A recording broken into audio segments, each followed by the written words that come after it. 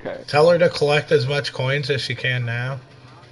Jeremy said collect as much coins as you can now, because he's wanting his huges back. That way, if she has to open better pets or whatever. I don't need them right now. Like, she can give them to me Or tomorrow. bars, I mean, Actually, just tell her to wait till tomorrow when she's here. I'll get them.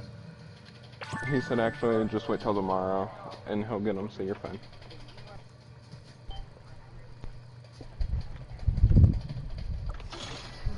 Alright, we're in room 16. This is the furthest I see. We're not even finished with room 8. Some of the rooms are hard.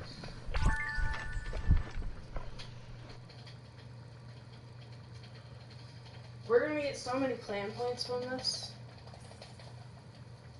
Oh, my huges are attacking it for some reason. Oh! Wait, if you stand in the one behind it. If you stand in Yeah, stand in the doorway. Is where I've been standing. No, I mean, like, if you stand in the area, like, let's say you stand where a chest was already broken, and then tap it, your pets go to it, but you still do the same damage. What the? What, the So pets still? Yeah, I'm anywhere doing on the the tap damage. So you let your pets do the damage too? Oh, wait. Yeah, if you stand in a broken area. Oh, big. Oh, look at the size. Room 17, the chest is so big. You hear that? Keep hitting Turbo. it. Hold on. This dude's breathing all hard. I ain't breathing hard. What are you talking about? I don't see Mr. Turbo. I don't see your turbo working. There you go.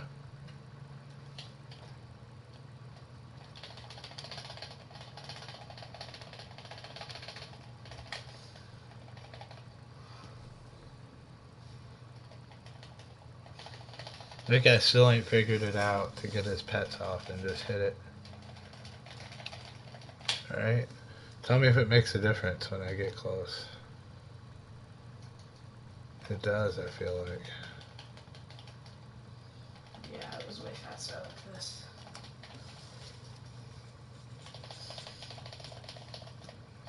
What are they doing? Running around it? I feel like they're getting all the credit or something because we're not in the zone.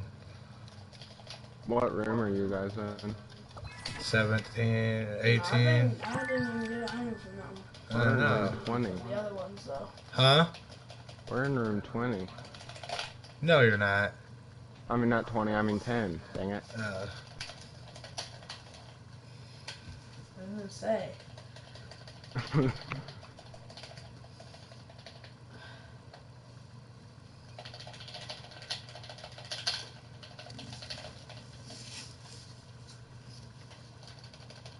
I was sitting in the other chest. Is it pretty far down? Halfway.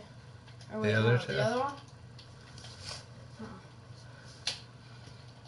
This is our last room, probably. I ain't even doing very much. Maybe it is better to have the pets in. I think it might be.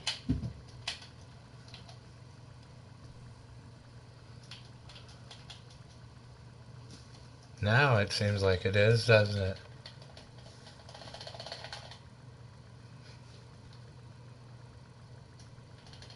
I ain't seeing all the crits, though. Maybe I'm too close.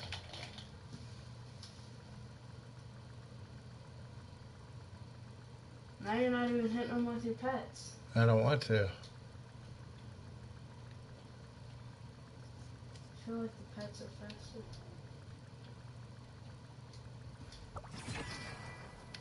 Whoa.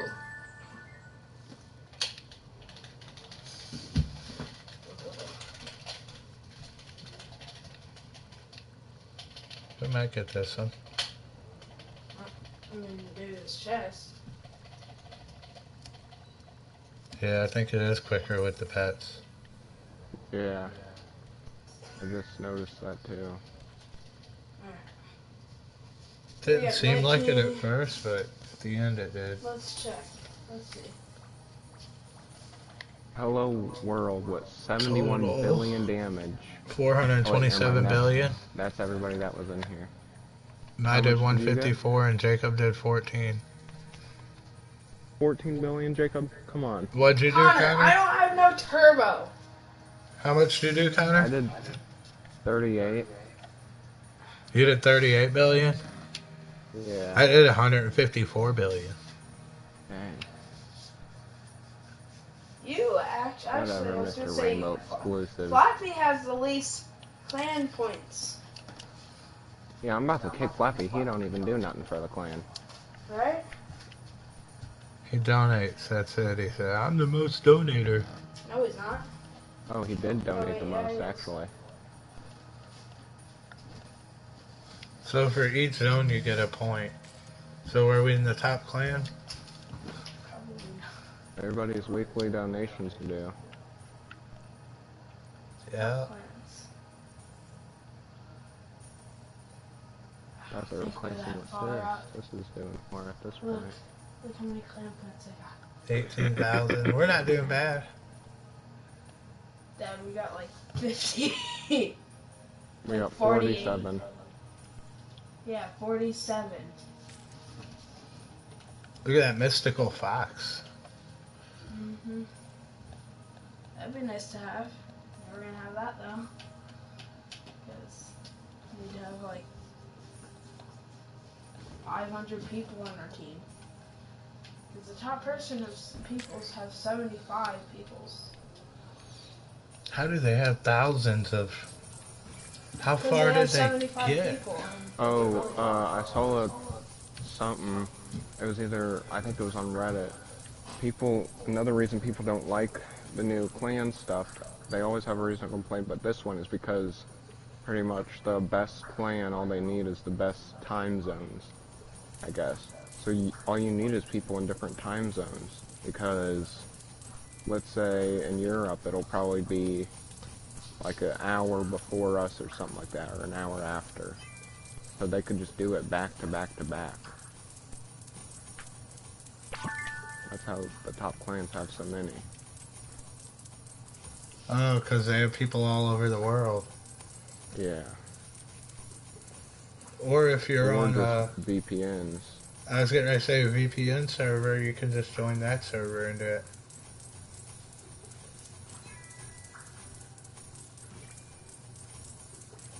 And just raid all day, huh? Yeah.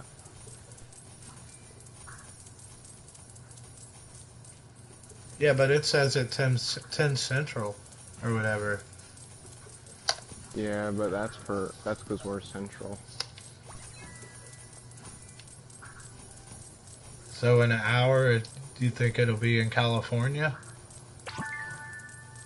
Are they central time? No. No, that's Western.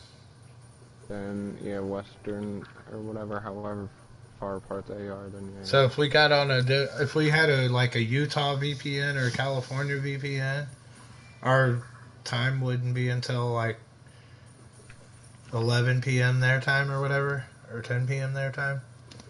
Yeah.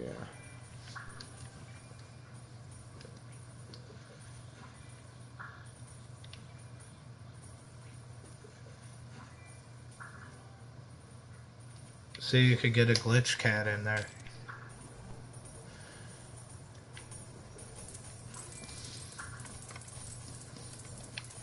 Have you done the diamond wheel? Yeah, I don't like it.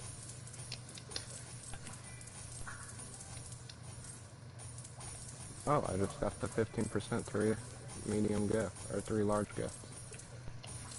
Nice. And something they've done, I'm guessing, is a psychological trick to try and mess with the inflation under the diamond wheel. It says keep spinning, which I bet you is there to kind of mess with some people's brains or something. I don't know. Oh, I'm up to 4.06 million now because I sold all them. I'm at 45 million. I sold that freaking thing already for 25 million. What was it? I already forgot that huge I had.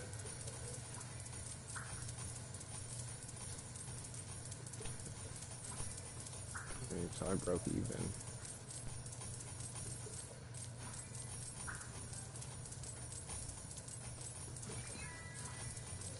I'm just saving up for that boss chest. But see, earlier I was so mad I had to block somebody on our server when we were all in the same line. Because I couldn't spawn a coin jar, I couldn't spawn a comet, and the guy was off the server. But all his shit was in our zone, so it was glitching it.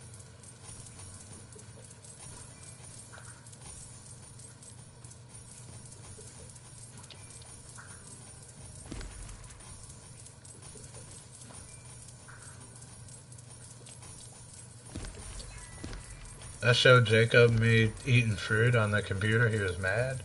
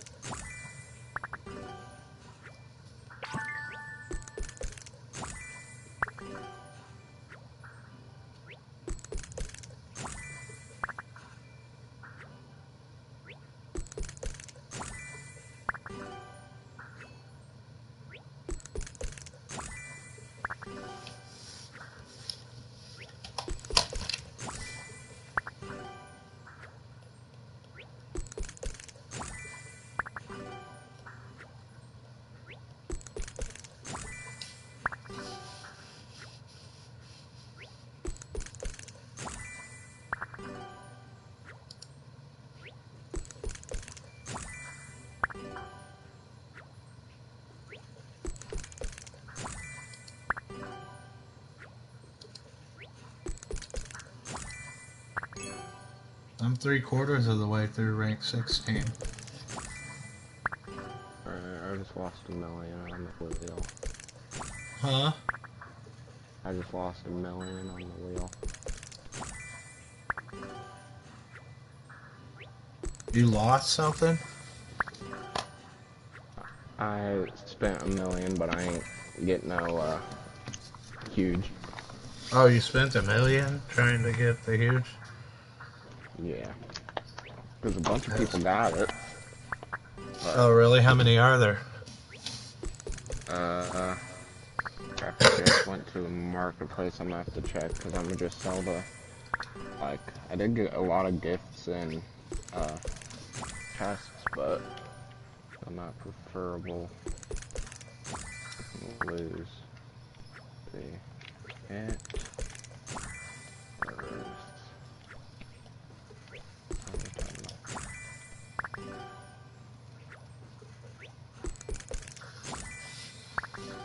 It's worth 43. It's only worth 43 million, and 698 people have it already.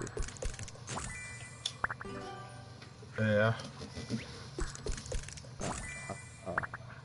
I thought my screen had a filter on it. It was just my screen inside of my huge.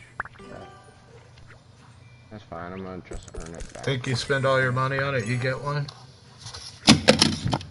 I mean, I saw the chances somewhere. I forgot though. Somebody sold theirs for 300 million, but it's deflated by now because it's only 30,000 to spend, and if you think about it, if you have, let's say, a couple hundred million, you can probably do 100 spins without it really affecting you. Probably is one out of like 100 1,000. spins is only 3 million. Yeah. So you'd have to do 1,000 spins and you would still make money if it's only 30 million. But spending 1,000 times would take forever. No, you don't even have to wait it out. You could just press circle and it'll give you what you would have got. You could just spam it. Well, I love how these lucky potions are staying at the same price, so I don't even have to change my stuff, really. I could just keep selling it at 45k. But I just need to go find some under rack. Somebody bought, oh wait, no, Are they you selling a lot of them? I sold all 88 of them already. I don't... Are those the star-shaped ones? Yeah. And I only sell them 10, not even 10k over wrap, and I make millions of profit. Since I buy in bulk.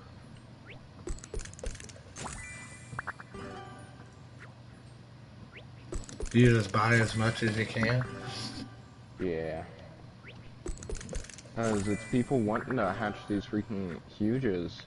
So right now is the perfect time to be doing that. Yeah.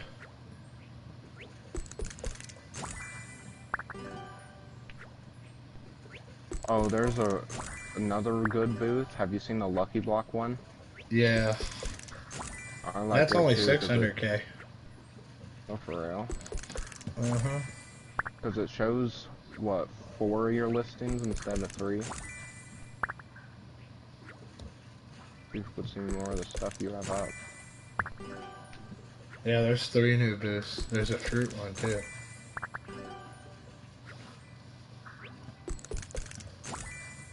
And then there's other new booths also, I guess. Rare ones.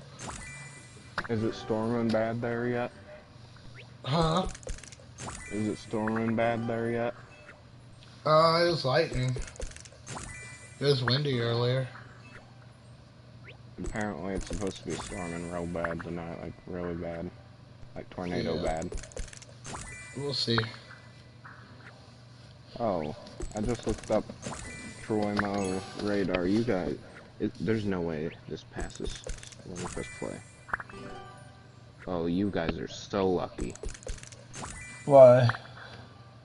No freaking way. You guys don't get hit by anything else. It just goes straight around you. What?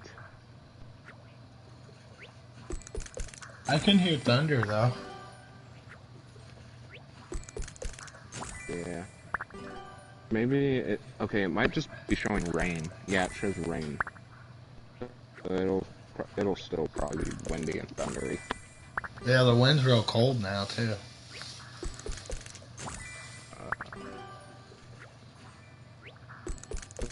Chest mimic. What is this? Summon mini chests to replace nearby breakables. Dang, that thing's almost 200 million for that power up or whatever it is, ultimate. What, the black hole? One where you replace replace the things nearby you as mini chests. I wonder if it replaces the whole zone as mini chests. Yeah, I saw that. It does do that? I think. Oh crap, that's That's what it sounds overpowered as like to me. heck.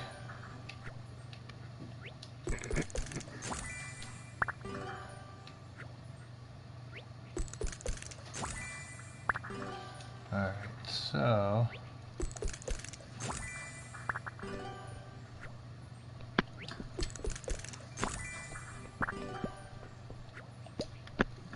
Like 40 rainbow pets from Best Egg.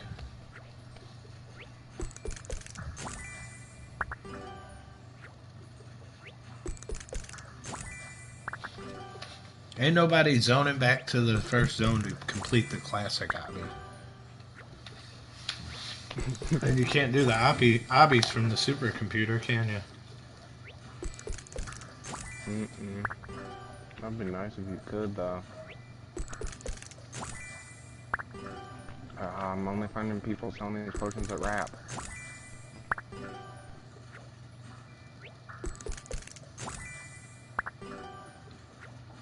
Let me see if it would still be how profitable it would be. Okay, there's magic shards have been 17.6k all day. Let me check how much a huge potion is. Still 318. So, I mean, what I was doing also was while I was doing the potion flipping, I would buy shards and craft them into huge potions. Yeah. And that was pretty decent. Well, not really, but because it costs 16 to craft one, and that's 200k or something like that. I would only make like 40k profit, so never mind. It's not worth time.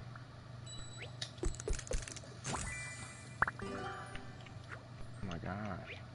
All people selling them either above or below Wrap. How do people have so many freaking potions? It's ridiculous. So many what? Potions? Potions. Yeah, like these people have, like, most of the ones I've seen are either 1,000 or like 500 of these star potions. Yeah, that's crazy. They And they're selling probably, them below Wrap? almost everyone I've seen is at Wrap. What are you looking for, below Wrap? Yeah. I was finding a bunch of them. Some of them earlier were like 10k below Wrap, 5k. This one's 1k below. Let's see. How many did you I'm buy? not gonna buy it though. Total. In all, I probably bought like 140 something or something like that. And they sold quick, huh? Yeah. What I'm thinking is I'm trying to, while they're still selling, I want to get probably like up to 10 million gems and then bulk buy a buttload of them. And just maybe AFK that out for the night instead, because if the huge is selling for 15 million, let's say I could, like this guy, he has 1,000 of them up for 36k each, which is at Wrap. I were to buy up all of those.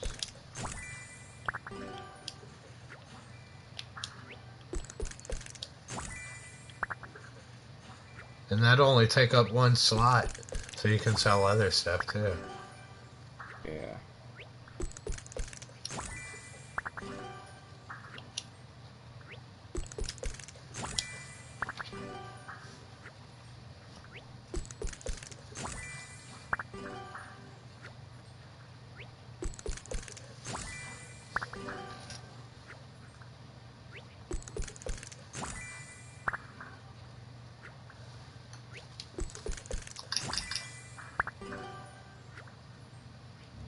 All on like a plane or a train.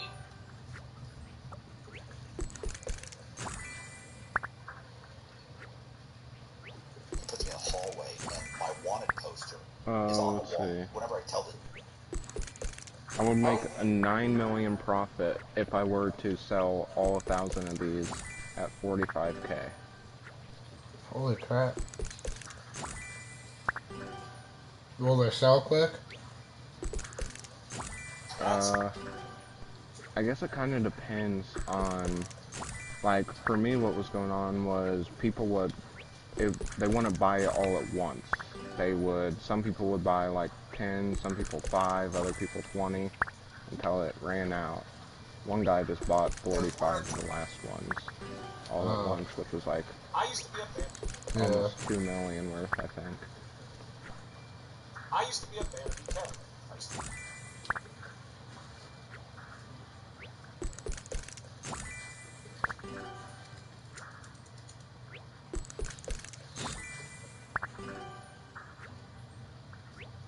Yeah, 2 million worth.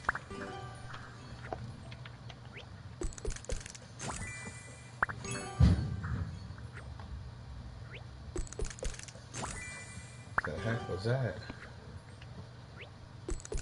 This is times when I wish I had I used to a be up there. million, Yeah. or I mean 100 million. Because if I were to bulk buy and then just AFK these overnight, I would be so rich if I spent 100 million. But it would cost 36 million to buy those at RAF, though, is the problem.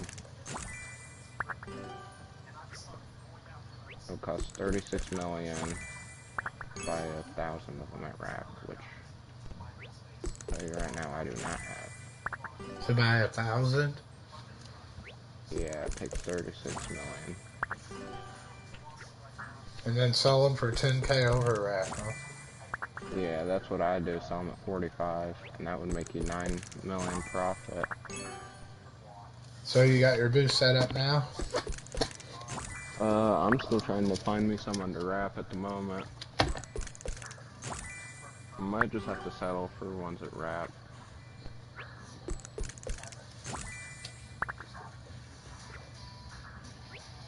So, like, Hey, you if I can invest get 30k and you get 40k, basically? Yeah. You know what, I'm gonna just take this. He's selling them, he has 14 of them up 34k each, and that's 2k under selling. So that's the best I'm gonna get for now. So I just spent, let's see, around 450k on 14 of these things. And they're worth 500k. So I got 100k under wrap, like combined on this. Holy crap. See, people don't know what they're missing out on. Because with before, you would have to think about, oh, I'm selling them in bulk or whatever, so I don't want to just put, let's say, 20k onto it as if I was selling one exclusive when I'm selling like 50 at once. If you're selling a stack of 50, you would want to add more than just 20k onto the wrap, I feel like. Yeah, but... So you're saying that people sell stuff cheaper?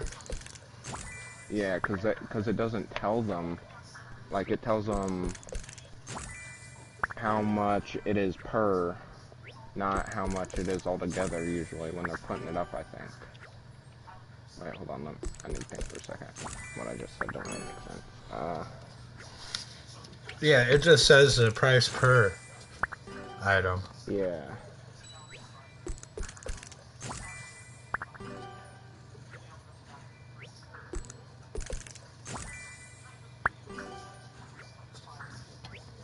But if you look in your own inventory, it tells you how much you can make off of them. Yeah, and that's what confuses people, I bet. Because they think if they sell it at wrap, they'll get that much, but really you might have multiple stacks of them, right? Right. And something that kind of annoys me is people who don't know what the heck is going on.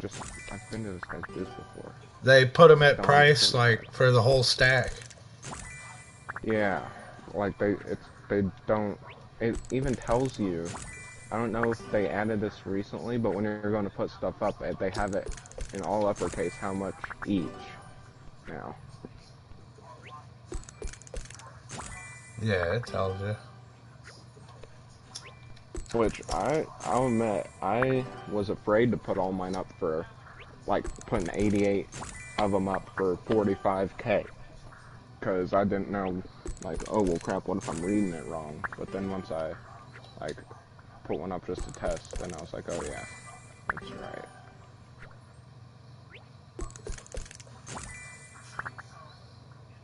I think I'm gonna just buy the rest of them at wrap, because I'm not finding any under. I'm gonna try, like, twice more.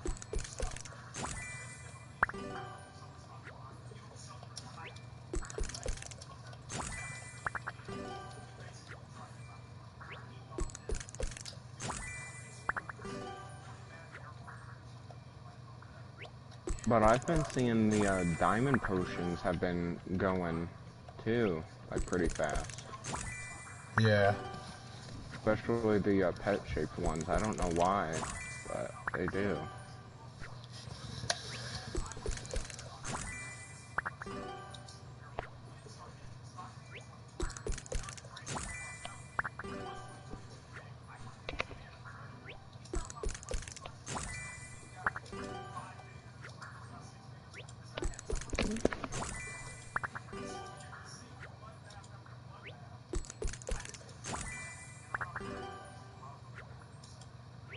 Yeah, I see stuff selling on the like live, like worldwide leaderboards, and I just want to know how people have 2 billion like diamonds and stuff. It's crazy.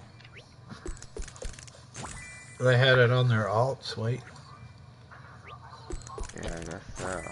Like, but how do you even make that much is what I want to know. Selling huges. I bought one earlier. I was like, great, I'm gonna be stuck with it. And I only put it up for 3 million over wrap, and it sold in like 5 minutes. Dang. And it was a crappy, it looked like a hell rock. Oh, and you know what? People probably sell their Titanics too. Yeah. But then, well, I mean, I guess then it just repeats back because the person who bought it also had that.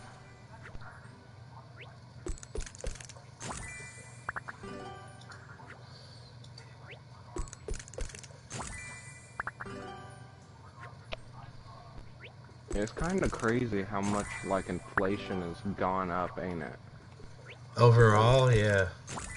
Yeah, like, from huges being, what, like, 700K at the start of the game, and now being this, it's, oh, Lord.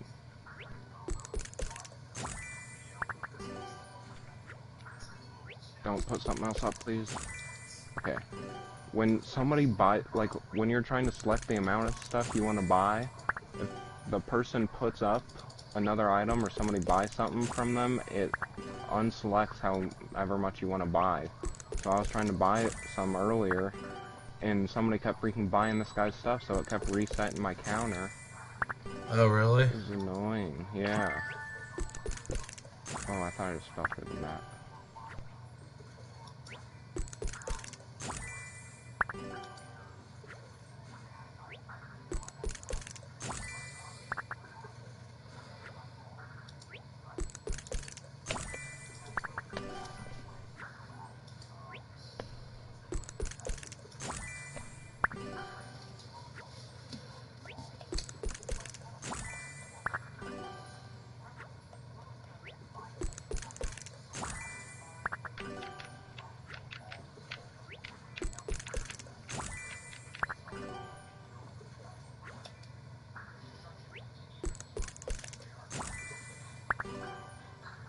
Yeah, I think I'm gonna just try and sell these ones first before I go buy any more.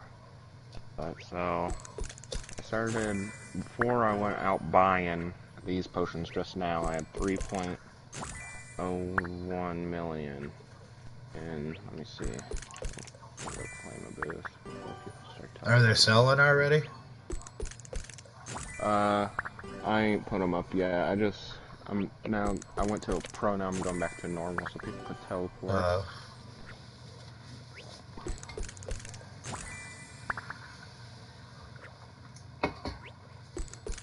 I don't know whether to put my booth in the front or the, like, back middle.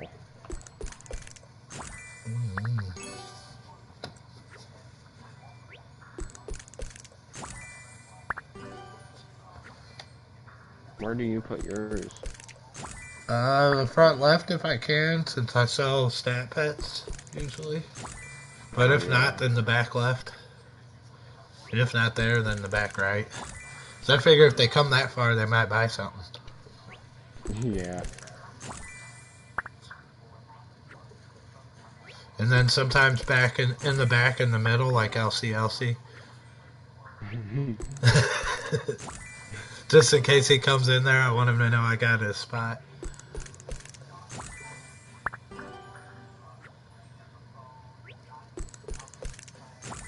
Yeah, the other day somebody sent me a trade request, and I said, I'm the real LC. Can I please have a huge? I said the real LC would be fucking filthy rich and would have Titanics. He's like, yeah, so? I said, so fucking give me huges. I'm gonna laugh if LCLC comes out with the video where he pretends to be himself, but he's actually not. Well, no. He pretends to be a fake person of himself. That would be crazy. And see if anybody believes him. Yeah, and if they do believe him and give him something, he gives them like triple what they gave him, but he would not do that. They only LC could afford it though, but seems like that wouldn't be profitable. Yeah. So if he gives you a huge, just give him his huge back plus one more huge. And that'd be a good video. And it would be like now people that saw that video might give huges away. Thinking they ran into the real LC. Yep.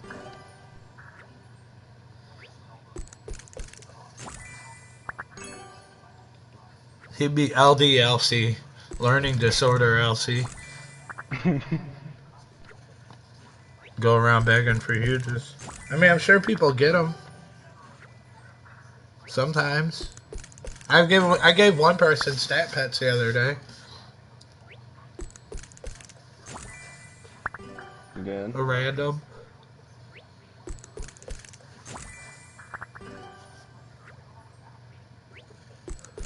This guy puts an exclusive in a trade earlier and says all your gems. Well, I had already put my huge in there before I saw the all your gems.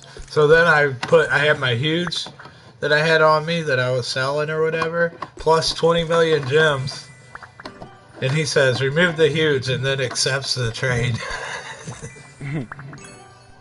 It's like I only want the 20 million for a fucking Storm Dominus or some shit worth 600K. Like, oh yeah, let me accept that shit.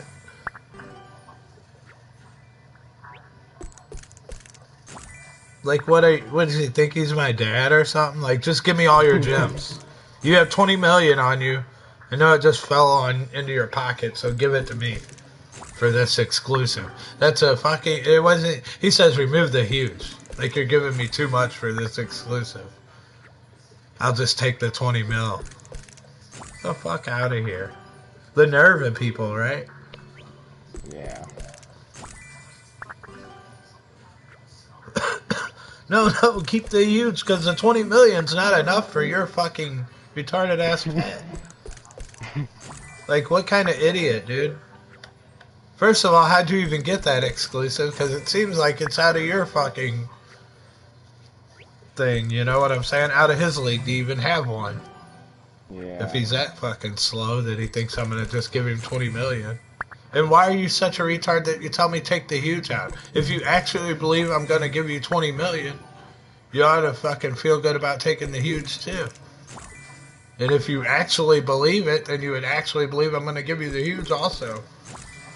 So I really took the huge out. Oh yes sir, let me remove the huge.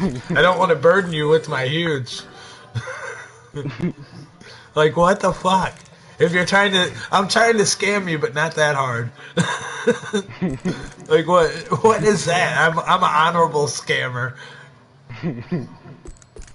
No. Come on, buddy. You're ripping yourself off if you give me the huge, too. The 20 million will do. I know I'm cutting you a deal, but I wouldn't give anybody this pet for 20 million. But since it's you, definitely take the huge out. Jesus. Then and readied up. Like he had, oh, look at what is he doing? Rubbing his hands together. I could see him all excited. No way this retard's gonna give me 20 million. If I bought pets like that, I wouldn't have 20 million. Ever.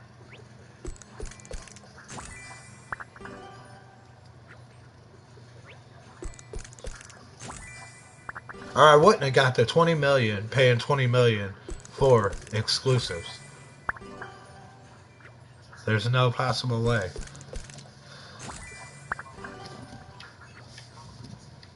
Fucking idiots on this game, dude. Like, you can't be serious.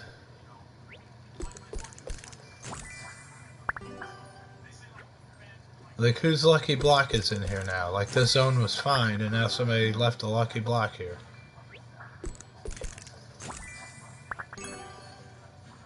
So fucking annoying. And I have to break 4 coin jars. I probably can't spawn them. Let's see. Items.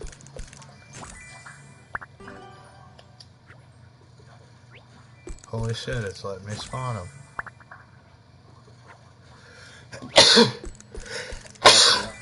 Thank you.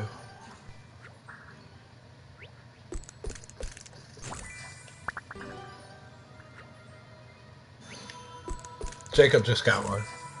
Nuh-uh. Yeah. Oh, I heard it.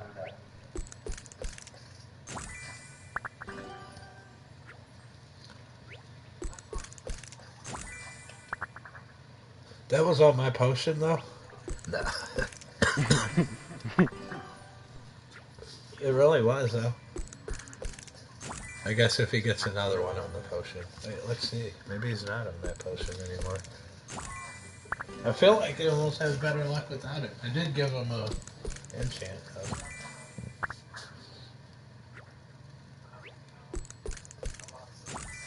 So he's got more than me rolling with 3 people.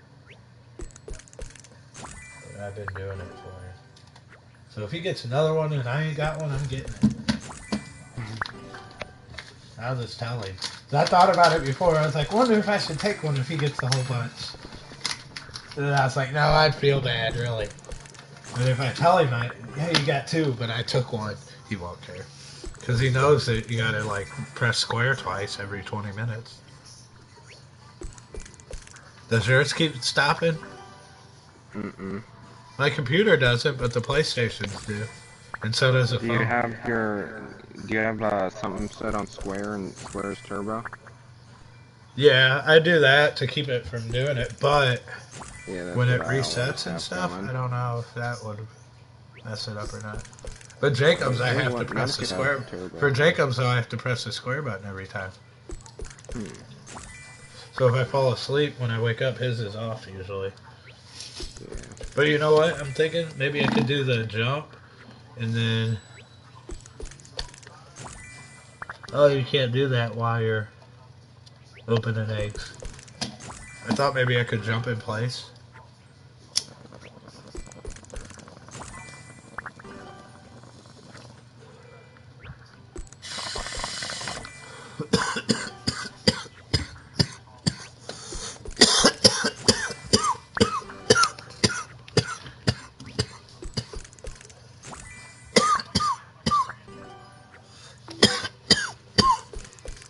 For some reason on my phone it doesn't give me the idle for 20 minutes thing. I need an auto clicker for the computer. Yeah. There is one that everybody has. Let me see.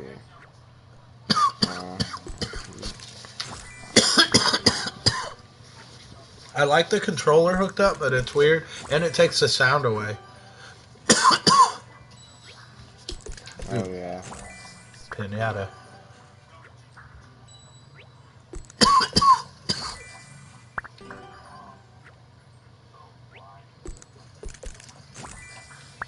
Just got a lucky egg 5 book.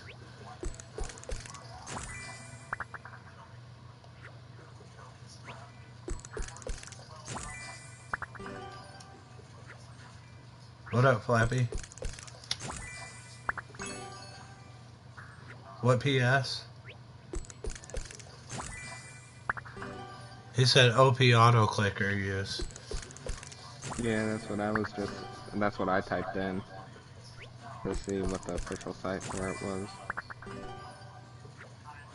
I know I had it a while back, but since it's gotten so popular, there's bound to be people who make fake versions of it. Here we go. Let's see what it is. What'd you say? What'd you say before, Flappy? I don't even give you 1 mil. You don't give me 1 mil. You try to say he gave me all them exclusives one day. Yeah, that was me. That exclusive. I was like, oh yeah, because there's 20. He's like, oh. But he's like, yeah, those dragon fruit things. PS4, bro. PS4!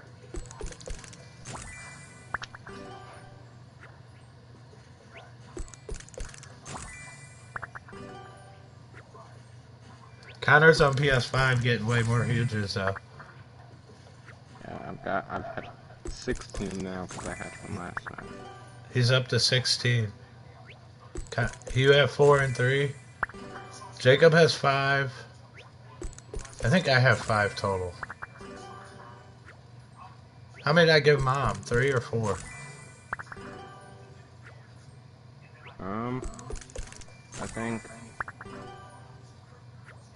I think 4. 3 regulars and a gold one. Yeah, that's what it was. Wait. 1, 2, 3, 4, 5.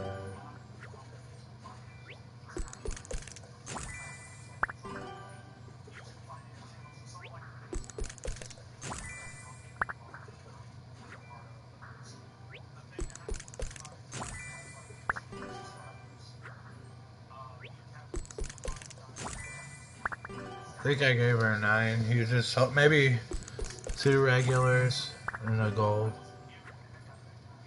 What about the fused one? Yeah, right.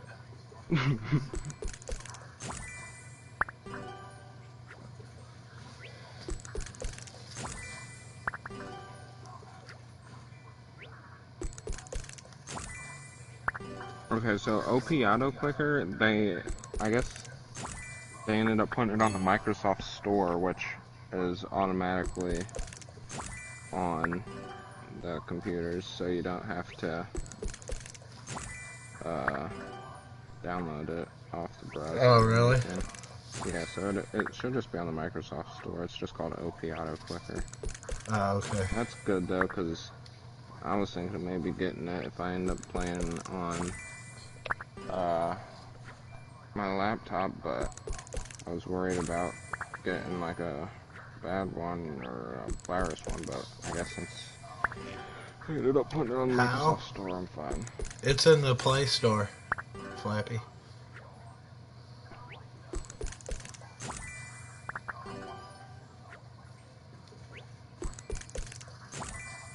guess I'm gonna have to kind of dip into my own supply here and like Lucky Cushions. Because I'm gonna go to the bathroom real quick.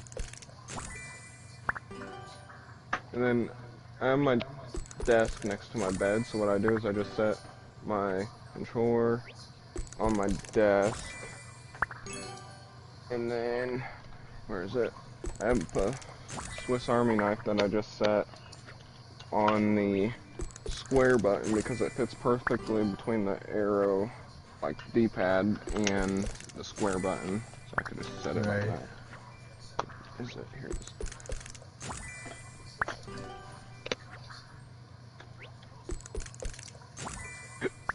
And now I'm good.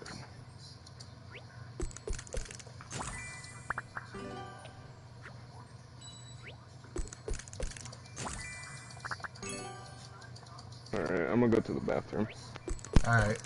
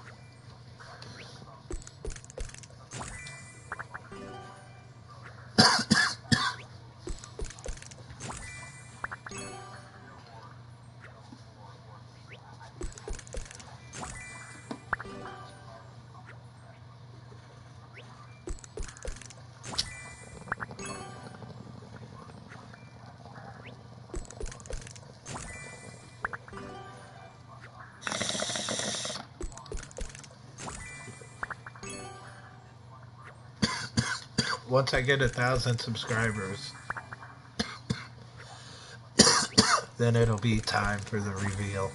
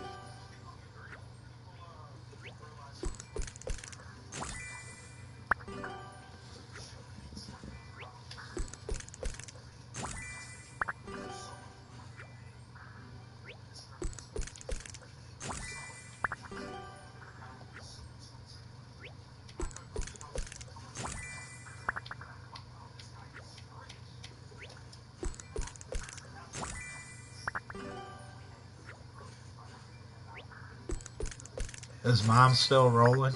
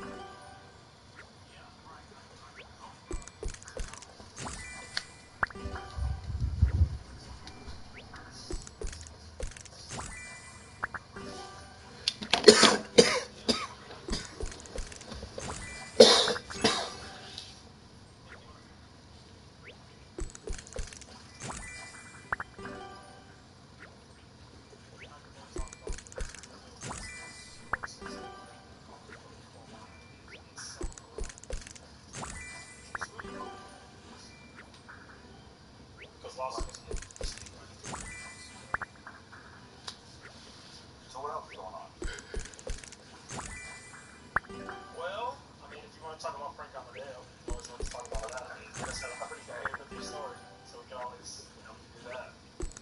Alright. What did you want? I don't know what else. I don't know what else for me you would want to talk about. I mean, if you're in finance, YouTube, there's a lot to talk about. That's all I do. I just talk about it, expose it, all kind of stuff like that. So it just depends. Whichever angle you want to go. I mean, I'm okay with talking about Amadeo. I mean, I'm curious. Like, I wrote a book about him also. It's called It's Insanity. Like, of course, I wrote a synopsis about his story, which was maybe 12,000 words, and then I expanded that to a book, which is around 40,000 words. Because there was so much. It was such an interesting story, and there was so much extra stuff that I could have put in the story. Unfortunately, I only, being in prison writing these stories with these guys, I really only wanted to write things that I could prove, or I had, so conversations you heard, or things that you heard, but there's just no way to prove it. Like, I tried to stay away from that stuff. I tried to go off of basics. Imagine this. A mild to moderate eczema treatment.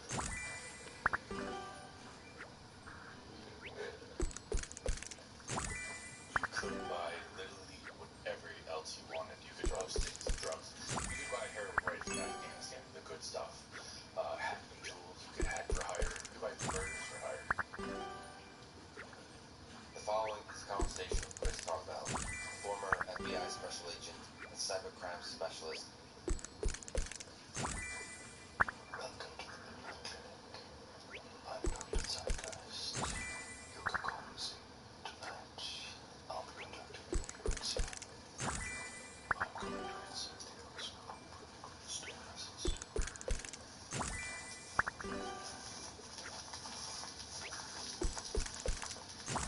Let me say a few words.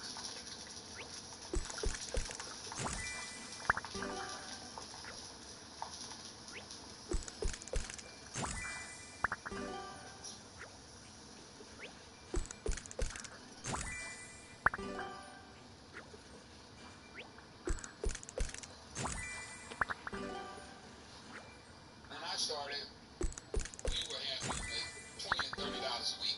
Then probably the next week we might do 100 a week, and then a couple weeks later 200 a week, and 300 a week, and 300 a day.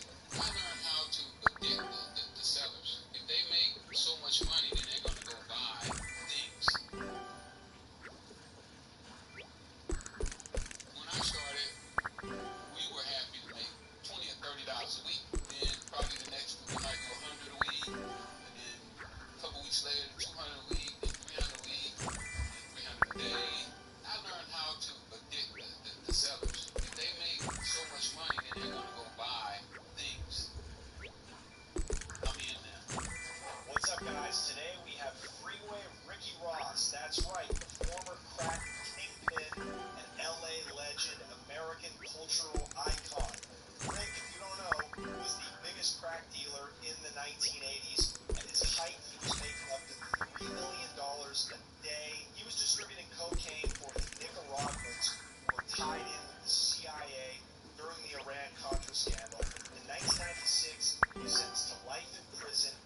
He beat his case, got out on appeal, and today he's a worthy, legitimate man. He's got a movie coming out, several books, and a dispensary. He's here to talk all about that.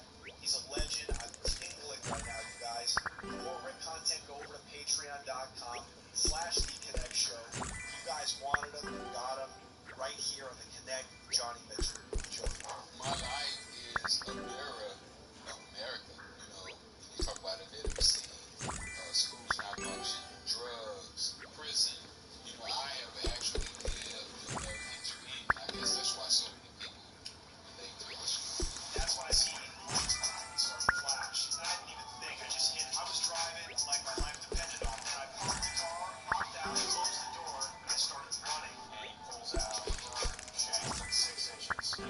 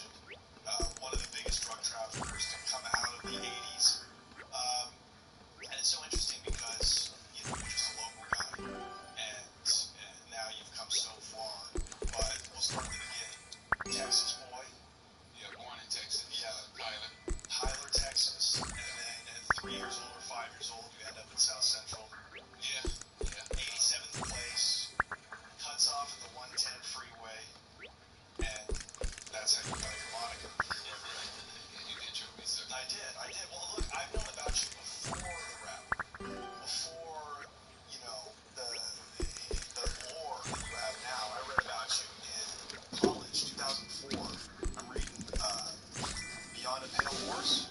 Yeah. And this is about the collusion of the CIA with Nicaraguan drug traffickers in the Iran-Contra scandal. So this is like a lifelong dream.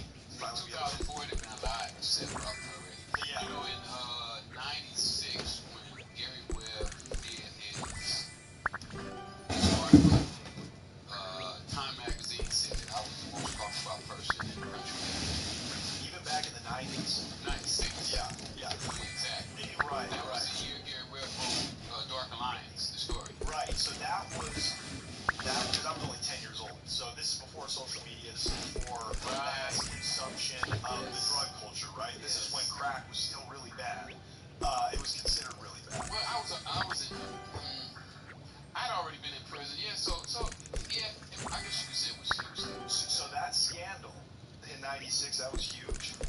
When that book broke about the collusion between the CIA and it was the first time Sacramento Bee, when they released that story, it was the first time any major newspaper had ever released a major story on the internet. Wow. All right, since the dawn of the internet. Right. That's incredible. Had I been out on the street, I probably would have 10 million followers. Right. Exactly.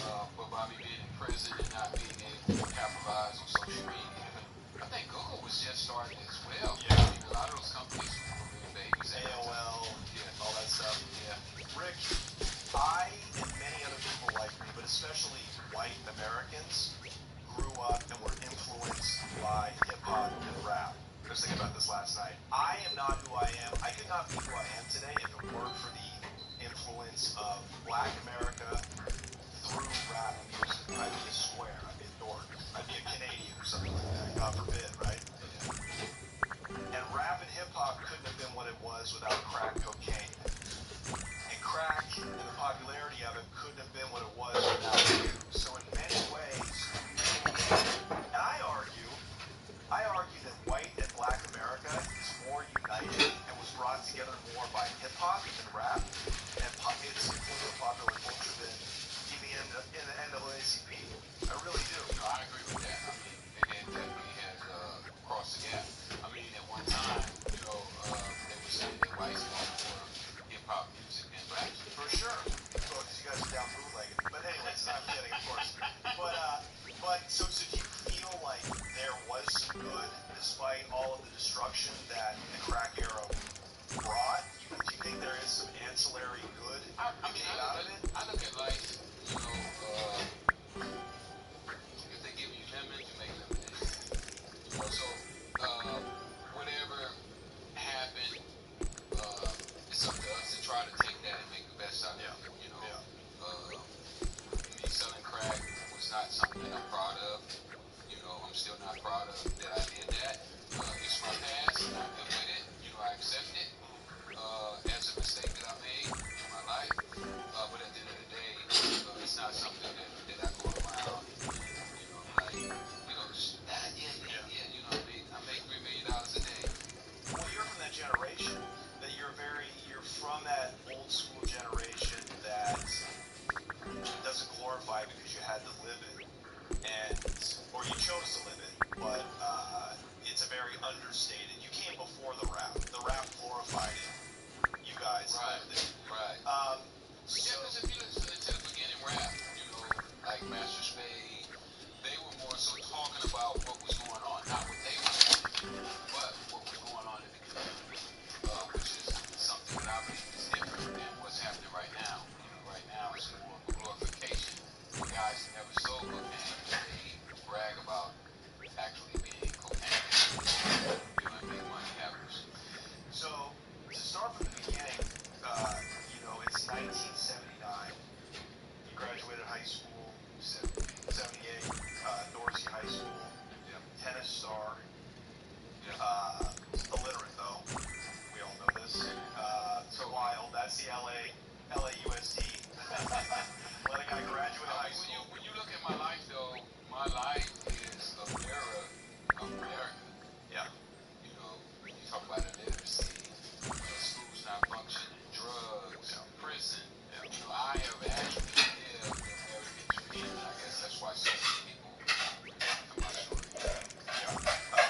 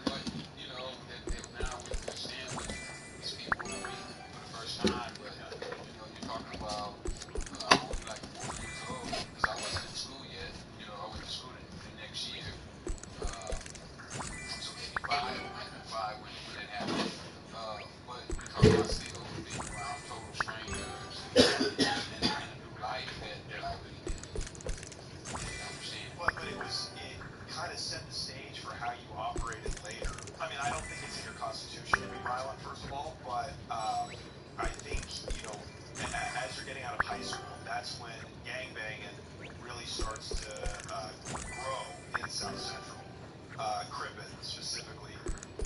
You knew that was not your path. You knew that gangbanging was not a route you were going to take very young. Well, I wanted to be a Crip when I was around 13, 12, 13, right before I started Black Pants. Okay. When I first started Crips, I was going to Manchester Elementary School, so the end of our senior year, and a kid ran to the window and he was like, "Look at all these guys," and the whole classroom just go to the window, and we see all these guys out. They got these blue khakis on, these overalls, these buff. Yeah. You know, to us, you know, we talking about that world clothes, we like amazed, you know, all these guys. And that moment, I wanted to be a Crip. Yeah, it's exciting. They were the community figures. They were the figureheads at the time. Did you ever meet Tookie Williams? That better does showers? That's right. We offer a wide selection of beautiful and functional showers. We can even convert your bath into a shower. Get yours today. Bathfitter. It just fits. Go to bathfitter.com to book your free consultation. Are any of those guys that started it? I never actually talked to Tookie, but I saw him, you know, from, you know, 20, 30 feet. You know, they would be at the park. We're at Manchester Park when we all played basketball, football.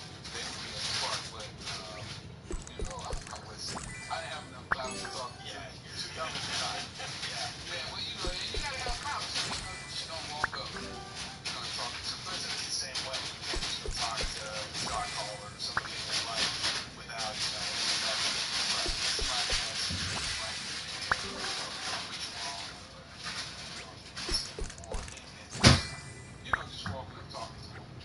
So, but eventually your peers, the people that you're in elementary and junior high school with, they will grow up to become gangbangers. Yes, and this is aligned perfectly with the dawn of the crack era. So you're at the cutting edge of this industry that's going to become, in a few years, you don't even know it, but it's going to become, you know, a worldwide phenomenon, crack cocaine. Before this, you're in high school playing tennis. Who were your influences? This is early. I think Arthur Ashe is the only other black tennis player. Not that you need influences to play tennis. No. Well, I had them. My first ones in tennis was Robert Robinson and Eric Barnett. I don't know if you know I'm a tennis fan. They both was already ranked in California in the juniors. Both went on to get scholarships. Rob played #1 at Bakersfield University. Larry played at UC Santa Barbara 1 and 2. Corner played #1 at Texas Southern. So these guys became the guys that I looked up to. They were a few years older than I, and they were doing the things that I wanted to do. You know, they the tennis shoes, so they always looking good. And Stan Smiths at the time.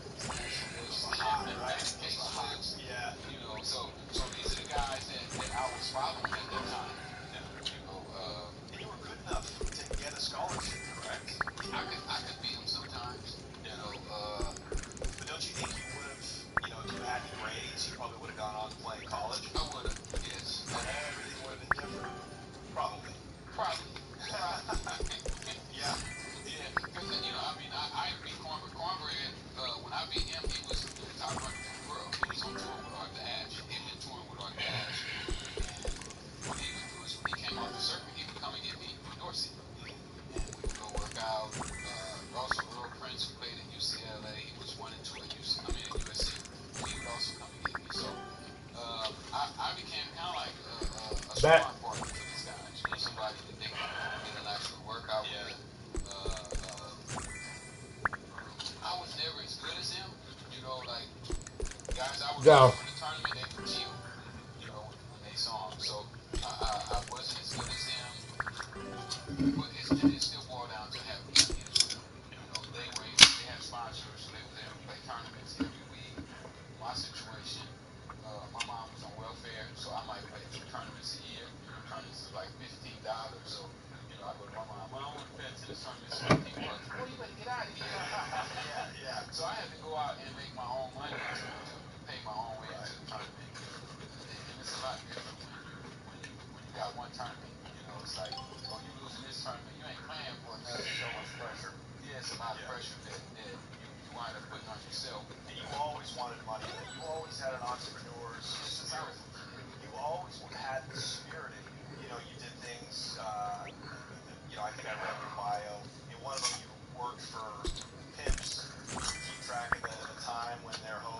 tricks.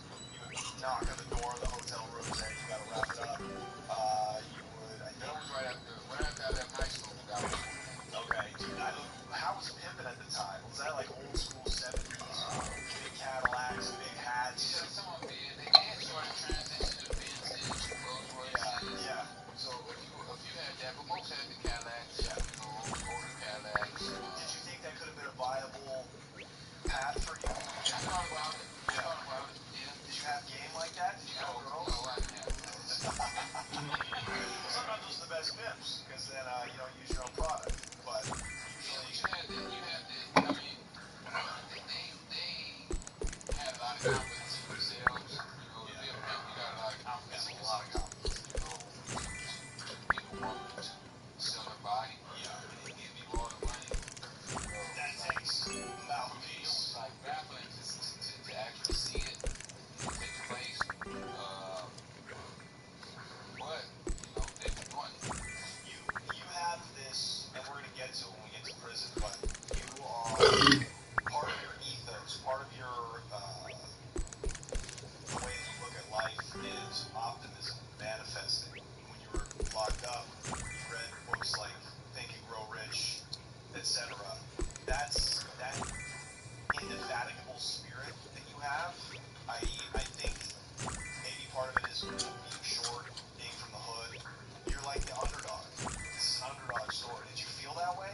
Did you feel like I always feel like people discount me, but watch, I'm gonna make something? I always felt like I was underdog, even with the schooling, all my brothers are a little smarter than me in school, they all got better grades than I did. So I've always kind of felt like the underdog in some things, but when we get on the football field, I felt like I was in charge, on the tennis court, I felt like that I would be in charge of what I was doing, running, I was faster than most of them.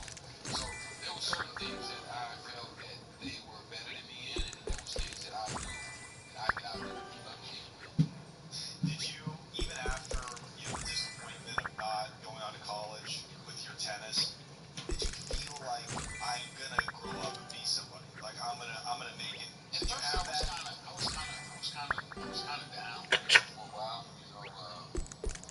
It was embarrassing, when everybody found out I couldn't read. I did it for a while, but when everybody found out I couldn't read, it was embarrassing.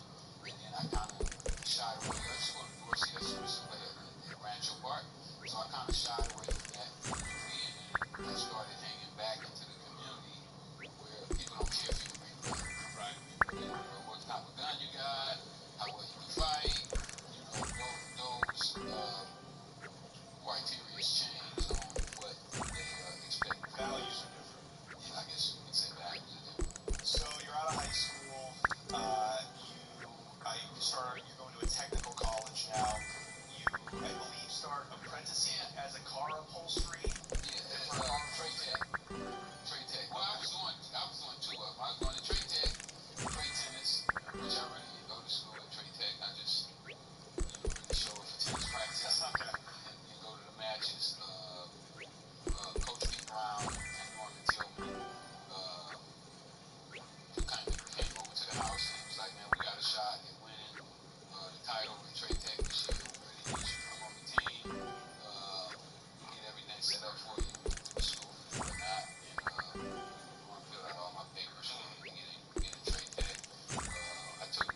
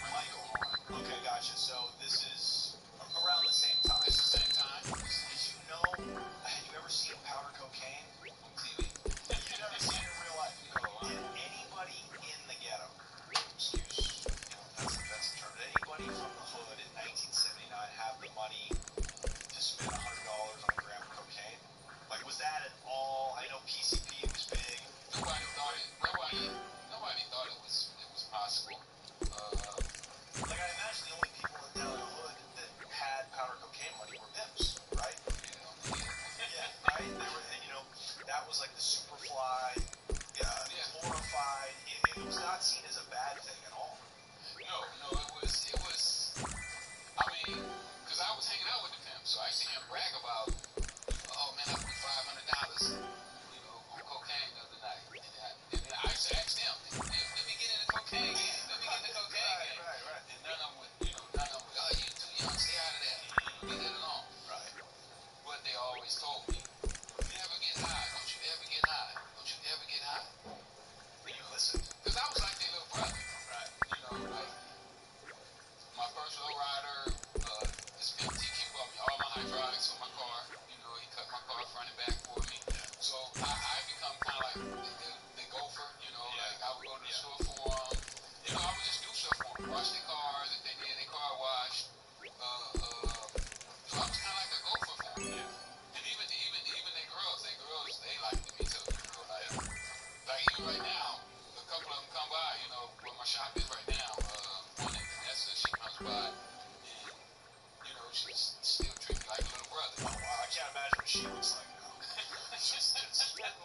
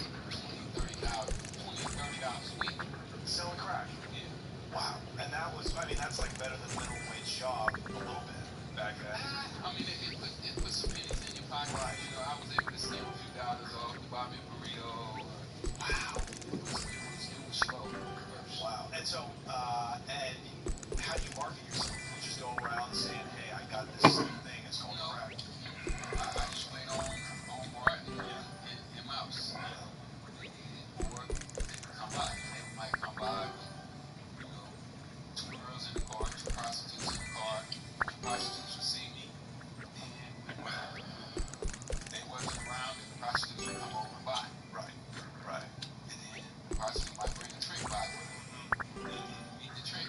Yeah. And, you know, it just keep, you know, one person at a time. You just keep building and building. When do you remember business really picking up? Where crack went from being this kind of niche thing that pimps, prostitutes, tricks, smoked, to kind of normal, everyday people? What year Well, was it that? took a couple of years. My mom put me out of her house. Okay. People was coming over and she was like, "Who's that in that Cadillac? Who's that in that Benz? What are they coming over here looking for you for? Why they want you?"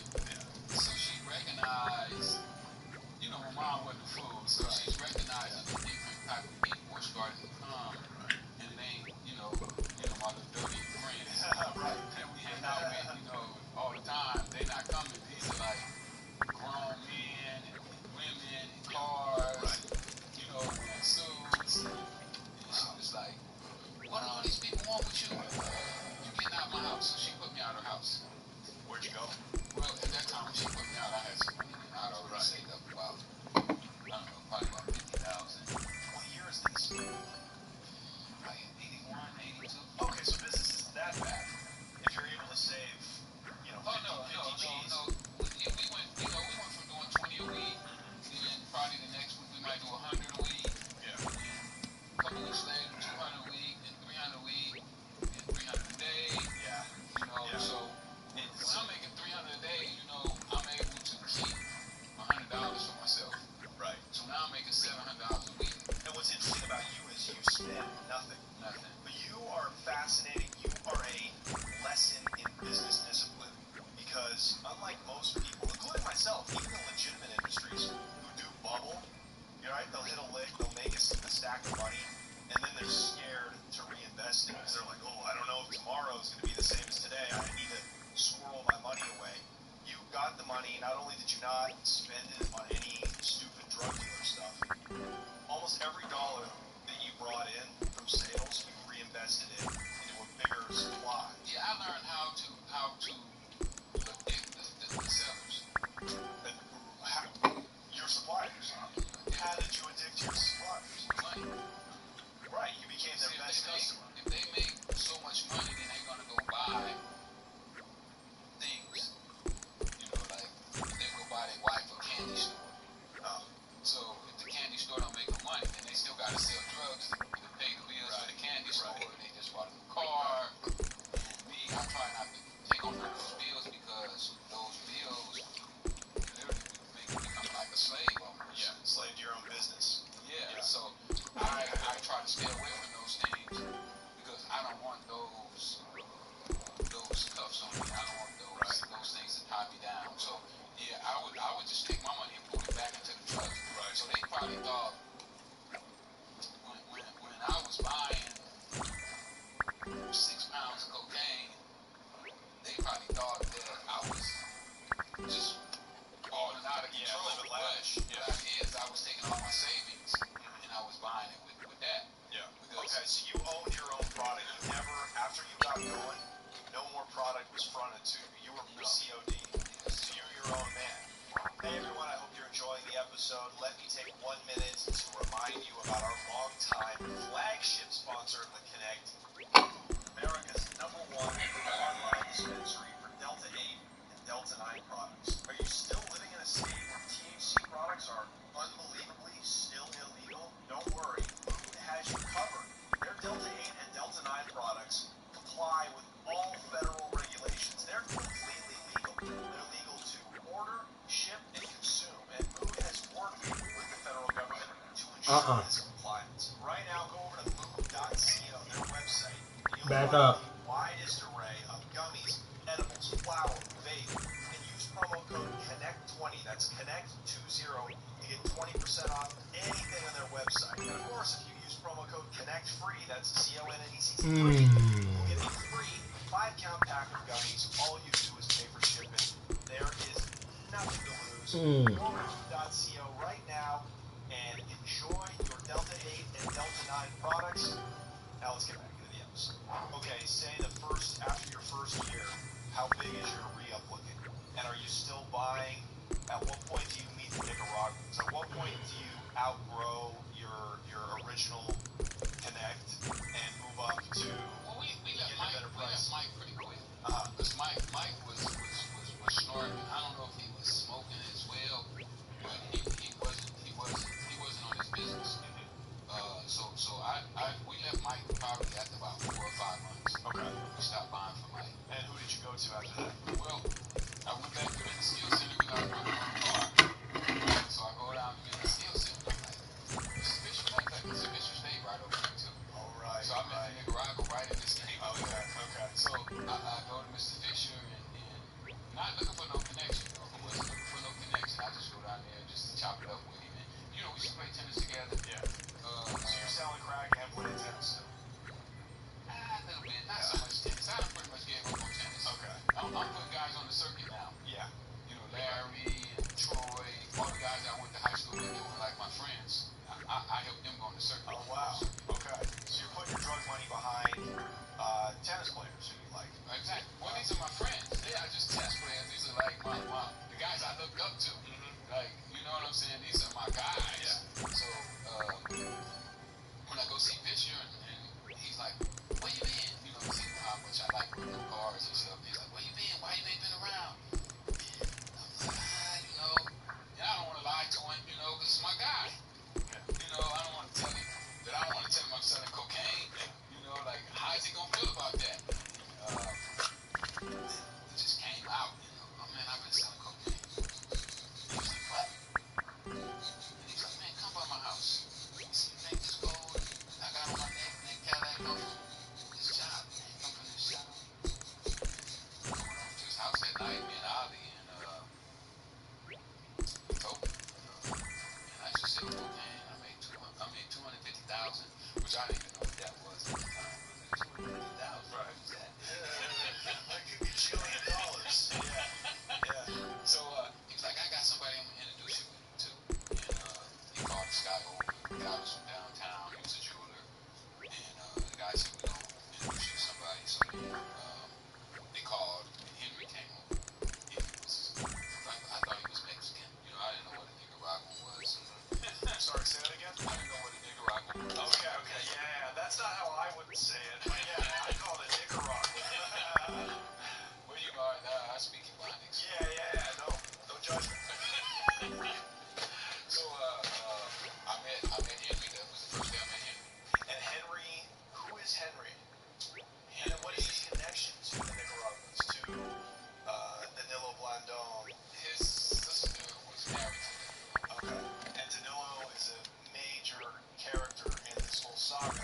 Yeah, Danilo was the Minister of Agriculture for Nicaragua before they got kicked out. Right. Before The revolution in 1979, and that's what sent a bunch of Nicaraguans, you know, what was called a communist or socialist revolution, sent a lot of the Nicaraguans who controlled the country, they had to flee, and a lot of them came to America, and including Los Angeles. well, all of them was part of that. Henry, Ivan, Danilo, Mr. Green, the Torres brothers. And what's so interesting about that whole cadre of people is they were all used to be politicians, and as you say, the Ministry of Agriculture, and everybody was part of the oligarchy, and then they just rolled it over into cocaine trafficking. Right. So now here they are, and there's about to be And they all were smart. Yeah, and they're very smart. They open restaurants, they have college degrees, absolutely. Rental cars. Right, totally. They had rental car businesses. They were different lots. than the Mexicans, who were these street people. They were They wasn't workers. They wasn't really. They weren't workers. They wasn't exactly. really workers. Exactly. So They wasn't gonna pick no fruit. no, not at all. So we've got now here you are.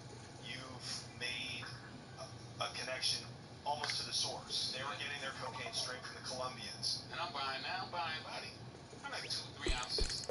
Which is a lot of coke back then. How much was an ounce back in 1981? My first ounce I bought was $3,300. I mean, $3,300, and this is, you know, obviously I this could is make great. 9,000 off of it. Can we say that one more time for the clickbait? you were paying $3,300 an ounce back in 1982, and how much were you making off that ounce? About 9,000.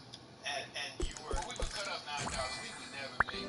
You never make what you're supposed to make. Yeah. Because you're gonna get people gonna come back. Oh man, I spent this with you. I need some credit. Yeah. Right.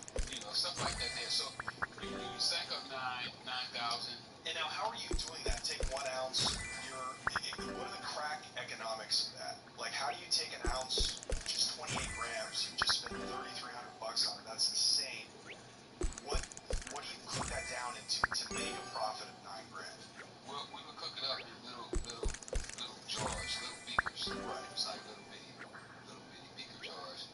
And then we would have all of these jars, just fill them up with grams each. Each one have a gram. And then we take those grams and we cut it. Okay, so what is an average? So you take a little stone off of each gram. Well, you cut it, and you would try to cut it. And we used to eye it on the cut. On the cut, we would eye. We would try to cut off of 1 gram. We would try to do like $300 off of 1 gram. So how does that break down though? Into each sale's worth what? $10 rocks? Or those $20 rocks? Sale would be like 50. Okay, so this was expensive crack. Oh yeah, $50 for a station. station. Call it crack. That's stuff. What did you call it? Ready Rock? Ready Rock. Yeah. Okay, so it was Ready Rock. Crack. It was just cocaine cooked. Right, which that's what crack is. It's just cooked cocaine, right? When we started hearing about this crack stuff, and we thought they were adding, ephedrine to it or something. We didn't know what they were saying. Like, we didn't know what crack was. So when did you didn't call it crack? What year did you start calling it crack, if ever? When I got to the feds. Right. They arrested us, and they was like, "Oh, you charged with crack." You know what's so interesting? I remember reading an article that quoted you saying you didn't really see it as this thing that was so bad, like worse than powder cocaine, because you remember not like heroin, where you see junkies nodding out, dead in the street with a needle in their arm. You would watch housewives, mothers, smoke a rock, and then go make dinner. Yeah. Right? You saw it as this Clean the house thing. Right, clean house. Well, yeah, definitely clean house. But how bad is crack? Does it bring people to their knees? Well, the way that it's portrayed in my son's mom was on crack. Okay. Heavy smoker. And I heard about the crack baby thing. But that came later. When she was doing it, we didn't know there was no such thing as crack baby. But I was trying to stop her from smoking. She still, would do it anyway. But it came out perfectly fine. Right. And she would go through her little stuff, but once she would sober up for a couple weeks, she would be normal again. Right. But I guess that craving would always be there. It's like it was really hard for them to stop for long periods of time. But I never saw any long-term effect on people who use crack. So obviously, using a drug like cocaine, whether you're snorting it, shooting it, smoking it, long term, there's terrible health effects, right? Your heart will give out. There's not a lot of people, I imagine, smoking crack that started in 1980 that are still smoking today. I'm sure there are some. Your uncle's still smoking? Wow, he's got a good ticker. He said he don't see anything wrong with it. Wow. And has he functioned as a crackhead this whole time? Has he held a job down? Or is he? Okay. Well, this is undermining my point. Perhaps making their point. But here's the thing. I'm just trying, because what the government did to justify these incredibly unequal crack to powder sentencing guidelines was by trying to paint crack as a drug, as a much worse drug than powder cocaine. Is crack that much worse of a drug than powder cocaine? Well, a lot of the things that they put on crack, we found out weren't true. Like the crack babies, in those commercials, those clippings that they used to do, we found out that those babies were really alcoholic babies. Right, Crack. Harvard did a study, and they found out that there was no long-term effect of a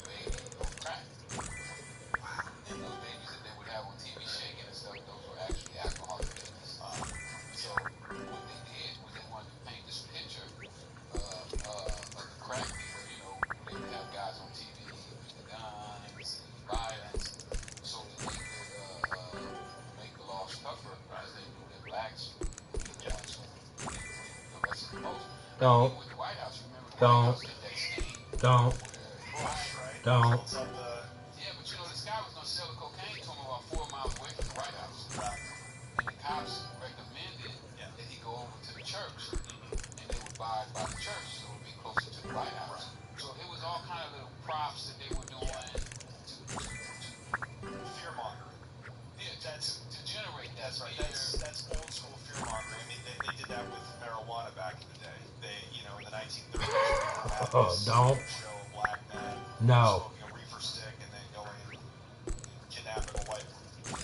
That's really interesting to know, because you saw it firsthand. You were like, what you were doing was, it's harmful. Drugs are bad, but you didn't see any discernible difference between the effects of cocaine and I mean, so-called crack. I would even say that I didn't, even with people who drink alcohol, it's worse than crack is. What? Rethink expectations. Rethink professional and small business insurance with Berksy. Right. Which you probably saw a lot of alcoholism. Absolutely. Yeah. I mean, you talk about in the ghetto, these people are trying to, I guess what you would say, put a mask over themselves. They're not happy with where they're at. They're not happy with their living facility. They're not happy with not working. So for them, the easiest way is to block it all out. So whether it's alcohol, cocaine, PCP, pills, cigarettes, they're looking for a way to escape their reality. Right. Yes, unfortunately that is the case, and it continues to be so. So now here you are, you've met the plug, basically, right? You met Henry. I'm in now. You met Henry, your price goes down? Yeah, I think Henry, the first time we got an ounce for $2,600 was from Henry. Okay, so your price has gone down about $600. Okay, gotcha. At what point do you now start putting other dealers on and step back from hand-to-hand sales? Well, I'm still hand-to-hand most of the time. I'm still standing on the block. Still standing on the block? Yeah, I'm still standing out on the street. I had two friends, one sold PCP and one sold marijuana. And I knew that they had money. They had been doing this for years. Yeah.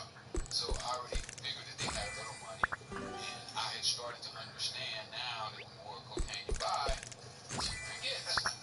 So I go to them and I was like, look, you selling PCP sticks, you're making $10 a stick. I sell cocaine, I sell 2/10 of a gram of cocaine, I get $50. I said, mine come in 50 at a time.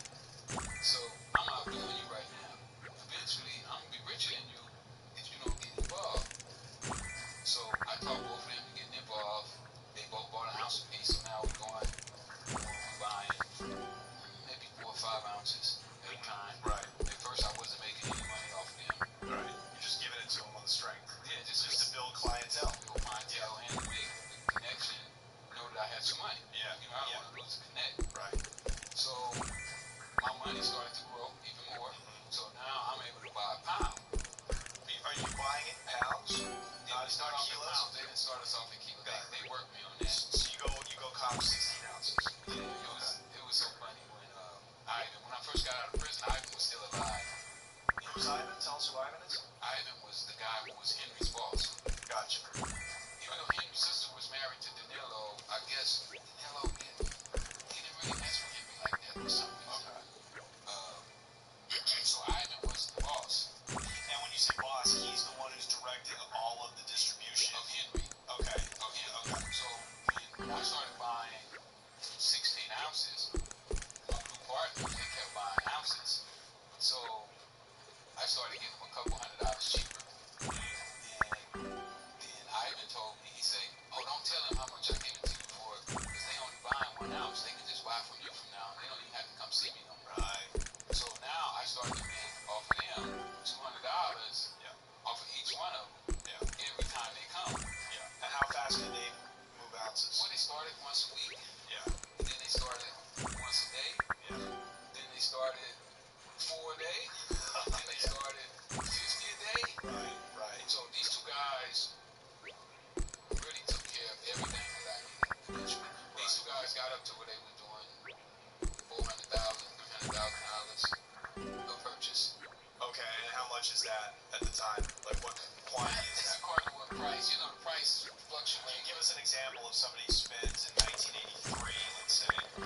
What does that get you? 3 kilos? You know, probably would have gotten 10. Okay.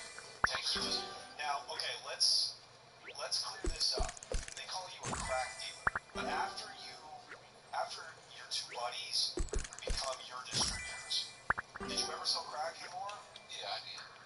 So it's hand to hand, or would you actually hook up wholesale? So I would cook wholesale. We used to hook up around 200 kilos a night. Stop it! I don't believe you. 200 kilos of coke you could cook up into crack. Yeah, How long does that take you? You must have had factory lines. hours. So, it's 200 kilos of crack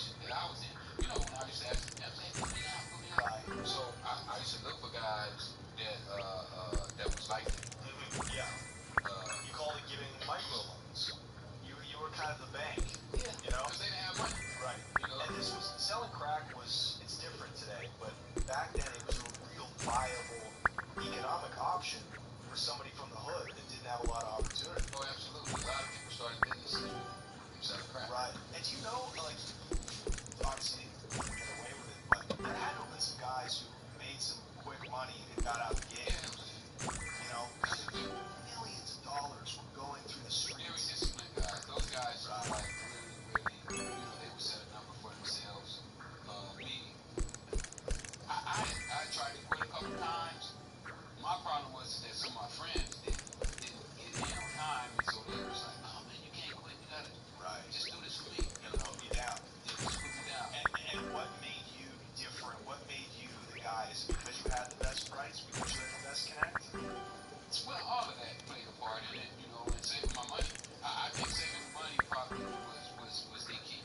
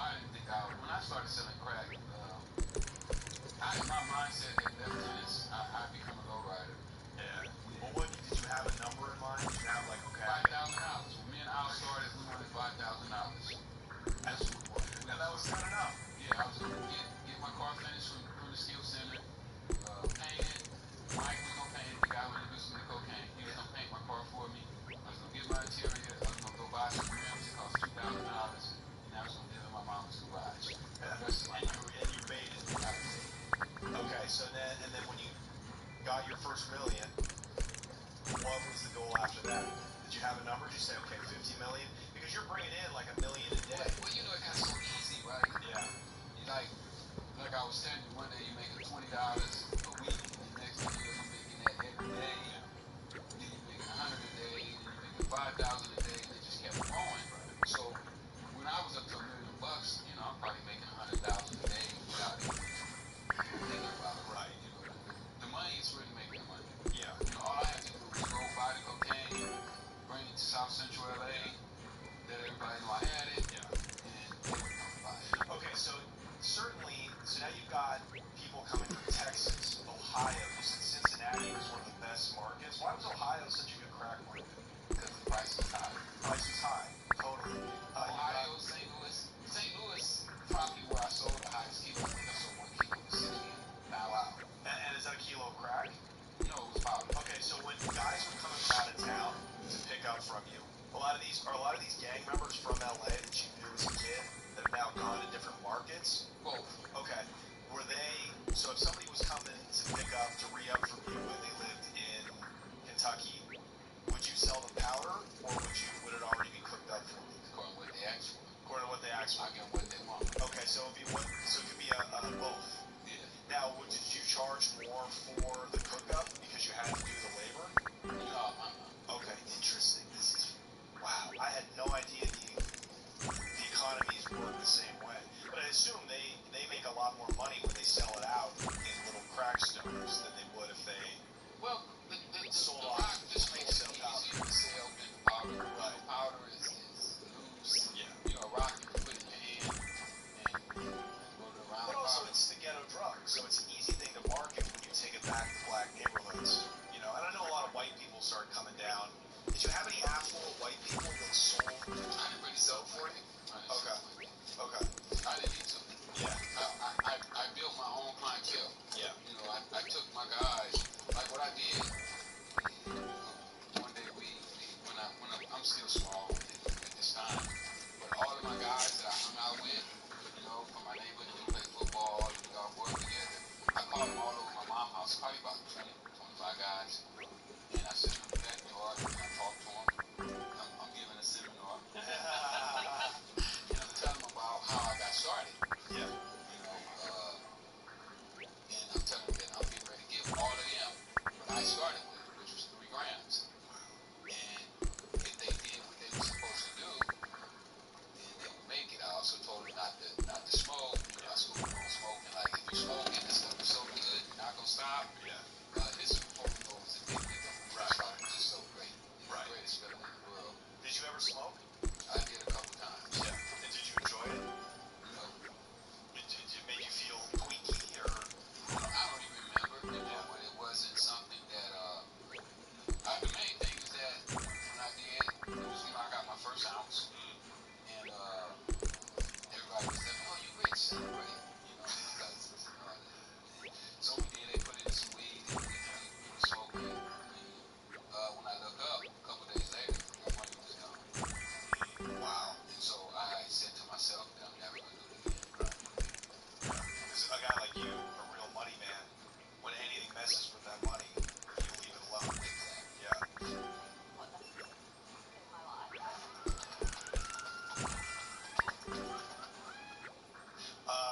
What was your height? Your run, you have a run from about 81 to when you first get arrested in, I think, 88 or 89? 87. What in those years, what was the biggest year?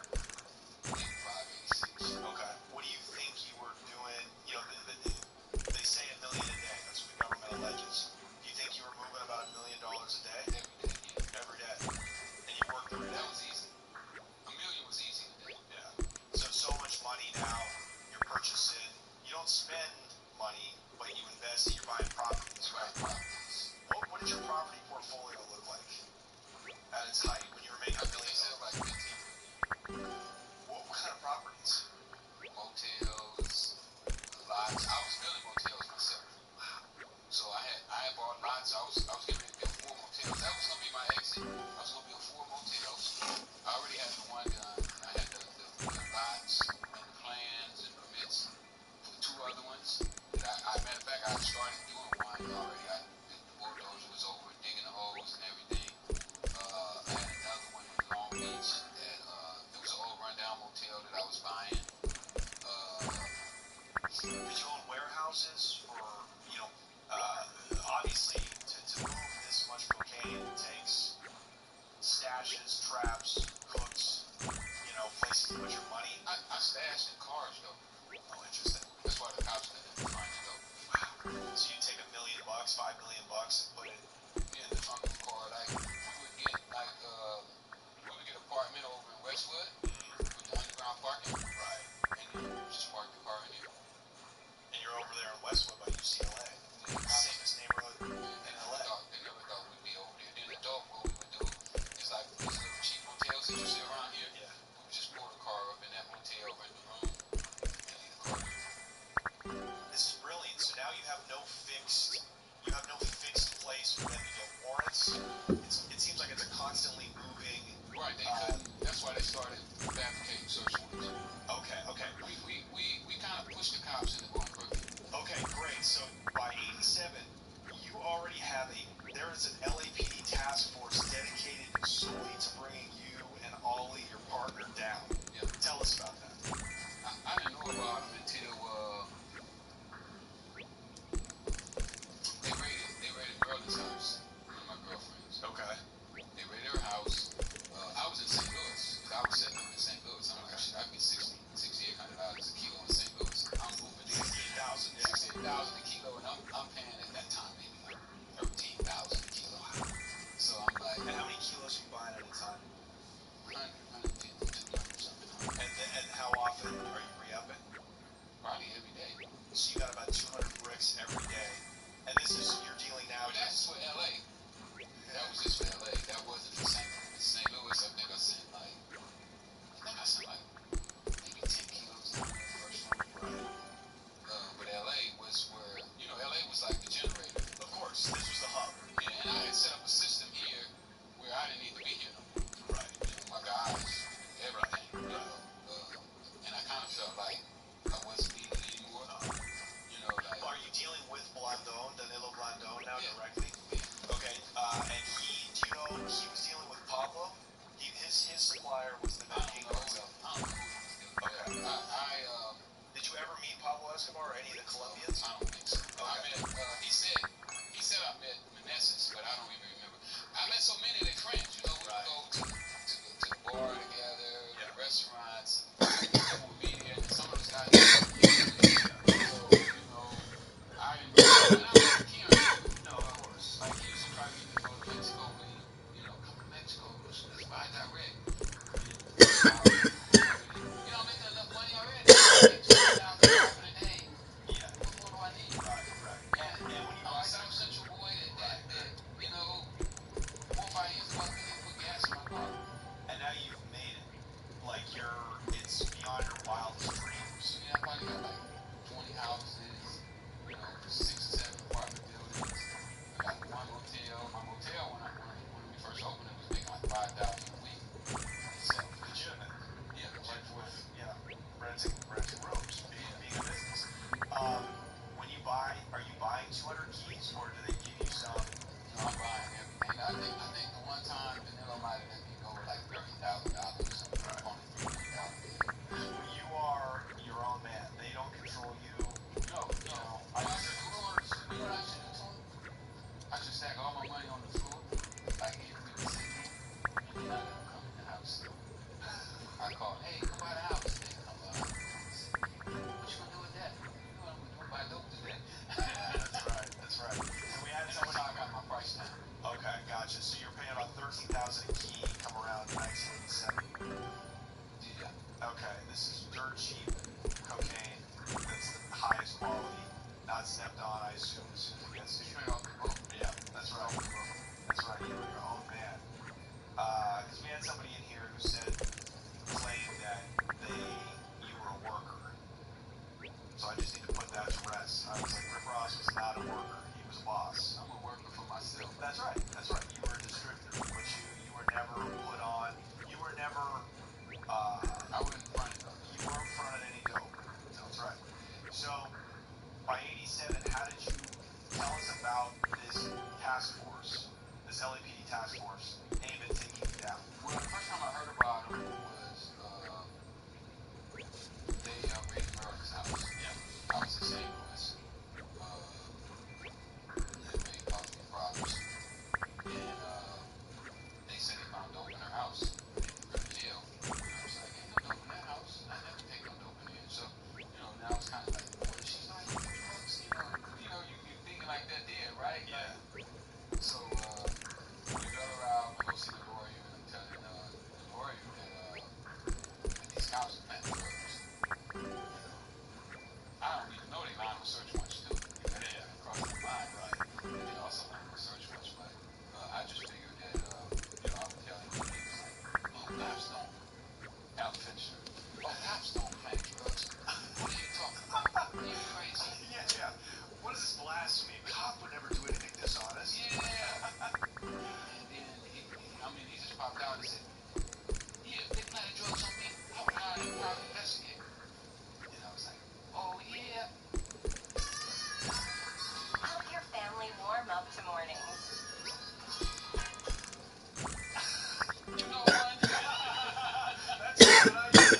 So we hired a guy named Frenchie, who's an ex-sheriff, and he's the one that came and told us that the task force was called the Ricky Task Force. Wow. And so you had this project. And how did you figure out that your hunch was right, that they were in fact writing fake, false search warrants? Well, we didn't even know about the search warrants, so they took a long time.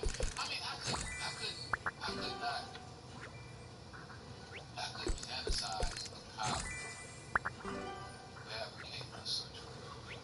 I mean, that's some serious Corruption. That's some serious corruption. You fabricating a search warrant, go in somebody's house, like the city could get sued up to yang or something like that, right? So it was unbelievable that they would do that. But that was happening. It was happening.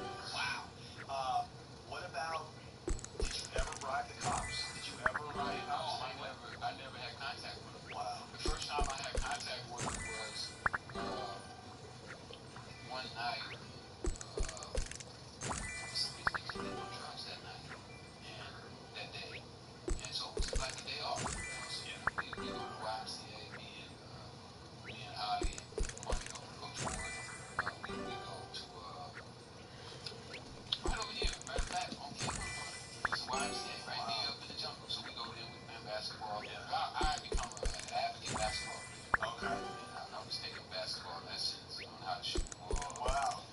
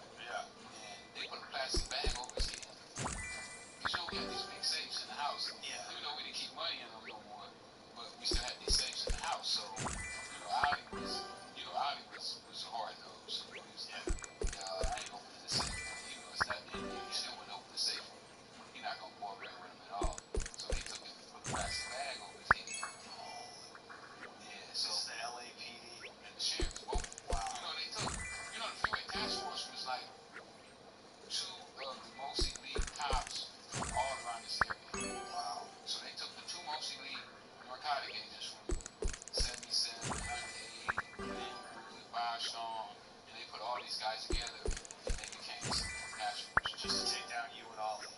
Well, they did more than just us, but because they had a track record of taking down guys. I mean, they took down everybody they went after. Who gonna beat them? Right. They brought the drugs with them. Now, How do you beat that? was there evidence of them jacking drugs and then reselling them? Nobody ever accused them of reselling the drugs. Well, because I'm trying to figure out, Well, what they did do is they would raid you, and you would have more kilos than they needed to give you the kind of time they would do. They would take those kilos out, yeah, and then they would put those kilos on me. right. Like, now you got it. You're doing time for this. Right. Okay, so, because this all comes into play when you first get arrested. You avoided this task force. They never took you down. No. They never pinned anything on you. They never caught me. Right. Because I got, in that night we had the high-speed chase, I get away. Oh, you got away? Yeah, I What got did you caught. drive? Did you drive like a Saab or something? A station wagon. I have a station wagon. Dude, you are an artist. I beat them, though. Because I know the street, so Yeah. I just did like a little thing that I was called from stealing cars. They called me like, go in the backyard one way, they come back out on the other side of the house, and they usually on mission. Right. And, I did one of those little maneuvers, and I got away from them. Yeah. But they caught Al again. Right. Beat him in the head again. So Al had told me that they wanted to kill me. And matter of fact, when they pulled on the side of our car, because they pulled on the side of us, before we took off, and he let his window down. You see his patch on it. One of the things that he was the police, because Al was gonna shoot. Al had his gun. He was ready to shoot. Like, if they jacked it, I'm gonna give it to him.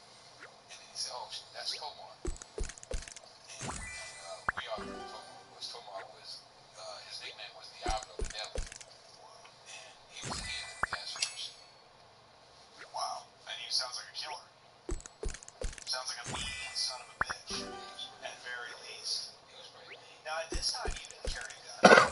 No, I did sometimes, yeah. I go to the Speedway, go to a club or something like that there where I know I would be in a vulnerable place. Yeah. Not South Central, I didn't carry a gun. Right. Because you moved with bodyguards when you were in South Central. I'm just reciting your Wikipedia page. There's a lot of bits out Put there. that on there. I didn't feel like I needed nobody to go to South Central. Plus, I kind of, I'll be kind of like hard to see. What's your stature? People just don't see me. Right. They didn't see me. You're a very low-key guy. Yeah, so I look like everybody, But this, I find it fascinating because you operated with a total business mind. Like, and this is not to dish you, it's known. Sometimes you would get jacked. People would jack you for keys, and you would say, let them go. We're not jacking the key. They would run off with the key. You don't have the key? Yeah, I'll give it to them. One of my models is that if I give it to them, they can take it. Right. I gave it to them. Right. So then not only you don't really lose respect, and well, I didn't really care about how people look at how I do my business. By me not being hard-nosed like that. I looked at it as smart business. Say for instance, somebody might owe us $200,000, and the guys want to go do whatever to them. I'm like, okay, if we go do that, now I'm gonna have to bail all y'all ass out of jail. That's gonna be $100,000 a piece. I'm gonna have to go hire Alan Finster. If you come in his office, he want $50,000. yeah, just to talk to you. Yeah, just to talk to you. And if you go to trial, it's gonna be $100,000. Right. So now you're talking about for $200,000, we probably gonna wind up spending $500,000 or $600,000 trying to keep your ass out of jail. Doesn't make any sense. And now that guy who ran off with the keys, guess what? He gets paid once. Now what's he gonna do? So, well, most drug dealers, kingpins, don't think like that. But that's I was the same way when I was out in the streets. And I think too, your lack of violence. I mean, I don't know how many bodies were linked back to, people that worked with you or sold your product, but I think that probably helped in when you got resentenced back in the 90s from your life sentence. I think that probably helped you get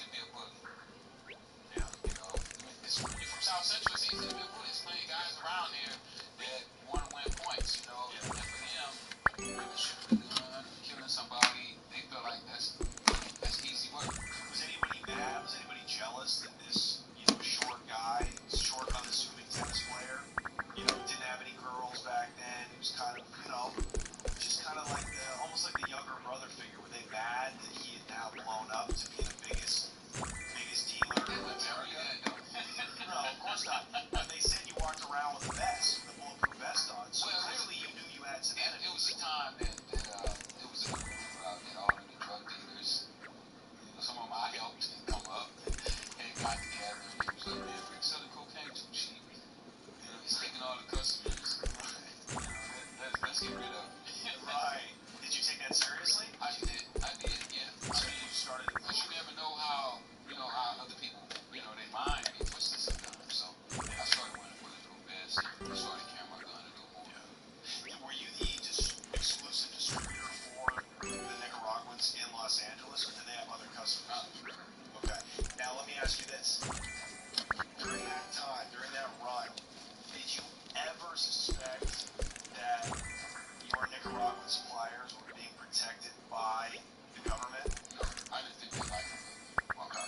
This is important because later on, you had no idea about Iran-Contra during the 80s when you were moving all these drugs. But a lot of your drug money that you were giving to them, they were buying guns and sending them to Nicaragua with the help of the CIA. So you were part of this historical drama that you weren't even aware of at the time. Correct. So, 87, you catch your first case, a Fed case. I got my first bad case. 80, maybe 84. I beat the case. You beat your Fed case in I beat 84? my first bad case. Where was that, out here? St. Louis. Okay. You beat it in St. Louis, but the first time you actually go to prison. No, I didn't go to prison until 80. And that was I get arrested in 87 from the sheriffs. Okay. The cops. Okay. They arrested me in 87. Okay. I only do about 40 days on that case. What did they have anything on you? They planted the drugs, but they had never saw me, right? So what they did is I turned myself in. It was so crazy the day I turned myself in. We in the courtroom, right? And happened all the way. There's a cop said I shot him. They put on the news I shot at the cops. Okay, so they lied too. They lied. They shot at me. They said I shot at them first because they shot. When they were shooting, they shot at these people's house. This is during the high speed? Yeah, this is doing the high speed. So I jump out the car and run, and they start shooting at me. So they shoot up in these people's house. And then they put on the news that I shot first. So my mom is crying. She wants me to turn myself in because I don't want to shoot to kill, dangerous. Be careful. So my mom called me. She's crying. Baby, turn yourself in. So I called Alan Fincher. I was like, man, I'm gonna turn myself in. Can you set up everything? I don't want to turn myself into these cops. I want to go straight to the judge. Right. Because I already know these cops are ruthless. I don't want no plastic bag over my head. Right. I don't want to, I don't want to go through all that. I don't want to get hit in the head with no flashlights. I don't want none of that stuff. Then we go into the judge. I'll be good. So he set it up, and we in the courtroom. We in the hallway, and my friend is sitting down in the hall, and he's like, these cops. He said they kept saying, man, that guy down there look like Rick Ross. And then he come to tell me, so I just go in the courtroom, because they can't arrest you in the courtroom, but they can get you in the hallway. Okay. If you're in the hallway of the courtroom, the cops can arrest you. But once you step inside the courtroom, they can't do it. So I just went inside the courtroom after he told me what they were saying. They were saying so I turned myself in, the judge take me into custody. I'm hoping I get a bail, right? Yeah. Right. He gives me a bail, $1 million, but he put a 12.55 on it. Normally, Which is what?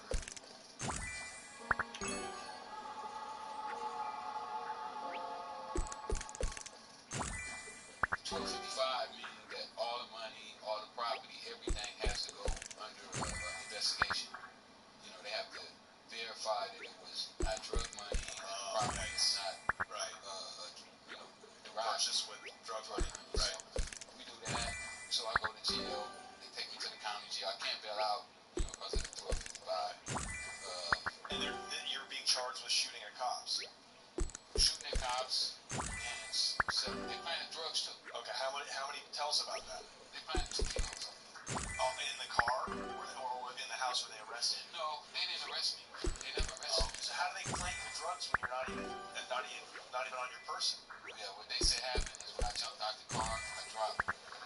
My guys, they say because when I jumped out the car, Cornell said he put the car in park, stopped the car, and put the car, because I left the car running. It was rolling when I jumped out. I think they're gonna kill me, so I'm running for my life. Yeah. It's not just I'm trying to get away. I'm running for my life. So Cornell put the car in park. He said once they cuffed him up and everything, they put the kilos right by the door of the car where the door was open. They took pictures of it. He said I dropped the bag and I dropped out. The judge, he kind of roasted him too because the judge he was like, why would the head guy jump out with the dope? He got two of his underlings in there. Right. And then they said when they followed me out the shop, they said I had a gun too.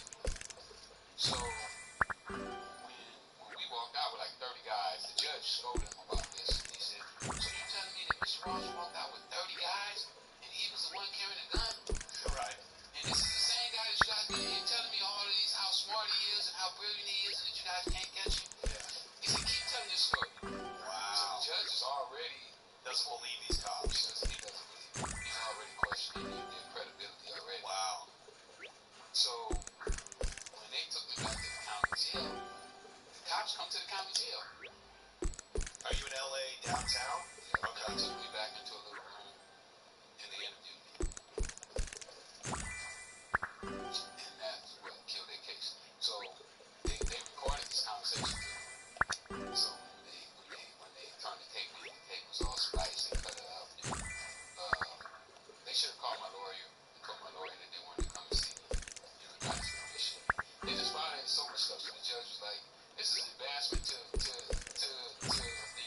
prosecutor." He still argued, trying to keep the case. And the judge was like, "You should be glad that you have nothing to do with this." Wow. Because they were. I mean, it was complete mishandling of the process. Everything was. What was that investigation? What was that interrogation like? It was rough. Did they beat you up? They did. They did. And they recorded it too. Why would they do that? They sound like the dumbest It cops. was dumb. Wow. I mean, if I was a cop, I could have got me. Yeah. I'm sure you could have got you. Yeah. It probably took, a month. Yeah. Maybe put in the work. Yeah. Put in a little work to Right. do a little time to, Yeah. do your job. Right. You know what I'm saying? Don't just try to come and circumvent your job and take a shortcut. And that was the problem that I had with these cops. That they weren't willing. They weren't willing to do their job. They was willing to take a shortcut to get a result. And so they were trying to beat a confession out of you. That's what that interrogation was about. Yeah, but they didn't want. I mean, they couldn't have wanted that tape to be played. To surface. Wow. Well, and you know what's so fascinating about this kind is like if this were today, that would be the DEA. It wouldn't be local cops. It would be chasing a guy making, $200,000 a day. So that. I think back then, though, they were saying, because one of the cops, we interviewed one of the cops on the documentary, from my documentary. Yeah. And he said that nobody believed that we were making that kind of money. Yeah, I believe him though.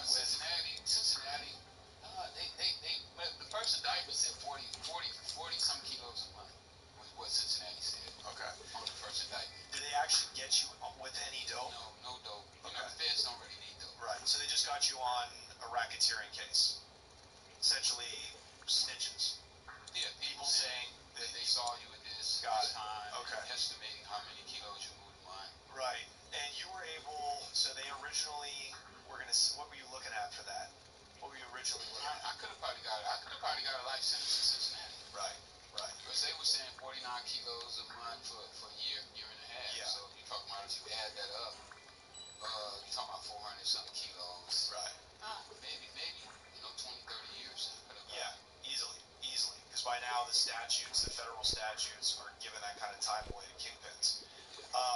You got 2 strikes, 2 federal strikes, which I didn't even know there were strikes in the feds. You got 2 strikes for this crime. For that one in Texas, my cousins in Texas got indicted. I had 2 twin cousins that I started out, and they got pretty big. Yeah. And they got arrested in Texas. And they turned on you? No. One had called me and was asking me for some cocaine. I was mad at him though. They'd been going other places, and I was like, I ain't messing with y'all no more. And when he called me, he was like, man, you got anything? I was like, no, I ain't got nothing. But they indicted me anyway. So they were tapping his phone? His phones was tapped, yeah. Wow. So one of my guys that used to be one of my guys was serving him. So when they arrested him and them, he said, oh no, he said no, but he sent Chris. Wow, that was enough. They indicted me for that. Wow. And I was looking at 40 years, and they made me a deal for 10 years, where I would only have to do 5, so I took the deal. Now, did you... Even though I was innocent. Right. I was innocent of that case, but the 2 strikes, this is important to your story, because later on, back when you caught your...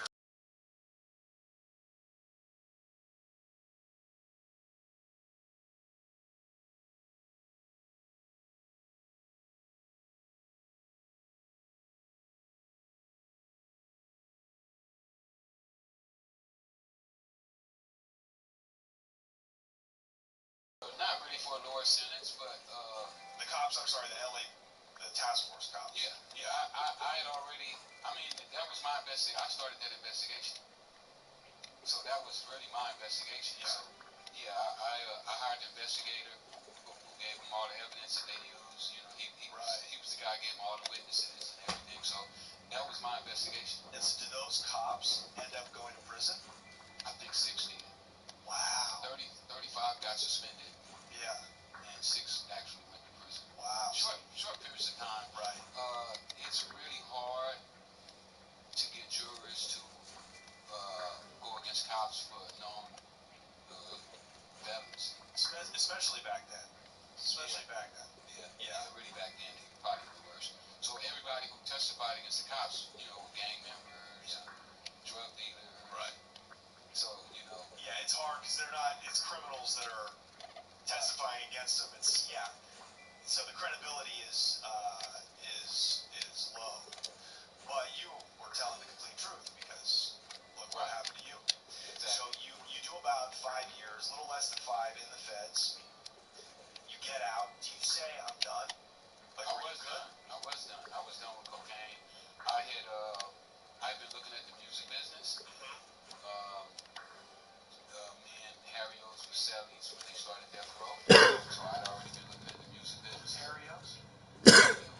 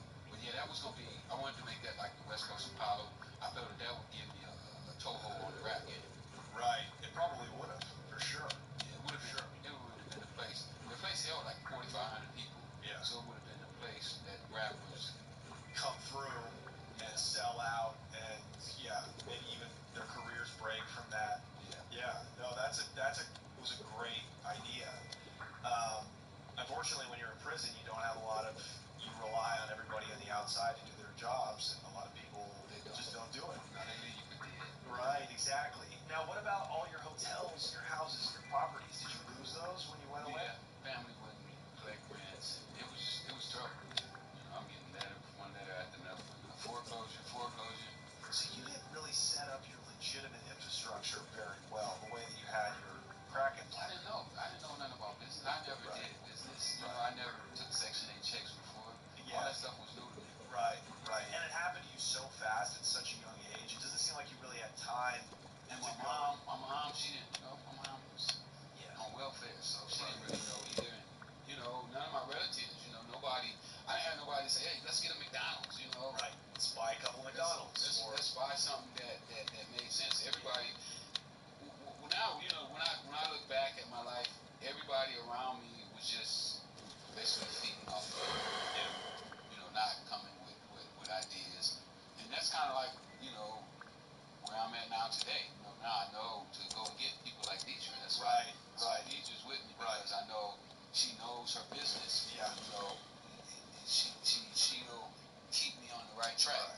Because I'll stay on the right track if I know what track I'm supposed to be on. Yeah. I get on the wrong track too. Yeah. But when you have people that really have your best interests at heart and really want to see the business thrive, for the sake of the business, and not just there to take everything that they can get from you. Yeah. And that's what's happening with me. Even all my friends that I grew up with, they became more takers than givers. Well, probably because the money comes so easily when you're in the game like that you're not forced to develop, greater business skills. Because look, it's white dope, dirty money. It's the easiest thing to do. It's a crutch. Right, it's a crutch. And definitely when you got out of prison this time, I think you were taken advantage of by people in the legitimate world. So I'm glad to see that you're doing so well, and then we're going to plug these ventures, these things you have going on at the end. But, we have to talk about after you got out of prison in the 90s, you were good. You said you weren't going to go back to the game. You were determined to not go back to the game.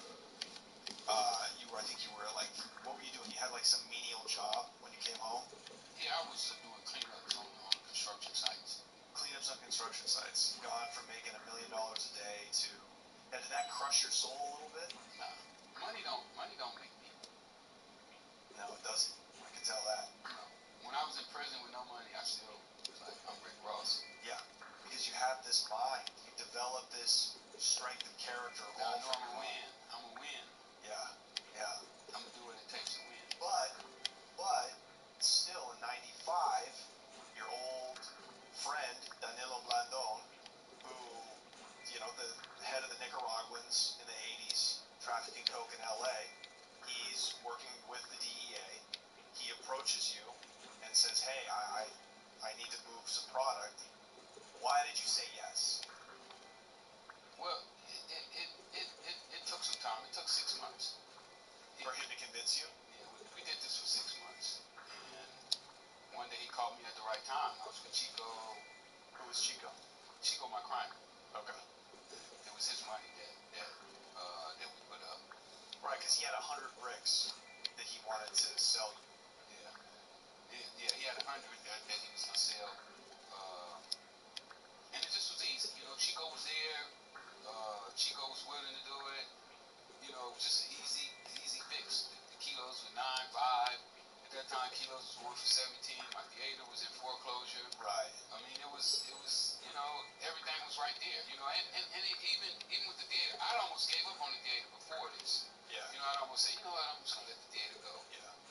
I can't hold it. I'm just gonna start over, just build my life from there. Yeah. And then I was messing with a lot of rappers. I had a lot of rappers that was messing with me. Cube a little bit. DJ Pooh, Chocolate, Ant Banks. All those guys were supporting my movement. Jinx or Jinx. Yeah. So I knew that I could do it in the rap game. Right. Right. So you felt like, and how much did you stand to make off this deal? A couple $100,000? Yeah, probably. So that you thought, okay, this could finally get the theater off the ground. Yeah, it would definitely get it out of foreclosure. Yeah. I think it was like 30,000 behind. Yeah. On the payment. Yeah.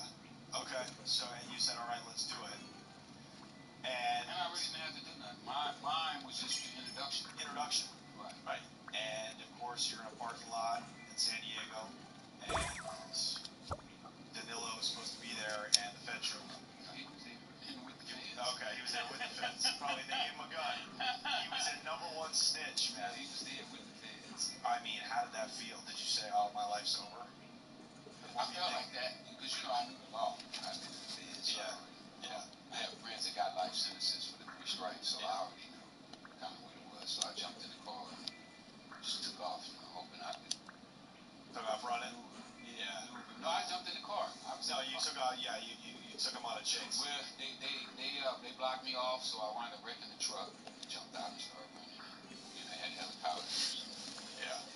It was a setup. The whole thing was, I mean, it's so silly to me, right? Like how our government spends so much money to set me up, Yeah. but we spend no money to help me get set up. Right. Just the arrest probably cost them $400,000. Right. Right. Not to mention they are creating the crime. It's entrapment. Because I wasn't selling drugs. I wasn't thinking about selling drugs. No. I didn't want to sell drugs anymore. Right. But I was still an addict. You were addicted to money. Yeah. You're addicted to the game. And to the cocaine. The cocaine becomes the identification piece. Your identity is I'm a drug kingpin. I'm the guy.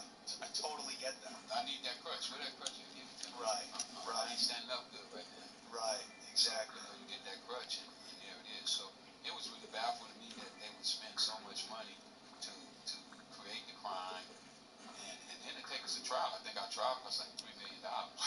I mean, they didn't offer you a plea deal? No, they never offered me a deal. I tried to plead guilty to 20 years. Wow. And by the way, for people who don't know, that is very, very rare that they don't offer, somebody in the feds arrested and charged with federal crime. L.J. O'Neill acted like he was mad at me. I don't know where Who was he that? from. That was the prosecutor. Okay, the U.S. attorney. Yeah, L.J. O'Neill. He acted like he was. I tried to plead guilty to 20. Yeah, you were putting your hand up like, yeah, I'll do it. I'll take 20. Yeah. I want to go home so I can see my grandkids. Right. Right. And I know I had friends that had life sentences from 3 strikes, so I already knew what it was going to be like. Yeah. I know how hard it was to get 3 strikes off of you. So right. I was like, hey, give me 20, give me 20. And they was like, nah, go to trial. Plead guilty. Whatever the judge gave you, that's what the judge gave you. So you actually, if they don't want to let you plead guilty, you have to go to trial. Right. That's wild. That's crazy. I mean, they reserve that only for the biggest kingpins. You know what I mean? So you go, blow trial. I mean, it's a pretty open and shut case. You get sentenced to life. Well, you know what? One of the jurors almost held out on him. One of the jurors they didn't like what they did to me. Because it was such a trap. They called me the first day I got out of prison.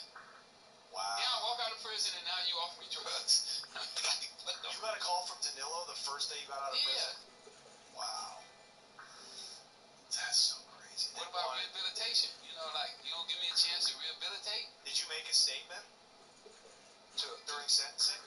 I did. Yeah. But by that time, I had learned more about the law, and I knew that a life sentence wasn't what I should have got. So. Did you? I scolded the judge.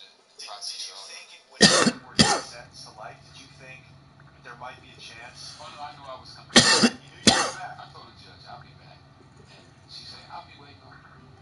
Wow. When I came back, she said you sold your word. And so you went back to that judge for the appeal. So you get sent up in '96. Yeah. Okay, you get sent up in '96. Are you literate by this time? Oh yeah, I'm reading. So you caught yourself. You're in the law library every day, all day. Every day. You went to law school in prison. Yeah. All I do is work out and go to the library. Yeah. And you're reading a ton too. You're reading motivational books. You're reading business books. I mean, I'm cramming. You're cramming. You're cramming for the final exam. I'm cramming. So, how long does it take you to get? How long did it take you before you discovered this loophole that you should not have gotten that second federal strike from Texas? Well, it started with Alan get a call from an INS agent. I'm sorry, say that again? Alan Fincher, my lawyer, Gotcha. At his hotel. We're in trial. Okay. And he gets a call from this INS agent who won't identify himself or anything. He says, I don't know what they did, but the guy that got testified against Rick should be in this country. And so the next day we go to court. Alan comes in the holding tank. He's like, man, I get this strange call from this guy. The guy won't give his name. It was really weird. And I said, what did he say? He said, Danilo should be in this country. He said, a convicted drug dealer can't, an illegal alien who gets convicted of a drug crime can't be in this country. And so we go to court. He's asking the judge, trial. Let me investigate the situation. I got this strange phone call. So the judge was like, no, no, no, we're not going to do it. This trial's been going on. We're not going to let you go on no fishing expeditions. You got to come with some type of evidence. So when I got from court that night, I went to the library and I'm studying INS stuff, like what a convicted felon can be in this country, what it takes, and whatnot. And while I'm doing that, I go to the sentencing guideline book, and in the sentencing guideline book, it starts to talk about the three strike laws. Right. You know what it takes to get a three strike. Right.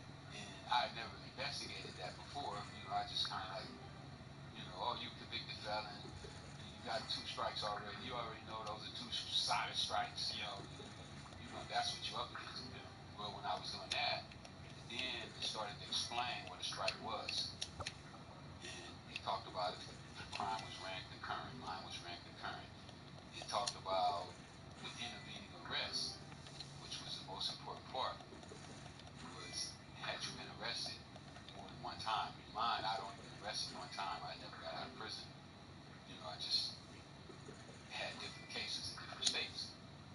Oh, so you weren't arrested for the Texas strike? No, I was arrested for Cincinnati, and then they sent me to Texas from Cincinnati. Right. So what they did is when they arrested me, they just took me to all the places that was investigating. Gotcha. Okay. But I never got out of handcuffs. Right. I was literally in handcuffs the whole time.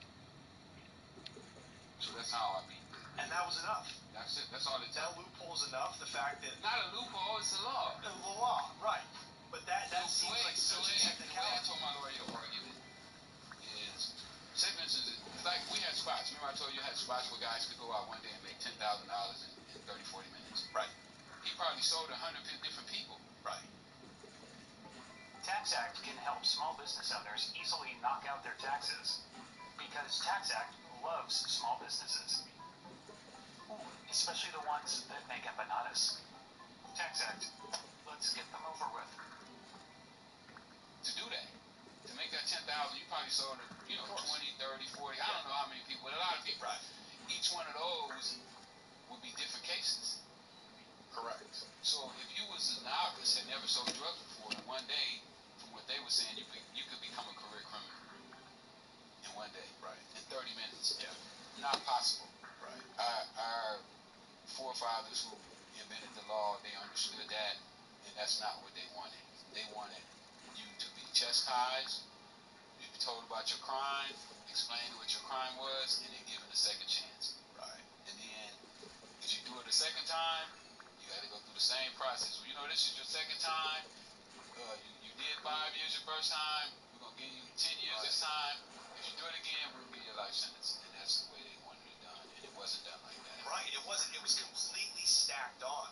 You arrested, tried, processed in Cincinnati, and it was like the federal government had this thing in Texas that they just wanted to pile on you really quick without going through due process. Correct.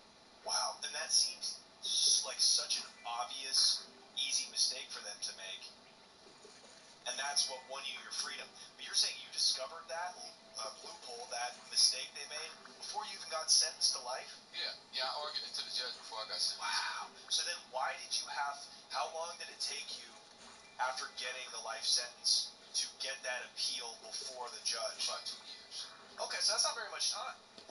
Well, if you're doing time, it's I don't know. Sure. Every day, right, when you're facing life. But obviously you go into that sentence like we call it in prison action. Like this got action. So you went in there with action. I figured I had action. So you had action. After 2 years, you go back. You read the Jesse Katz article? Yeah. LA Magazine? Yeah. You saw how I was talking to him? Yes, of course. Because I knew that I should have won my case. I knew that they would literally almost, and then what Gary had did for me. Gary Weber. Yeah, by breaking that story, Gary Webb. is that he gave me the spotlight. Right. So I knew that my case would probably make the books. Right. And they didn't want to rewrite their laws. Right. So I figured that I was going to get a good shot. Right. So Gary Webb, just for people that don't know, Gary Webb in 1996, the year that Rick gets his life sentence, that's when the story about the collusion with the CIA and the Nicaraguan drug traffickers from the 80s. That's when it all breaks. Correct. So now Rick Ross is as a household name. So you've also, I think the government too is looking at this embarrassed, like, geez, like this is shameful. And I think that also maybe helped in your resentencing. Don't you feel like that a little bit? She probably started to bend a little bit because she took off an extra 4 years that she didn't have to. Right, because they could have given you 30 years when they She resentenced. 20. Okay, so what was the final resentencing when you went back there? Well, she gave me 20 the first time. Right. And then Booker and Fam Fam came out, and I got I won another appeal with Booker and Fam Fam. What the hell is Booker and Fam Fam? Post-conviction rehabilitation. Okay. It means that, like, if you go to prison and then you rehabilitate yourself, then you shouldn't be in prison. Right. Like, why are we keeping people in prison that don't need to be there? Right. And so I showed signs that I had improved myself. So you had an exemplary prison record, and therefore that was a time cut. Right. Okay. Yeah, I think even, do you think, and it's possible, look, we know guys that got sentenced to life, had them on here before, for crack, black guys, kingpins from the 80s, who got out on compassionate releases, right, when Trump passed that law in 2018. So, I think you would have had a good shot at getting out, even if you hadn't got that. Well, I was going for it to be so smart that they couldn't keep me in prison. Right. That's why I read so much. That's why I read 300 books. Right. I read the newspaper every day. I felt that the people of America wouldn't want anybody in prison that shouldn't be there. Right. Yeah. And I was gonna play on that. Right. So 1998 is when you go back to the original judge, and that's when she gave you, and that's when they tossed the life sentence. They gave me 20. Gave you 20. Ended up doing about 14. You got out in 2009. Well, remember I won another appeal, so. Right. So you got out 2009. Yeah. Wow. Did you have people approach you in these 15 years you've been out? Have you had people approach you trying to get you back into the game? A couple people, they play with it. I don't think nobody really serious. Right. But I had people play. Yeah. Yeah. Do you get angry? No. You don't get angry? You just say, I'm good. Yeah. I don't really get angry about anything. I'm having a great life right now. To come from where I come from and to be sitting where I'm at right now, I feel really blessed. Yeah. Yeah, we're blessed to have you here, my man. Thank you. So, you've written the bestseller. Tell us about, because we want to plug the dispensary, but tell us about the books too. Well, we're going to plug this up top as well, but I mean it. My biography, you better go buy these books. When I was in prison, a lot of the young guys just come up to me and ask me about game. Yeah. They was like, man, I sold drugs and I couldn't make $10,000. And I would talk to them about business and how I thought about business and why I was able to teach guys how to become millionaires. And it came to me that, you may never get to see a lot of these kids on the street.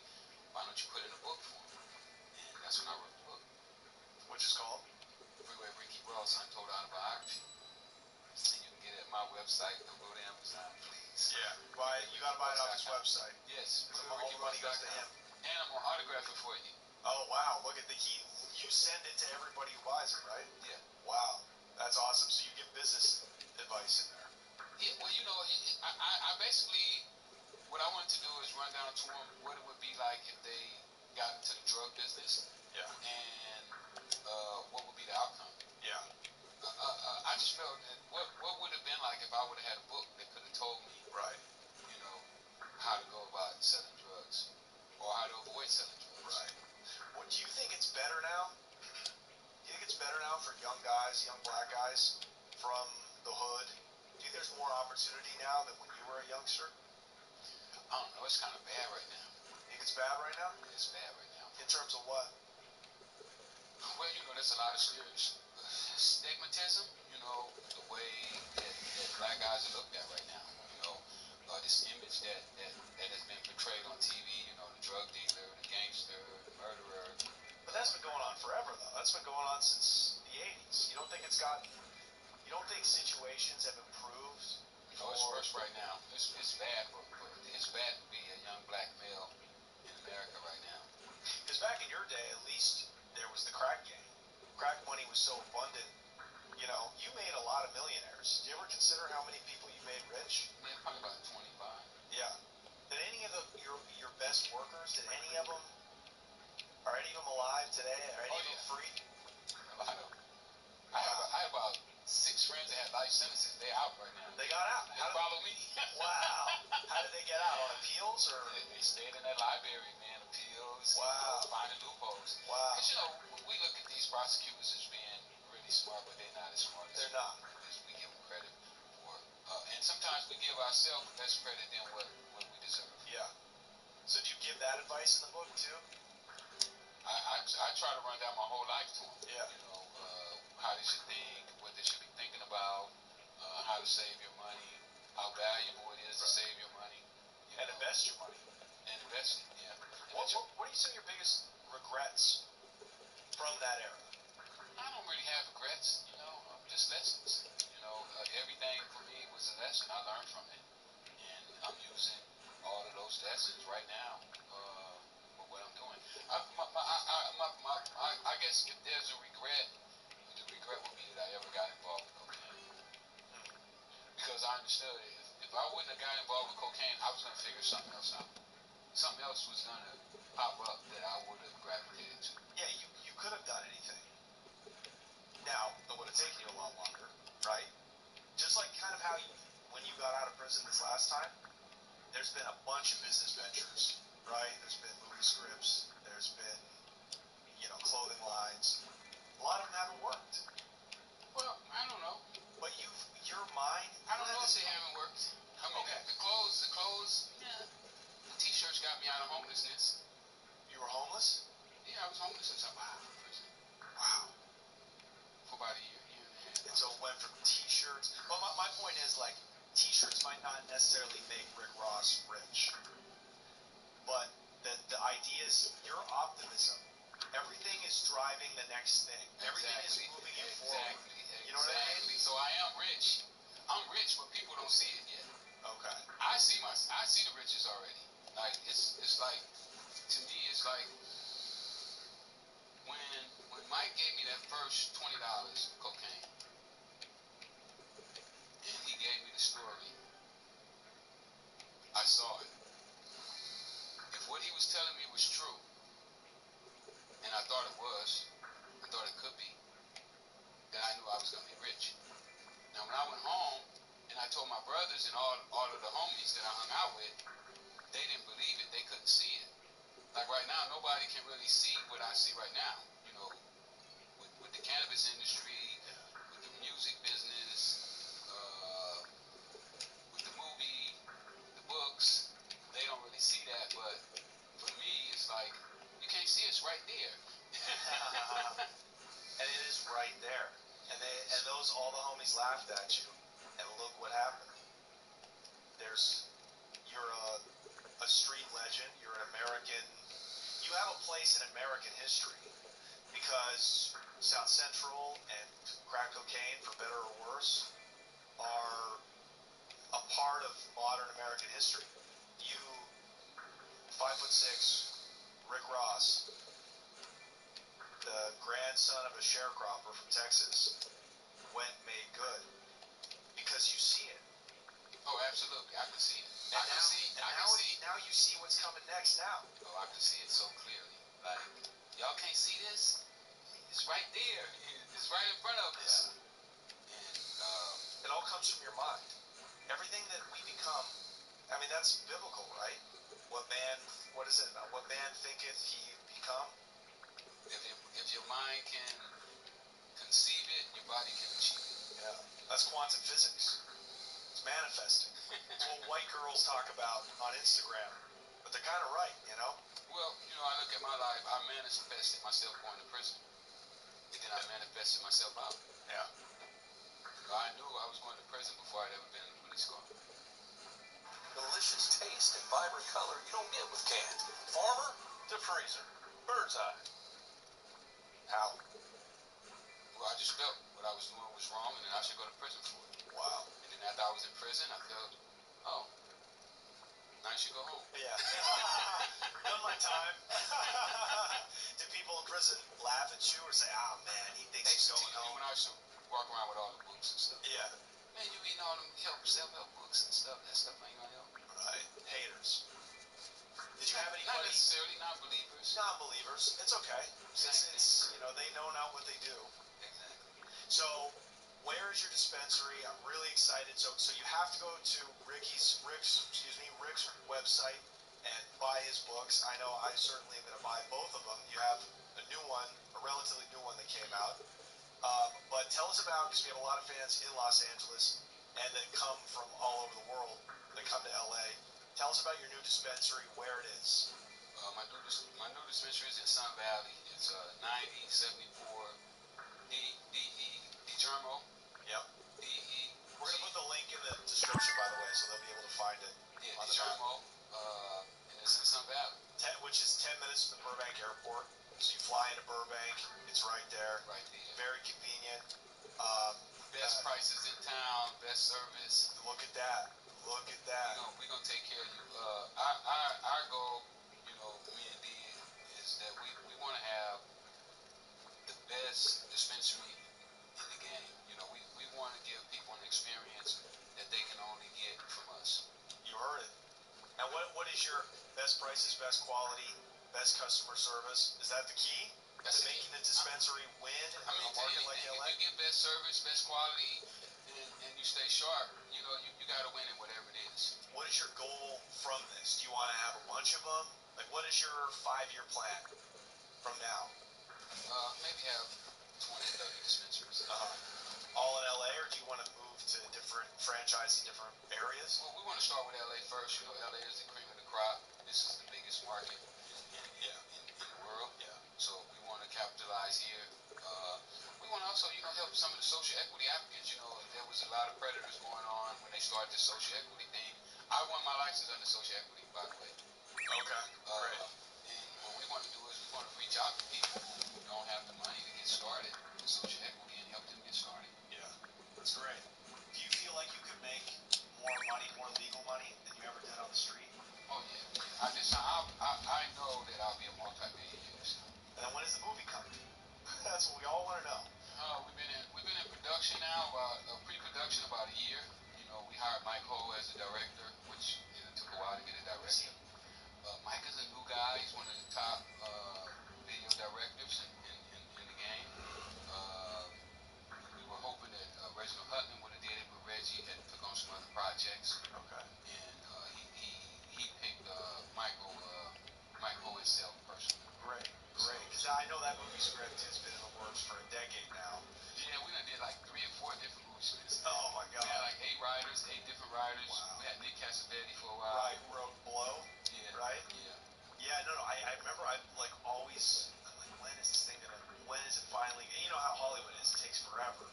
Well, I don't think that Hollywood really likes my type of story, because my story is not the typical story that, they want us to be on there violent, drug dealer, breathing fire, and that's not the case. I think my story is more going to be kind of like a love story, where it was a group of guys who were like brothers, and we stuck together, and we did everything together, and we made it work. By the way, where's Ollie? What happened to Ollie? He got a little shot not far from here. Yeah? Right on West. Yeah, he's right around the corner from here. So he's doing good.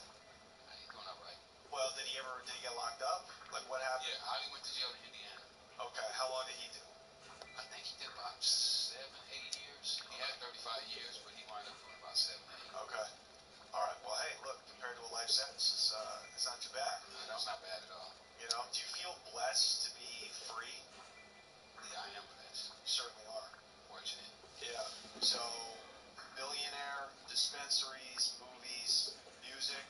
Yeah, music, clothes. Yeah. Sports. I do boxing too. Yeah, I read that. I manage a couple boxers. Yeah. I think boxing is easy. How do you feel about like Hollywood and like shows like Snowfall and crack is really like big now in Hollywood. Hollywood gets attached to I like didn't like Snowfall. I didn't like it. I think it's stereotyping. Yeah. It's nothing like what drug dealers really do. Yeah. And fell right into the same stuff that the government promoted to lock everybody up. Yeah, I agree. It's weird because Hollywood latches onto a theme and one thing works, and then they run with it for 10 years. Once people see my movie, they're gonna wonder why was they locking up and giving drug dealers so much time. Yeah, that's what's the crazy bullshit is, and that's why I asked you in the beginning about the differences between crack and cocaine. And what we're finally seeing now is really, the guy, the lawyer, corporate lawyer sitting behind the low, and the guy down on Crenshaw smoking crack. There's no difference. Right. But that was the final, in my opinion, really racist, like institutionally racist thing in America was the difference between powder, the sentencing between powder and rock cocaine. I hope the war on drugs ends soon. Don't you think? It ain't gonna do no good. Why not? They can't keep drugs out of their maximum security penitentiaries. Yeah. So they can't keep it out of this country. Yeah, I agree. Education. You got your own education, so it's possible. You show people, if nothing else, that it's possible. So I really thankful you came on here today. I will be checking out your dispensary. Can we get Dee on the pod really quick? Just to plug I know she's over there getting ready to fall asleep. This has been such a long podcast. You are the co-owner of a partner. Not the Right. Okay. But yeah, just plug the dispensary. Tell us just a little more about what we were talking about earlier. About the dispensary model in LA. Like, what has been the hardest thing about opening up a legal dispensary in a place like Los Angeles? Compliance. Why? What does that mean? Making sure that you are compliant with the city regulations. Yeah. With the Bureau of Cannabis Control for the state. Yeah. That's probably the hardest part. It's because you have so much regulation. Yeah. You have so many people that are, because it's California. Obviously, we know how hard it is just to start a regular business, much less, a dispensary. But if you have the right people,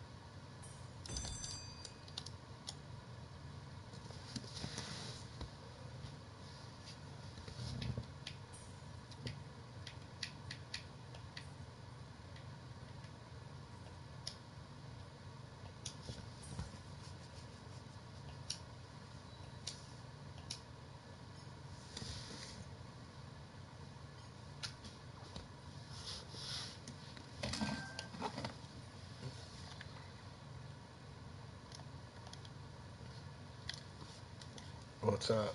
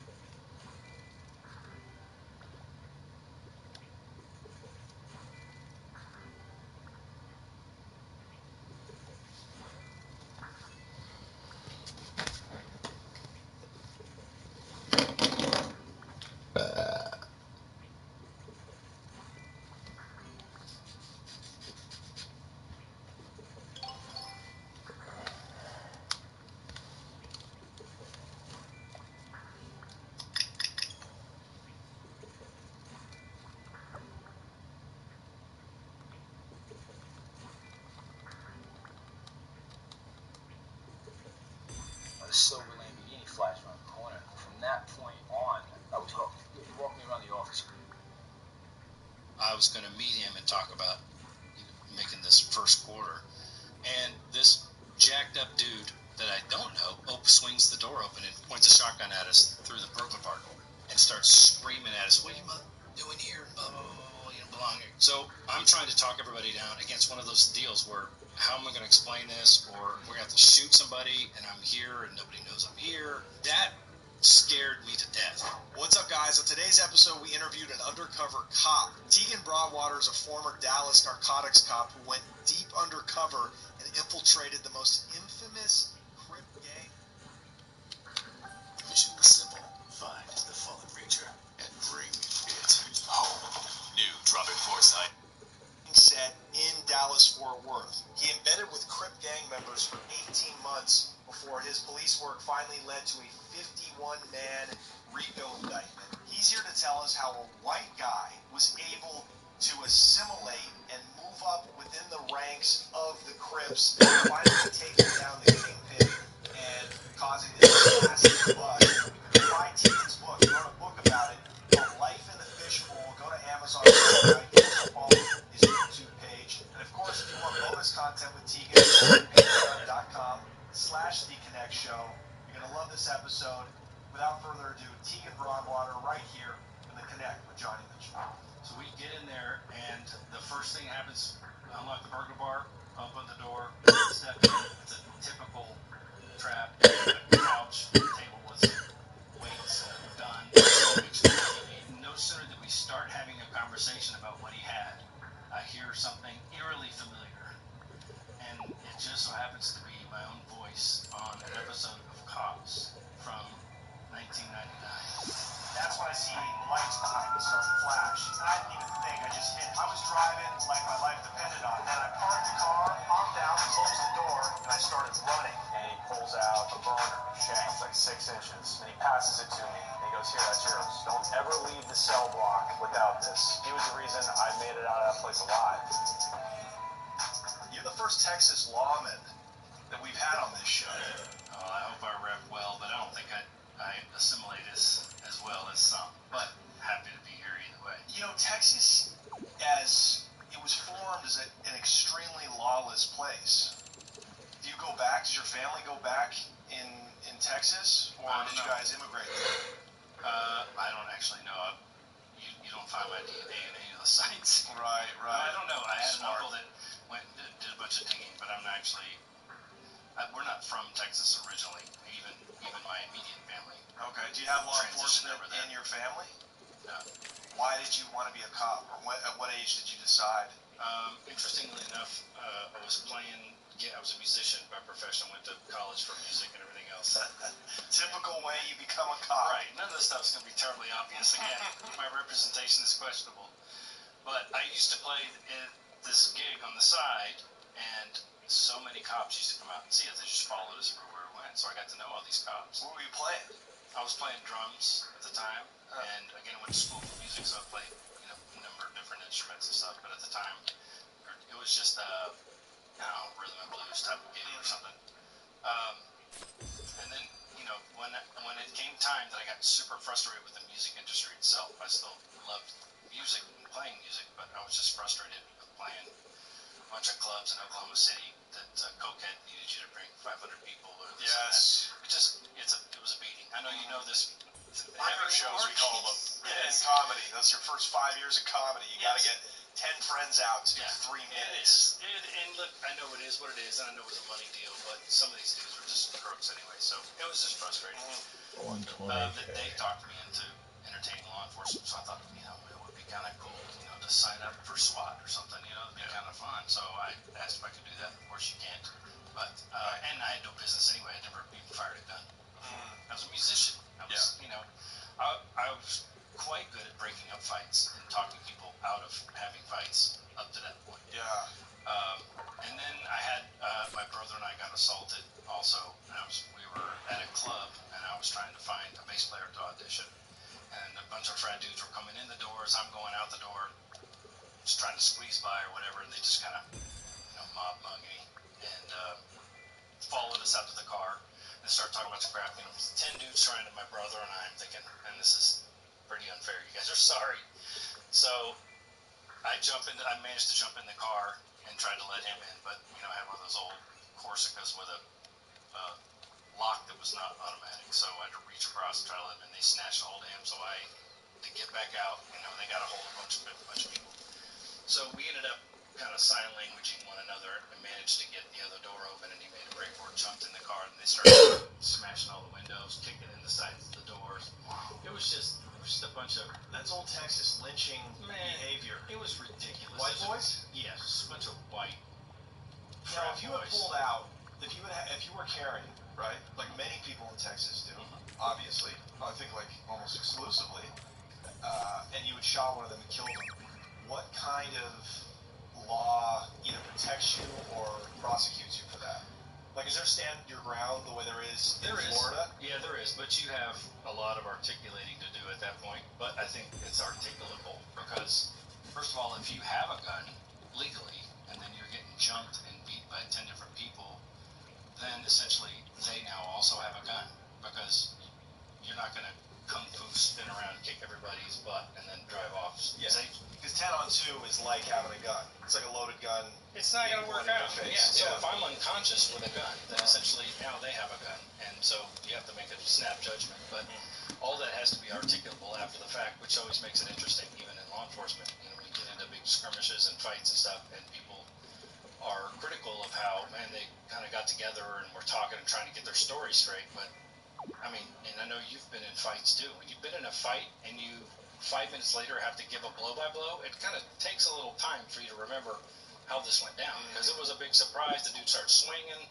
We went here. But you have to be very descriptive when you're writing a report or you're defending yourself in a court. So you need some time to be sure you can articulate every move. And at what point you justified having to pull that thing. Because obviously you're not thinking a lot during that time. You're reacting. Right. Yeah. The South is fascinating because in certain circumstances, they will let somebody who really over-defended themselves and, pulled what's essentially negligent homicide or manslaughter and let them off scot-free. And then we've talked to people on this show and in the course of doing this who very justly defended themselves against what would have been death, and they got railroaded into prison. I know. I think it's county to county, state to state. Right. It's not consistent though. Right. Do you think? You were telling me that you run a private company that's essentially an armed protection service. Right. And your clients are high net worth individuals, and if they're going to a public event, if they need to, drive through town, wherever they're going, you plan the routes. You have employees who are armed, strapped, right, and you are essentially their secret service, their bodyguards. Right. How great is the danger of Mark Cuban getting kidnapped in affluent, oil-rich Dallas, glittering high-rises? I get if you're in Venezuela. I get if you are a general in Venezuela who has plundered billions from the people, right, and half the children are malnourished, and armed gangs with Uzis control half of Caracas, and you need to get from one end of the city to the other. I get why you need like a cavalcade. Right. How great is the danger in first world America of kidnappings, shootings, etc.?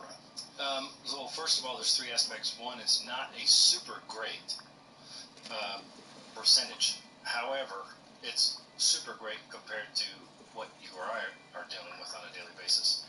Now, part of the gig is not just, hey, we're looking for somebody that's trying to kidnap this guy. A lot of it is brand protection and, having people run up and do things, pranking somebody can be a disaster.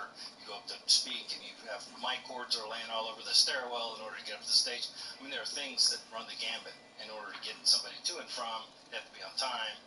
But moreover, if I or you were interested in taking Mark Cuban's money, you would go after Mark Cuban's family, not Mark Cuban. Right. So that is a lot less obvious because I don't know how many people on the street would recognize, his daughter in a jump house at a McDonald's or something. And so that's essentially where it could happen. And again, most of this is a concierge type service on the outside, with all the security and advanced work being done ahead of time, just to make sure that it's kind of a seamless to and fro. You know, a lot of this, anybody that's got any kind of a high profile has a difficulty going a lot of these places without some kind of harassment. You yourself, after getting out of the force and writing the book about your experience, which we're going to get into, you received death threats. Yeah. How serious did you take those? We took them very seriously, and ironically, I still have the same phone number as I did then, because, I mean, you got to know, right? But my wife didn't sleep at the house for, I mean, if I was out working, then she was somewhere else, or if I had a part-time gig or something to spend the night, you know, in a neighborhood. The only part-time jobs I could work as an undercover guy was, you know, working in a neighborhood in my personal vehicle in plain clothes. Right. And then I'd have my wife and my kid in the bed of the truck, you know, with the seats folded down, watching movies, because they wouldn't go home. So I took them seriously. Of course, you would take them seriously. They're very personal. I mean, we've got death threats on this show. I get DMs with like, keep the Hells Angels names out of your mouth, and I get offended, but I don't feel scared for my life. But I'm also a cowboy, and you know, clearly, I mean, we're down in Mexico, cartel members. We don't value our own lives that much. But I get why you with a wife and a kid would.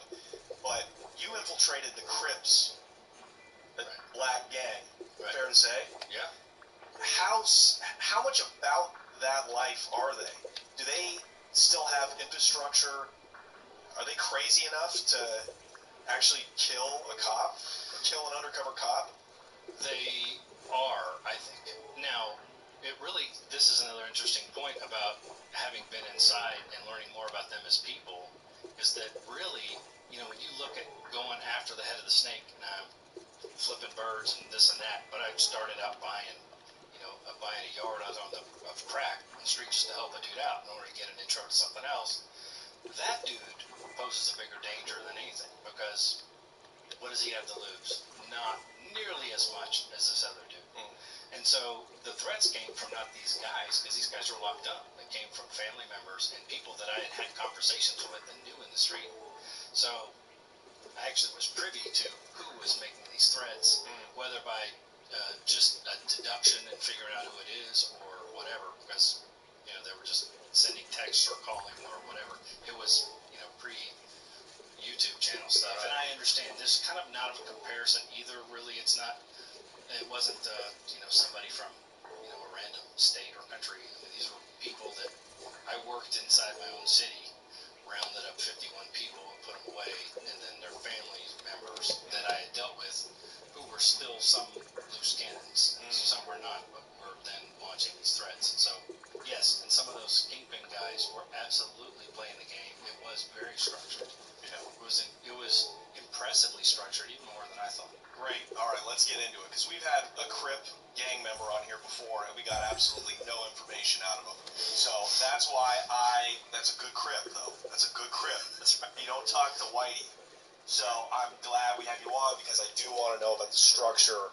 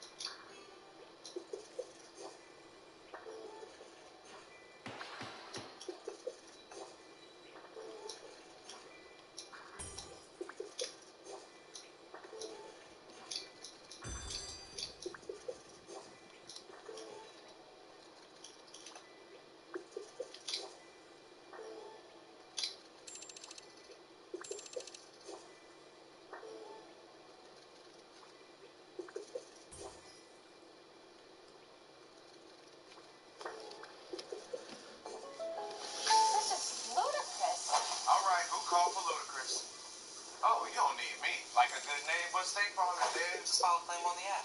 Or call us. Lovely home, by the way. Like a good neighbor, State Farm is there. We're the Ghostbusters. It's our job to protect the city. Alright, that was cool. We might be looking at an army of ghosts. We're gonna need all the help we can get. Melnitz in uniform. Yeah. What is it? Stay. We're gonna need a bigger trap. Ghostbusters. March 22nd. This film is not yet rated.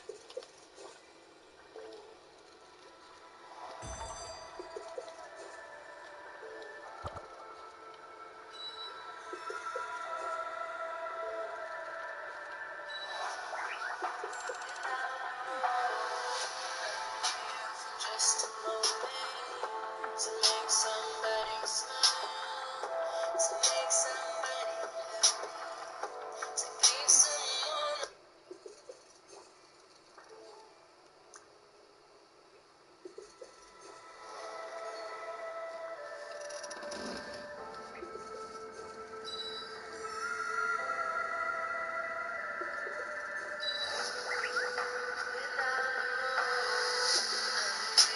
Just a moment to make somebody smile, to make somebody happy, to give someone life. I wanna leave for friends in this amazing world. I don't know how to do it, so I'll just leave a song. I'm gonna sing for you, the one who's listening. Everything that I do, I'm gonna leave right here. Nothing means that I am still alive. I'm in my right time without the road.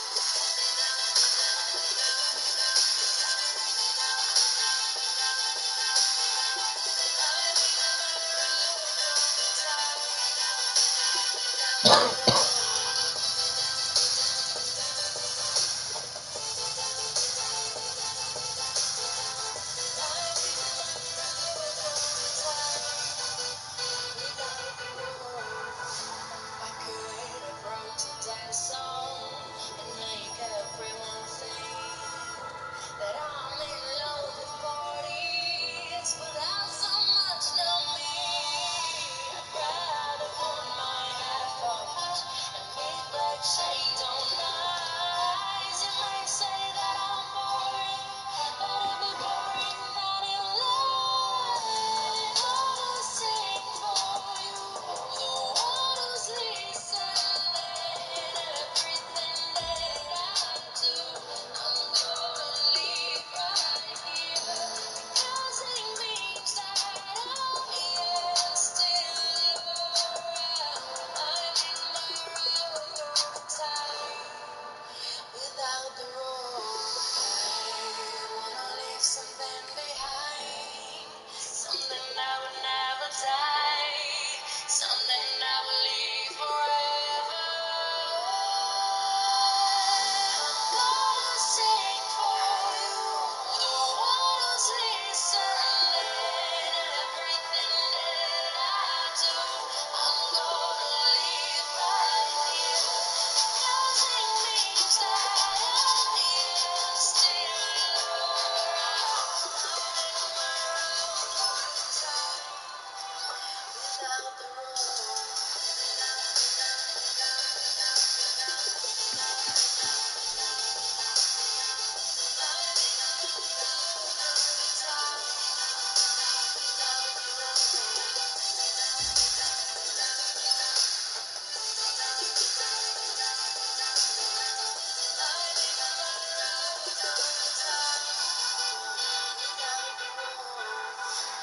Gonna sing for you,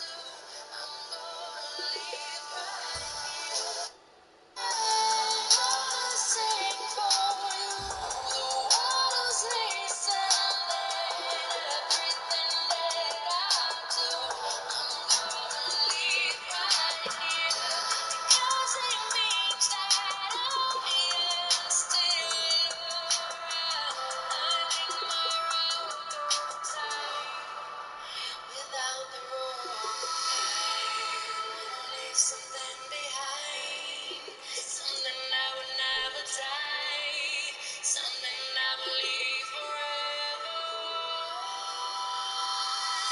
I'm gonna sing for you. The world's listening. Everything that I do, I'm gonna live right here. Because it means that I am still around. I'm in my own time without the road.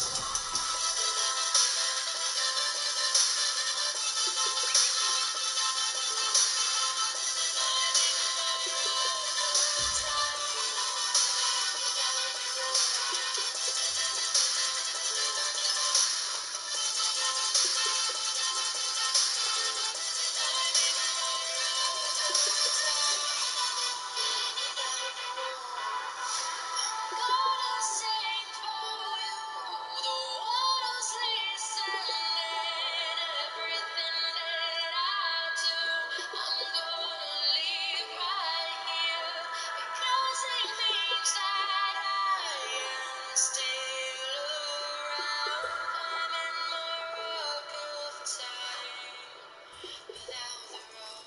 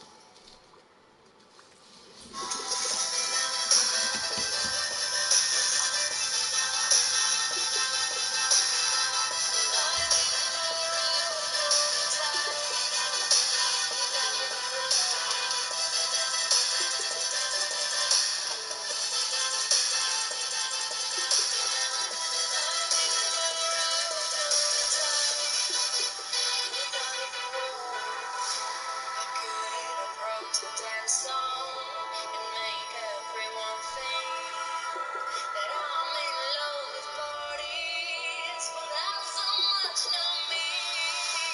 I'd rather put my headphones and big black shades on my eyes. It may say that I'm boring, but I'll be boring not in love. I'm gonna sing for you. The world's listening. Everything that I do, I'm gonna live right here because it means that I am still around. I'm in my rock of time without the road. I wanna leave something behind, something that would never die, something I will leave forever. I'm gonna sing for you. The world's listening. Everything that I do, I'm gonna live right here because it means that I am still around.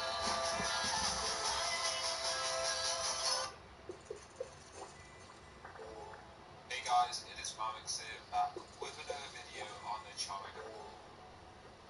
We help protect your legacy and your dreams. Hey guys, it is Mammox here, back with another video on the Chomega, guys, and today in this video, the first method is actually not opening the last egg, okay? Because as you guys can see, the last egg contained 6 pets, not including the huge. Okay, well technically there's actually 9 if you include both huges, but this huge doesn't really matter because there's 6 normal pets that you can actually hatch from this egg, okay? So when you're hatching this egg, you might get, these other pets instead of the huge. Whereas if you go over to this one over here, there's only 2 pets in this egg, okay? So you're more likely to get the huge in this first egg, and I can actually kind of, prove that this actually happens because I've had an alt account hatching this first egg since the update, okay? And I've had my main account hatching this egg since the update. My alt account has hatched 4 of the huges, okay? I'll show you them here. It's hatched 4 of the huges, okay? And my main account has hatched 0. So hatching this one, I've hatched none. But then my alt account hatching this egg, I've hatched 4, okay? So I'm going to switch my main account over to this one and start hatching this one because I feel like because this has less pets, you're more likely to get the huge instead of the other pets, okay? You might not get the huge and instead you might get some of these using an auto clicker, okay? Because when it is all about enchants and potions. Now, we still don't even know if luck enchants and luck potions affect the chance. We know for sure that the hunter books don't affect it, the hunter potions don't affect it, and the hunter game pass doesn't affect it. But we still don't know if the potions and the luck game passes affect it. So you can try it if you want, okay? I feel like, you might as well try it. We don't have long left to hatch these, so you might as well try it. Okay, so you might as well fill up your whole inventory with luck books.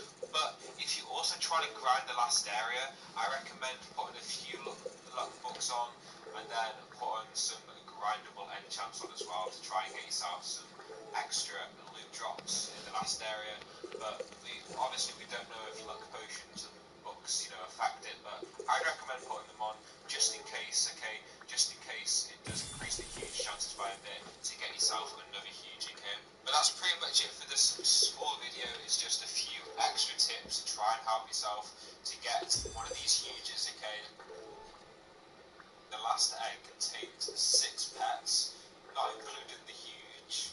Okay, well technically there's actually 9 if you include both huges, but this huge doesn't really matter because there's 6 normal pets that you can actually hatch from this egg, okay? So when you're hatching this egg, you might get, these other pets instead of the huge. Whereas if you go over to this one over here, there's only 2 pets in this egg, okay? So you're more likely to get the huge in this first egg, and I can actually kind of prove that this actually happens because I've had an alt account hatching this first egg since the update, okay, and I've had my main account hatching this egg since the update. My alt account has hatched 4 of the huges, okay. I'll show you them here. It's hatched 4 of the huges, okay, and my main account has hatched 0. So hatching this one, I've hatched none. But then my alt account hatching this egg, I've hatched 4, okay? So I'm going to switch my main account over to this one and start hatching this one because I feel like because this has less pets, you're more likely to get the huge instead of the other pets, okay? You might not get the huge and instead you might get some of these other pets, okay? It might override the huge pet. So that's the first tip on how to get huge pets more efficiently. So for the next tip, I recommend using an auto clicker, okay? Because when you're opening eggs like this, let's put on auto hatch, okay? This is you usually hatching, okay? So you hatch relatively quickly, but if you put an auto clicker on, you're going to hatch way quicker, just like this, okay? We've got it on, and you hatch like double as quick, okay?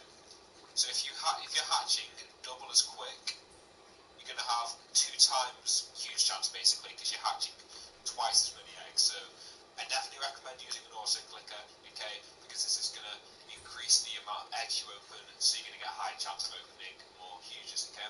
Okay, so for the next tip is all about enchants and potions. Now, we still don't even know if luck enchants and luck potions affect the chance. We know for sure that the hunter books don't affect it, the hunter potions don't affect it, and the hunter game pass doesn't affect it. Hey guys, it is Mammox here, back with another video on the channel, guys, and today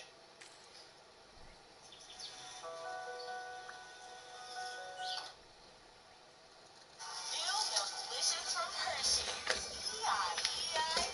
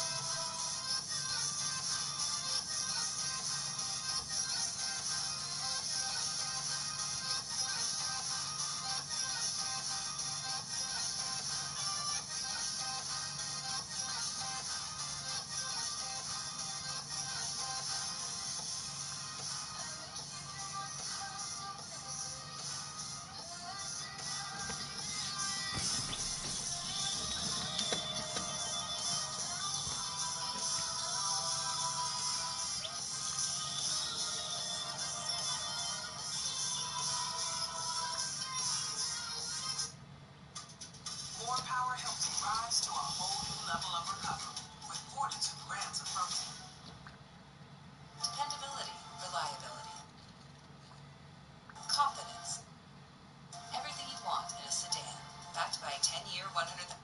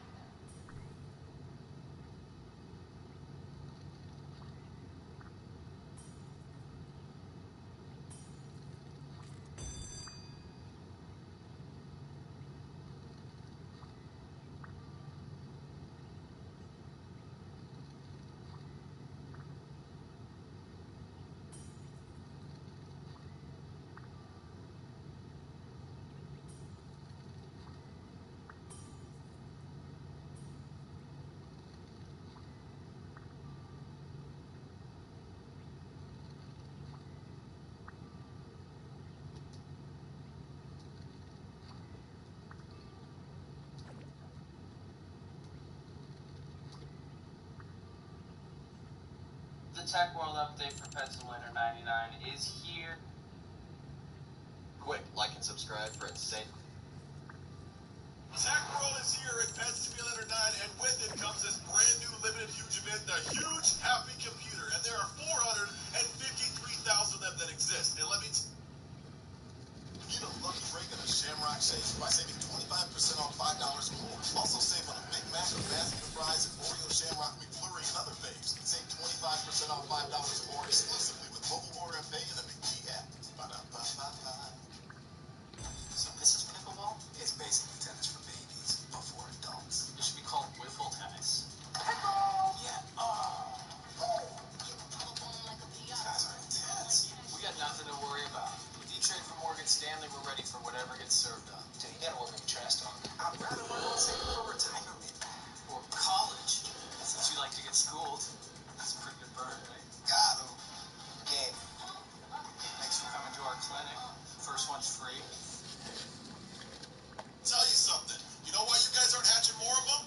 Well, I'm going to explain that in this video. The Tech World update for Pet Sim 99 has been a smashing success for big games. So much so that there are more active players playing this game 2 days later than there was on update day. And that's actually for a few reasons. One, this limited huge event is actually great. They're adding a whole bunch of new huges to the game, which is plummeting the prices of all the regular huges, allowing a lot more players to get their hands on their very first huge pet. They added this supercomputer, which is probably my favorite thing about the update, which basically allows you to do anything you want from World 1 in one convenient location. They got a bunch of free huge pets that you can get, including this tech spinning wheel thing, this tech chest where you get the brand new Cyber Agony, which I'm trying to get, by the way, but not actually having any luck. This super cool feature, the Diamond Wheel, literally the whole point of this thing to be here is for you to actually get a free huge pet. Check this out. And it's a diamond sink for this game, allowing players to drop a bunch of money on stuff that doesn't actually inflate the trading plaza. You get this huge high-tech tiger, and there's a golden one that shows up, there's a rainbow one that shows up, but it costs you 30,000 gems, and all you gotta do is spin for it. I mean, most of the time I get boots, but hey, well, with a successful update, everybody, you can guarantee there's a little bit of controversy with that. And what I'm talking about is this huge happy computer.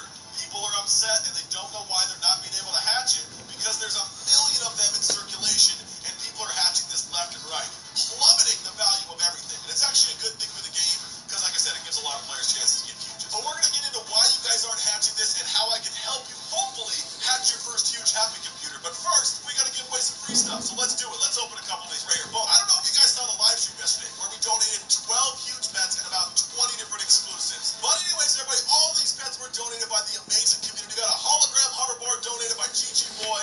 We got an exclusive egg donated by Light Powers 1234. Yo, dude, I won a huge happy computer. That's right, yes. This is one of the people that won one of the giveaways from yesterday.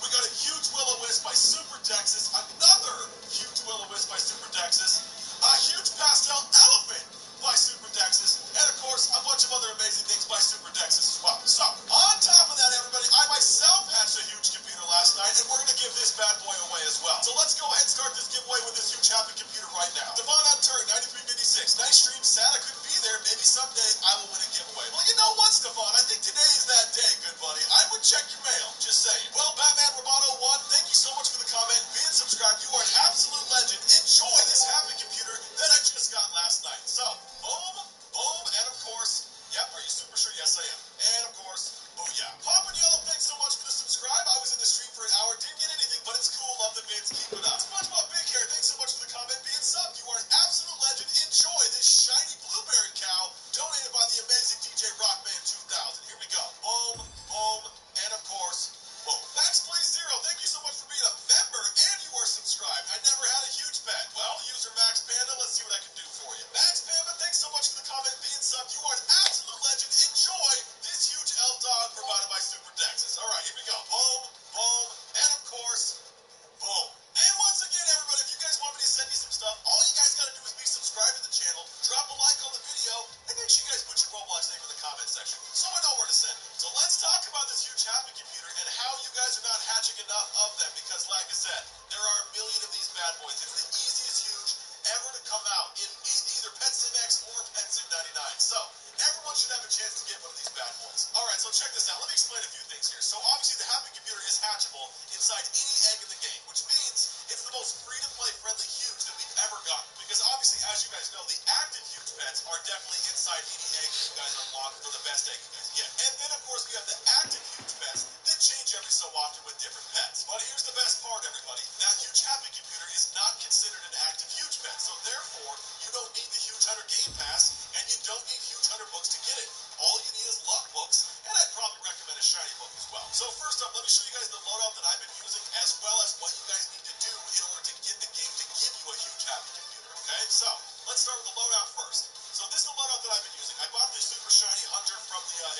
shop, gives you 150% chance to get one. And I also rock a couple other shiny hunters as well. Not really required, but I'm just trying to get a shiny one.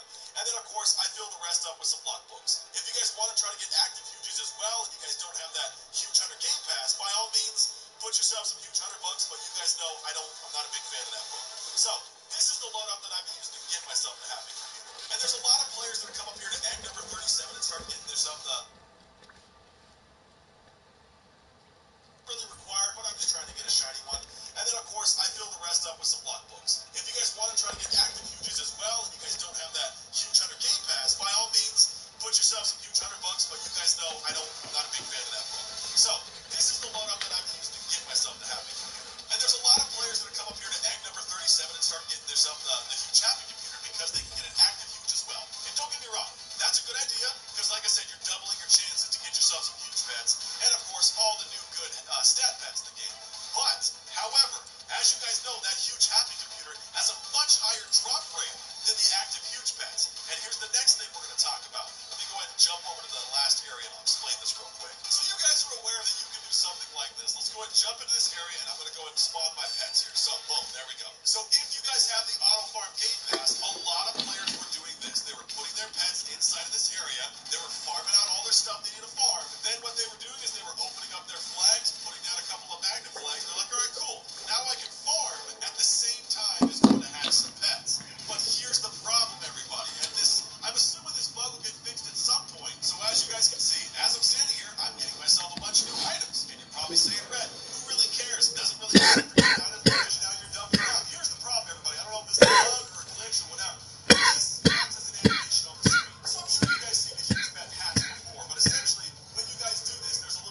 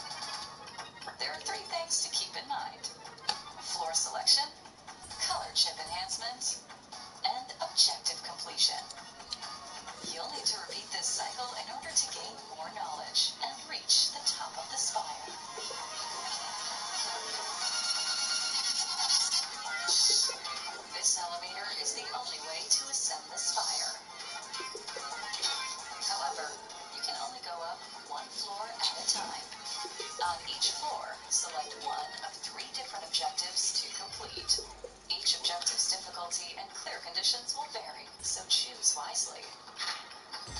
Conditions include destroying the portals from which hordes of enemies appear, chasing and defeating enemies, guiding a ball, and more.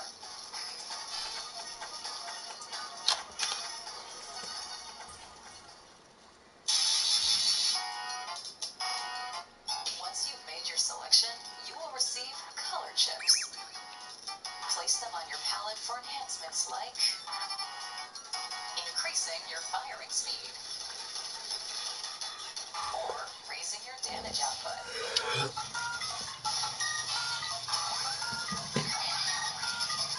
Over 60 types of color chips can be unlocked. Use different combinations to customize your palette to your liking. For example, you can adjust the features of your main weapon. Activate your special weapon in rapid succession.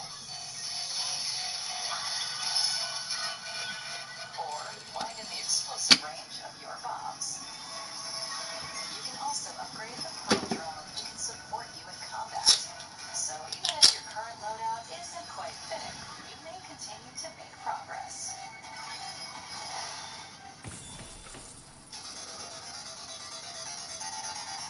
As you ascend the spire, more difficult objectives and enemies will attempt to block your path. Fail to reach the top, and you'll be forced to start over from the very beginning, regardless of your current floor.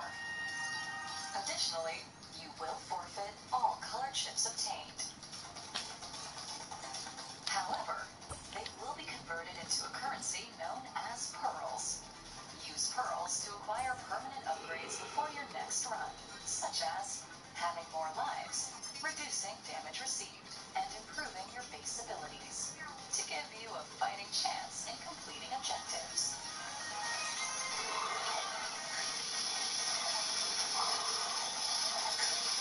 Floor selection, color chip enhancement, objective completion. Repeat this cycle and conquer the spire.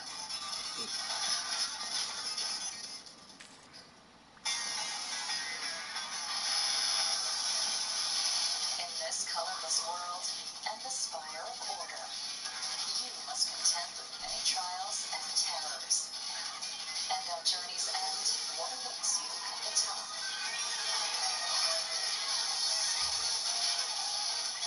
Side order. Wave 2 of the Splatoon 3 Expansion Pass paid DLC for the Splatoon 3 game launches on the Nintendo Switch system February 22nd.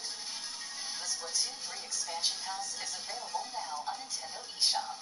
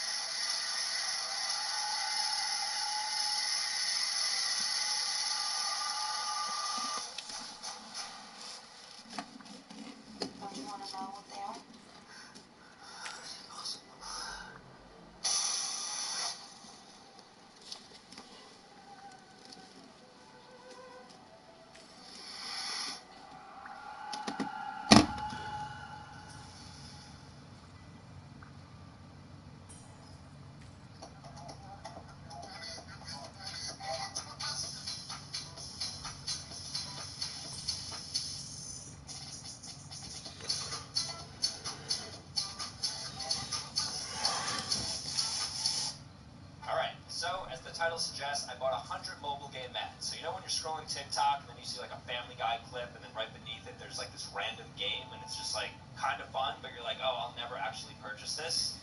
I purchased them.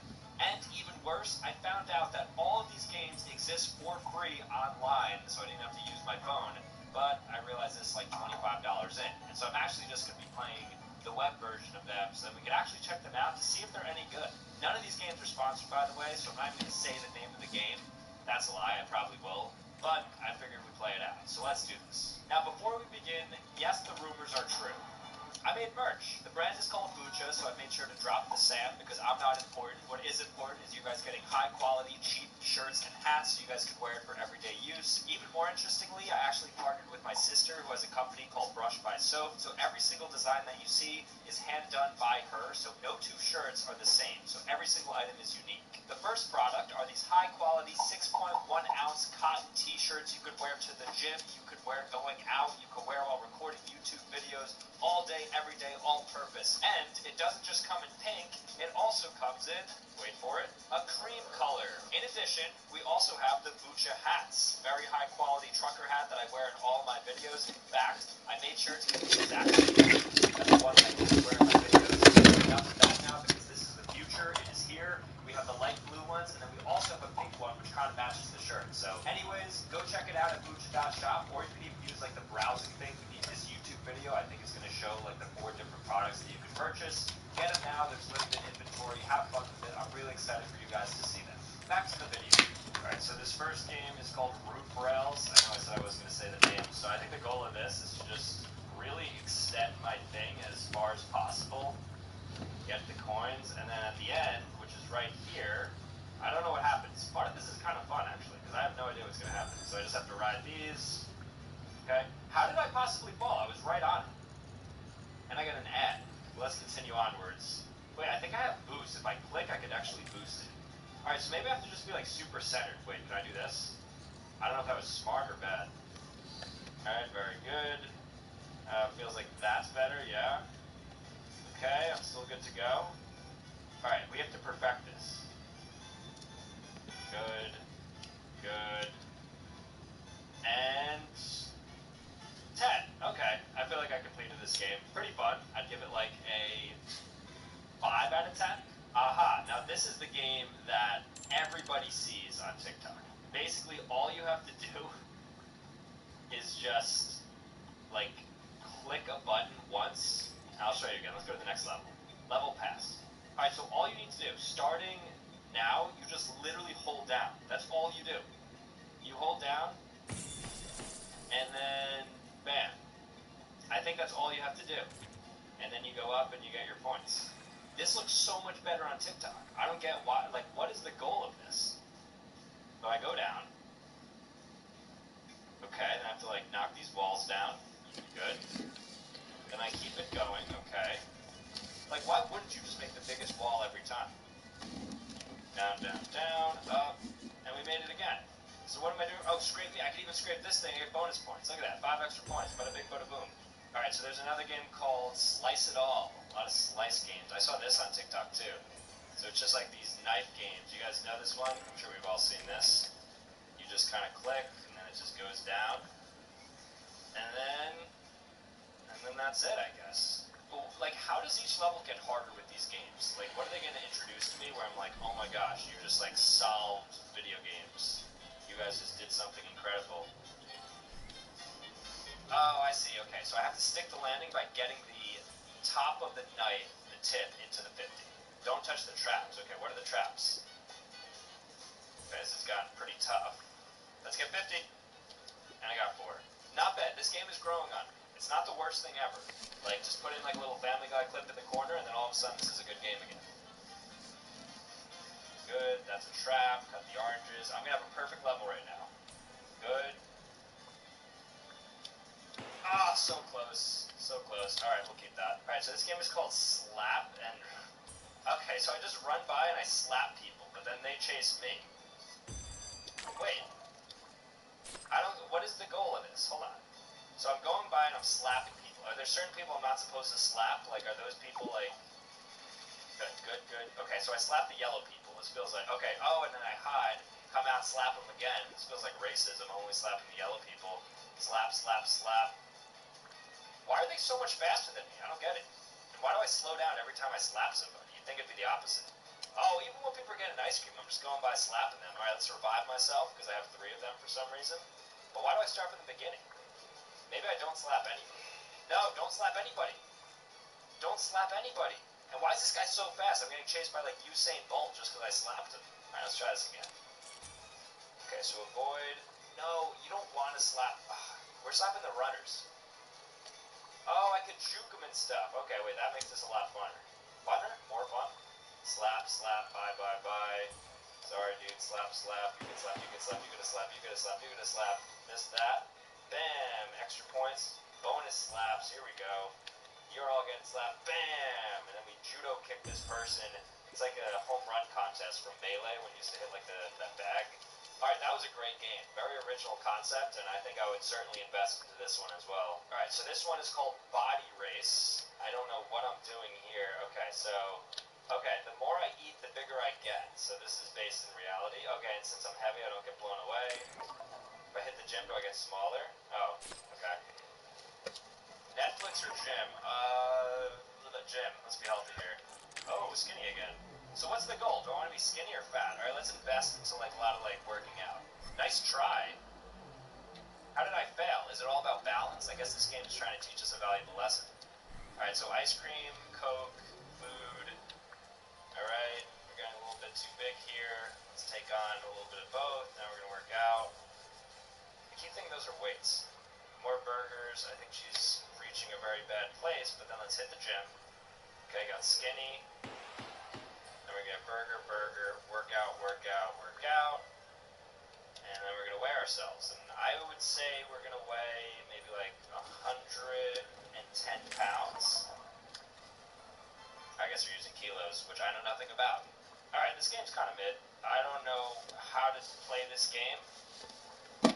I guess what I'm doing here is just like getting some army. Oh, I got gold. I didn't even know what I was doing here, and I got gold. Alright, so I'm just bringing them towards the largest multipliers, then I create some armies. Okay, cool. Get it, give up.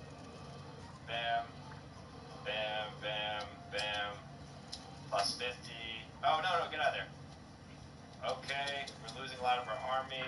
I don't know if I want to press the button. I guess it was good I did. Let's press the button. Oh, I don't know this math. Who knows that math? Alright, here we go. Come on, baby. Let's get gold, let's get gold, let's get gold.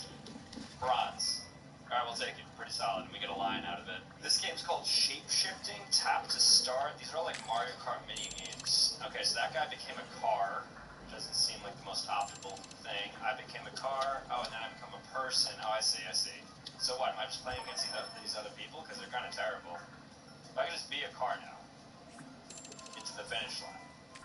Alright, this game has potential. Like, if they add in boats and stuff, and they start to add in, like, more forms that I could be, then it certainly can be something. Alright, so I do have a boat. All I have to do is watch a video. We'll skip this. Alright, here we go. So now I'm a boat. Oh, that's my bad. Okay, here we go. Turn into a car, into a boat, into a car, take the lead, into a person, go up the stairs. Not sure a person is the best to go upstairs, but nonetheless, we prevailed. And then one more boat, and into a car. Very remedial game, but nonetheless, it did the job for me. I feel pretty satisfied. This game is called Save the Pets. I don't know what to do here. I think we just have to sketch things out. Okay, oh, I got you. Alright, so it looks like I saved the pets from the bees. This game has a lot of potential. I already see this being pretty interesting. Now there's more bees, and I have to stop them from coming in. And my dog's chilling. Don't worry, you're fine. The bees can't get to you. This is engineered proof by somebody who went to college. Alright? Now we're just drawing another line. And you are in there. Don't worry, they can't get to you no matter what. Open house next Friday. Papers are coming through. We're in escrow. What? This is foolproof. This is built to stop all the bees. I want to see how far I can get with this. Alright, so now... What if I do that? Oh, no. Okay, wait. You just gotta survive a little bit longer.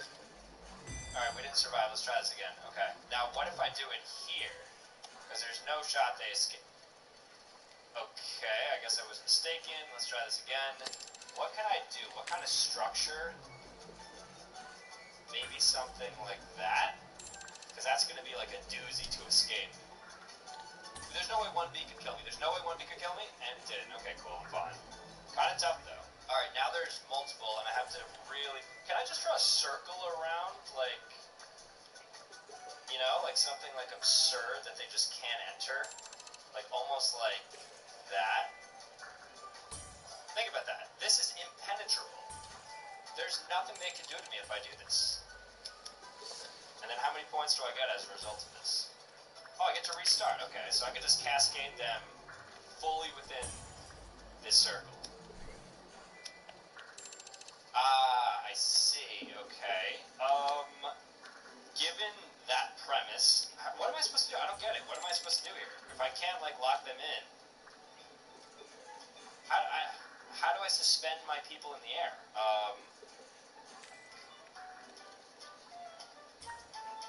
What if I do like that? That looks pretty good. Aha, see? I think I glitched the game, but I prevailed, so I had to have it hanging onto that brick thing. This is the greatest game ever, as of now. Alright, so now I need something that is going to keep this from falling. So, I think this... Oh, I really messed this up, didn't I? I really messed this up, didn't I? Yep, here he comes. He's gonna get to... Oh no, he can't fit. He can't fit. He's too fat. He's too fat. He can't fit. He can't fit. I survived. I really think I can get to level 10. Alright, so I need to have it hanging. It's gonna hang around there, like an S. Like, look at that. Like a nice S. You're good, you're good, you're good, you're good, you're good, you're good, you're good, you're great, you're great, you're gonna survive. Alright, same sort of idea. I don't see why I just wouldn't put him in like a perfect circle. Because he's not going anywhere in this circle, right? Yeah, you're good, you're good, you're good. There we go. I'm having way too much fun with this game. Same thing. Why can't we just hook you directly onto this? You're not falling. You're fine, man. You're good. Look at that. Oh, you're golden right now. Hell yeah. So we gotta draw a little bridge of some sort, and then another barrier. I think they give me way too much, like, leeway. They're just giving me way too much. How did he get in? How did he get in? That makes no sense how he got in here. Alright, this is my final try. If I die, then I'm no longer gonna play this.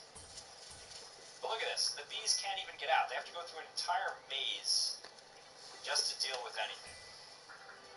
You can't do anything. The bees can't do anything. If I just lock the bees in, it's like a built-in cheat code. I wonder what the top level anybody's ever gotten on this. Like, ever. Alright, that should be good. Roll me to the bottom. But I am impenetrable. I am dog. In fact, the bees even died. Okay, why wouldn't this just work? Can somebody explain to me why this wouldn't work? Can somebody explain? Okay, well, I died. But that was a lot of fun. This is the greatest game I've played so far. Alright, so this is another one of these games where I guess the objective is to just, like, effectively elongate my neck. Okay, so that makes me shorter. So I have to get the same colors as the color that I am. Once again, feels a little racist. And then what do I do here? So, I'm just, like, hanging, I'm just getting hanged right now. Alright, nonetheless, let's keep it moving.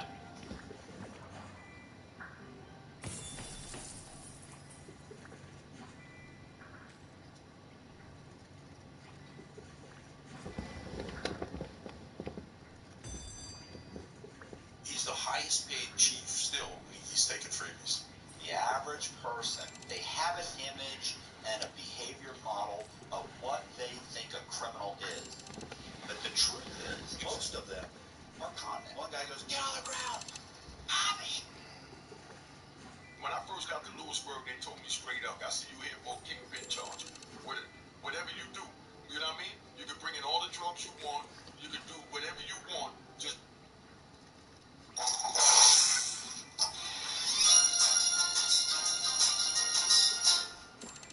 don't put your hands on the police, because we need the drugs in here to keep them working in the uniform. This is what the cops told you? Yeah. The cops said, go ahead and sell as much drugs much as you Bring want. in as much as you want. They basically told you, you're the shot caller. You keep this place, you keep a lid on this place. Just bring the drugs in. They wanted you to keep this heroin Flowing. coming in, Yes. so It'll they keep can them working. keep them working in the and factory. paying them basically Nothing. slave wages. Beyond slave wages.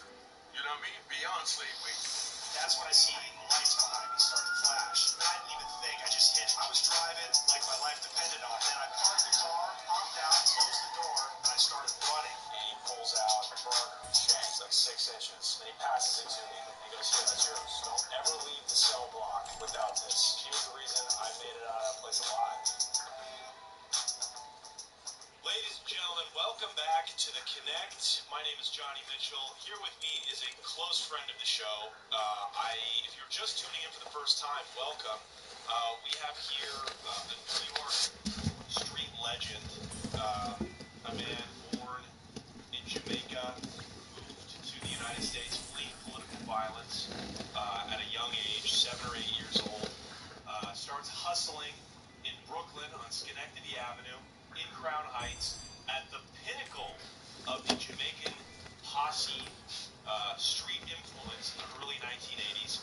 He ascends levels of the drug game, starts selling crack in the late 80s, 1987, and before he goes to prison in 1993, he is one of the biggest drug traffickers of his era in Harlem, in New York, making millions of dollars a week.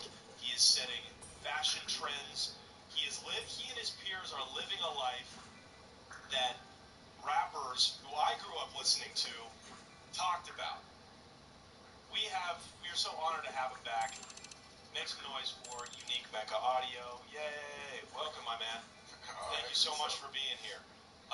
So, people can go back and they can watch the episodes that we did on you, from the streets to fame, street fame, riches, wealth. And in 1993, you take your fall. And you get arrested and incarcerated. You were given life without parole, plus 20 years under the CCC, Continual Criminal Enterprise Act, what they were putting mafiosos away for, the Kingpin Act, right? So now, that's kind of what I wanted to talk about today. This is why we brought you in, is because we haven't heard about that part of your life, which is significant. You were down 26 years. So let's get into it. You were first shipped off. You took your fall in Virginia. You got arrested here, but you were found guilty in Virginia, correct? I picked up in New York and actually. Now, what was interesting about your case is that you told the judge when you got sentenced, send me somewhere I can continue my education. Further my education. Yeah. I continue because the only education I knew was the street, the triple beam scale. You were illiterate when you went in? You couldn't read or write? It's unbelievable. And you'd made probably tens of millions of dollars without being able to write a letter home. What does a letter have to do with a dollar amount? That's the way I was raised. You knew basic mathematics at this point. And I knew excellent mathematics. Matter of fact, in second grade, I won the math contest. Is that right? With multiplying. You know what I mean? In my class. That's the only thing I knew how to do was math. Yeah. And they couldn't have foretold how that was going to come into handy in your adult life. No. Why did you tell the judge, send me somewhere where I can further my education? Because I got a sister that became a lawyer, another sister that became a paralegal, and, I was meeting people along the way that had a civilian life. And, I enjoyed being with them because it was a hell of a lot safer than dodging bullets hanging out with my friends. And so I learned about the other world, and I wanted to be a part of it, and I knew the only way to do that was to get an education. And at the time I was on the street, I wasn't getting my no education. Money was coming in hand over fist. So, now I know I'm going to sit in years for a couple of decades. You know what I mean? I mean, it was mandatory because I had 255 to 300 keys, 330 keys they were sentencing me for, and 5 kilos alone is life in prison. So, I know I'm getting life, man. I mean, bottom line, I ran the streets. I knew the consequences to my actions, and the reaction was them locking you up for X amount of time, but I didn't know that they was gonna take the amount of drugs and do all this fancy mandatory minimum calculation to try and take my life from me. Forget my freedom. Did you think that somewhere in your mind, as you're getting sentenced, you're like, I'm gonna get out on some kind of appeal? Oh yeah, I knew they couldn't keep me. You know what I mean? I knew they couldn't keep me because, like I said, I wasn't raggedy with my hustle. I never been arrested as selling cocaine a day in my life before I went in for this charge. You know, and never had a violent charge. You know what I mean? When I went in, and so the way it was back then, they had less than 1 million people in the prison system, and the statistics were saying that America was worried about them getting over 1 million people, you know. But I'm watching, them bringing in my comrades from all over, the United States, a dime a dozen. So I knew that you can't put 20 pounds of flour in a 5-pound bag. You know what I mean? So I knew it wasn't enough prisons, to even hold this. So something had to break. You understand what I'm saying? Yeah. And so that's where my mind frame was at. So when I went to the judge, I knew something had to break. So I said, well, send me somewhere so I could come back and show you, you know what I mean, that I became a better man. I could be a productive person in society, which I feel that I honor that, and I'm doing that. And from my accomplishments in prison, when I sent it to the judge, he agreed with me. And, he said, it don't matter what I did for my first 29 years of life. It's what I did for the most previous 26 years that supersedes the madness that I did then. And then with the education, I got like 7 different trades that I learned from the government. And many of them I paid for out of my own pocket because they took out the government programs. Yeah. Wow, that is so forward thinking, though. So you thought, look, there's no way, the way they're just sentencing motherfuckers to life, there's no way they're going to have enough space in prison to be able to sustain this. Listen, in 1993, when I was in Virginia Beach jail, every night they brought in at least 20 guys. Every night. For selling drugs? 7 days a week, yes. For selling crack? For selling crack. Wow. And all black guys. And the white guys that I knew in Virginia Beach, Myrtle Beach, and you know what I mean? Yeah. Places like that, they was getting state charges when we was getting federal charges, and they was our co-defendants. For the same crimes. But yeah, they was our co-defendants. You know what I mean?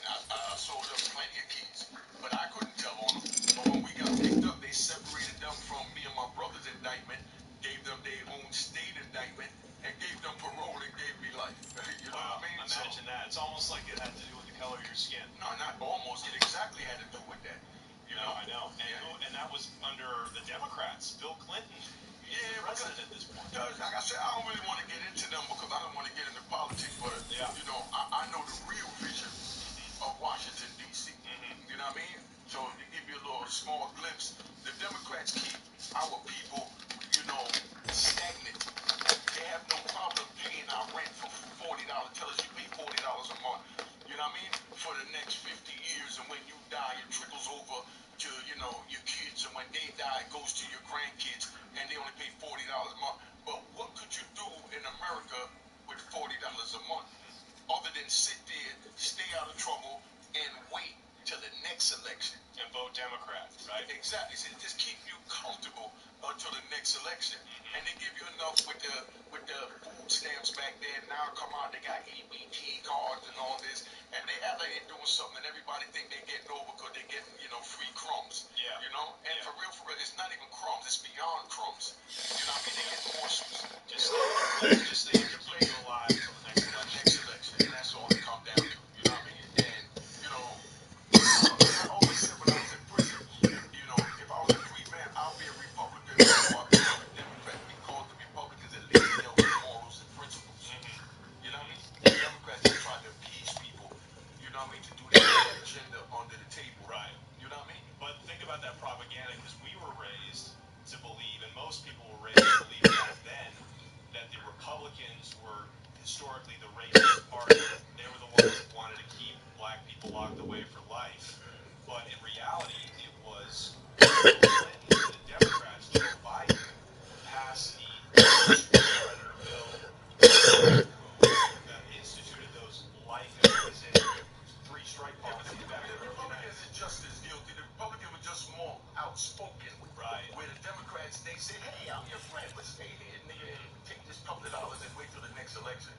You know what I mean? Where the Republicans would say, we don't even need your vote.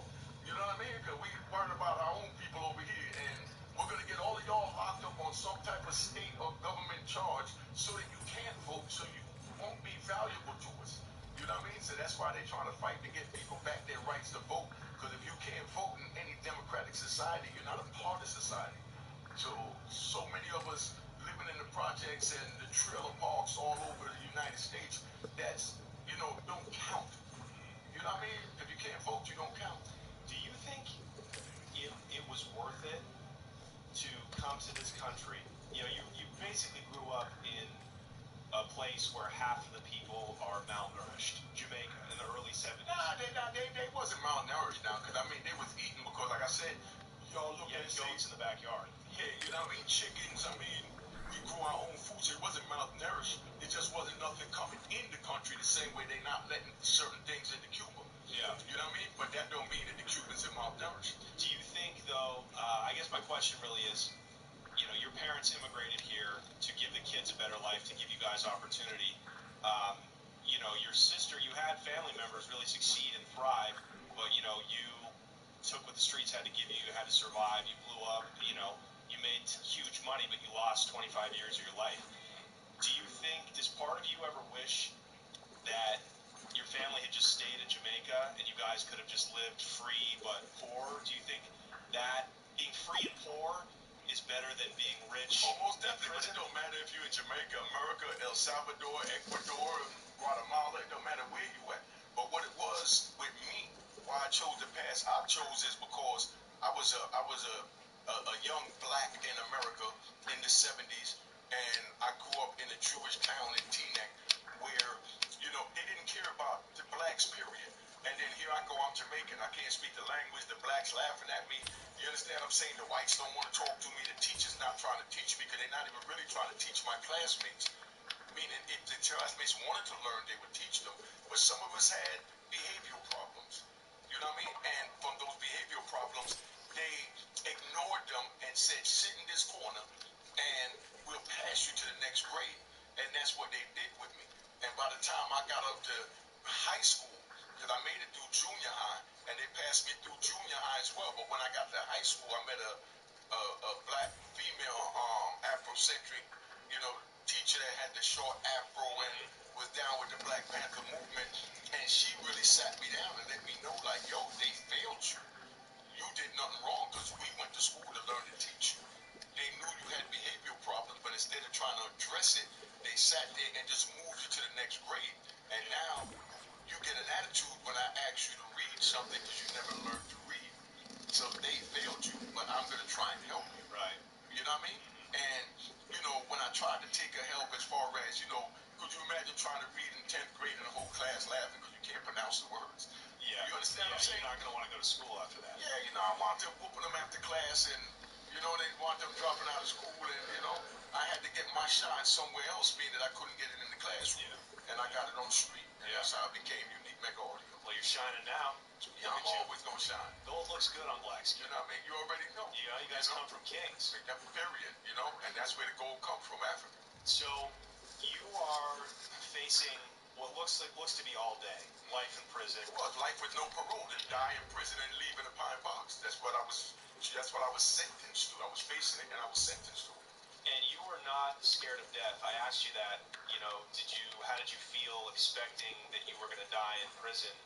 What did you feel after the sentencing, getting ready to be shipped off to, your first home on the prison plantation? The plantation. What were you feeling? I just gotta, it's time to man up.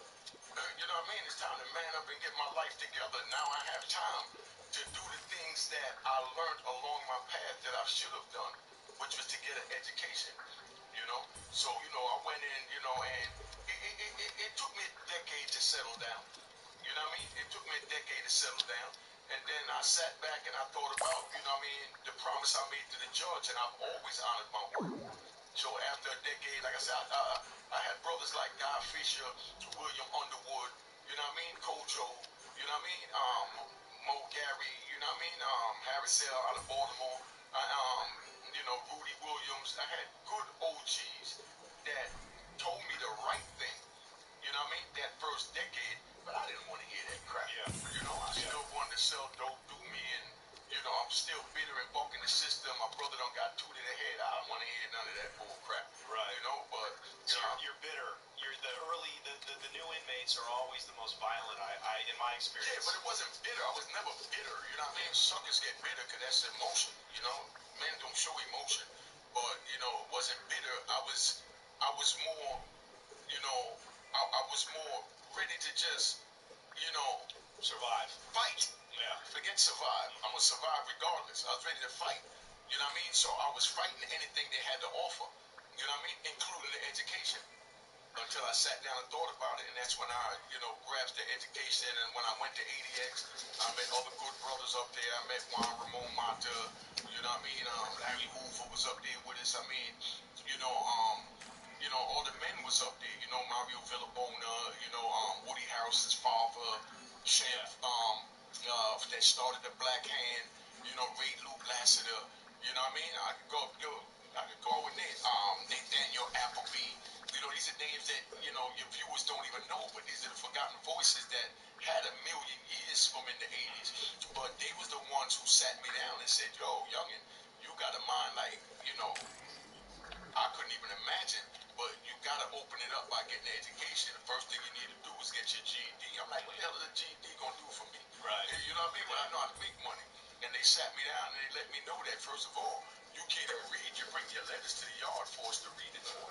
You know what I mean? So, come on, I get court papers. I had to wait till we had yard the next morning to bring it to the yard and say, hey, read this for me. So what they I mean? can read you your legal documents. Yeah, my court papers telling me that your appeal's been denied. You know what I mean? I'm out there memorizing the word denied. Shit. Now, were you embarrassed as a Never 30-year-old embarrassed. then? Never Come embarrassed. on, dude. Never embarrassed because, like I said, of who I am. I did more with my life than a man that knew how to read.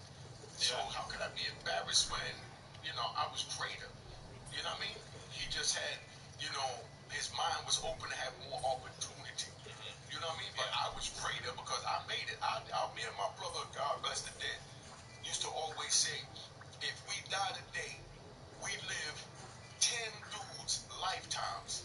They generation would never see the amount of wealth that we seen in our 20-something years. Yeah. And we use that as our fuel and motivation to we made it. If whatever happens, happens. And like you said, your answer to am I scared of death? Nah, death is inevitable to all men and women and children and animal. Everything must die. You know what I mean? So, to sit there spending your energy talking about, I might get killed, I might die. We might die walking out the street. This roof might fall down on our head. You know what I mean? Anything. You know what I mean? So, you don't worry about death. You worry about today and surviving to make sure that, you're equipped for tomorrow. What's the first prison you went to? Lewisburg. So, you had done some state time previously before blowing up and becoming a kingpin. What were the first obvious differences between state prison and the federal system? The geographical setup. The state prisons, everybody's from your neighborhood. But I'm in Lewisburg and I met Bloods and Crips when I didn't even know what a Blood and Crip was. I first heard of Bloods and Crips was on that joint Colors. You know what I mean? Yeah. And then Boys in the Hood. And we laughed at it. You know what I mean? Like, we couldn't phantom that back then. But here it is 30 years later and it's running New York this way. Right. You know what I mean? But, that was the first thing. That was the major difference is that I'm meeting dudes from Chicago. You know what I mean? I'm meeting dudes from Oregon. You know what I mean? From Miami. I was already in Miami. But, you know what I mean? I even met a black dude from Iowa. I didn't even think blacks was in Iowa. That's why I didn't think so. You understand what I'm saying? Yeah. Yeah, so to meet these people and they raise under different, morals, principles, and codes. And that's why my man Antoine White said it best, that being born from the same womb don't make you a brother. Honoring the code and conduct is what makes you a brother. Meaning other brothers that think like me, like thou shalt not snitch. You understand what I'm saying? Thou shalt not murder our brothers. You know what I mean? But we kill for survival. At Lewisburg, was there killing going on? My first day there, it was a murder. You know what I mean? My first day there, I'm standing up in the red top. You know, big shout out to my man Doo-Wop. Doo-Wop was waiting on me. Gave me a nice little care package. But I'm standing on the red top. And what's the red top? I'm sorry. That's like the center of the jail. The floor is all red, and then you had the south side and the map side. You know what I mean? The two different sides, and in the middle it was red tile. So they call that the red top, and that's where the center control is at. The child hall, the movie theater, the education, everything is surrounded by this red top, and then we live in the corners in the wings. Gotcha. But we in the red top, which is like the meeting place. Yeah. That's the center, because they might tell us that we can't go from the map side over to the sand side. You know what I mean? And I'm standing there and I just heard boom. Like a ton of bricks hit the ground. I looked to my left and I seen the Spanish dude holding his hand to his neck, and I don't even know what he's holding. And I'm just happy to get out the county jail and come into prison. And he's holding something to his neck, and I see another Spanish dude go and kick it in his neck. You know what I mean? I saw the blade come out the other side of his neck, and I'm like, whoa. You know what I mean? Like, where the hell they got me at? And this is my first 5 minutes on the compound.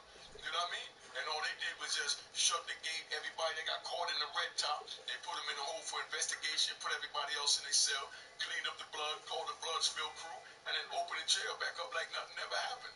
And they just put that guy on a gurney and ship him off to the morgue. Whatever they did with him, I mean, like I said, I made it through the red top gate to get back to my unit, and my homies didn't care what happened, and we didn't care what happened because we made it out safe, and none of us got caught in the red top. Because if you get caught in the red top, you got to sit in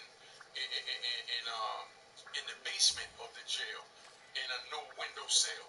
You know what I mean? For like a year, for as long as it take for the case to go through, even though you got nothing to do with it. Because now they got you on what they call investigation for what went on, even though they know you had nothing to do with it. They just make you sit there hoping that you got something to tell, or you wind up lying to help them, convict whoever they trying to convict. So you make it off that red top, and that's the first thing I learned. Don't get caught in that red top. If somebody gets stabbed in federal prison, is usually the guy doing the killing, is he trying to get away with it, or is he doing lying? That's the last thing on the man's mind. You know what I mean? In prison, because downtown China, it's messed up to say, it's off of pride and ego and principle. You know what I mean? And you want a person to know that I'm stabbing this man because he violated me. So if you think about violating me, I'm going to stab you too. That's the mentality. So where's there to go? When, like I said, it's only two damn sides. And nowadays they got cameras. Back then they didn't even have cameras in Lewisburg. You know what I mean? So that's where all the rape and everything else was going on. Then Bill Clinton came into office, and I think he put up like 20, 30 billion, like 30 billion to build prisons. When I came in, it was only like maybe 7 penitentiaries. Now they got like 20, maybe more. Right. Like since I've been locked, since I went in, they built Big Sandy, Beaumont, what's the other one? McCurry, Pollock. You know what I mean? And Atwater, Victorville. You know what I mean? The new Terry Hut. They built so many new prisons since I've been in. But that's what I was saying. They had to either do that or release people. So they tried not to release us. And when they saw they was bringing in so many people, they tried to build prisons faster, but they couldn't build them as fast as they was bringing us in. Told you, I'm in Virginia Beach, and I'm watching 20 black men come in a night. And that's just Virginia Beach. And we got 52 states. Yeah. You understand what I'm saying? Thousands of people in the system. And then you got little towns. That's just Virginia Beach, because right in that little Tidewater area, you had Suffolk, you had Portsmouth, you know what I mean? Gloucester County. All these places is holding, federal inmates. So I just named 4 right off the top. You understand? So you figure if each joint is bringing in 20, that's 80 people in that one area. So you take all those little areas, you go 80, 80, 80, 80 a night. You're talking about 1,000, 2,000 a day, every day, 7 days a week. No way in hell could you build a prison fast enough to hold them.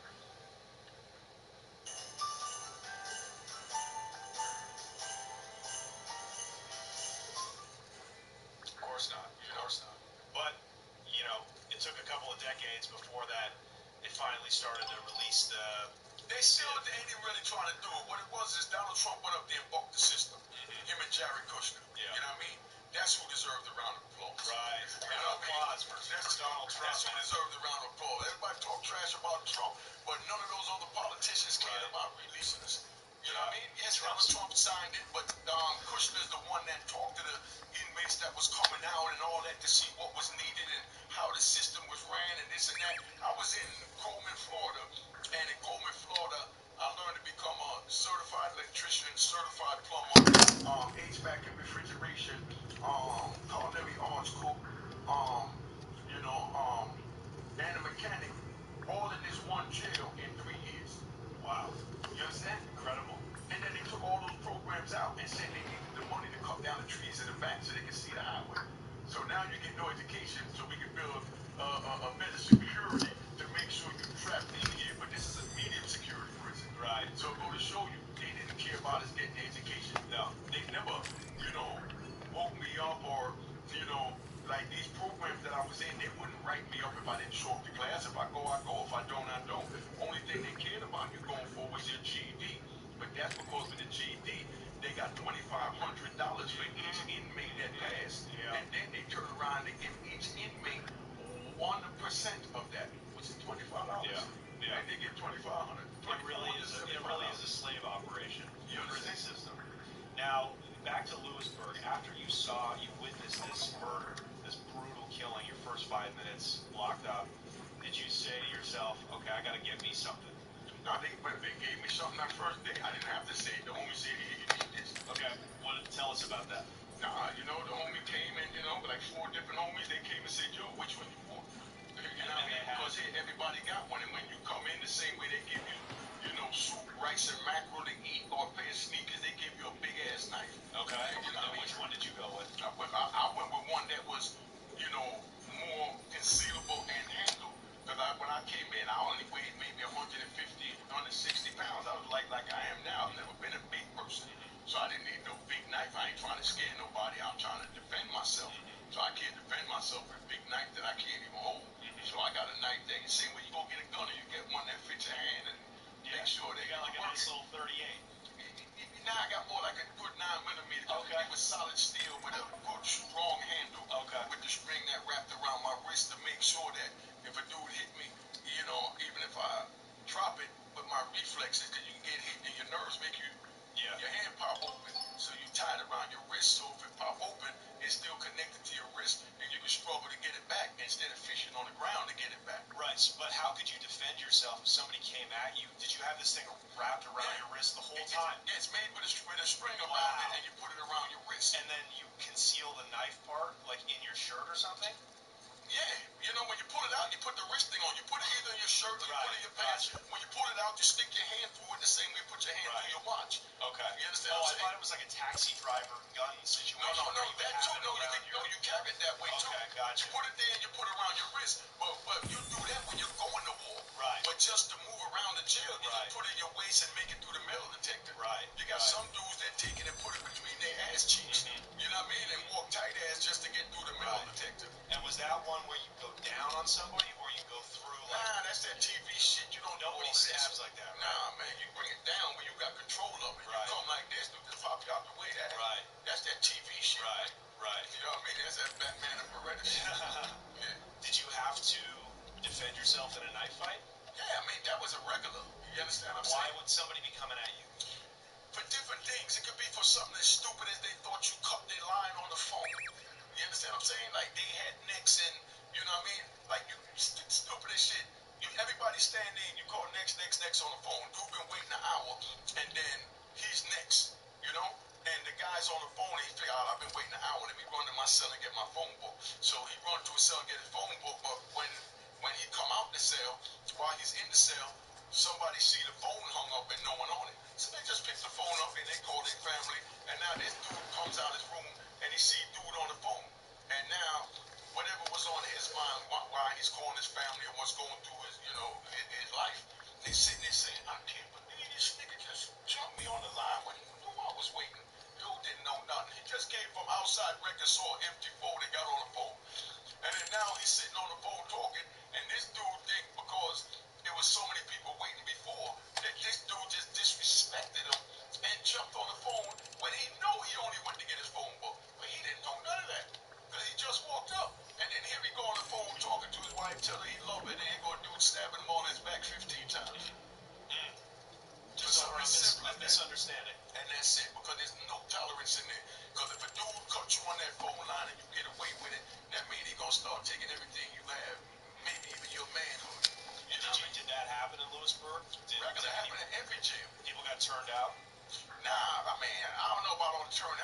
that type of thing. Look, the one thing about the feds, it's not like the state. The homosexuality and all that, that wasn't open in the feds because they had men of honor, like I said, cut from the same cloth. So they're not gonna let us see those type of things. You know, just like how now, you know, I don't know if you can say on YouTube, but like how they got the what we call he cipher, monkey cipher thugs. You know what I mean? Spell it out. You know what I mean? Now, you know, those thugs is the ones that act like they cool and they sneaking in the cell with us, but they're not gonna let us know what they're doing. They'll be ostracized. We're not gonna talk to a man that's sitting there having relations with another man. I meant kind of like extortion, more like you know, that homosexuality stuff, the prison rape. When I was locked up, I knew that went on, but it went on behind closed doors. I meant more But like I'm saying, I don't like would somebody would a hard rock in federal prison be able to find somebody he could just get over on and start extorting him for money, for possessions? They extort for money all the time, but I haven't seen I haven't seen nobody extort nobody for sexual favors, because the people I know, they was just into getting the bag. They wasn't into getting no boot. Yeah. You know what I mean? Yeah. So if a dude getting money or dude going on a visit regular, you know what I mean? Or he going to commissary regular, dude come and say, yo, he go commissary, listen, my nigga, give me $50 from the store this week. Right. You know what I mean?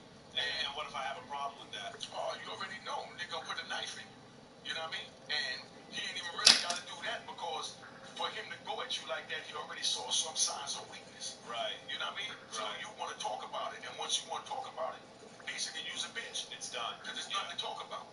You know what I mean? And that's why people are just getting cut up every day, because it's But not giving your honor. you don't give an inch. Yeah, you can. You have to defend your honor at all times. Did you find yourself having to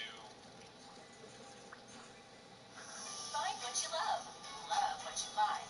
Only at Total Wine and More. preemptively go put the knife in somebody to defend your honor? No, because I stayed in my lane, and they knew what I was about. So I didn't attract bullshit. You understand what I'm saying? Your reputation kind of preceded you. Yeah, and you got to know how to carry yourself. I mean, if you do something stupid, you're going to bring stupid to you. You know what I mean? It's like, you know, the homies say, you know, I'm a gentleman before anything else. So I respect people. So if I'm sitting there and I see the phone empty, I'm not just going to go pick the phone up and jump on it. I'm going to say, yo, is anybody waiting on this phone? You understand what I'm saying? And they'll say yes or no. Yeah. So now if somebody went in the back and came back out, then whoever's there that heard me ask that would say, oh, my bad, Johnny, I forgot to tell you, Nick, that you was next. He asked, was you next? You know what I mean? Yeah, it's just respect, always. Gotta be. Give respect to get respect. That's the most important thing in prison. Exactly. Did you find, did you find when you first came home, you know, being in New York, people bump into you, they might cut you online, they might, you know, forget to say please and thank you. Did you find that that would make you kind of like tense up because you've been so used to being in an environment where everybody was respectful to kind of prevent any violence from happening? Did you find that like a culture shock at all? Yeah, okay, perfect one. When we were sitting in front of the legends that day, remember the big white dude come walking by, we talking? Yep. You understand what I'm saying? Yep. And Hipster white dude. Transplant. Gentrifier. You understand what I'm saying? Yeah. And he walking through a bunch of black killers and don't even know it. You understand what I'm saying? And then want to stop and say like, oh, like we're in his way. You know what I mean? And, you know, we wiser. You know what I mean? But our younger peers that's there already look at it like they're out of place trying to take over our old Harlem. Yeah. You know what I mean? But us old heads, we more was laid back. And, you know what I mean? Because you saw the way I had to check the dude. You know what I mean? And he didn't even realize what he was dealing with. And I knew that. But if this was back then, I would have just put something in him real quick. Yeah. You understand? Because I would have just took it as a disrespect. But now I got to think for my peers, because they done threw lames in the pot with us. Yeah. So we have to think for a lame, even though we don't know how to think like a lame. We got to think, oh, this nigga lame, he don't know no better. You know what I mean? He already know he played with his life. You know what I mean? You have to think for the next man nowadays. Yeah. He didn't know he was surrounded by probably 50 bodies. Yeah, easy. You know what I mean? Now, when you're at Lewisburg, did a riot take place? Oh, yeah. Could you tell us what a riot in federal prison was like? Man, you know, they allegedly said I started the crack roll riot in Lewisburg. You understand what I'm saying? And that's the one I went to ADX for. They knocked my 4 front teeth out with an axe handle, broke 2 of my ribs.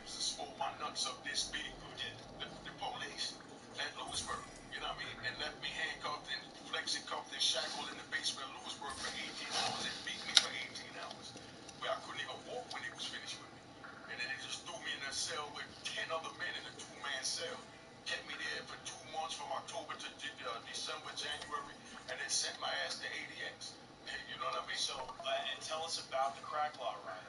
Tell us about what happened. The crack law riot was when they was voting on the 1-to-1, because if you get caught with okay, if you get caught with 1 gram, you white. You get caught. White guys sold powder, black guys sold crack and use crack, even though white guys use crack.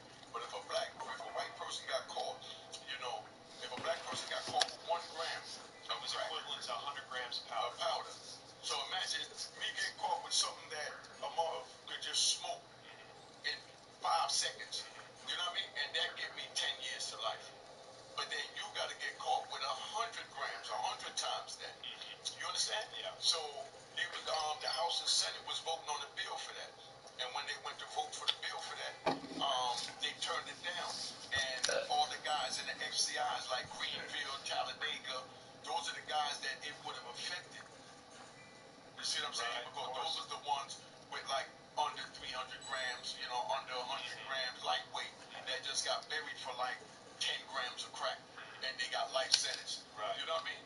But if with 10 grams of crack, they would have to have like a whole key. Right. You understand what I'm saying? Of powder to get it. So when they voted, they turned it down and said they was going to leave it like it is, that white guys don't get no time and black dudes get all the time. Right. So these FCIs, Talladega and Greenfield and what's the other one out west? Terminal Island. You know what I mean? They went to war. Even in Greenfield, they said they held a female staff hostage. In Allenwood, a white dude threw a cocktail with magic shave, baby oil. That's why I took baby oil out of the system.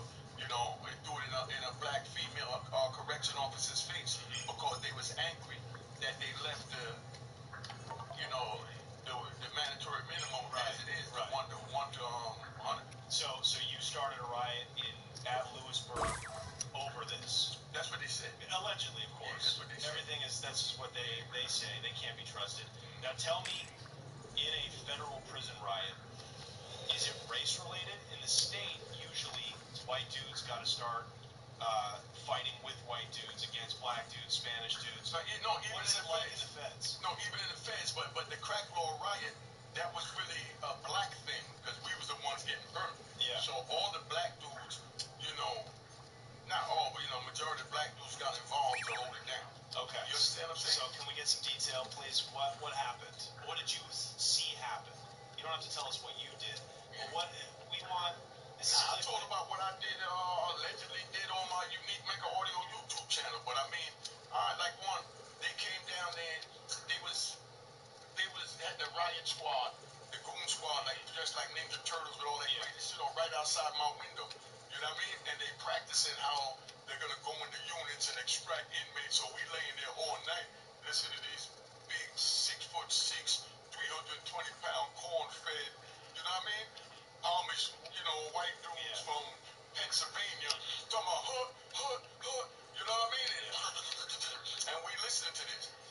And then now they come in with, my ID card and 5 of my other brothers and said they wanted to take us out the units to lock us up. Nah, we're not going for that. You know what I mean? Wow. So you're not leaving your cells? I wasn't leaving the unit because remember, this is Lewisburg in 92, 93. So you got to remember, this is 95, but you got to remember, back then they was only locking up white collar people and white Italians. They wasn't locking up blacks. The blacks came in during the crack era. So the jails was made like a room like this would have a bunk bed over there, bunk bed at each 4 corner, and this room would have 8 men in the cell. They wouldn't have 2 men like this locked in, because they didn't even have locks on the door in Lewisburg. Wow. It wasn't made for us. Wow. You know what I mean? But by the time, we allegedly tore up the unit, they done tore down those buildings, and they put locked doors in them. But they came in to come get us, and they shot the tear gas in because we wouldn't come out, and we had the mattress up, knocking down the tear gas with the water and the wet towels, and throwing the wet towel over the grenade, throwing it out the window, took the fan, and, allegedly was shooting the fan through the door at them. All this in the newspaper, they can look it up. Yeah. You know what I mean? I mean, shit was real, man. Were you worried that when you were living in these dorms with no doors, were you worried just about people running in and trying to stab you in the middle of the night? Oh, yeah, because we put traps at the door. Like, we'll take a chair and put it under the door, or we got CMS to come drill a hole and got a long, thick, like a long screw, and we'll put it, going through the doorknob into the door frame so they couldn't come in. So, of course, we was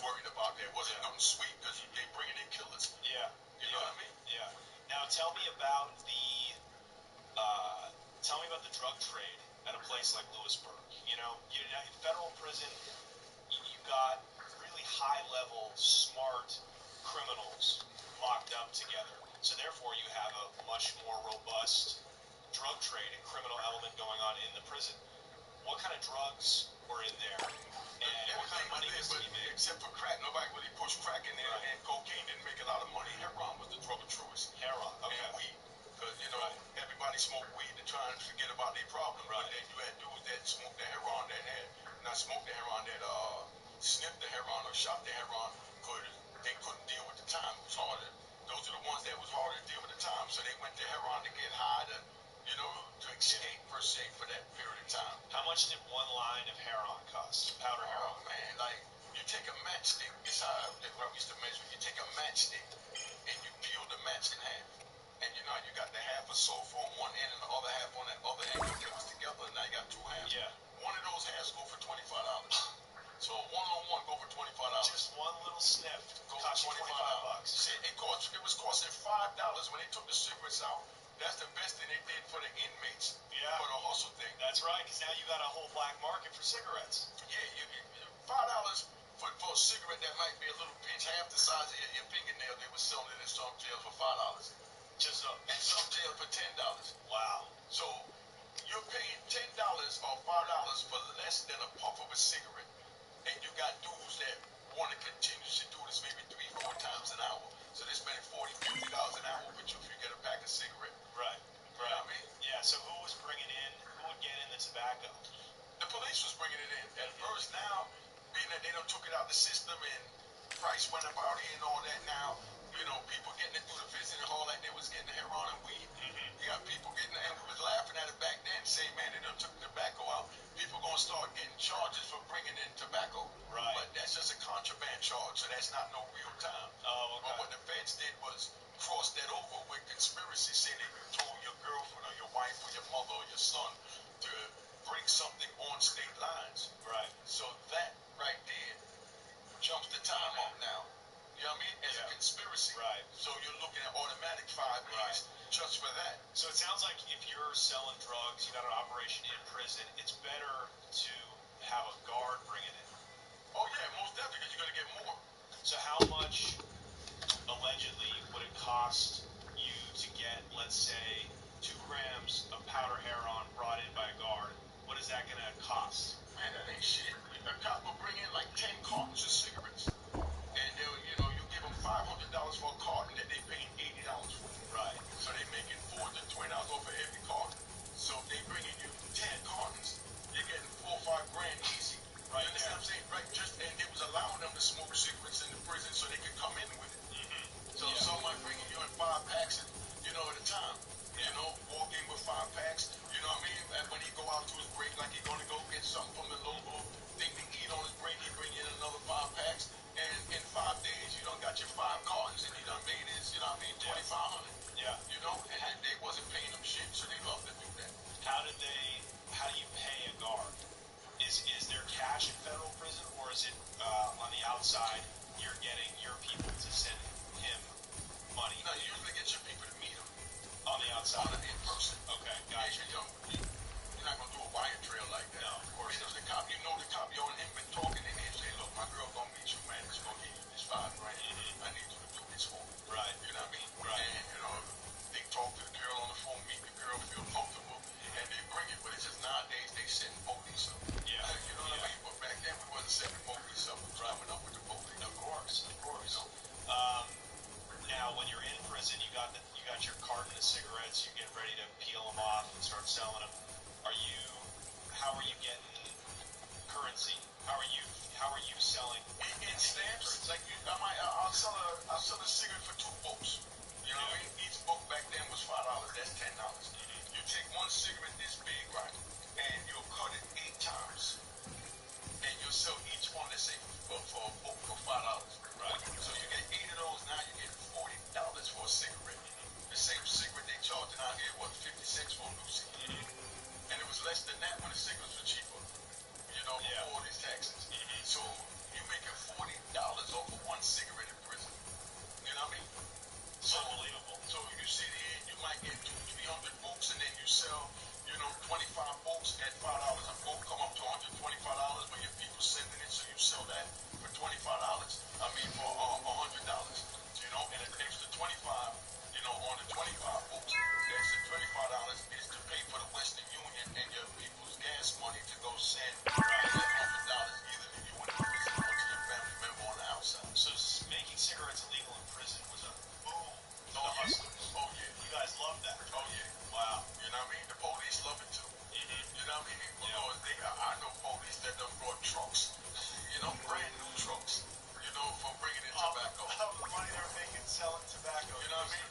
know some that got caught. They ain't really get no time because the federal bureau of prison didn't really want it to get out there. What was going on? So they gave them like, 18 months probation. You know what I mean? 6 months in jail. Give them sweet deals, so it wouldn't have to get out. My boy, shout out to Shabazz. He did a lot of federal time, robbing jewelry stores and shit. He said when he first hit the main line in the feds, they had a gigantic garbage can filled with Pruno. And in the middle of the day, guards didn't even care. You would just walk up and you would just take your cup and... Exactly. Did you see stuff like that? Yeah. I mean, listen, man. Like when you in the penitentiary, police will see you drunk and will go tell your homie, yo, you man Johnny drunk, man, go put him in the cell. They are gonna come see you, don't lock him up. That's how one of the biggest riots in Love Park happened. You know what I mean? With the Mexicans and the correction officers. Really? Dude was drunk. Police came over there, told him he was drunk. He wanted to breathalyze him. And dude said, "Man, I'm jumping the fuck out of here." So other big homies said, "Look, I'm gonna put him in the cell. Lay him down. Yeah, he a little drunk." And he was like, "No, I want to breathalyze him." He's pushing the issue, so they punched him in the face. Walked through. He hit the news, and they came in. Big riot came off, and the Mexicans swabbed him. Yeah. I'm in the shoe at the time when this happened, and they was bringing him in that day. That's when they let out, when the riot happened over in M Unit, they let out a bomb horn sound that, the COs that was there, they all had to leave us in the cells to go help with that. But that bomb horn sound was for the local people in the street to know that the jail was out of control, and they needed them to come in to help get the jail back in control. The civilians. Wow. To help them with like, bring your guns. Yeah, I don't know about bring your guns, but they told them, you know what I mean? Wow. They had like reserves. Yeah. Like reserves for when because it's in their backyard. We're in Love Park. Wow. You know what I mean? And Love Park stands for dirty water. Is that right? The water was so bad out there, they used to give us 64-ounce bottles of water for 10 cents in the commissary. Wow. Because you couldn't even brush your teeth with the water at Love Park. If you took a shower, you get big bumps and whales on your back. The water was so bad. That's what Love Park stands for, dirty water. And you know what's fascinating, though, is Lompoc, for people that don't know, is one of the richest areas in California. Oh, yeah? It's all vineyards and wineries, people, billionaires, huge amounts of acres up there. Get out of here. Yeah, because it's very close I to... never knew that. Yeah, so they're saving the good water for them. Listen, that's what it stands for. Lompoc stands for dirty water. Wow. You know what I mean? And now, see, how long were you in Lewisburg? A year. You were only there for a year. I didn't last long anyway because I was wild in my first 10. Okay, so tell us how you had to leave Lewisburg. From the riot. Okay. I got caught with 6 9s behind the clock. You know what I mean? Yeah. And, I had an introduction of narcotics in the joint. You know what I mean? I was wilding. You know what I mean? A couple of the homies got stabbed, and we got into a couple of things with some other dudes, and they didn't care about none of that. When I first got to Lewisburg, they told me straight up. They said, "Look, I see you. They got what they call quay when you're around a table like this, and they got your file, and you got all the different unit managers. Those are the different plantation owners. Unit manager own the plantation, right? And they looking at your file, and they decide if you suitable for their plantation. Right. You understand what I'm saying? And they got violent plantations and less violent plantations. So they look at your paperwork, and they sat there, and the first thing they told me, said, "Look, I see you here for kingpin charge. Whatever you do, you know what I mean? You can bring in all the drugs you want. You can do whatever you want. Just don't put your hands on the police because we need the drugs in here to keep them working in the unicorn."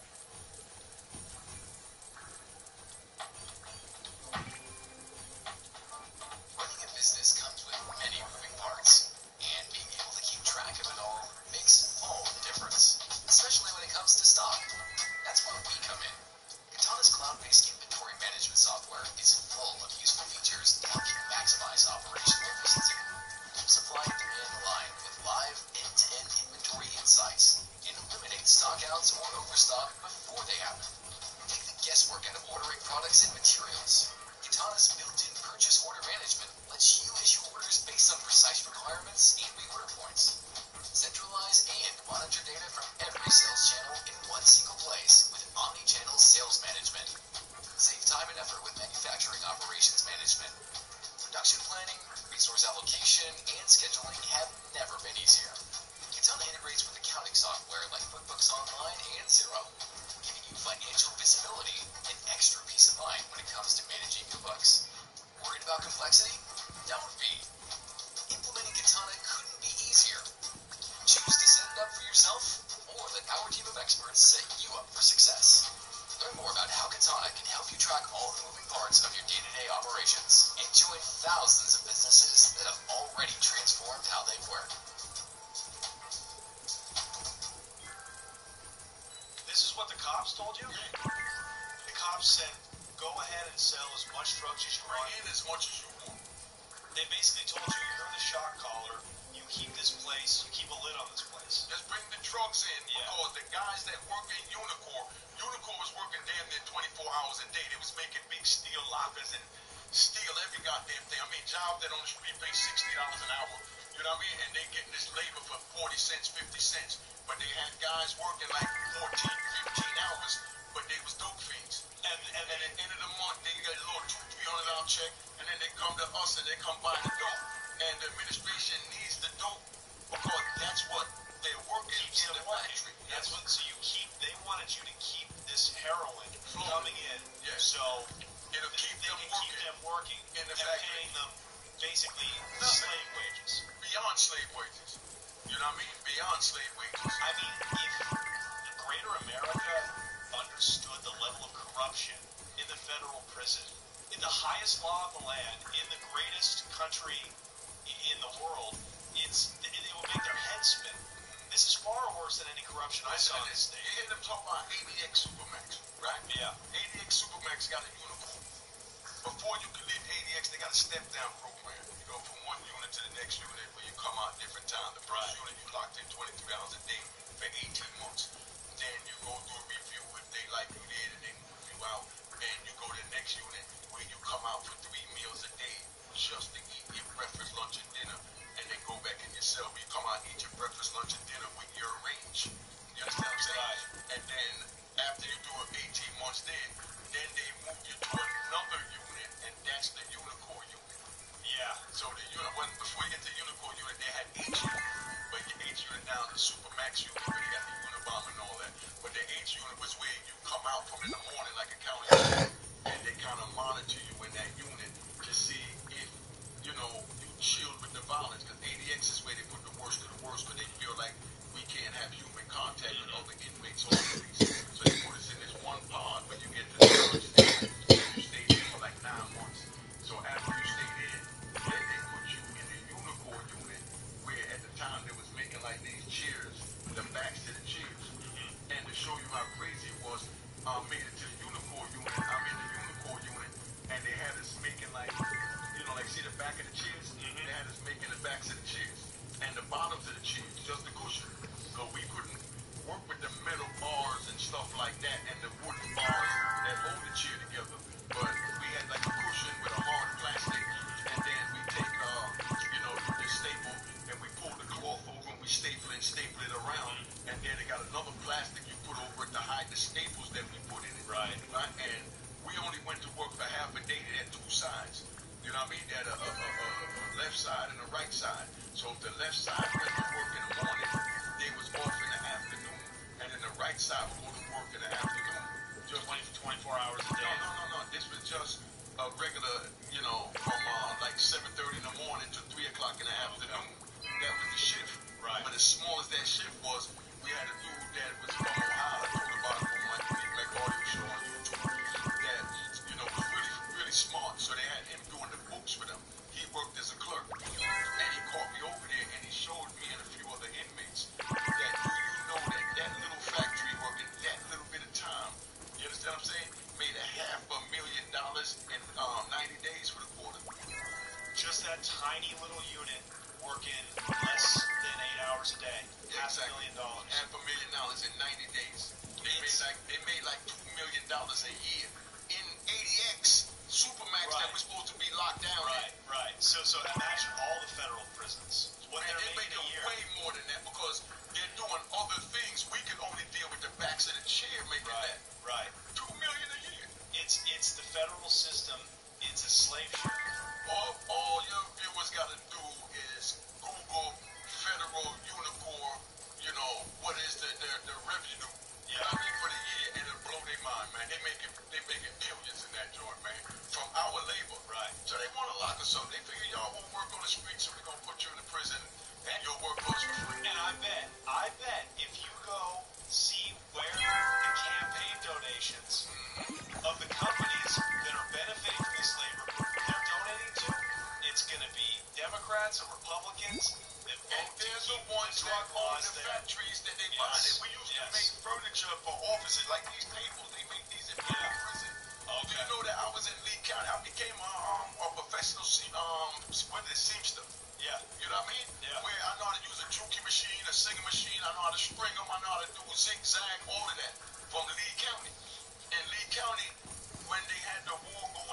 George Bush, the Afghanistan war, or whatever that was that he had over in Iraq. 2001. Nah, this is exactly, yeah. It was about 2003. You know, in 2003, because in Lubbock, I learned how to make electrical cables. That's where I got my electrical degree at, also, as well as equipment. So we used to make cables this big. That was for submarines that had 1,000 connectors. And we had to take these cables, chop them down, and put the males on one end and the females on the other end, and put the tester on it to make sure that A145 is working, A146 is working, and it's connected to the other side. I learned all this shit as a man that couldn't read or write. And how much do they pay you a day for doing that complicated labor? Man, we got like maybe 40 cents an hour, 8 hours a day. And then you add that up times 20 days a week, because the weekends you off, then they started doing overtime. And then imagine what they're selling that to the military for. Listen, they was making it for the military. Listen, right before I came home, I was in Victorville, California, and they taught me how to fix Hummers. Wow. Hummers. You know what they pay somebody to fix a Hummer? They had guys that was coming in, Indians, you know, Native Americans, that was coming in from like Iowa and up in those areas that knew all about, you know, tractor trailers and how to use those big ass wrenches. You understand what I'm saying? Yeah. And they was telling me on the street they get like $1,500, $2,000 just to go when the trailer breaks down. And they was paying us like 40 cents an hour. You know? Wow. And then if you get to a grade 1, you'll get 90 cents an hour. And that was like, whoa. Yeah. You know what I mean? Now you get like $160 a month if you're lucky. Yeah. And you happy. But you just did a job that on the street, they getting like $150 an hour. Tell somebody to look into, you know what I mean? Because I may be wrong in the amount. I'm just saying the amount. But look into how much a tractor trailer, you know, mechanic get when they pull up on the side of the road when a tractor trailer breaks down. How much they get an hour? Yeah. They probably make $100,000 a year, you know? And listen, do that for part of this show to let them know. And then you're giving out information. Absolutely. Them dudes was telling me they get like $150 an hour to go on the side of the road. Then they get paid X amount just to show up. Wow. And then they get $150 an hour, and that means 80 cents, 50 cents an hour. Yeah. To fix these damn joints and push them out. Yeah. That is relaying wood on the trailer, put the wood like this on the back of the trailer, screw it down. So they telling me on the street cost $30,000, $40,000. So, and they got 2, 3 of us doing it, and they'll pay us maybe $400 tops to get everybody to do that. Now, you at this point, why do this slave labor? Are you already past your hustling phase of your incarceration? No, that's when it came to get out. That was the only way to get out of prison. Listen, when I first came in, they had a thing called encouraging others to riot or group demonstration. A group demonstration, they say, man, I'm not going to no unicorn slave factory. That's what's keeping the prison running. And that's one of the reasons I went to ADX. So I got a red flag on me. So I had to move from that. So that's what took me so long. Right. But I could have got out maybe a decade before if I would have chilled for that decade. Because I knew the system, how to get out. Right. But I had this red flag that no matter what I did, it came back that you allegedly started a riot in Lewisburg. Right. You know what I mean? You stopped people from working because there was times when we had to tell people, yo, nigga, if you go to work, I'm stabbing you. Nobody go to work. Wow. You know what I mean? Yeah. That's what they call encouraging a group demonstration. Right. You know, because at times, okay, like even food, you know what I mean? Like they took the microwaves out, you know, in Atwater. If they take the microwaves out, we don't need microwave because we don't want to cook with a stinger. Right. So you take the microwaves out, then the administration come in now, and, you know, they say chow time. But all of us done got together and said, nah, when they call chow, ain't nobody going to chow. When they open up and sell doors for us to come out for the day, nobody come out. And we had a meeting in the yard with all the shot callers. Then they went back and they told all the other men that was with them that, yo, we going on a group demonstration, but not coming out when they open the door. So the police opened the door at 6 in the morning. Not one man came out of the cell. The entire prison was just staying inside. Staying in cell. Wow. So now they called the lieutenant. The lieutenant called the captain and said, okay, lock him back in. So then they wait till the next move, and then they tried it again. And 1 or 2 people might have felt like they wanted to come out. And when they come out, somebody went out, they whooped them, and they went to the hole. And then everybody else stayed in the cell. And this went on for about maybe 2, 3 weeks. And the next thing you know, they went and got big industrial microwaves. You know what I mean? With shells, because they saw that we was bucking, because they need us to run the prison. guys stop working, the whole system shuts down. Everything shut down. Yeah. It's like if everybody took their case to trial, right? The whole fucking judicial system would just collapse. Exactly. If you took your constitutional right to be tried in front of a jury of your peers, I mean, they couldn't do it. You know what I mean? That's why they want you to fucking take the deal.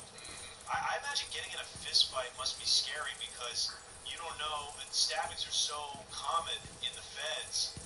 Did you ever get into like a fist, like a stand-up fade, or? Yeah, I mean, you know, mine's that's why I get in trouble. You take him in the cell, man. Right. Those that get, but when shit happen where it gotta happen outside, you understand what I'm saying? When it gotta like in a day room or you know one place that where we don't want to fight is in the kitchen, is in the mess hall. Why is that? Because if you fight in the mess hall, you automatically get transferred. Right. If you fight anywhere else, you got a chance of coming back to the compound. But in the kitchen, that's where the warden, the AW, the captain, and everybody's at. So you're putting their lives in danger. So if you got the balls to fight in the kitchen, you don't need to be on our compound. Right. You know. But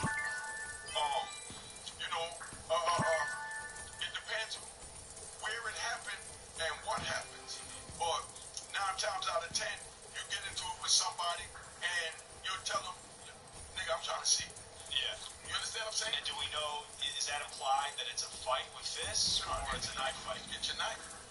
You know what I mean? But if it's a homie, then that'll be where the fist fights come in. Right. Well, the fist fight is homies with homies. Right. You understand what I'm saying? But if it's an op or it's somebody that's not your homie, and you said it's time to come see me, then it's knife. It's knife. You know what I mean? Did you ever get roped into one of these knife fights where it's like, come see me in my cell, and you had to go deal with it? Yeah, you know, that's what it is. You know what I mean? I mean, that was a part of it. I know this sounds so like white and juvenile and stupid, but like, how does a knife fight end? How do you know it's done? When one is laid up. That's how it was done, like a steel cage match. I'm sorry for laughing. You know? Yeah. Okay, so when you get a guy laid up, does the other guy try to kill him, or does he just step off? He said, I mean, no, some dudes try and kill him, but I mean, 9 times out of 10, you're just fighting to win. Yeah. You know, but I know dudes and I know a bunch of murders that happened that way. When you hear my dudes getting killed, that's because the dude went to kill him.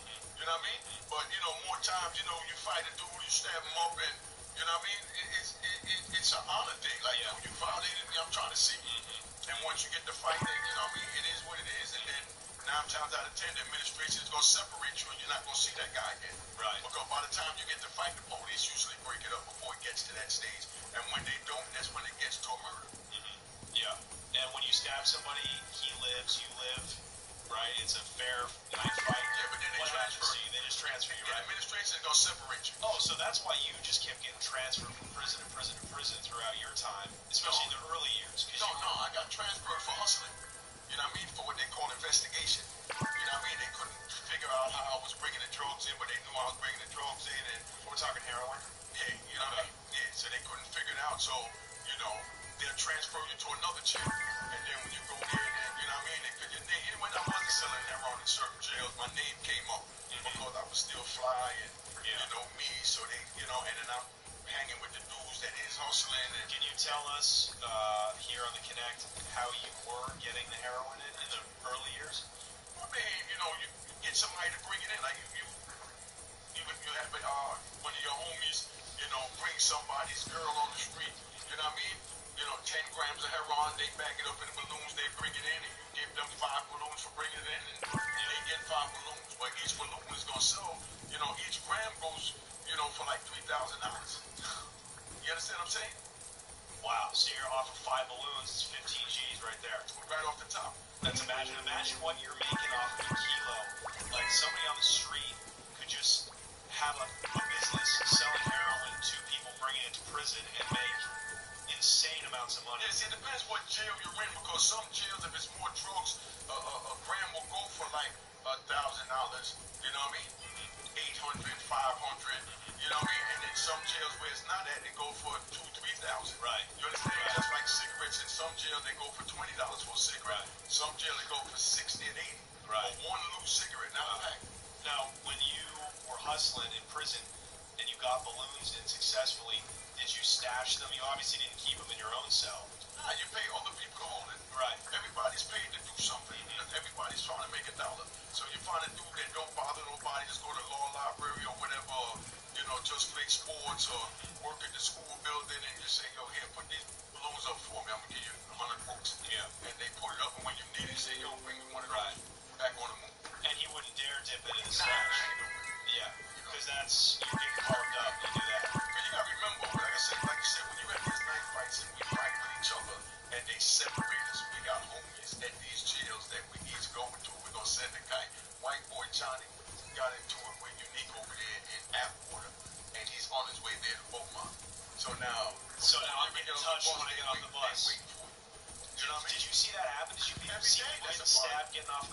Dude, that was every day in any prison, man. Any day the bus come, somebody's getting stabbed. So they step off the bus. Everybody's chained up. They're getting off the bus. No, they get off. They make it all the way back to the unit. Yeah. You know, they go through the thing and they send it back to the unit. When they go in the unit, you know what I mean? Somebody's there that know what they did in the next jail. And be like, yo, that nigga Johnny was ratting in all the jail. You know what I mean? And the white guys be like, what? Oh, we don't want no rat in our car. And they'll come, bang, bang, bang, and they'll stab you up and run you off. Yeah. Or they'd be like, yo, you know, Johnny was always with the SIS. So, you know, they think he was ratting in the other jail and they beat him up and ran him off the compound. Right. So now they'll come to you and say, yo, what happened in the other jail? And when you tell them, they'll like what they say, look, we got two choices. You can go check in, but we're going to airlift you out of here on the stretcher. Yeah. You know, but we don't want you on the compound. You suspect. Right. You know what I mean? Right. So they give you two choices. Either you go or we, you know. So if you know the bus is coming, you're living in a jail, prison, you're just going about your business.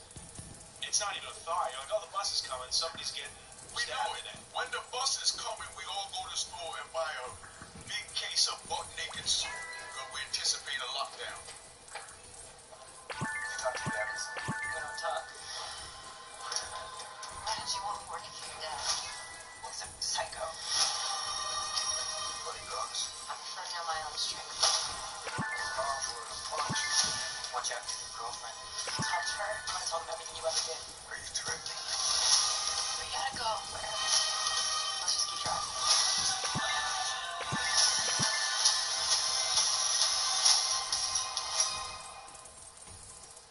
Wow.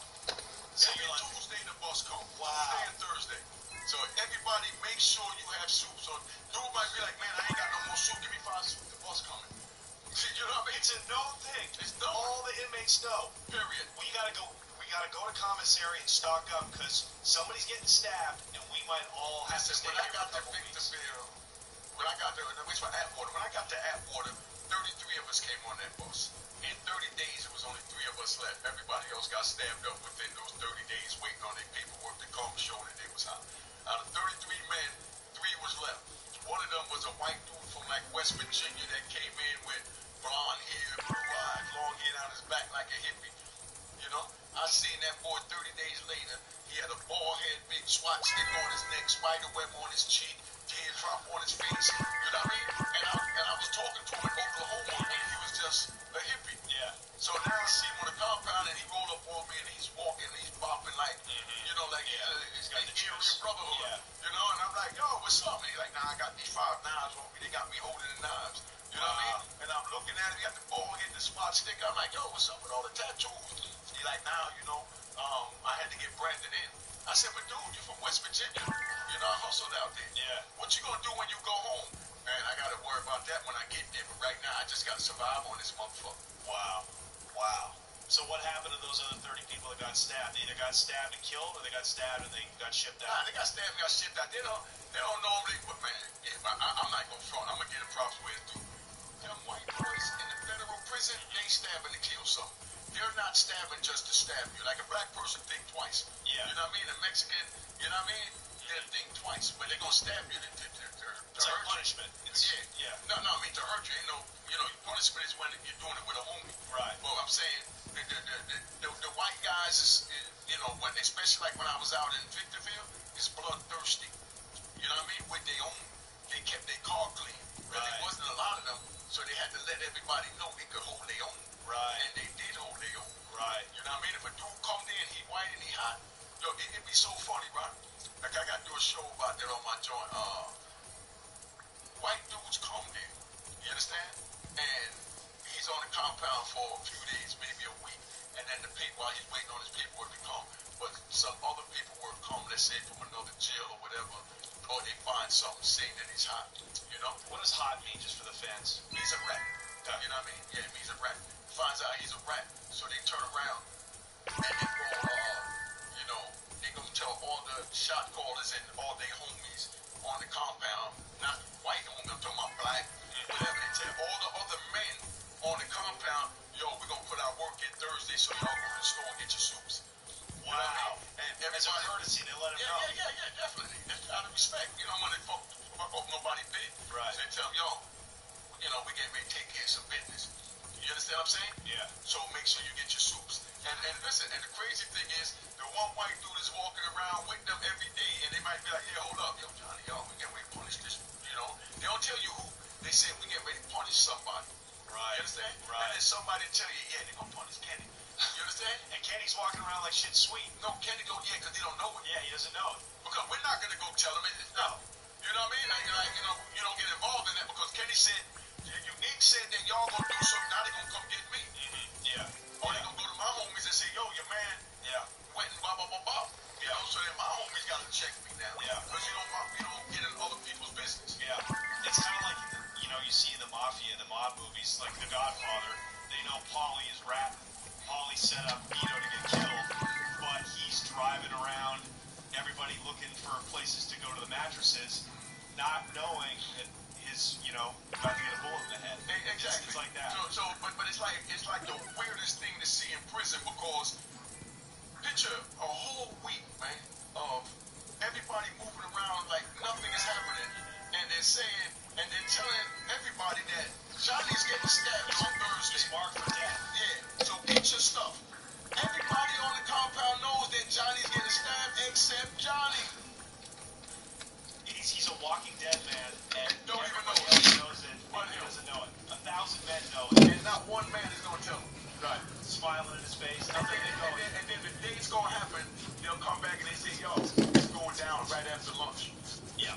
And that is really get your So then now, get what those you know, need. go away, go get your shower, get ready, because if you're in the yard working out, they go down and they run your way, you're not gonna get a shower for a few days. Right, because you're gonna be Locked in the locked cell while they doing cell. the investigation. Yeah.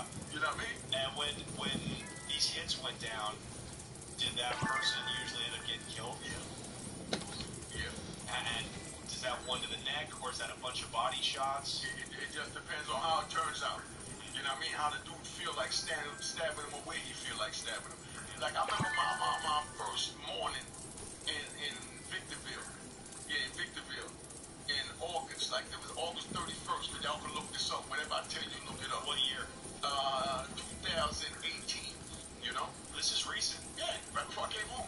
2018, when I just got there, because I got released in 2020. I was there 2 years, man. I put on about 60 pounds. Because we stayed locked down so much from all these stabbings, you know, and all they fed you was cakes and bread. Yeah. You know what I mean? And you're doing push-ups and dips. You know, but I stopped even doing push-ups and dips. I just started, kept my window covered up, the doors out, and I'm in front. I got a cell in front of the TV. I can lay in the bed, look at TV, and I got a remote control in my calculator, and I'm just watching TV all day where I didn't even think about working out. So I just blew up. Yeah. But, by the way, I thought TVs weren't allowed in the cells in the feds. no, they're not. I'm talking about outside the door. Gotcha. I can lay in my bed. You buy a cell close to the TV. The first 5 to 7 cells, first 8 cells in the feds, in the penitentiary, is facing the TVs. Right. So those are the cells you want. So when you go there, being that I had money, I had drugs and access to what everybody wanted, I tell them, y'all, I got $500, let me get that cell. And we brought a cell for $500, $200, $100. You know what I mean? You bought it off somebody. Yeah. You know what I mean? Say, yo, I'm trying to get that sale. You know what I mean? I give you $500. You know, $500 is to a dude in jail. Man, I'm moving with Johnny down the hall. Yeah. Man, this motherfucker. Yeah. But they don't even watch the TV. And then when they go in at night, they go to sleep. You know what I mean? Or whatever. So they just show you the cell. And the administration doesn't say anything? What did they say? Don't give a crap. You go tell the administration in the morning, yo, I'm moving in, Johnny's moving out here, I'm moving in there. You just give a cop out to the counselor. And the crazy thing is you mentioned that. But Vic Atwater now was a whole different animal. If you come to Atwater, okay, like we all the way out west. So let's say like they sent one of my homeboys there from New York. So when they send you there from New York, if there's no New York dudes in the cell, or there's no New York cells as they call it, or whatever cell you got, when you leave, somebody else from New York go there. So they consciously, the administration and the feds consciously puts people from the same geographic area together in cells. Like We do it. No, we do it. Got it. We go to administration, like when I buy a cell, and let's say it's like big shout out, give a big shout out to the Serenos. When I get out to Victorville, Serenos. I'm always correcting in Spanish. You know what I mean? But now Jamaica. But when I get out to Victorville, they had a dude out there, cool dude, man, named Smiley, I think his name was. But I get out there and I had to get a single cell when I got there. Because, you know what I mean? They had me down as violent, and I was old, and da-da-da. Yeah. So I came there middle of the night, and they put me in a cell with one of my New York homies. You know what I mean? Because that's what they do. When you come to administration, put you with one of your homies. I came like after 10, the chair was locked down. So in the morning, I'm supposed to go find my own cell. So the next morning, I go to administration, and I tell them, look me up who I am, man. I need my own cell. In my paperwork that I have, I got to have my own cell. Yeah. So the counselor kind of dragged his ass, and I didn't really know how the politics work over there like that. So when I went to him to tell him that, he tried to tell me, oh, well, go with your homies and go find a cell. You understand what I'm saying? So I'm like, nah, you the counselor, you go find a cell. Yeah. You know what I mean? So, you know, that's cool. He left and went home because they don't do that. They let the inmates find the cells. You understand? So now when he left, I'm sitting there pissed off about to put the work in on his police now because I'm pissed. So, the Serenos, I was locked up with Champ. You know what I mean? Was one of the founders of the Black Hand. I was locked up with him in 88. There's a few of them that know me and they know my gangster that I've been around the men, that I'm a convict, I'm a straight man, and they respect men too. Big shout out to the Serenos. So, Smiley said, look, we got an empty cell because one of the homies just went to the hole because it was the weekend. He said, go ahead, take this cell, until Monday when the counselor come back. Yeah. And then, let them, your homies is going to find you your own cell. Yeah. So Smiley allowed me to stay in there for the weekend. Yeah. So I like the location. I was with a white dude named Kyle too, real cool. You look just like Kyle. Kyle official, because he running the white car right now out in Victorville, California. But, me and Kyle got along, you know what I mean? And, me and Smiley and, a few of the Serenos. So Monday I just told him straight up, yo, just let me buy the cell. Yeah. Because you liked it. You're like, I want to stay. Because the TV's literally that close. Wow. So when they close the door, I can sit in my doorway like this and watch TV till 5 in the morning. What would be on? Whatever I want to put on. They got remote control in the cell. Oh, no shit. So you can change the cell, you can change the TV for everybody's watching from your own cell. From your own cell. But how do you, what if other people want to watch different shit? Okay, that TV, that cell was a Sereno cell, so that was a Sereno TV. Right. So I holler through the vent and tell them, yo, put the TV on such and such. Because like out west, even if we're not locked in the cell, that Sereno Tech TV, a black man can't go up there and turn that channel. Black man can't even sit in front of that TV to watch it. Right. We got to stand back away from their chairs. Right. And look at whatever they looking at from in the back standing up. Right. Even if there's 10 chairs in the front. Yeah. Even if there's nobody in front of that TV. Yeah. You can't go over there and touch that damn TV. And we respect it like that because they not going to come touch a black TV. Right. But anyway, so I'm on the Sereno side. You understand? They gave me one of their cells. Yeah. And, so does that give you the right to change the TV then? No, they didn't give me the right to change the TV. I hollered at them, and me and them talked, and I used to tell them through the vent, and then I tell them, look, what time y'all go to bed? You know what I mean? They'd be like, man, we'd be done by like 11, 11:30. They locked us in at 9. I said, would you mind if they normally just watch Spanish TV. Right. On the Telemundo. Yeah. So I said, you mind if I change the TV, you know what I mean, at 12 o'clock? Like when you're done with the TV, just put the TV on CNN. Yeah. And then I know you're done watching it. So I don't change it while you're watching it. Yeah. So when he goes to sleep, when he ready to go to sleep, he put it on CNN. That's equivalent to turn it off, then he's done. Yeah. And then now I get up with my remote control and change it. Yeah. But I had to respect them and do it how they said. And then you had a few Serenos that was pissed that their homies was allowing me to do that. Yeah. Like that's still a black. I'm not touching it, but a black man ain't supposed to be able to put their TV on. Not even with a remote control from locked behind the door. Yeah. But they let him know, man, that's unique. He ain't on that type of time. That's family. Yeah. You know what I mean? That's how, it roll, Yeah. But Yeah. it's a whole other world. It's racist, man. Like I was in one unit, and the Indians got Native Americans. We just say Indians in jail, but I don't want to think I'm disrespecting them. They call them the Native Americans. In the same prison they call them natives. Yeah, that's what they call them in the French too, but I'm letting the people know they're Native Americans. The Native Americans got into a big fight in the yard. You know what I mean? And my unit had the aggressors for the compound, because I'm always in the wildest unit. Yeah. So they locks up all these aggressive natives. Yeah. You know what I mean? Now there's no more natives in there, but they got a native TV. So the administration know if they leave, if they take all of them out the unit, that somebody's going to take that native TV and make it another race TV. Yeah. Then the natives won't have a TV when they ready to put natives in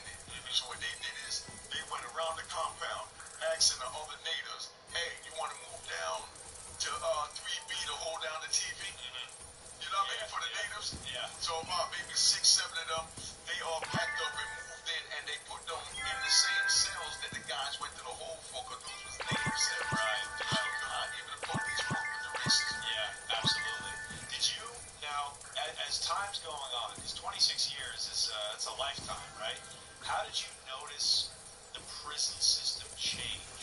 From the type of... From 1993 to when you got out in 2019. Okay, I noticed it changed from I went to ADX. I went from Lewisburg to ADX. Now, what is ADX? Supermax. That's where El Chapo was at. Right. Mr. P. Yeah, You know what I mean? Florence. Larry Hoover. Yeah. Okay, that's Colorado. That's Colorado. I'm just trying to, paint a picture for the audience. Yeah, that's Colorado, up there in Florence, Colorado. You know, PO Box 8500, Florence, Colorado. I still remember that. There's all the letters I sent out. Yeah. But those joints there, it's crazy, man. How did you notice the prison system changing from when you went in 93 to when you got out in 2020? When I went in 1993, they had something called the JCs. The JCs were the prison committee to make sure that the money that was made from like the phones, from the collect calls and, from different things that we sold went towards things for the inmate, like hobby craft, ship equipment, things like that. They did away with that. So, yeah, they did away with all that. When I come out of ADX, now the administration, they get you what they want to get you if they get you anything.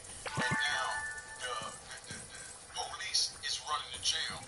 But when I went to ADX, we was running the jail. Right. So the police took the jail back within the 5 years I was in prison. So that's why I first noticed it. Yeah. But then by 2001,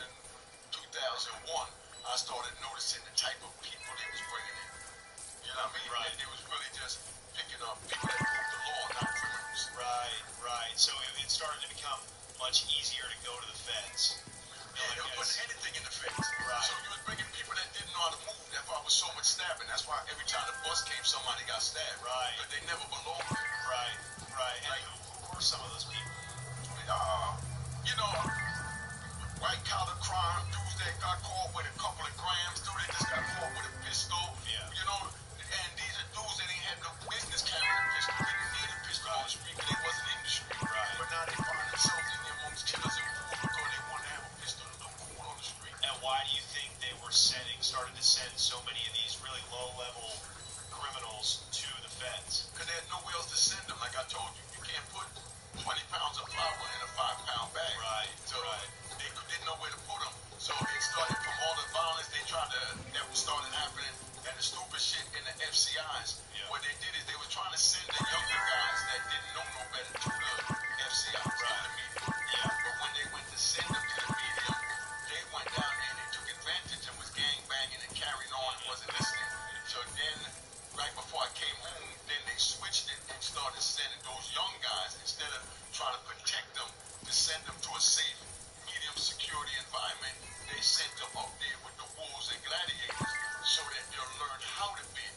Wow. But they put them in the medium where there's no one there to teach them nothing because anything goes. Right. And then they just took advantage of that. What's so interesting that you just said that most people don't understand is learning how to bid. That means learn how to do your time. It is a learned thing. I wasn't in there long enough to really learn how to bid, but it is an art. Exactly. What do you think the things are that that a person needs to learn to bid correctly? To do a Don't bid gamble, correctly. pay your debts, mind your business, stay away from the TV and stay away from the phone. Why stay away from the TV? Why stay away from the phone? What does that mean? Because you're going to have these TV hogs that's going to feel like they own the TV.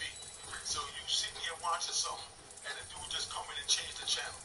You know what I mean? And by doing that may cause a stabbing. Yeah, because now he's disrespecting you. So now you've got to say, yo, I was watching that. Because if everybody see you sitting here in front of the TV, watching the TV, and then Joe Blow come in and just change the channel, and you don't do nothing, they all going to say, yo, that nigga a bitch, he let Joe Blow change the channel. Right. And you, if you're Joe Blow, you're chilling. You don't really want to go get into a knife fight, especially not unique. You're now in your 50s.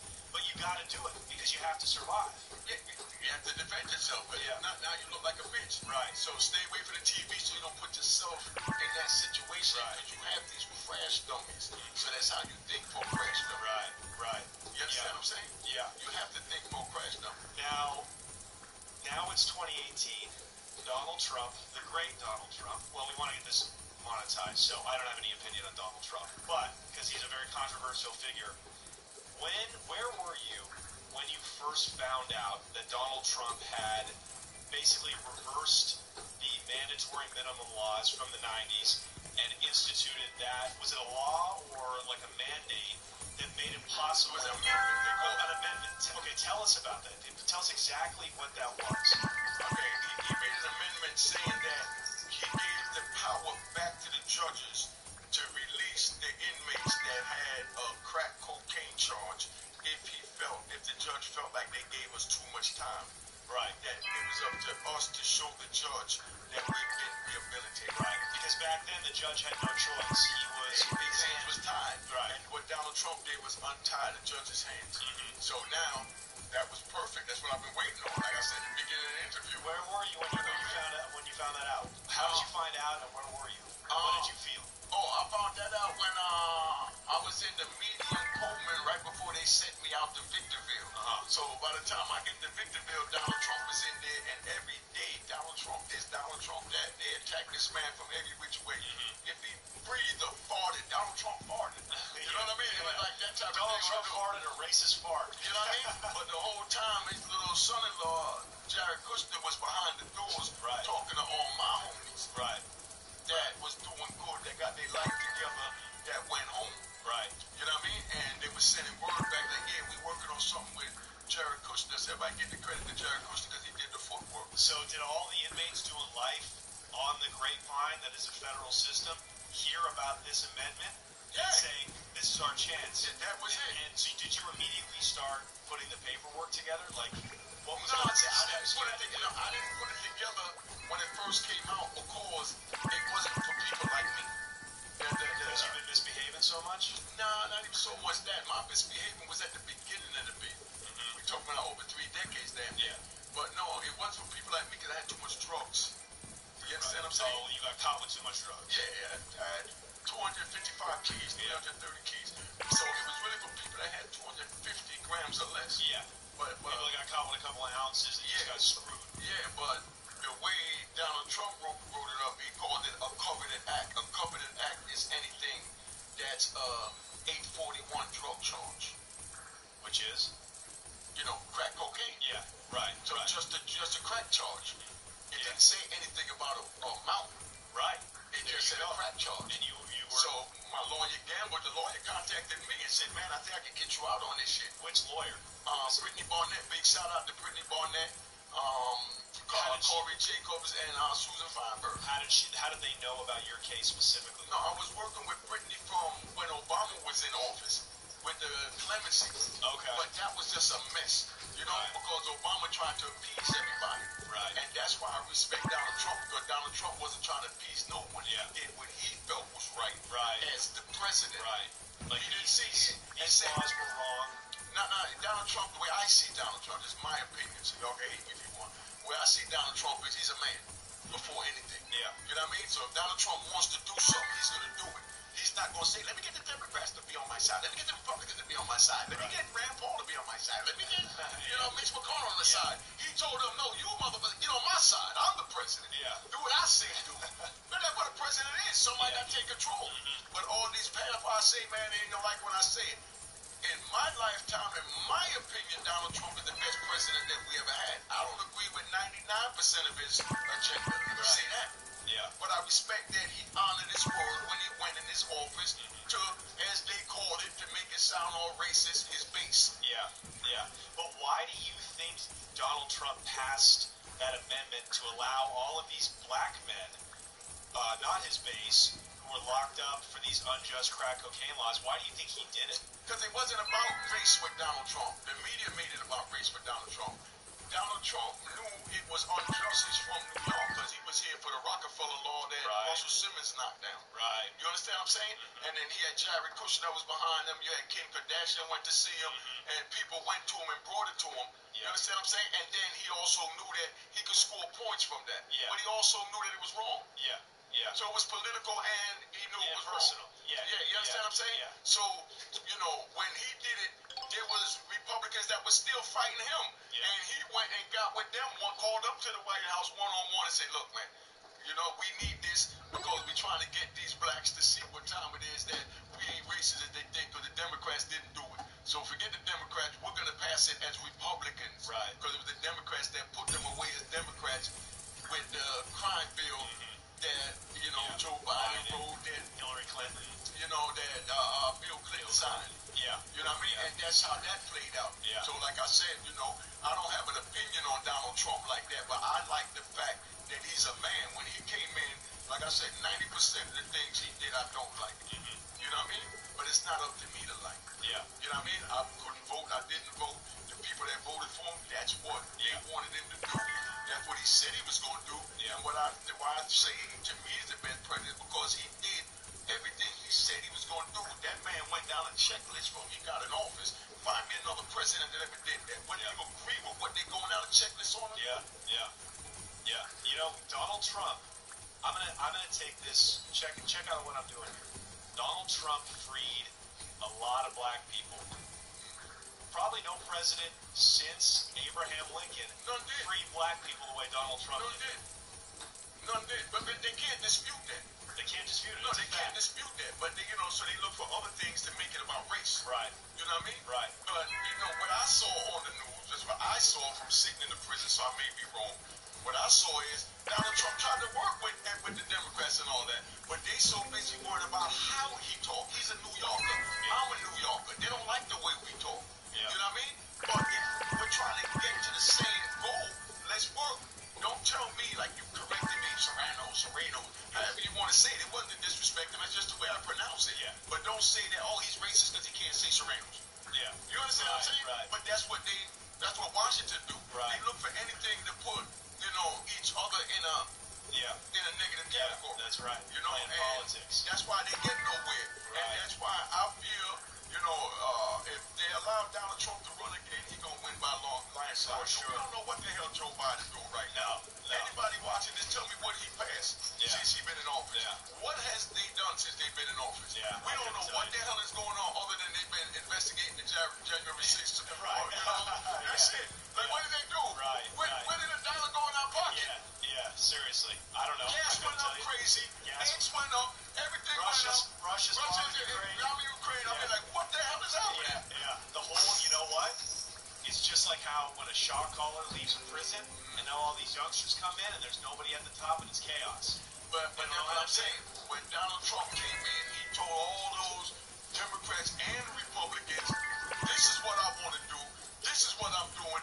Y'all get with it. You know what I mean? Or I'm going to do executive order. Yeah. I've never seen, none of y'all seen a president work executive orders like Donald Trump.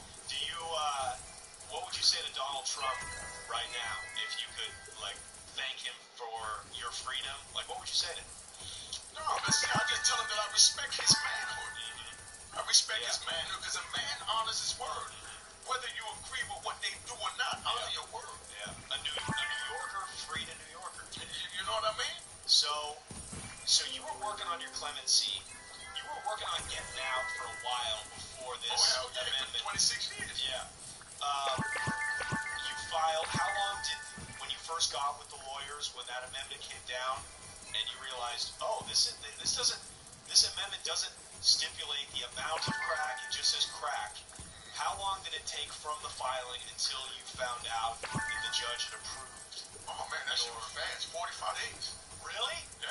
That's all it took? Yeah, it came back so goddamn fast. I had a fucking box of awards and certificates to prove that I was rehabilitated. Look what I'm doing now. Right. Shit, I'm on YouTube with 50,000 subscribers, and I'm sitting there with world famous Johnny Mitchell. Bro, we're rolling in a drop-top Beamer down Fifth Avenue. You know? You went from watching dudes get stabbed off a bus, 80X, 23-1, never seen the sun. Homeboys are dying, and now we're in the wealthiest city in America, in the world, free as a motherfucker. In a drop top in the middle of New York where everybody say I'll never make it back here again. Some white lady, okay, we're on the way to the studio today. We're at a red light on like 33rd, no black people around. We pull up, there's this old white lady getting walked across the street with her old white husband, and she turns and she looks at Unique, and she kind of like mumbles something, she's drooling and shit, and Unique kind of waves at her, and I go, Unique, you know what she just said? She goes, you're so beautiful. Like, look at that. Look at that. You know? This is a great You see country, my bro. glow, man. I mean, I'm happy to be free. I don't let nothing bother me. Yeah, You that's know what what I mean? you think being locked down all that time, do you really appreciate your freedom more? Hell yeah. Yeah.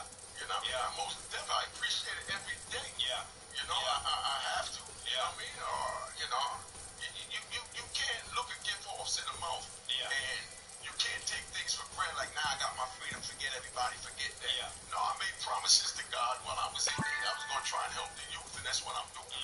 Yeah. You know what I mean? It ain't about coming out, yeah, I'm free now, forget all my promises, forget all my prayers. No, I got to honor my prayers the same way Donald Trump honored all those racist things that I don't like. Right. You know what I mean? No, but I'm saying, but I can't say I don't like him. Yeah. Because he honored what he said. He told America what he was going to do when he got in there. Yeah. And they voted him in. So, Yeah. you know what I mean? Get mad at America. Yeah, for sure. You know, they put him in there. They didn't have to. At what point in your bid, what was the moment where you said, I gotta stop the foolishness, I gotta stop with bringing drugs in, you know, I gotta stop with whatever, the violence. What was that moment where you said, I gotta start getting my degrees because I need to start working on getting out of here? When I was in Lompoc, and you've been down for about maybe like 7 or 8, right? I got down locked up in '93, and this was 2001, so about 8 years. Yeah. When I was in Lompoc, I met Richard Pinner out of New Orleans. Richard Pinner. It's pronounced Penner, so I was waiting on you to correct me. No, I was letting it go. No, but he's official gangster from Louisiana, official dude. But I was with him in Lompoc, and me and him was in the hole together, and he told me something that made me think. He was like, yo, man, you got too much money to be around these dudes. They don't understand it. He said, you know, because he was in a hole for screwing up. I was in a hole for screwing up, hustling. So he said, man, you got to file Chapter 11. Bankruptcy? Yeah. And tell me, what does that mean? That means you got to play broke in prison. Because when they see you shining and frosting, that attracts the bullshit. The haters. I'm talking about the haters around you. You understand what I'm saying? We can deal with dodging the police, but it's the haters. You understand? So you got to play like you're broke. You have haters on the street who see you shining on 125th, and they want to come see you with a pistol. And in prison, they see you with the most soups. How do you shine in prison, I guess? I should ask that. You know, go on visit every week. Every time new sneakers come out, you buy 2, 3 pair, and they only got one style. When you buy 3 pairs of sneakers, they're never dirty. And, you know, like this jacket that I'm wearing, I might get a dark gray sweatsuit and a light gray sweatsuit, and I take it to a dude that works in the tailor shop, and I get him to put the dark sleeves on here like this, and then put that on it, then I get somebody to make the letters that say NYC, and I put it on my prison sweatsuit, but all they sell is a regular sweatshirt like you're wearing. But here I go throwing on the hoodie walking through the prison. You know what I mean? Yeah, and what about phone time? What about phone time's unlimited? Oh, man, you know, everybody, I'm buying everybody pack number, because it's dudes that can't afford to use the phone. What's pack number? Because you get an ID number that you got to put in the phone to activate, you know, your number. So you put your numbers on somebody's list, and then they give you their number to activate their phone. And then you send money to their books, and then you can use their phone and from down in their pack number and call your family members. And now instead of only 300 minutes a month, you got 600 minutes a month. Yeah. And you buy 5 of them, you got 1,500 minutes a month. And so you just buy that for inmates that were broke. Yeah.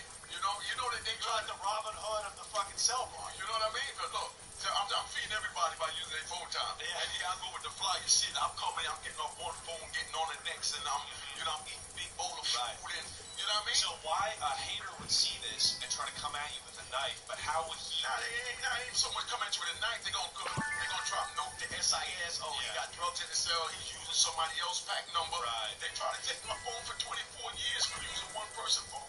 Yeah. Wow. And I still got the shot. I saved everything because some of the shit they do me is, I couldn't even fathom how they even thought to do that. Did the guards, were you ever worried about actually being set up and killed by the COs? Nah, because I made sure everybody ate. You know what I mean? Just like on the street. As long as you're making sure people eat, you're not going to have a problem. How much money do you think you made hustling in prison in 26 years? If you just had to estimate. I'm not going to put that out there, but I mean, put it this way. I paid for lawyers from in there. I paid for a number of different lawyers, lost a number of different appeals, hustled again, got more lawyer, paid more money, paid for a lawyer, and got robbed out. It's like I was hustling to give my damn money to the lawyers. Yeah. You know what I mean? Yeah. Because they were denying. But just knowing you have something in, it gives you that glimmer of hope. Yeah. For the year and a half. Yeah. Or 2 years, it might be. Keeps a man going. For sure. Just that hope. But if you ain't got nothing in there, that's when, you start thinking, damn, man, I ain't never getting out this joint. So, Did you feel that way sometimes? Oh yeah, most definitely. But then I always told myself, nigga, was you stupid? Snap out of it. You know what I mean? I talk to myself. I start getting like, hold up, you, what the fuck is you talking about? Snap out of it. I let my other, Where do you get your mind from? Where do you get your resolve from? Where do you get this? It's optimism is what it is. Where do you get this from? Did you inherit it from your father or your grandfather? Maybe I know you didn't have a close relationship with your biological father, but yeah, where does this come from? My mother's a Garveyite. You know what I mean? My mother's father is Marcus Garvey's first cousin. And my grandfather, which is Marcus Garvey's first cousin, always said, you know what I mean? Nothing can stop us. When you go foreign, you make it to the top. Don't let nothing stop you, and don't let no one take you astray. And when they say go foreign, it means when you leave the island to go to a foreign country, whether you're going to England or America, but that's foreign, to another foreign land. Don't let nothing stop you, and don't fall into the foreign traps that they have. Right. Because the people there is already stuck in their ways. So you have to go around them. And if they get in your way, go through them. Right. And would you talk to your mother? How often did you talk to your mother when you were locked up?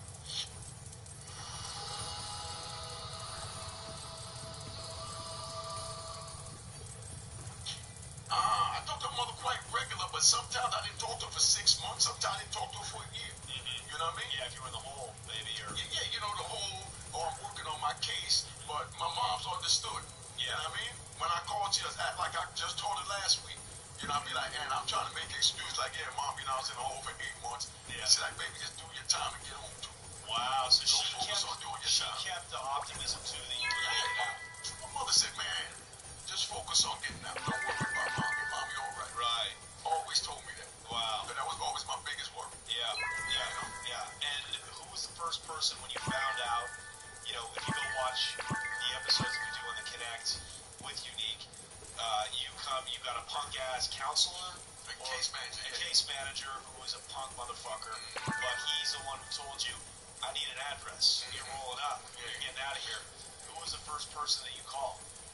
I didn't get to call anyone because we was locked down. Why? Somebody got stabbed? No, got murdered the night before. And we was locked down afterward. So they come and tell me to go out. We ain't got no access to no phone. I'm trapped in there.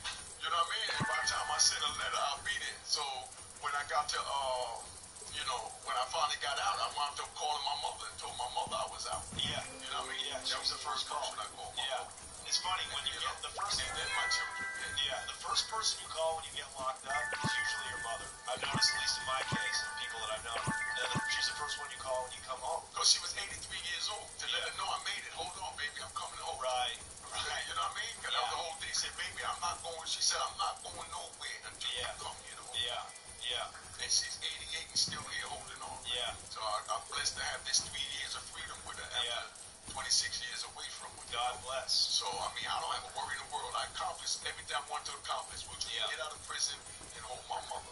When I went to go see my mother down in Florida, she was married. I never met her husband because she was with him for the 26 years I was gone. Is that right? Yeah, when I went down there to go see my mother, and, it was time to go to bed. I went right in the room, and I got right next to my mother, and I laid down in the bed, and I hugged my mother and moved that man aside. I said, man, I'm here with my mother. I don't care nothing about being married. This is my girl. This is my baby. You know what I mean? And the next night I let him sleep next to him. We had moms in the middle. My mother talked to me the next day and said, stop being such a bully. You know what I mean? She said, you got to share me. That's my husband now. Right. But she let me get away with it the first night. But, it is what it is, man. You can't even imagine what it is to be away. I only saw my mother one time in 26 years. Because for the first 7, she had to go on the run. And then, you know what I mean? I didn't want to see her, and she didn't want to see me. She kept saying, fight. Don't worry about no visit. You know what I mean? We're not going to get comfortable coming to see each other. Do no damn. Right. You know what I mean? And fight. And then when she did come to see me, you know what I mean? Only thing that stopped me had cataract surgery, so I couldn't look in her eyes. I was saying the thing. Yeah. You know what I mean? And, you know. But did you have to do it between the glass? No. Okay. But it was in Penitentiary, Coleman, Florida. Yeah. Gotcha. So we sat next to each other. Yeah. But, you know, she wasn't going to cry because she wanted me to be strong and not cry. That's how me and her is. We each other's strength. That's good. You know what I mean? But right before she left, she said, baby, you know I'm not coming back, but I'm waiting for you. I ain't going nowhere.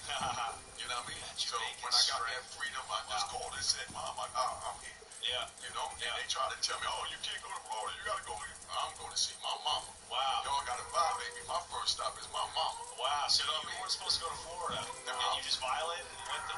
Nah, they gave me permission. I told them I'm going. Yeah. You know what I mean? I said, I haven't seen my mother 26 years. It's a pandemic. Yeah.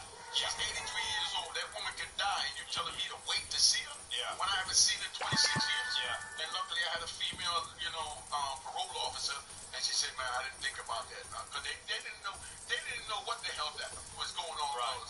I just got released out of nowhere. And then my paperwork landed on their desk, so they thinking maybe I served my time or whatever. So I explained to them, I've been going 26 years. I saw my mother once in 26 years. I'm going to go see my mother. You know what I mean? She's 83 and they gave me permission to go see her. Speaking of the other lady in your life, your wife, your lovely wife, I've met and, just adore, did you tell her while you were down to wait? Or did you say, hey, look, if you need to move on, I'll understand? No, we didn't even speak about none of that. I don't get into none of that. You know what I mean? Like I said, man, I do me, whatever person want to do. Because if I'm on if the tables is turned, I know that I'm not going to be no angel and not have sex. So those type of thoughts don't even come into my head. Yeah. You understand what I'm saying? I mean, not no real man. So you never let into your mind, what could she be doing right now? Didn't care, because I know if I was out there, what I would be doing. So why would I even waste my time with something that, you know what I mean? Come on, dog. I mean, if she was in there doing life, well, I'm not going to have sex with nobody. You understand what I'm saying? So that's what sucks. Yeah. You understand what I'm saying? That's not even, as long as she take care of kids and making sure that she's holding out responsibility with me, whatever I need with the lawyer and all that, that's it. And that's all. Everything else is what sucks. Yeah. You know? What was the, and then we'll get out of here after this, but I think about New York City, I think about Harlem, I think about the hood. What was the biggest culture shock, the biggest change that you saw when you came back to New York for the first time? White people walking down Bradhurst 2, 3 in the morning.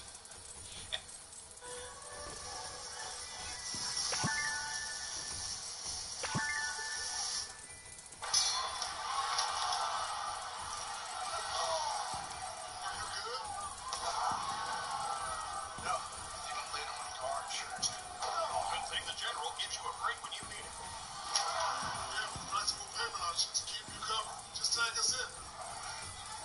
Like what now? Oh, I was talking about insurance.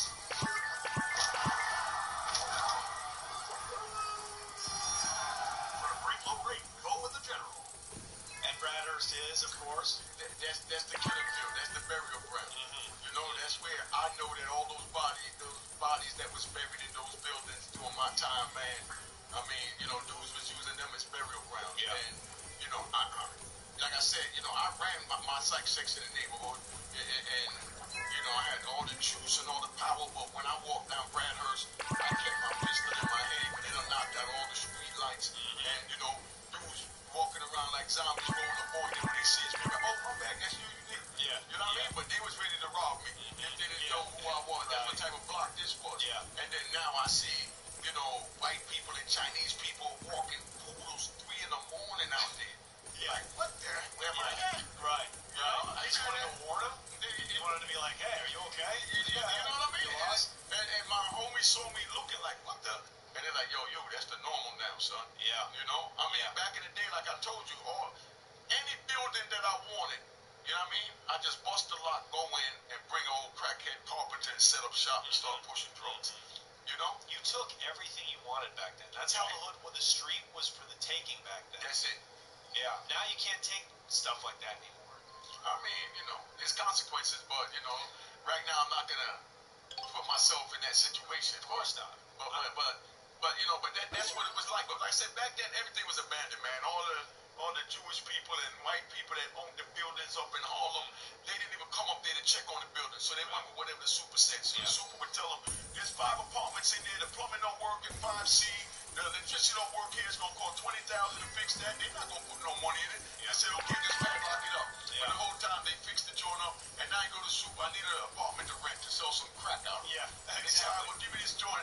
You know what I mean? They give me $600 a month. Yeah, you guys were the ones keeping the apartment filled. Exactly. You guys were doing the renovations. And the owners never came down there to see if they was lying. Yeah. Because they looked at us like animals down there. They was terrified to come check on their own property, my nigga. Yeah. Do you feel proud in a way that you got to be part of that truly phenomenal, unique era in American history where a young black guy with no education, I mean, to say no education, couldn't read or write, you could just take and make millions of dollars just off the street? Do you feel kind of like proud you got to be part of this era? No. You know what I mean? Because to me it wasn't shit. You know what I mean? I mean, you just made it sound so glamorous. That was just life, my nigga. Yeah. You know what I mean? It just I was don't what see, it was? Yeah, I don't see this no special or nothing. You know, that's why when I look at YouTube, I see them Harlem this, Harlem that. Man, I just see Harlem as home. You know what I mean? So, I mean, I don't look at it. It's like when you ask about getting shot. I got shot 4 times, jumped over a building. Okay, man. You know what I mean? That was just part of life. Yeah. You know what I mean? So, I mean, and that's why I tell the youth, don't get involved because you don't want to be twisted like me where you can't comprehend things the way you do. You think there's a lot more opportunity now, especially for young black kids? Oh, yeah. Oh, yeah. They were, remember that back then, that's when they were starting that affirmative action and all that. You know what I mean? They make sure you hire a black person. You know what I mean? If, you know, you don't have a black person working there, even if the black person is not qualified. You know what I mean? All of those type of things, you know, was just coming in. So now you get a chance to see black people. Like, that's funny you said that. I was driving, where was that? I was driving out of Jersey and I seen a garbage truck. No, I was in the Bronx. I seen a garbage truck and it had 2 Spanish guys with the green vests on it on a garbage truck picking up garbage this morning. And I was just laughing to myself because I said, damn, they actually got Mexicans, you know what I mean, owning truck companies now. Yeah. When I was out here, it was all Italians. It's all Italians. They all have It was all Italians. Now you got Mexicans that pick up garbage. Yeah. And now the government that own a garbage company. Yeah. With a garbage truck. That's right. You know they had that shit on lock. I ain't had to pay taxes on nothing at my club. Only thing I had to pay was the garbage man. No, I'm serious. Yeah. Yeah. They didn't care about you paying taxes when you had to pay them Italian garbage man because where is you gonna put 100? Yeah. You know what I mean? We'll just stop bottles of garbage. Yeah. So you had to pay them, and they ran it. Yeah. You know. Do you think America is a great country? What do you think about America? Because you're, you know, at the end of the day, you come from Jamaica, and you see. Now, it's a great country, great opportunities, but they play too much politics and manipulation games amongst the people instead of telling the people the truth. You know what I mean? And then hence again, like Donald Trump, he came in, he let the cat out the bag and opened up a lot of people's eyes, and that's why I really that's right what they're now. trying to take him out too. Yeah, but they're confused right now. America's confused, but they don't know what to believe. You know what I mean? They don't know what to believe anymore. Yeah. The people you know, with Washington I'm talking about. You know, and I'm not gonna pick a side up there, but I'm just saying they don't know what to believe, man. Yeah. Well, what a story. I mean, I really love you, and I'm gonna tear up, but to me, it's an American immigrant success story that you're here, alive. I know you don't think it's shit, but to me, it's like you made it. You know, it's another day of survival. But a lot of people like you, a lot of kingpins, junior kingpins, people that even make that much money, they're never gonna come home. You know, so that's why I always ask you if you feel lucky. Yeah, well, most definitely. I feel lucky. I feel blessed. Yeah. You know what I mean? Yeah. But like I said, you know, I had my mother to tell me calm down when I was running wild. Yeah. Like slow down. My mother told me when I sent home my GED in January 1998, she said, baby, I'm more proud of this one piece of paper you sent me than the big house you bought me in Florida with the pool, jacuzzi, 2-car garage, BMW. She said, I'm just so happy that you're going down the right path. Wow. That's incredible. That's incredible. And I bought a big ass house down there with pool and, you know, ship car down there with big purple ribbon because that's her favorite color and all nine. Yeah, and moms don't care about that stuff. That's what I'm saying. Yeah. Like, but you know, I justified what I was doing, that I was doing it for her. Yeah. You know, I'm modifying.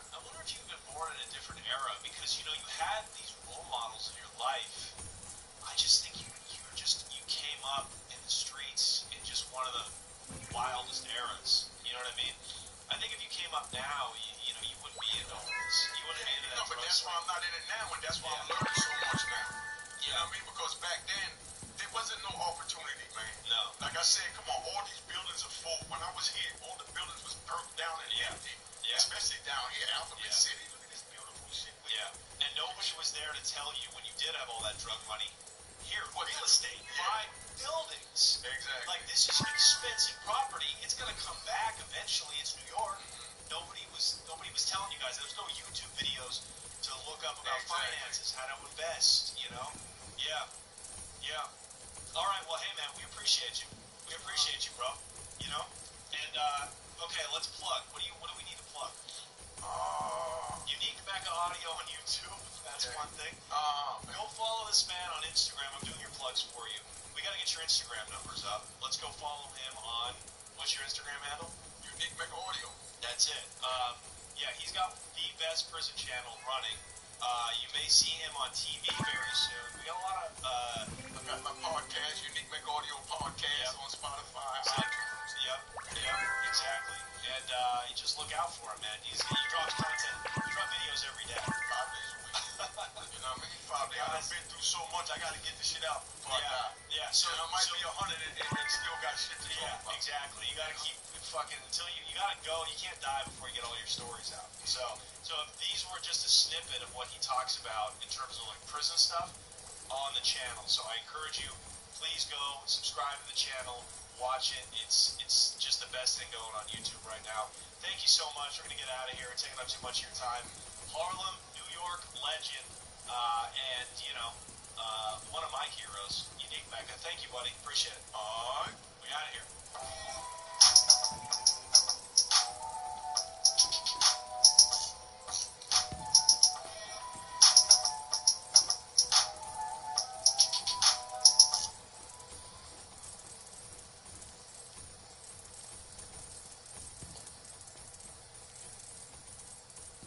I know something's wrong when someone tells me about a scam, and then my first thought is, nice. Serious? And then I have to catch myself and go, oh, wait, hey, wait a minute. Telling it to the manager, she's doing this with the ID. Oh, that's, am I sweating? They pull up your credit, they go, huh? And I go, you know, it's everything in me not to go, what? He realizes, wait a second.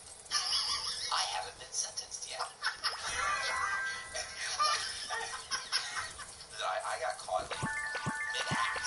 He was actually a Buccaneers cheerleader. I mean, when am I going to get a chance to hit a Buccaneers cheerleader? Buccaneers cheerleader. You got to. I mean, to me, that's like you get a pass. I mean, remember, stranger danger. You know, I feel like that book will lose me a lot of people. People will read that and be like, you've got submission. Like, it's not. I mean, it is hilarious, though. But it's disturbing. I watched a video of mine the other day, and I thought, damn. You subscribe to your own good. video. Exactly. You're good. You should be huge.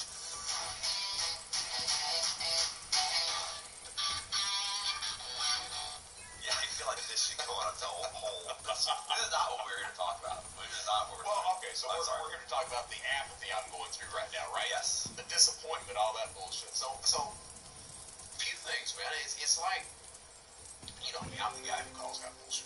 I've made a career these days of calling out the bullshit that's going on, on the bad guy side and with companies and everything. And so recently, and it started before that, but it started with Blue Acorn and Lump. So there's been a few reports that both of these fintech companies help to facilitate. What is a fintech company? So not a traditional financial institution, which you are more than familiar with. Yeah. Okay. Right? So this is like PayPal. Okay. You know, the people who aren't traditional banks, but do banking type business. Okay. Would also like payday loans and were they on cash advances? Online. So you do have some fintech companies that do payday line type stuff that aren't brick and mortar.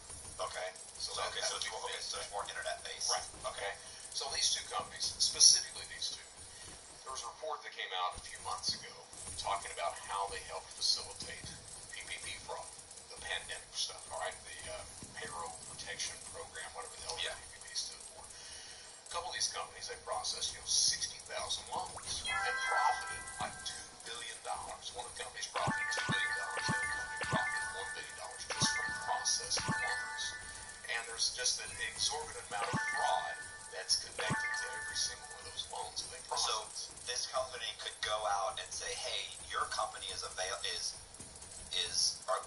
were they actually soliciting business, or were people going to them and saying, hey, I have a company, I need to borrow PPP money, can you help facilitate that? So what happens is okay, so let's backtrack into stimulus fraud. What happened was as the pandemic begins, we used to teach on shadow proving to never act out of desperation. When you act out of desperation, poor choices result. All right, so the government did this. They realized the economy was going to go tits up, so they started to implement these stimulus programs. They did unemployment insurance, they did EIDL, they did PPP. Most experienced fraudsters went toward unemployment, all right, because it was instituted with such rapidness that it was very difficult for the more experienced, skilled people out there to set up bank accounts, age them out, get traffic on them, everything else in time to get that $2 million loan that was coming through PPP. But it was still done, all right? What was going on Telegram, on the dark web, on some of the forums, you had the exchange of information. You had people saying, hey, we're doing this type of fraud. The easiest institutions to hit right now are Downplay, Blue Acorn. So it was known within those circles, all right? At the same time, Womply and Blue Acorn, they're not really good about KYC, know your customer. So they were allowing a lot of bullshit going through without verifying a whole hell of a lot of stuff. Right. All right? Well, plus it's, for them, they make money. They're just brokers, right? Kind of like they're just trying to get. And it's the government's money. Yeah. That was really one of the main problems of all of this is you had banks that was processing it. The banks would realize it. That traditional financial institution would realize it was fraud and see it, not their money. Why worry about it? So they were allowed to go through two of the biggest offenders, Womply with Blue Acorn. All right. So report comes out about this, and this is where this whole shit starts with me. Report comes out. It's issued on LinkedIn. They talk about it across all the fraud channels, good guy fraud channels and everything else. Nobody says anything. All the fraud professionals out there keep their mouths shut. All the financial fintech companies keep their mouths shut. Nobody calls them out.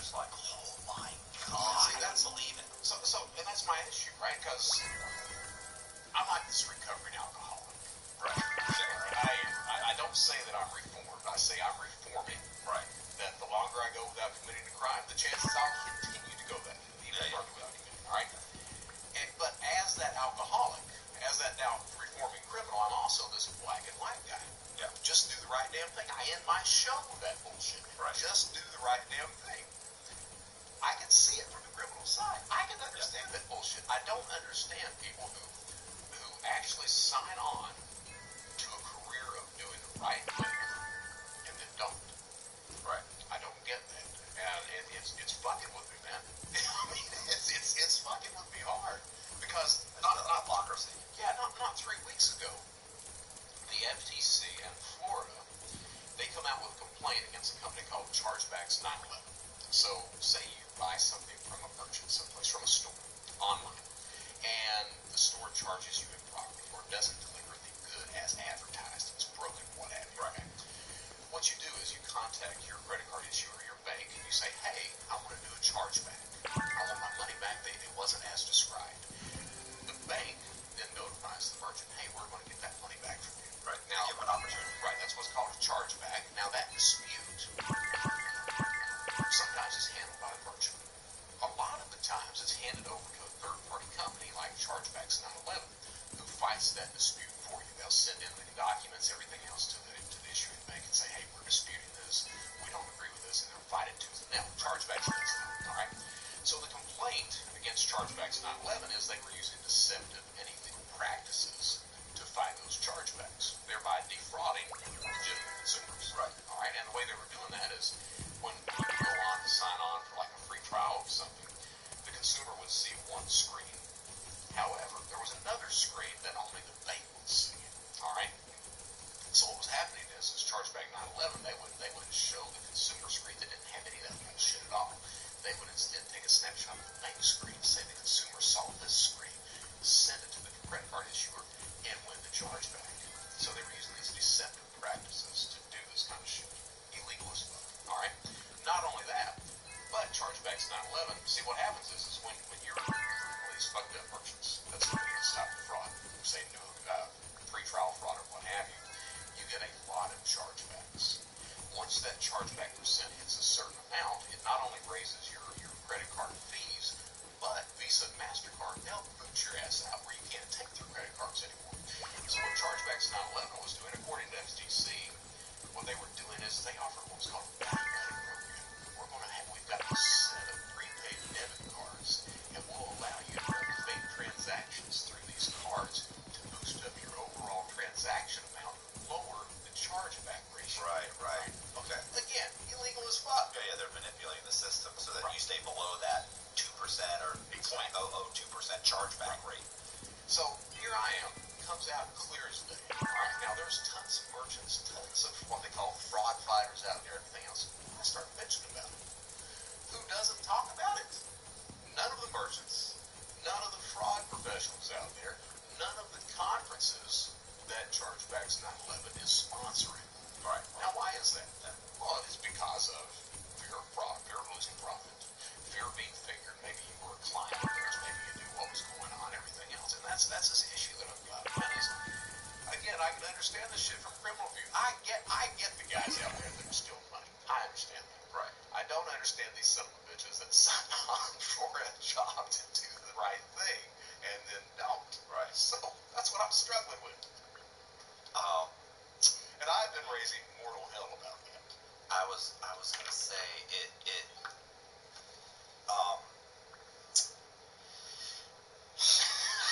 gonna say one I was gonna say that it's funny because like it's when people are like what they always say, like I'll say my name is Matt Cox and I'm a con man. They'll go, well, you want to say like reform con, or do you want to say that you want to say, and I'm always like, I mean, not really, because because the truth is I know something's wrong when someone tells me about a scam, and then my first thought is nice, furious, and then I have to catch myself and go, oh wait, hey, wait a minute.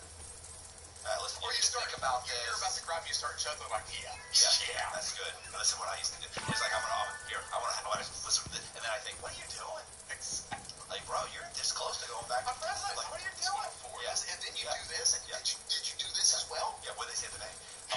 So, how'd you catch that?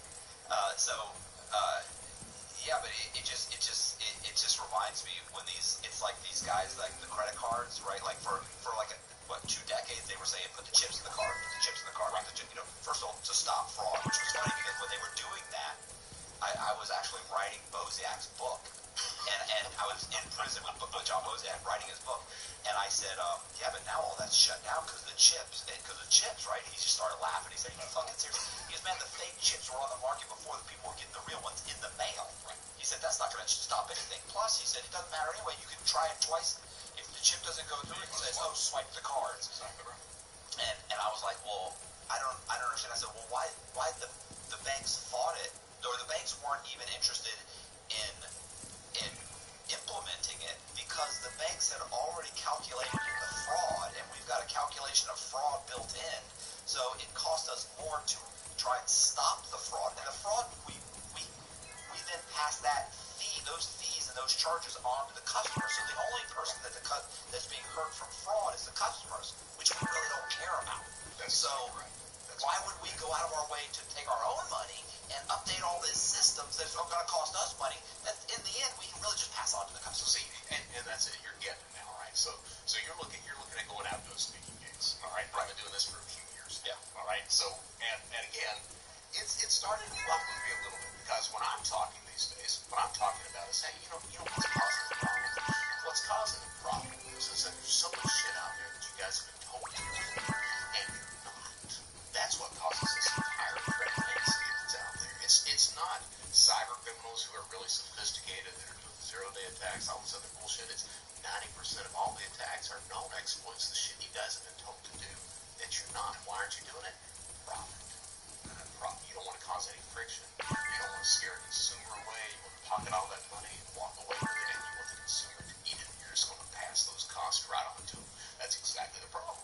And it's like, I've been saying recently that my out date from cybersecurity, I'm 53, my out date is January of when I turned 60. That's it. I quit. It's a little under 7 years now. And I don't know what the hell I'll do, but it won't be bitching about this stuff anymore, because it's like, come on, guys, it's beating your head up against the wall every single day. You've got a select few people that call out the truth, but most everyone else, they're scared of losing their little piece of the pie. Right. Yeah.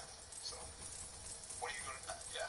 You know? I was going to say, like I mentioned, that I don't talk in front of law enforcement. I was talking in front of the financial crimes guys. Sure.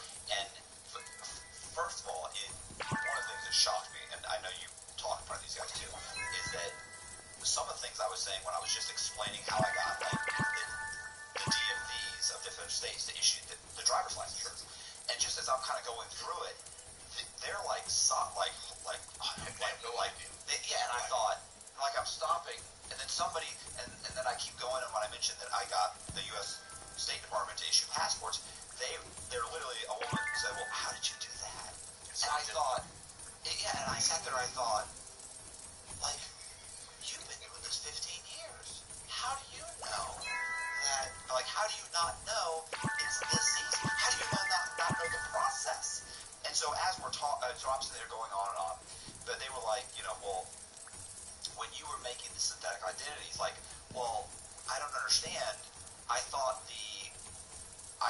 like, well, how could you stop something like that? Like, what? They said, what kind of procedures could be put in place that could stop someone from or the bank from going forward with the loan? And I went, well, the procedures are already in place. They just don't follow them. That's exactly right. And they go, like what? I said, well, almost, not every time, but a good majority of the time, when I would actually go, because a lot of times I'd go into the bank. The reason I'd go in the bank and show my face is because if I call on the phone, you're already thinking I don't know this person, but if I walk in and I give you my ID and I'm standing in front of you, you already don't think fraud. You're done. At that point, they're like, this guy's good. He came in the bank. He's sitting here.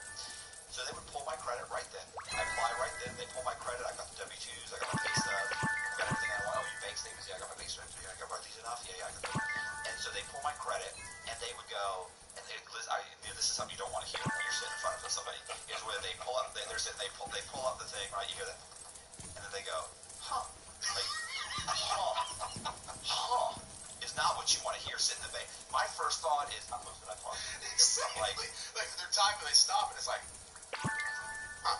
Yeah. Or even worse, when they're going to grab your iPad, they take the ID and go, hold on a second, and stand up. It's like, oh my God, he's So you have to get that ID back. I'll need that back. He just walked away with my fake ID. Oh, he's showing it to the manager. She's doing this with the ID. Oh, that's. Why am I sweating? So, and then they would sit down and they'd go, huh. Sometimes they pull up your credit, they go, huh. And I go, it's everything in me not to go, what? And I go, what's up? And they'd say, well, it says your social security number was issued within the last year. And I go, really? Yeah, then I'm going, can I get my ID? No. And I go, really? They go, yeah. They go, and your credit cards are they're all about a year old. And I go, right. And then I go, what does it say my date of birth is? Like, and knowing that it's going to say the right thing because I'm the one that inputted it. When I applied for these credit cards, it populated it. It automatically created a credit profile. So they would go, yeah, it says you were born in 1970. Born in 69. But I always use like July 7th, 1970. So all I have to remember is 7. That's it. 7. Yeah. So they go, yeah, it says 1970. And I go, huh. And they go, this is your social security card. And I go, your number. And I go, yeah. They go, you always use this? And I would go, yeah, it's on my W-2s. And they would say, then they already have 2. So they look and they go, yeah. And then I go, yeah, you know what? I said, hold on a second. I always have one that was like 5 or 6 years old. Pull it out and I go, yeah, same thing. Same. And sometimes I'd even have 1040s, like the actual tax return. I got my tax return from like 10 years ago. Pull that out and they go, yeah, all right. And they go, okay. And let's be honest, that's because if you'd have tried that bullshit over the phone, no, they probably would have said, let me get back with you, let me check this. But when I'm in person, but 2, they're also thinking, I want this to go through because I make a fee. Like it definitely works on brokers, mortgage brokers. I want it to go through. He's given me a reasonable explanation. It's an issue. I have the stuff. Maybe somebody else will catch it. Well, it just got through. You were the first line of defense. It just got through you. The next guy, you're giving him a package of all the stuff. The likelihood that he's even going to recognize that little bit it said fraud in this one part is very unlikely, especially when you just give him a full package, W-2s, pay stubs, I put money down, there's bank statements, there's an appraisal order, like everybody thinks I'm legit, you just got a driver's license, like all he had to do was call Social Security or go on, it's US citizen, like .gov, I think, or take the name and the number and the date of birth and put it in. It would have said, it doesn't match. Like, there's all these little things you could have done, but you saw a fee. I gave you a semi-reasonable explanation. If you had any training at all, you would have known. Like you would have known. No, let me check. It's worth a call. But they didn't care. They didn't care. He's going to make $2,500 or $3,500 for a broker fee. Maybe he gets 60% of that. He works in a bank. Maybe he gets less than that. What does it matter? He still has to close so many loans. If it's a broker, he's getting 60% of a $3,000, $4,000 fee. He wants this to go through.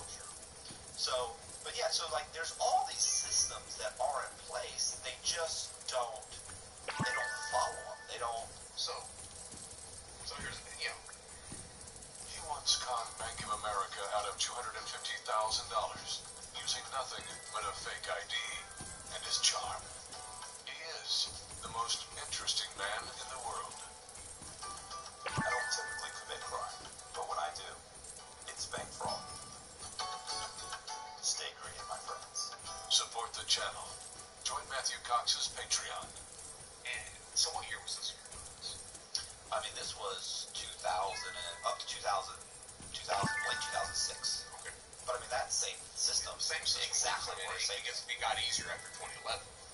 Yeah, I see. CON fraud. What's going on? I was going to say, listen, now you can go online and just, I used to have to make my W-2s and pays. I used to have to know some math. Right. Now you don't have to know anything. It's like, how much do you make an hour? I don't know. Was it $30?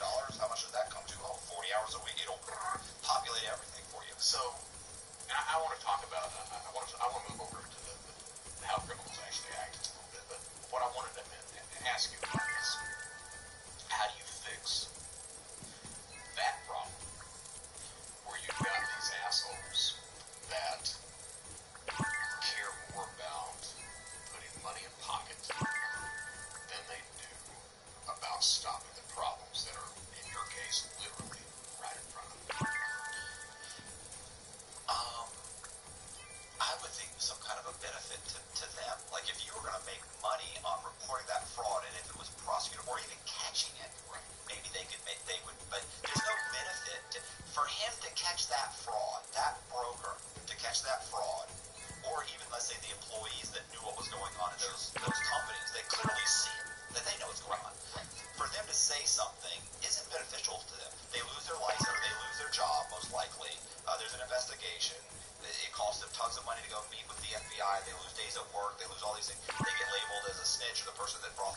out. The whistleblower laws are bullshit. Like, they don't, almost nobody. Every whistleblower's always screwed over. Yeah, they're always screwed over. So if you actually utilize the whistleblower laws that are already on the books and gave people 10% and gave them this much money and gave them an incentive to actually follow the laws that are already there, then I would think that people would start, then I'd be looking for fraud. Well, sure.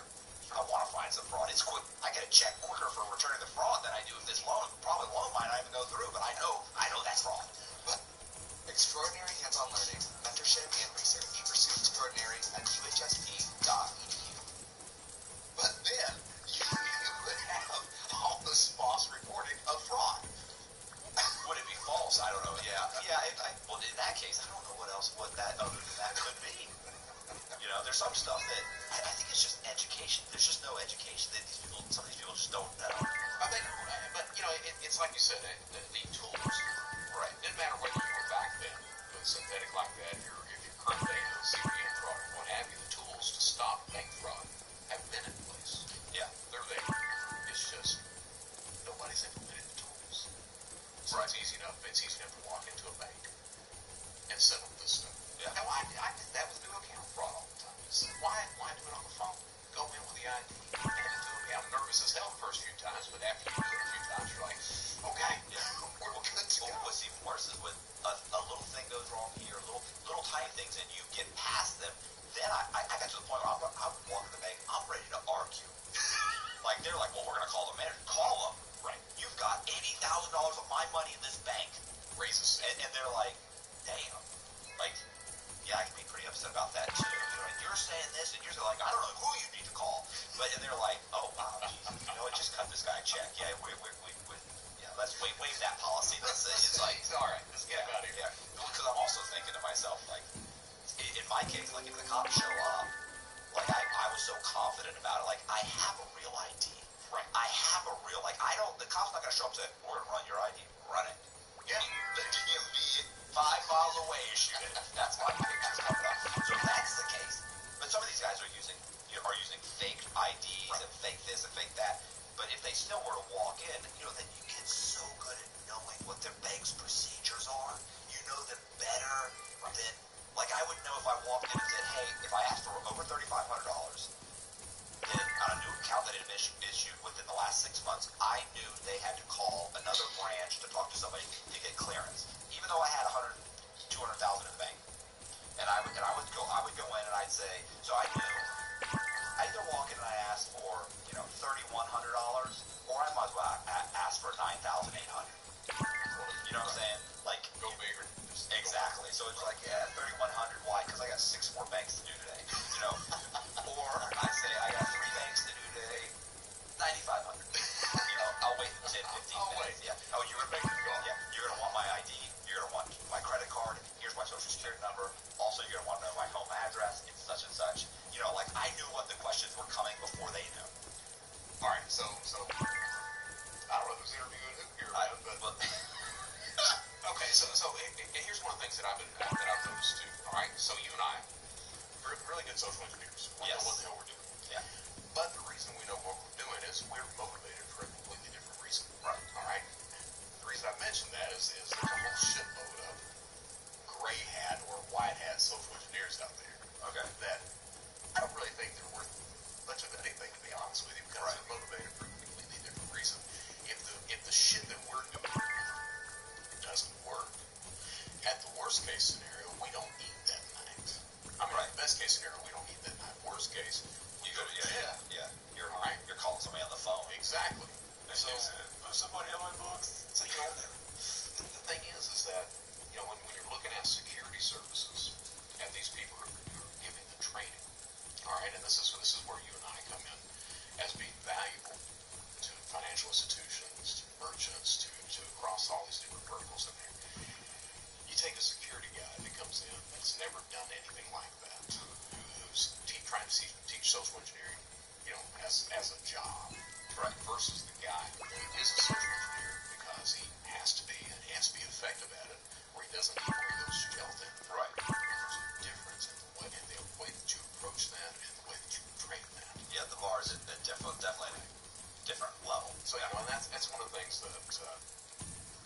things I've been bitching about. I bitch a lot on LinkedIn these days. You may have noticed that. I a little bit. You know, it's, you did a show on Frank Abagnale. Yeah. Fake criminal guy. Yeah, yeah. All right. We've got a lot of that bullshit that goes on. Yeah. You know your shit. Right. I know my shit. Yeah. And Bozak knows his shit. I was gonna say, and if I don't know it, I'm more than happy to say I never did that. I don't know. I don't, because I have people ask me, hey, will you talk about, stock fraud? Will you talk about pump and dumps? Will you talk about I don't know anything about it. I can Google it. Yeah. I watched Wolf of Wall Street. I understand the basic concept. I was in jail with some guys. No, we'll get Jordan if you want to talk about that. Yeah, but I couldn't. It's so funny too because you can always tell the guys that know it because suddenly they're talking about, first you got to file for such and such and this and that. And you got to fill this out. You got to fill that. You got to go to the start rattling that shit off. Yeah, and it's like, okay, I have no clue what's happening, so I don't talk about it because the thing is, a fisherman knows a fisherman. So if somebody's, it's like with the cops. For a cop to go undercover, people think, oh, well, they go undercover. Listen, that's difficult. It's dangerous. Criminals talk in a certain way, and drug addicts and drug dealers will know they have a certain, and they will know very quickly, like, oh man, you don't know what you're talking about. No, you don't have a clue. Dude. Right. So I remember when I started working, when Secret Service brought me in, I'd been there maybe 3-4 days. All right, and they were like, we don't want you to start reaching out. We need credit card numbers. I'm like, okay, dude. So here I am. I'm on my little laptop looking for credit card numbers. I'm talking to a seller. And I'm like, look, man, it's going to take some time to talk to this guy. No, get the card numbers. I'm like, yeah, okay. So I sent him a message. I was like, do you have any card numbers? He's like, yeah, man. I was like, I'll take anything you got. And he wouldn't sell them to me.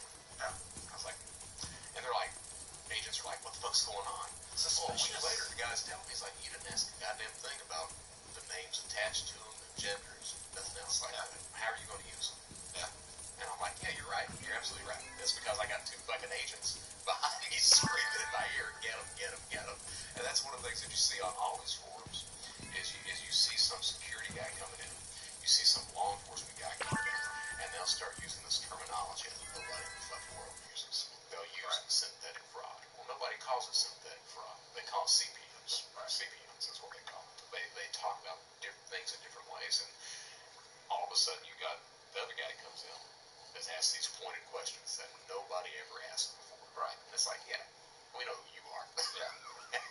Go from there. Yeah.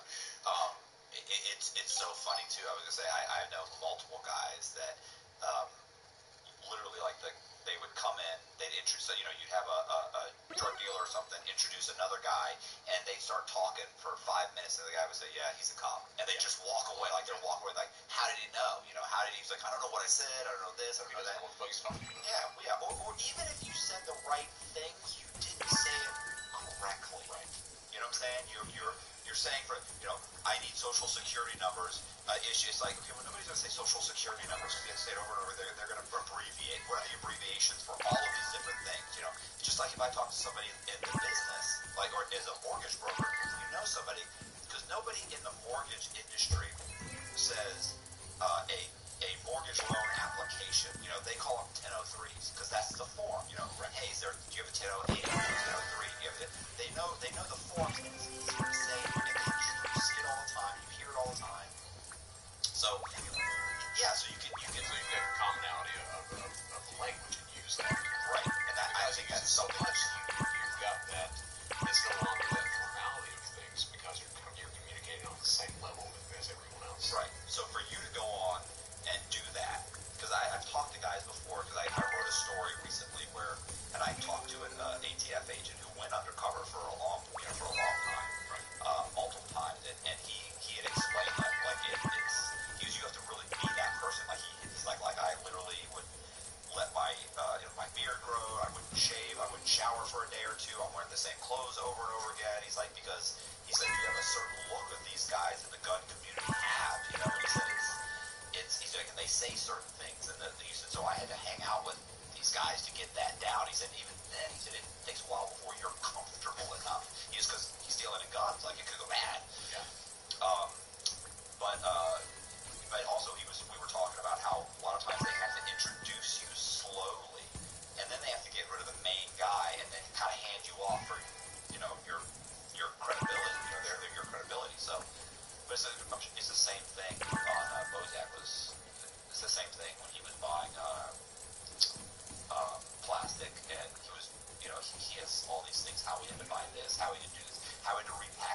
how he had to put, because they would, he'd bubble wrap this and he'd vacuum seal this and he'd stick it in an invoice. He's like, you learn this stuff after getting caught so many times. I mean, that's not. So, okay, so you were called too several times and keep getting away. It's the same thing with me, man. I mean, he's absolutely right. You get caught. This is how I got caught, so I'll fix that bullshit next time. And it's a learning process over it. And you know how you got to that point. Like, how do I know? Well, because one time this happened. But if it's an undercover, they say, how'd you figure that out? He better have a story. Well, the CI told me this is how it has to be done. Exactly. My guide's open. Yeah. He did walk me through everything. It's open. Oh man, I just influenced the guy, the dark. What did you call him? The kingpin, dark web kingpin. Who was this? This guy. Listen to this. Actually, I had a couple of these guys. Real guy or not? No, real guys. Real guys. Listen, I'm going to mention the ATM guy. So listen, I have an ATM guy that contacted me. So he had from a Bitcoin machine. I didn't even know they had Bitcoin cash machines, right? Like he had explained it to us. Yeah, the idiots that try to steal the damn Bitcoin ATM. Yeah.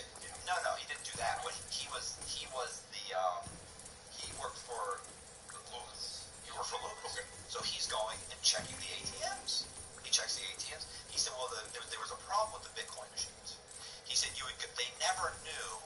Like the other machines, they would say, look, you have to go refill the machine with, it's 300,000 or 200,000, and you put the patent fees, and then you pull whatever the cost is. But they know it's out of money. Sure. They know how. He's like, the Bitcoin wasn't like that. The Bitcoins, because they're like privately owned. He said they go in and they're like, hey, check that machine, see if there's anything in it. Like, what do you mean, see if there's anything in it? It's like, you'd go and I'd come back and I'd be like, yeah, there was nothing in it. Or I'd go and I'd say, yeah, there was like $20,000, Right. And he said, so at one point I realized, the company knows, but my company, Loomis doesn't know.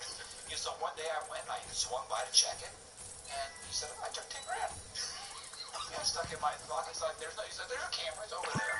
He said, but it can't see. I just look in the machine, I stick it in my pocket, I close it, and I leave. It's like a week later, they call me off and can you come in here? And he's like, yeah, what's up? They're like, so we don't really, we feel like something happened. There's an issue. There's some money. We feel there's a problem. I think he said he didn't even really know how much money was. They never really said how much money was even missing. He's like, I don't even know that they knew how much money was missing. But anyway, they basically said, look,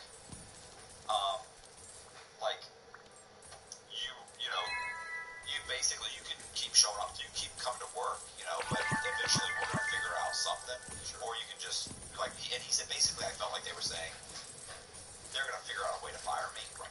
He said, or you just leave. And he said, I was like, yeah, I'm just going to leave. So he left. So for $10,000, he just left. For $10,000, right, which is nothing. But he never got caught.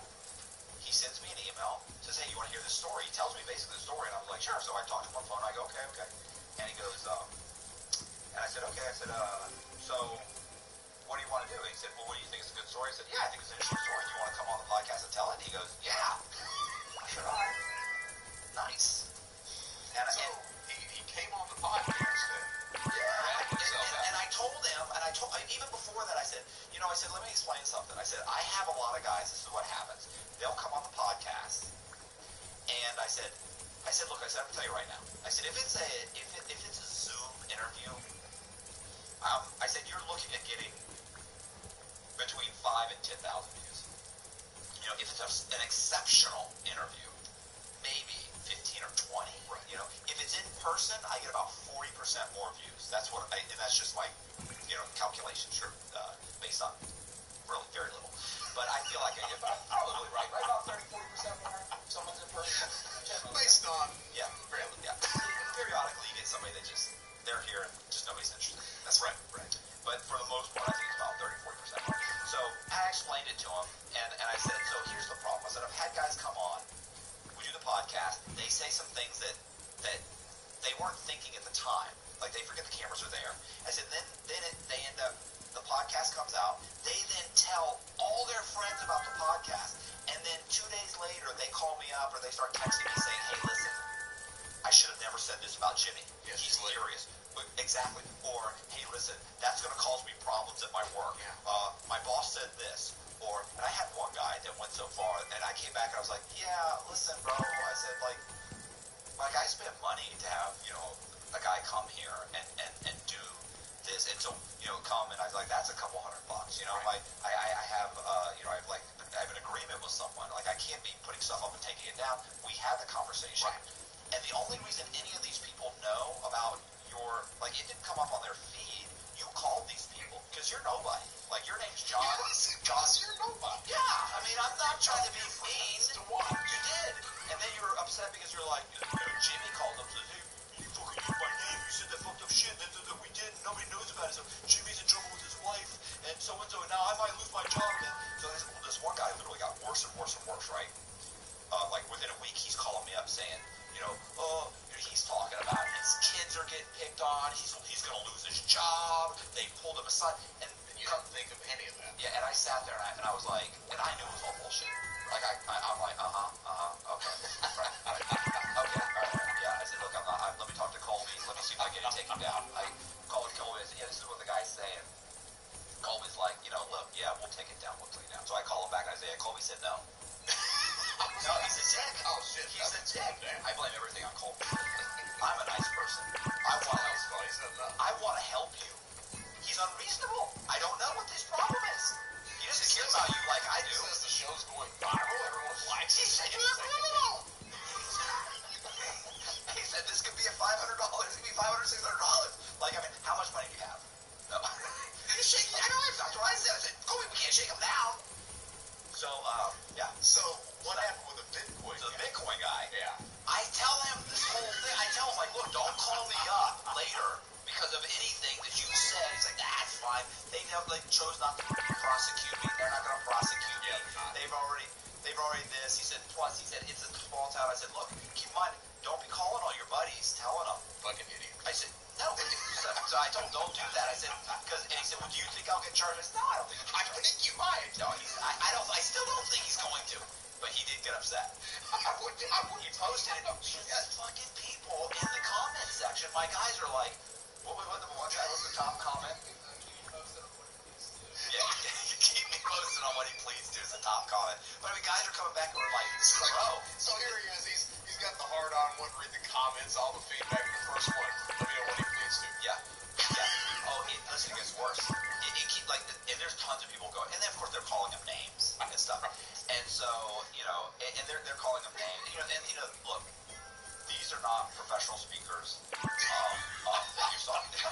So people are mean. Like, they're really mean. Like, they start like, could this guy say, one more fucking time, or this guy fucking, I can't hear him, or either, I don't, like, nobody's gonna recognize him, because what, he's got his fucking sunglasses on?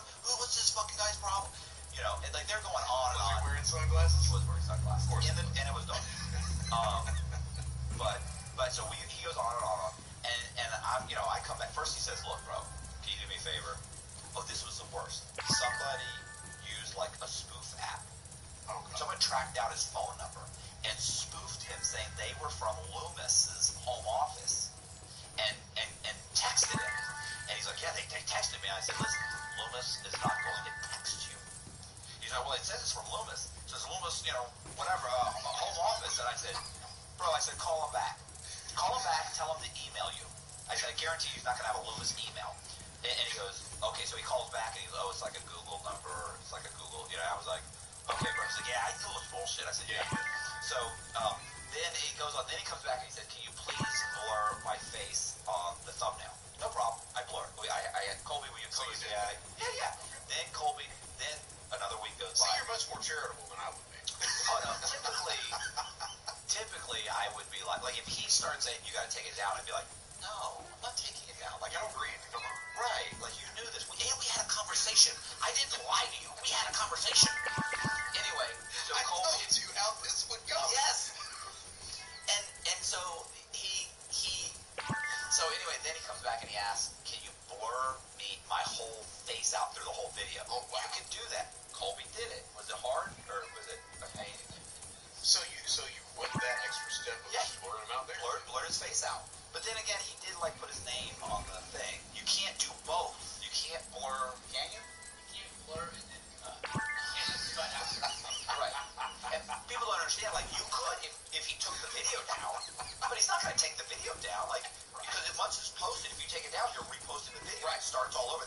listen to 1,000 people scream, "This was on last week, motherfucker. Where's my comments?" So, you know, I told, and he's okay with it. He's like, "Look, I'm okay with it. You blurred me out. You did this. You did that. I'm fine. I'm good with it. I appreciate it. I'm not trying to tell you how to ruin your show. That's fine." Well, so that's one guy that called me. The second guy that calls me was put a little more forethought into it. This guy's name was Colby too. This Colby tells. Look, some guys in there are the comment section are like, you know, like, you can't tell a story. The truth is, he told a fucking phenomenal story. You would love it. He's selling stuff on the dark web, right? He used Torah, whatever. He goes on a forum. He becomes a vendor. He's selling drugs on counterfeit drugs. So and the thing is, now people are bashing him because it was, you know, I don't want to say, you know, it was. Can I say it? The active ingredient. Fentanyl. Yeah. Right. We'll see. We're constantly battling. We say something. So I told him, don't say it. Oh, I said, like, you want to say it once or twice, that's fine, but then stop saying it. Just say. And he goes, no, I'll just say the active ingredient. And I said, okay. So he did say it like once or twice, and then said the active ingredient. Then everybody's hammering him like, oh, this guy, he knows what he's selling, poison. He doesn't want. It's like, I asked him. But my comment section, it's the sewer. They're horrible. They are vicious to people. They hate them. So were they mad that it was selling drugs or just fake drugs? Yeah, I don't think they were just fake drugs. If you're selling anything with that product in it, people, that's a problem. That is a problem. Well, people feel like you're selling, like you're trying to kill people. Like to him is like one guy's like, you know, he's killing your life. Listen, this is the U.S. government. If they could pin a murder on him, or even, you know, they would. Like, there's no, and listen, he sent me his PSR. Like, I read his PSR. Like, the government never says anything about there being any deaths related to in any. And if you're absolutely right, if they could have, they absolutely would. Right. Absolutely. So we have this long conversation. He and I have this conversation. One about prison afterward. We talked about prison and what to do, what not to do. I thought he does laugh a lot. Like, he's a very jovial guy, right? Which is great. I'd rather talk to that guy. Like, people make fun of that, you know. Oh, if he's always laughing and joking about what he did, like, come on, he's just a fucking happy person. Yeah, man. I mean, it's like, I laugh all the goddamn time. Right. But the thing is that people get angry. Cry. They get angry about that. But that's almost a defense mechanism. It allows you to talk about stuff that you would never really be able to talk about unless you're sitting there joking about it at the same time. Right. I'm not happy that I ripped off a shitload of people. Right. I'm not happy about that. I'm not happy that I was on fire and a piece of shit for years. Right. But I'm not happy that I had to do all that time in prison. No, I'm not happy about all that time in prison either. People always forget about that. Walk in the bathroom at 2 o'clock in the morning, you see 4 feet in the shower. Yeah. You're not happy about that shit. So, it's like, where am I? I was constantly seeing stuff going, like, yeah, what did I do to myself? What did I do? So anyway, that guy, that video is actually doing great. It's got like, what, over 30,000?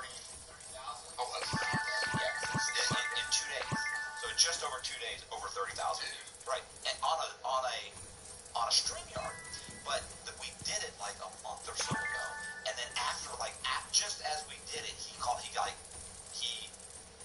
realizes, wait a second, I haven't been sentenced yet. And so I'm sitting there talking to him, like, we were still on the thing, I turned off the recording. Or did you hear that conversation, or had I shut off the recording? No, I shut it off. He asked me. Yeah, I did shut it, because I remember he goes, are you recording? I said, no, I shut it off. He goes, yeah, listen, the more I think about this, he goes, can you hold this for a little bit? And I was like, and keep in mind, too, as he's telling the story, like, I don't hear the whole 2-hour story. Like, I heard pieces of it. Sounds good. He sent me some documents. I read them. It looks legit. Let's go. Like, I'm not, I'm not Woodward and Bernstein here. I mean, this is a fucking YouTube show. So I was like, yeah, let's do it. So as he's talking, I start to realize, like, he was raided. They arrested him. He got out. He this, he that, and I'm like, okay, so when are you? So what'd you get? He's like, oh, I haven't been sentenced yet. And I'm thinking, and here you are talking about this. Yeah, and we kept talking because I thought somebody's going to say something's going to happen. I was like, so you haven't been sentenced? No, my lawyer's saying I'm going to get this much time, blah, blah, blah. And I was like, okay, when is it? We're going to act your ass out if they hear this. Yeah, when are you getting sentenced? And then once we shut it off, he starts thinking about it. He goes, Yeah, listen, I'm thinking this, Matt, maybe, yeah, can you hold this now that I think about it? And I was like, he was, because I would really hate to be being sentenced and they start playing this. And I was like, yeah, that might be an issue. That might be. But he ended up, what's so funny is he ended up contacting me, whatever, a week ago? Like a week ago, so it had been like almost 3 weeks. He contacted me and said, hey, I was sentenced. And where is the guidelines? No, you got 5 years. He got the mandatory minimum. Like keep on, they couldn't. It's through the internet, so they had ordered some stuff from him, tracked it back, and rated it as all. Which is not difficult to do that. Right. So, well, he didn't think it was going to be as easy as it was. They never do. But he had but then again, think about it. He wants to be sentenced because he had a much longer run than they knew. Get it over with. Yeah, like he's realizing, you guys got me for these packages. Like, I need to plead guilty to this. Exactly. Because if they really look into it, like, what if they end up finding out this is the run? It was just right now. It's just this, and you can minimize it. You don't have the stuff. So he pled guilty, got 5 years, and then we talked about him going in, and he's a big guy, shaved head, beard, He'll be fine. chubby, and he looks very soft. So I was like, listen, do yourself a favor. Don't go into. Probably going to go to low. Don't go in and say like I don't want to. If somebody says, "What are you here for?" Don't say my lawyer said not to talk about it. Yeah, don't do that. Don't say computer crime. Yeah, that's don't a do mistake. that. I know that for a fact. That's a mistake. Right. Don't say that. Don't tell them a whole bunch of information. But dude, tell them exactly this is what I'm here for. Yeah. That's it. So that's it. And yeah, he's Don't play Billy Badass. Don't do that. Don't borrow money. Don't gamble. Don't borrow money. Don't talk shit about people. Understand that there's a spot in the TV room. You just can't go in there and start watching. Oh my God, there was a guy. Listen, let me tell you right now. I'll tell you this. I don't know if you had one of these guys. We would have some guy show up. I think I told you this. We'd have like a white guy would show up. A soft-looking white guy would show up. He's 50-something years old, soft-looking, scared. Comes in. They come in around just after or just before count, right? Right. So they come in, and then they get their cell. They're still wearing their slacks and a white torn up T-shirt. And they're looking. So he's got flip flops on, and he's walking around. So they would come in, and then everybody just kind of ignores him, right? And then they go to chow. They come back. They lay in their bed, cry. Then the next morning, pretty much regardless of what crime you've committed, that's typically the first night in prison. You just lay there like I slept like a baby. Well, you sound like really? Sounds like you were sniffling a little bit. And then or sometimes that night, usually that night when they come back and they lock everybody down, they start to work their way into the TV room. Right. Or the next morning, they would walk in the white TV room. And the NASCAR room. Yeah. They come and they sit down. And we had a guy, they called him Kitty King. And what's so funny is his initials were KKK. They were so it was Kitty King's here, Kitty Kevin King. And so Kitty would go, the guy would come in and sit down, we'd be watching the morning news, waiting to leave. And all of a sudden Kitty would go,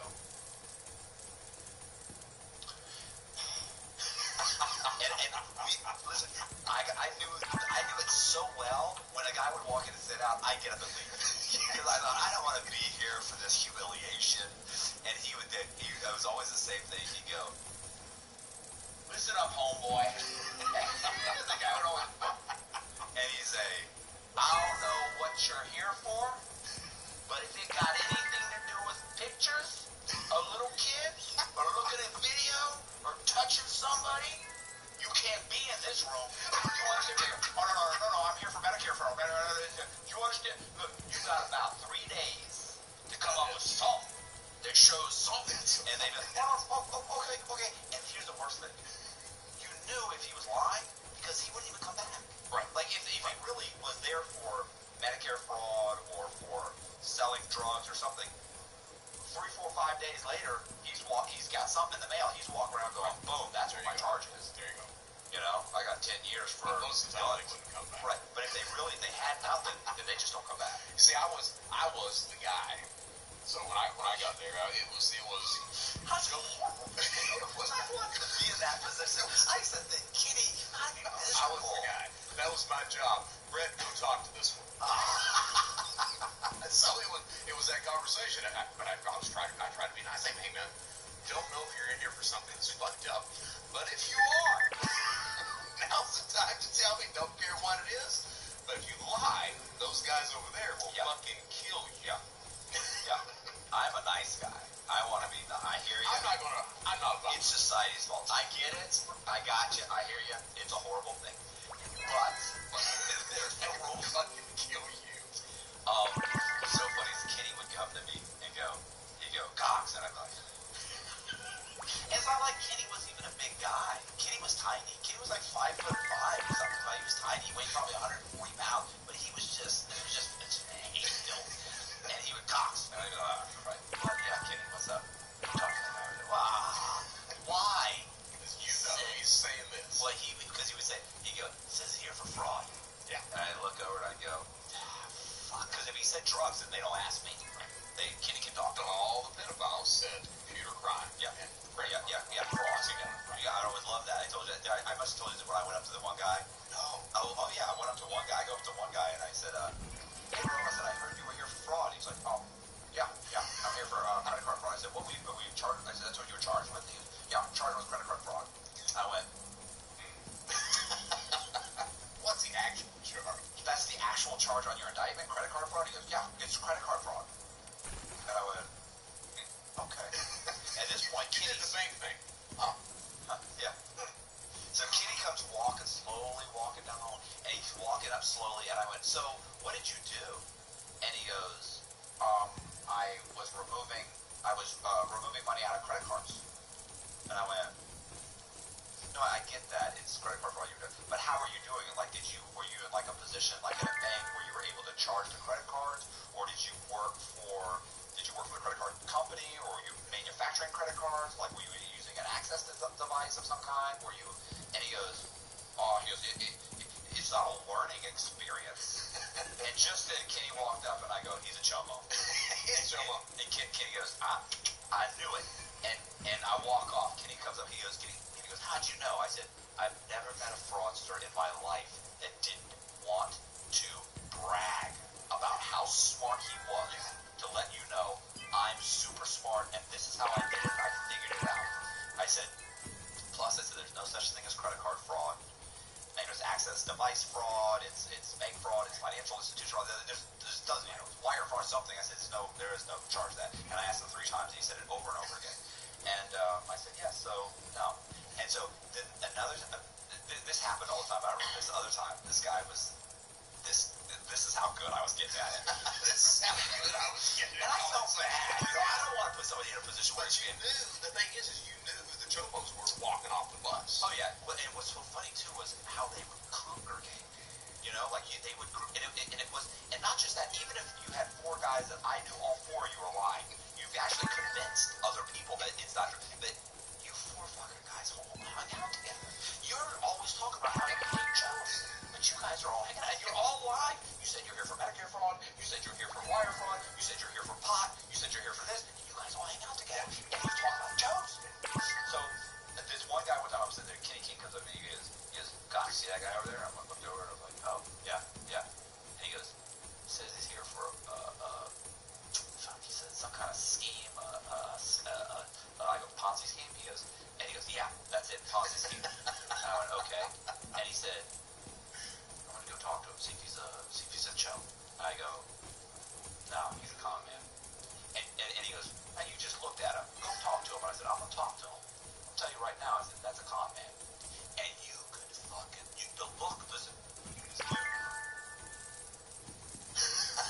not a big guy, checking out everybody walking by. His back is kind of towards the in the corner, kind of towards just checking everybody out, not being a jerk, but the look on his face was, he was in a horrible environment, analyzing everything, and confident.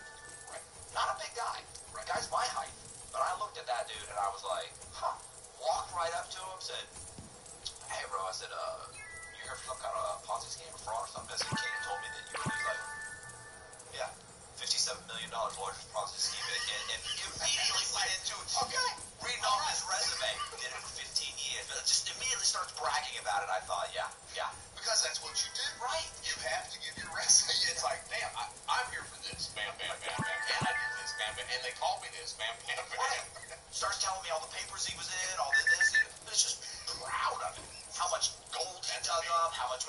just like, damn, like you're overboard. Like you're as bad. Like I thought I had it. I thought I had you pegged, but fuck. That's me. You know, yeah. Good times. Good times. What's going on? What are we at? 1:18. An hour and 18 minutes? That's it? That's not bad. Not bad. So what did you say about Frank Abagnale? Since we're talking about crime Well, and the fake self-promotions, better out there. first of all, you should talk to that guy. I know him. Oh, We're at the same conference in next month. he's an interesting guy, Yeah, right? I've spoken to him on the phone. We had a Zoom meeting. Did you do a podcast? Did not do a report. Did not. I mean, I'm just saying, I don't know how you're gonna run your show, but you might. So what happened was the ACFD last year they were like, "Will you come in and keynote this?" I'm like, absolutely, let's do that because I love the ACFD. They don't give a shit most of the time, right? Yeah, absolutely. You understand he's gonna put this probably in. That's fine. Okay, I still love him. All right. So I'm like, absolutely. So didn't know who any of the speakers were or anything else like that. So this has been probably 6 weeks ago. The woman brought me in. She was like, I just wanted you to know that Frank Abagnale is coming as well. And she sent me a note on LinkedIn. I was like, well, that means they're going to kick me out because Frank Abagnale refuses to meet me. So I sent her a note back and I was like, hey, I understand if you're dismissing me. I understand completely. Frank's a bigger draw and everything else. And she writes back. She's like, no, you're there with Frank. And I'm like, seriously? You know what I've said about this guy, right? You know I'm going to bury his ass. And she was like, you'll be fine. I'm like, okay. The whole industry's ready, right? So 4 days later, this Levere guy, he messages me, and he's like, I'm showing up at this conference too. So I started, and he's on this pretend podcast. I'm like, holy shit. They're all planning on burying Abagnale all of a sudden. So Levere and I talked, or however you say his last name, we talked. He's a great guy. And he was telling me, he was like, have you watched my show? I was like, no, I've not watched your show. He's like, well, I've watched your show. So he was talking to me. He's like, I'm planning on giving all my proceeds to the victims of Frank Abagnale. And he's like, what do you think about that? And I was like, shit, if you can do it, I can do it too. Let's go. Okay. So, of course, 2 days later, Frank Abagnale. He drops out, right? But, I mean, it looks like the industry's actually finally taking, that to heart. And he didn't really do anything. But now that being said, the fact that he's done something. Yeah. So first of all, I like to say that I read his book in prison. Not once, but over and over and over again.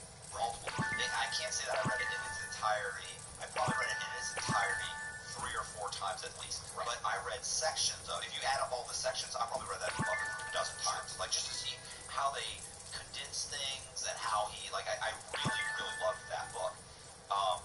And then I even read his second book. See, I didn't read the second. Second book was pretty good too, although it mostly just talks about scams in general. The Art of the Steal. Art of the Steal. And he has a third one in with AARP, which... Oh, I didn't know that. Okay. I didn't even know that.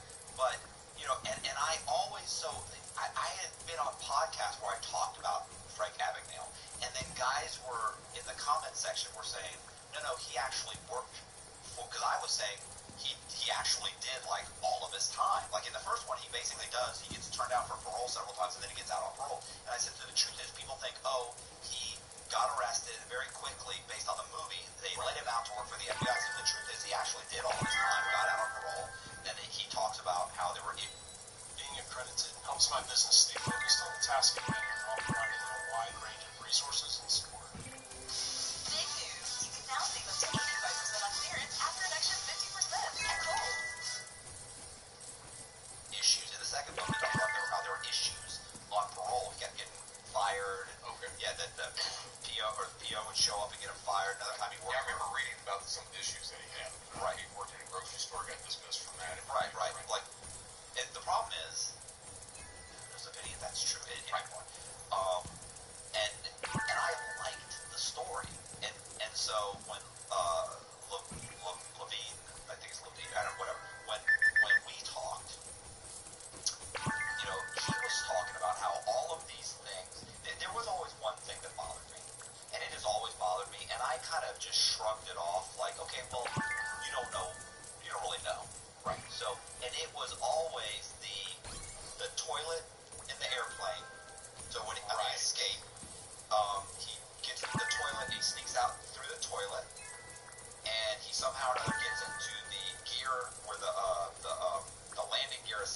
is, and then he jumps out through the landing assembly and takes off. And I always remember thinking, well, I would think it would be a closed system. That would be separate. Right. And I would think, well, maybe sometimes they have those panels that have been bolted on. I was like, but it's not, he didn't have like a wrench with him. Right. And I'm sitting there going, well, obviously, it's the suspension of disbelief. Like I see it, I believe it, I want to believe it. My issue with it the entire time was the escape from Atlanta. Because I know U.S. Marshals, and they've told me how that shit actually operates. There was no forgotten paperwork, as he claimed at that point. No.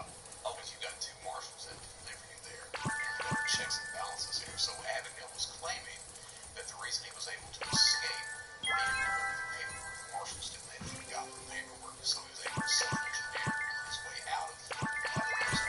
Right, he has the girl, he gets the FBI card, and actually they call, and he says, hey, I'm working with the FBI as a CI, or I'm an FBI agent. Let me talk to my partner, and they actually let him go to the car to have a conversation. He jumps in the car and takes off. Right, like it's the whole thing. And granted, it's the 70s, like things were a lot more lax.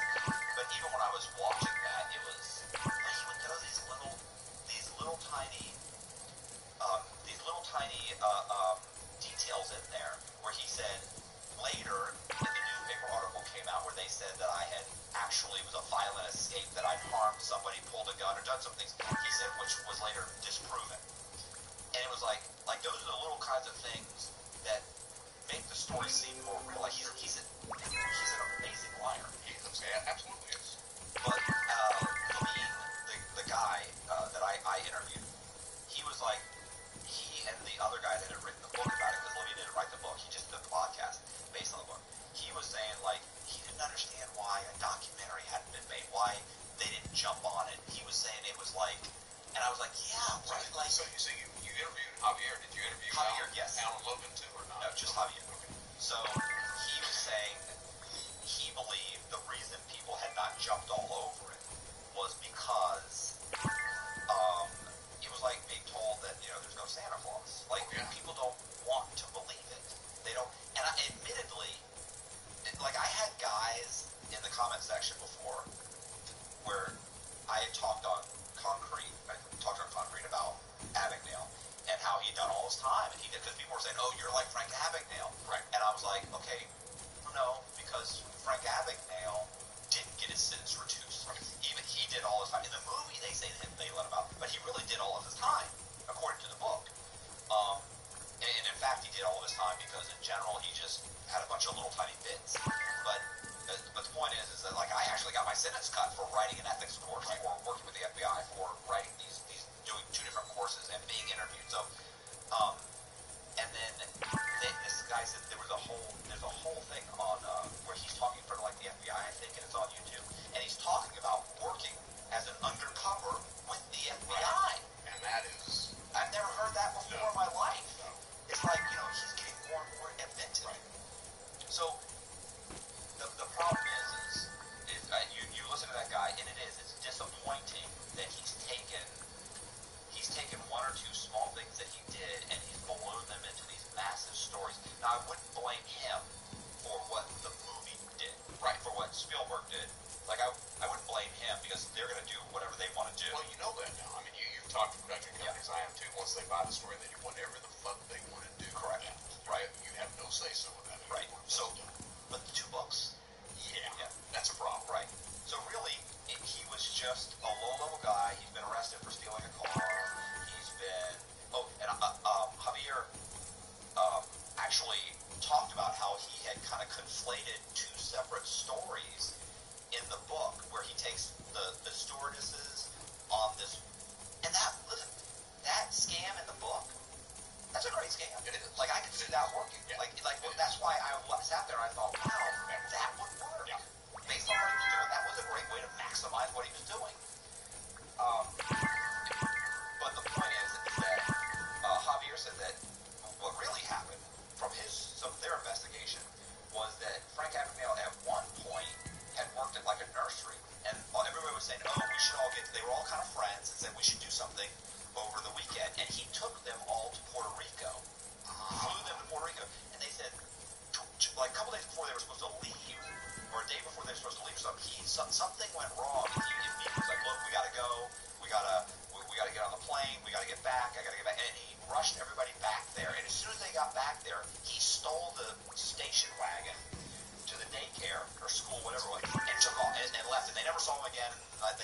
report saying, hey, this guy stole our fucking car.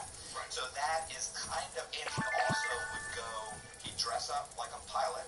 He would go to universities, and he would interview sorority girls or college girls to be stewardesses for Pan Am, let's say. I think it was Pan Am. They said he also would do physical exams. I read that bit. Yeah. Wow. So, which none of that gets talked about. No, nobody brings that up. Right.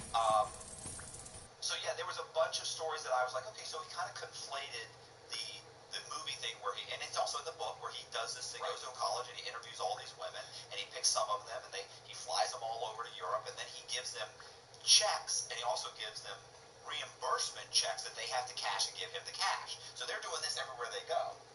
He's also not paying for any of the photography. He's telling them to bill Pan Am. So he's running up photography bills all over Europe. The women are thrilled. They get to go to Europe for a month, but they also end up making him like $20,000-$30,000 in cash because they're cashing the checks, thinking it's just a part of how this works. We cash the stuff, we have to pay for our own fees, but they reimburse us. They give us a check, we cash it, give it to him.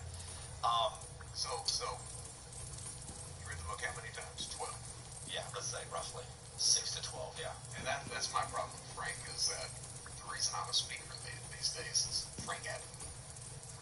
Oh yeah. What? Because he's paved the way. Yeah. You know, when I was working for Secret Service that entire time, I'm gonna get out and I'm gonna do exactly what the Secret Service do. I'm gonna speak. I'm gonna consult. Well, why doesn't he want to be on the same? So with Frank, and I found that out when I started working with AARP. Frank doesn't do Q&A sessions because you don't want to answer any questions. He can't answer the questions. Right. All right. The book that he wrote for AARP, Scam Me If You Can, he didn't write a single word on it. He comes to AARP and he's like, hey, you can have the book. I'll just copy it to you free. Just hire me to work. And he charges AARP $20,000 a day. Jeez. And he screws them over. He did during that entire, he worked for I think a year and a half. And during that point in time, he had 2 Q&A sessions. And during those Q&A, he answers the questions about as bad as you possibly could. Right. Gives advice that no one on the fucking planet would do. Doesn't support the advice because he doesn't know anything he's talking about. And it looks like what's going on these days is somebody gives him talking points. Right. He gets up there, he rehearses his speech, he gives his story, gives a few talking points at the end, doesn't really understand a damn thing he's talking about, walks away with his, $30,000 for the speech. It goes like that. Right. That's what's going on. But the first time I was supposed to meet the guy, he was doing a podcast for AARP. I forgot what the name of the damn thing was. But I flew into Washington to meet him, and he calls in sick that day. Yeah. Okay. Why? Because he just doesn't want to have a conversation with you where it's gonna be obvious. I think it's that whole thing where a fisherman knows a fisherman. A fisherman knows a fisherman. You know immediately. Are you full of shit? Or you know what you're talking about? Right. And that's the problem. So he doesn't do anything like that. Javier, easy enough. Because they had Javier, so Frank Abagnale was going to be opening keynote. The next speaker was Javier. Oh, he really wanted to just cut him. Yeah, and Frank would have to go on first because he's not going on second. Not going on second. So first, second was Javier. Abagnale was contractually obligated to it and everything else for this conference. Violates the contract. That's like, fuck no, I'm showing up for that shit.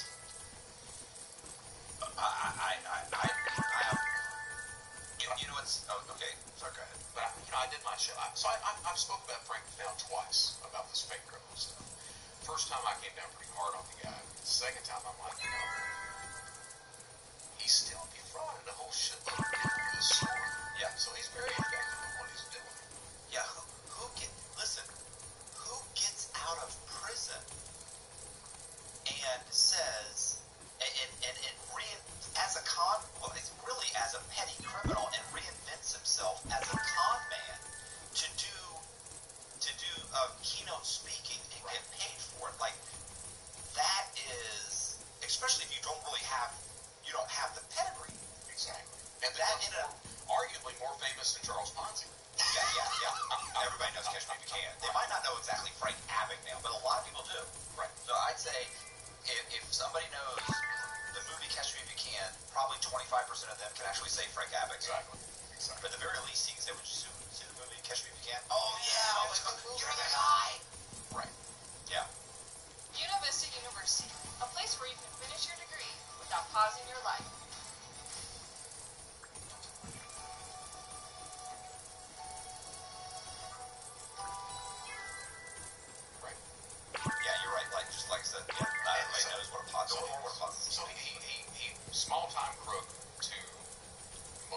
successful con man ever. Yeah. With the Catch Me If You Can story. Yeah. But also, he actually does some good along the way, right? He's got 11 patents for check security. Okay. I didn't know that. Belt. So, and he raised awareness across the board on security for checks. Right. And Javier said, like, he came up with that he's legitimately got, like, a securities company or whatever it is. He's legitimately, and apparently it does decent work. Like, he's like, there's nothing, he's like, when they looked into that, he's like, there's nothing out there that says that that's a scam. Like, it's a legitimate company. So how are you supposed to look at that? The guy's, he's built his entire life on this foundation of lies, but he goes off and he does some good. And that's one of the things that he says. Makes a hell of a lot of money doing it. A lot of money. It's easy to do good things. If you're fraudulent. Yeah. Yeah. But, you know, he actually said that in, I don't know if you saw that ambush interview that Javier did with him. Yeah, I did saw it. It's only like a minute, like 90 seconds. But, you know, Abagnale makes that statement. I wish that people would judge me on what I've done with my life, right? Not what I did with it way back then, right? Which I'm like, okay, dude, I kind of get you. I kind of get you. Yeah. I still don't know how to view it all. But I'm like, I think, you know, what's funny is it's like cheating on your wife. This is another one of those rumors. So I give these examples sometimes, and like when we were not on camera, like you're like, don't go with that one. Like, I said something the other day. The guy made a comment about people with like a thyroid problem. Like, well, you know, it's not her fault. He was talking about like his sister, like was super overweight. He's angry with this particular. It's a fraud that's happening, and he's angry. He's talking. He showed a picture of his sister. He's, you know, and he goes, you notice anything about her? I thought, well, she's like, I didn't know what he wanted me to say, but all I could think of was she's a big girl. She's a big girl. And he goes, it's not her fault. You know, she has, you know, thyroid something such and such. And I said, yeah. I said, I don't buy that. I said because I know for a fact that I said in all the pictures I've seen of like concentration camps, there's never like one fat person that they say, yeah, she's getting as much food as everybody else, but she has a thyroid issue, so she can't lose weight. Like, I don't think that's the way it works. And so anyway, afterward he said, probably don't use that example. Afterward he said, you know, I understood what you were saying. It was funny. He said, but you might want to stay away from anything that has to do with skinny people in a concentration camp. That's true. And I thought, like that's not. You took it wrong. So, but Frank, I don't know where I was going with this. Cheating wife. Thank you. So it's kind of like if it's like the guy. Listen, people will like really a woman in general, and I think men for the most part, they will forgive like infidelity, but what they're more upset about. Every time when I was younger, not now. I'm an adult now. You know, but when I was, you know, in my teens or 20s, and I would run around with my girlfriend and get caught, the few times what I realized was when you just deny it, it drags out for 6 months to you. They never let it go. Right. But if you just say, yeah, look, okay, I did this, and we were having fights, and we're not doing well, and I thought we were going to break up, and I saw your friend Jennifer, and she's always flirted with me, so yeah, I went back to her place and I hit him. Yeah, I met, yeah. She's not a good friend to you, by the way. You know, she did horrible things. You know, if you just own up to it on her. Yeah. You know, I said, the whole time, I said, this isn't right. But if you just own up to it, then it kind of shuts it, you know, and if you're like, look, I it out. I got caught, like, mid-act, banging this, literally mid-act? Well, no, so I was, you know, going, you know, it was working out. It was just, you know, he was actually a Buccaneers cheerleader. I mean, when am I going to get a chance to hit a Buccaneers cheerleader? You got to. I mean, to me, that's like that you get a pass. I should have got a pass, right? Like, so, I mean, I'm never going to have this opportunity again. Yeah, I like you. We're good, but so anyway, but it's a fun. For God's sake. So I'm just it's just happening. I remember we're naked and boom, I'm just, you know, things are just going good, and just then I hear ding ding, and I thought, you know, the alarm system, the door opens, and I went, oh God, I never got that key back from Jana. And I was like, and I remember she was like, oh my God, is that, and the girl's name was a fitness trainer. And she was, is that the fitness girl? Is that it? I was like, wait a second. I get up and go in there, and literally my girlfriend's got this chick's purse out dumping out her stuff, flipping it open, looks at the and starts screaming like she knows her, like she's like barely even knows her. She starts screaming, this, or yelling at her, and so the girl ends up coming out. We scoop the stuff back in. The girl's got her clothes on. She takes it. She runs out the back. I turn around. She's like, did you fuck her? Did you fuck her? No, but I feel like, I mean, I'm done. I said, yeah, you want to know the truth? I said, yeah. I was a little bit, I was starting, it was work, things were going, it was happy, yes, but you ruined it for me. But I said, look, forget us, it's over, just go. She said, but I love you. And then I couldn't get rid of her. She hugged me, and she stayed the night, and we dated again for the next 3 weeks, and we broke up again. The girl was breaking up. The point is that, listen, for the Frank, all that, but I'm bringing it back around. I see that. Just the point is, look, where's this going? It's going. So to me, the denying or not addressing it, to me, one, you probably get a lot more if Abigail were to just say, listen, let me tell you what happened. And you still won't have to be that. Like, you can say, look, this is what happened here. This is what happened here. This is what did when I wrote it with the Stan, Redding or whoever I wrote, when I wrote the book, was there embellishment? Absolutely, there was embellishment. It just got away from you. Yeah, got away. It kept going. I started getting the gigs. I was scared that if I corrected it at that point, I wouldn't get the gigs. I was making a good living. I have a wife. I have 4 beautiful children. Did I mess up? Should I have corrected it a long time ago? Absolutely. I was broke. Was in a bad spot. Here's what I did. I didn't correct it. I'm correcting it now. Right. My bad. You don't. Here's what I have done with my life. I mean, the dude said, what, 75, 76 right. now? Well, what do you say at that point? People are like, yeah, you don't have to. What are you going to say? Like the movie. Yeah, absolutely. So that's what you do. Why would you? Right. But to not address it, then what happens is it festers. It gets worse. It gets worse. It gets worse now. And that's what happened. I mean, so Alan Logan comes out with his book. Let's be honest. Right. But it continues to build traction. Yeah. Until now, you've got Macy and me trying to do hit me something. Yeah. I mean, it's going to shut him down completely. I mean, luckily, I'm sure Frank's got more than enough money to just take back. What he's making on residuals and everything else. I mean, listen, to be honest, at this point, you can kick back, do a video, and laugh about the whole thing. You can mock the whole thing. Yeah, that's what I did. He didn't even have to be apologetic if he didn't want to. He's like, I'm 75 years old. What are you going to do? I got to ask.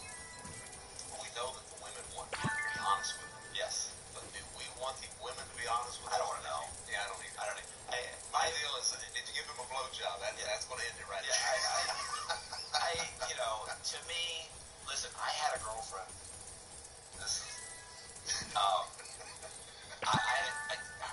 remember her name. I'm horrible with names. Her name was Janine Hutchins. He said, I remember her name. Yeah. She was so sweet. She was very nice. I dated her for a little bit when I was in college, the first year or so. And I remember she was going back to, I think she's from Wisconsin or something. I don't know. Anyway, she was going one of the square states up north. So she's going back up there for a month or two and then coming back. And I said, listen, I know your ex-boyfriend's up there. I know he's friends with all your friends. I know all this. We've been dating a year or so. I said, I know this. I said, I know there's no way you're going to see your friends and not end up seeing him. And she goes, probably. She said, yeah, probably. I said, so if things take the natural course of nature, I said, and you end up sleeping with this guy, I said, do me the favor and the courtesy of not letting me find out. Right. And she goes, and she said, you'll never find out. And I said, okay. She knew what time it was. She just laughed. She's like, something's wrong with you. I was just saying, I don't want to know. Right. I don't want to know if something actually, nothing's going to happen. As a man, that shit eats at you. Yeah, I don't want to know. Because I'm sitting there going, okay, you told me this, but there's more. I hated it the whole time. Yes, yeah. I know. The guy's 6'2", he weighs 195 pounds, he's got a full head of hair. Right. You hated it the whole time? Whole time. Okay. Yes. Now you're a liar, too. Yeah. So, yeah. yeah, I don't know. I need to call Jess. The more I think about it, I like to drop by every once in a while. Just pull in real quick in my little chick Jeep. There you go. So if I pull up, I jump out. Well, you know, I ordered a Bronco. Are you serious? They're fucking ridiculously expensive. The sticker price is $40. They're selling for $95. I know. So here's the deal. I got October. I bought an Acura TLX Type X. Fantastic fucking vehicle. All right. Bought that ostensibly for the wife, and then my Bronco was arriving in January, which it did. Didn't have one of those Chinese chips in it? What? No. My Bronco arrived the exact same day that the tree fell. No. The exact same day that Argos, the company that was paying me obscene amounts of money to be the chief criminal officer, they decided that the economy was going bad. And they laid me off. Yeah. So my Bronco got sold. It was black on black. The Wild Track sticker on it, 73K. I was like, fucking love it. How long had you ordered it? It took 9 months to get it. That's what it took. Oh, so did you make money on the sale? No, I didn't get it at all. Didn't buy it. Oh, okay. I thought you already paid it just arrived. No, and of course they marked it up. To innovators everywhere, we're here for you. Highland's intelligent enterprise content solutions improve digital processes to spark more value for the people you serve. Highland, for innovators everywhere. Everyone deserves a healthcare partner who's there for what matters. 15K. Of course, I was going to say, they sold it for 90. Yeah, so that's my Bronco story. But, hey, are you going to come on my show? Yeah. Yeah. You know, I went and looked at Bronco. This is scary. They're nice vehicles. They're not, because you know why? Online, it said it was like $38,000. I was like, this is great. I actually, listen, I went so far, I went and got a loan from I applied for a loan through my credit union. Look at the Badlands or what? I remember. Which version Bronco? It was like the cheap one. It was the cheapest one. Two-door.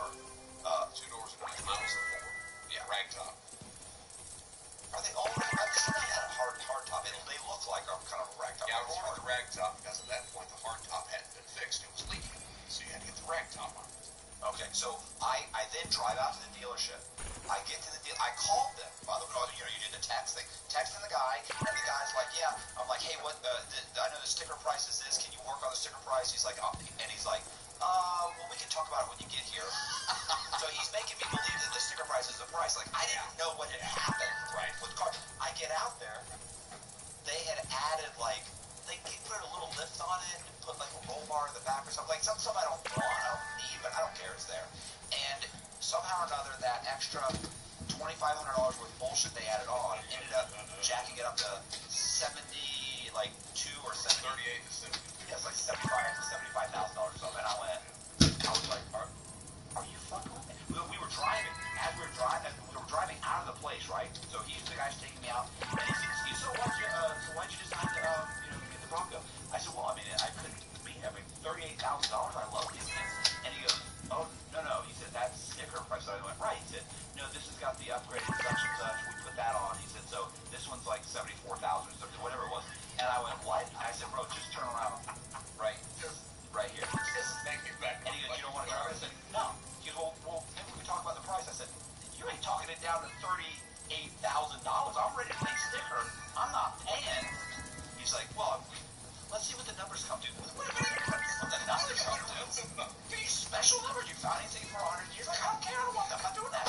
Turn around. And he was like, are you serious? I said, yeah. You got 96 months, you'll be all right. Ridiculous. So I had him turn around. I mean, I went in. They didn't pull my credit, but I did say, he said, well, let me at least get you the numbers. I said, all right, bro. But that takes 20 minutes. And then after I got the first set of numbers, I said, yeah, I'm done. Give me my keys. Yeah. Well, look, I don't know where Paul is. I'm going to cut the shit. I know you got my keys from him. Don't make me be an So you like the Jeep? My Jeep? The little tiny baby girl Jeep? I've not seen your Jeep. It's the little white, it's a chick Jeep. Like, I mean, you hit it, you punch the gas, and it goes, it doesn't go, though. There's no, like, it's not like it throws your, like, Jess will be like, oh, did you hit the gas? And I'm like, that's me hitting the gas. And she's like, oh, it's so bad. Like, all right? It's so bad. It's so bad. We bought furniture for Jess's daughter, and I had to rent a U-Haul. That U-Haul had more pickup cheap. And I'm not even like, it's not like I'm like, oh, I'm kind of, no. You hit the U-Haul and it was, ooh, like you really threw you back a little bit. So you hear it now, kids. He needs to sell more of these. Yes. So he can get a more powerful vehicle. Yeah. Remember, stranger danger.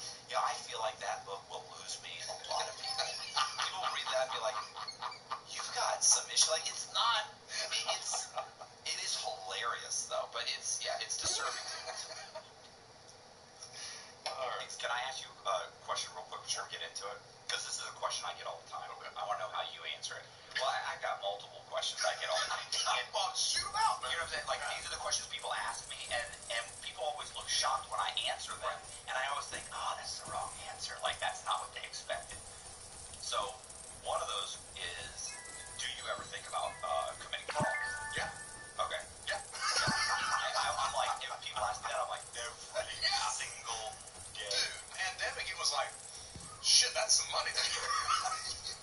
It's like, damn. I'll see a real estate commercial where they're buying real estate sight unseen. Oh, and I'm like, oh, stop it, bro, stop. What are you doing? Like, oh, God, dear God, what are you doing, man? What's happening? Well, that criminal mindset never leaves. It never leaves. It's always there. So I am asked that. I'm also asked, would I ever commit a crime again? And they, news or whoever's asking that wants you to say no. And the answer is not no.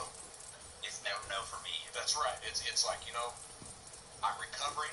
The longer I go without committing a crime, chances are I'll keep going. But right now, I'm just recovering. I actually told my probation officer. Well, I've actually told several people. Did you take RDAP? Yes, I took RDAP. Okay. I almost caused a riot at Fort Worth Prison taking RDAP. So I've told the doctor that was running the program this, and I told my probation officer. I was like, yeah, I know I'm going to bust my ass. I'm going to get a job. I'm going to bust my ass for the next year. Hopefully pull some shit together. Get myself on my feet.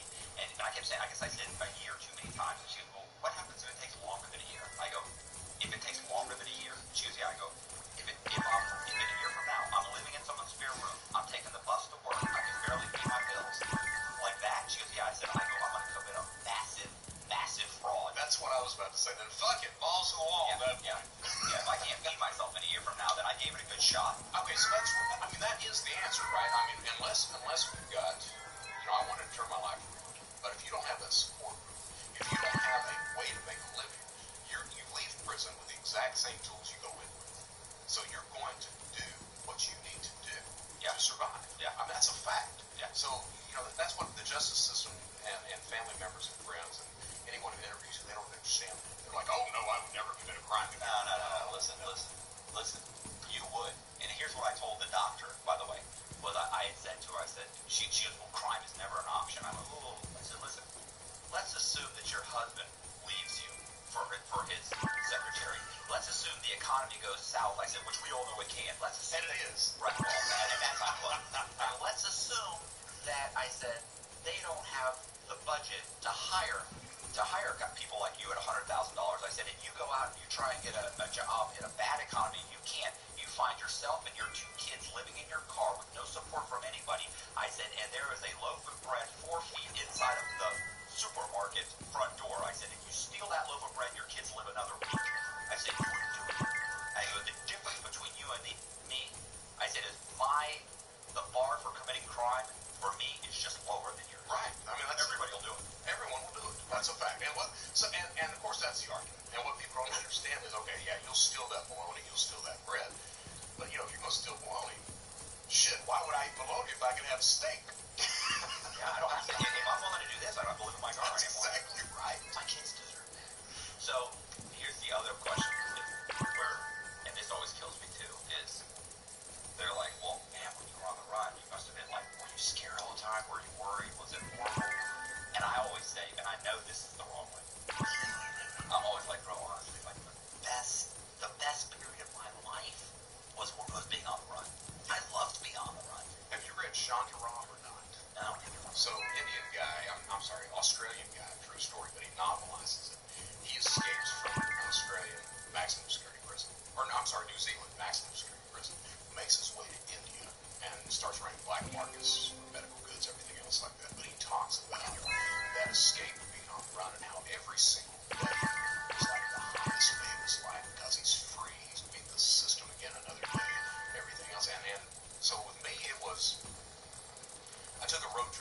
been to Route 66. Christ, I spent a lot of time in Vegas, a lot of time out in LA.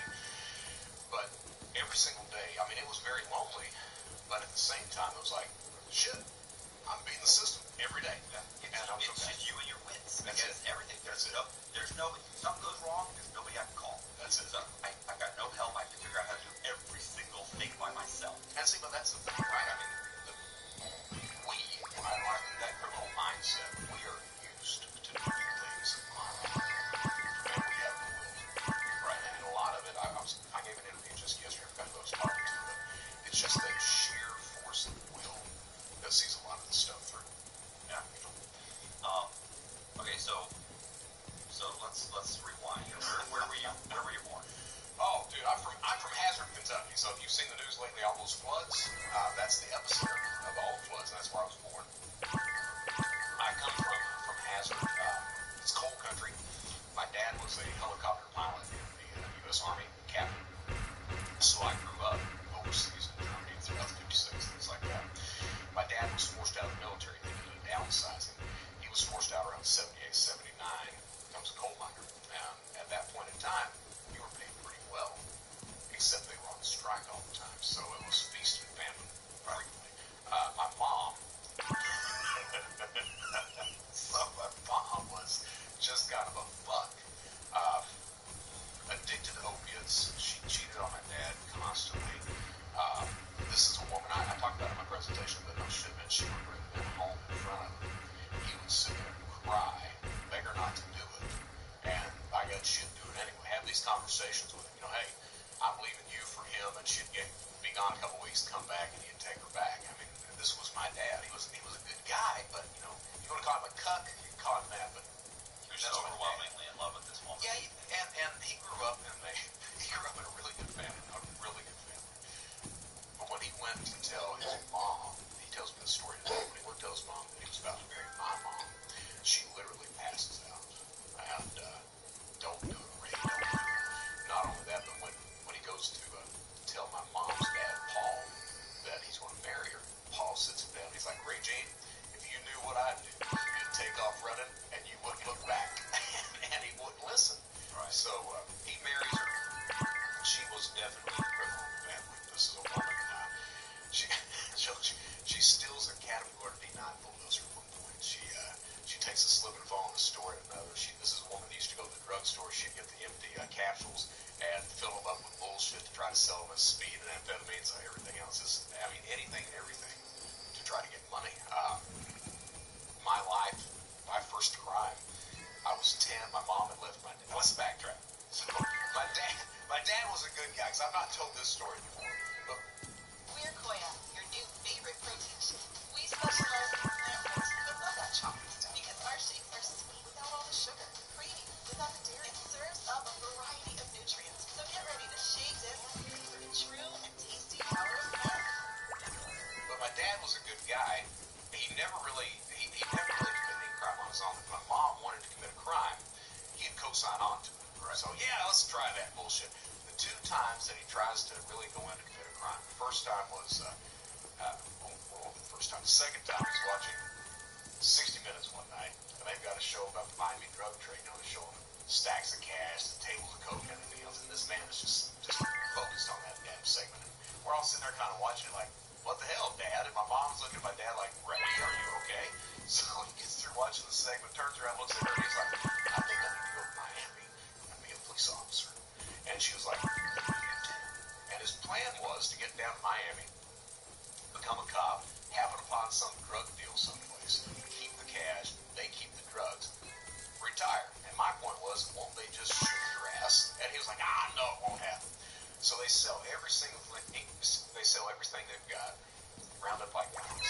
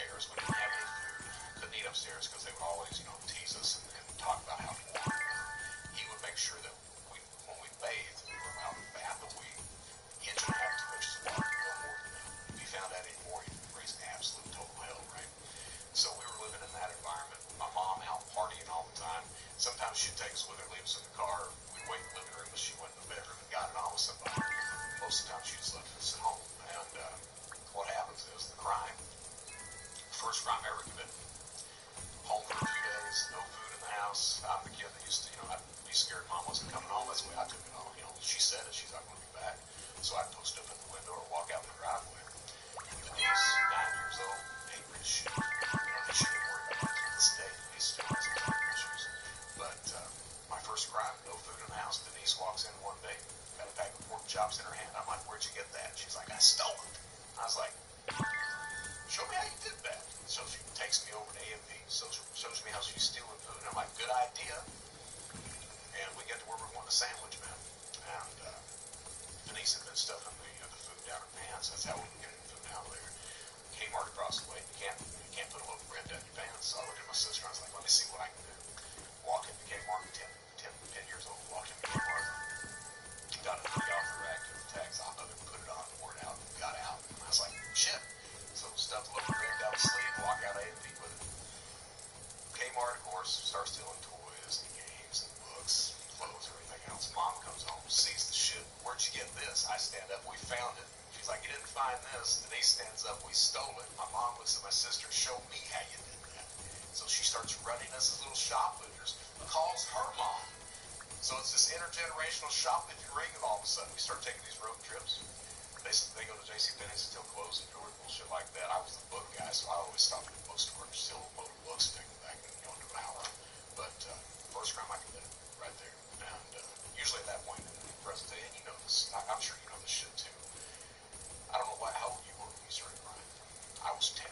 And, when you're a kid, you can't help what the adults in your circle do. You're going to do the shit they do. Yeah. But when I became that adult, I chose to do that. Yeah. But I had that path laid for me. My sister, other than that shoplifting, she's fine. Anger issues, out the ass. But Denise is a parent. She's a teacher. She works hard every day, doesn't break the law or anything else. I was the guy that just kept on going. And so that's the first crime I committed right there. And I found out quickly that not only my mom, but everyone on that side of the family were criminals. So that's the whole ring of thing. So I grew up, man, doing insurance fraud, faking accidents, burning cars for cash, burning homes, faking accidents as well, trafficking drugs, growing pot, illegally strip mining coal. I was on the Alex Friedman show. He got a kick out of that bullshit. But document forgery, I grew up knowing how to do that until I branched off on my own life. Faked a car accident in 94, 96, got married, get married, moved from Hazard, Kentucky to Lexington to go to UK. I was an English major and theater major. Do you have a job in turning into this?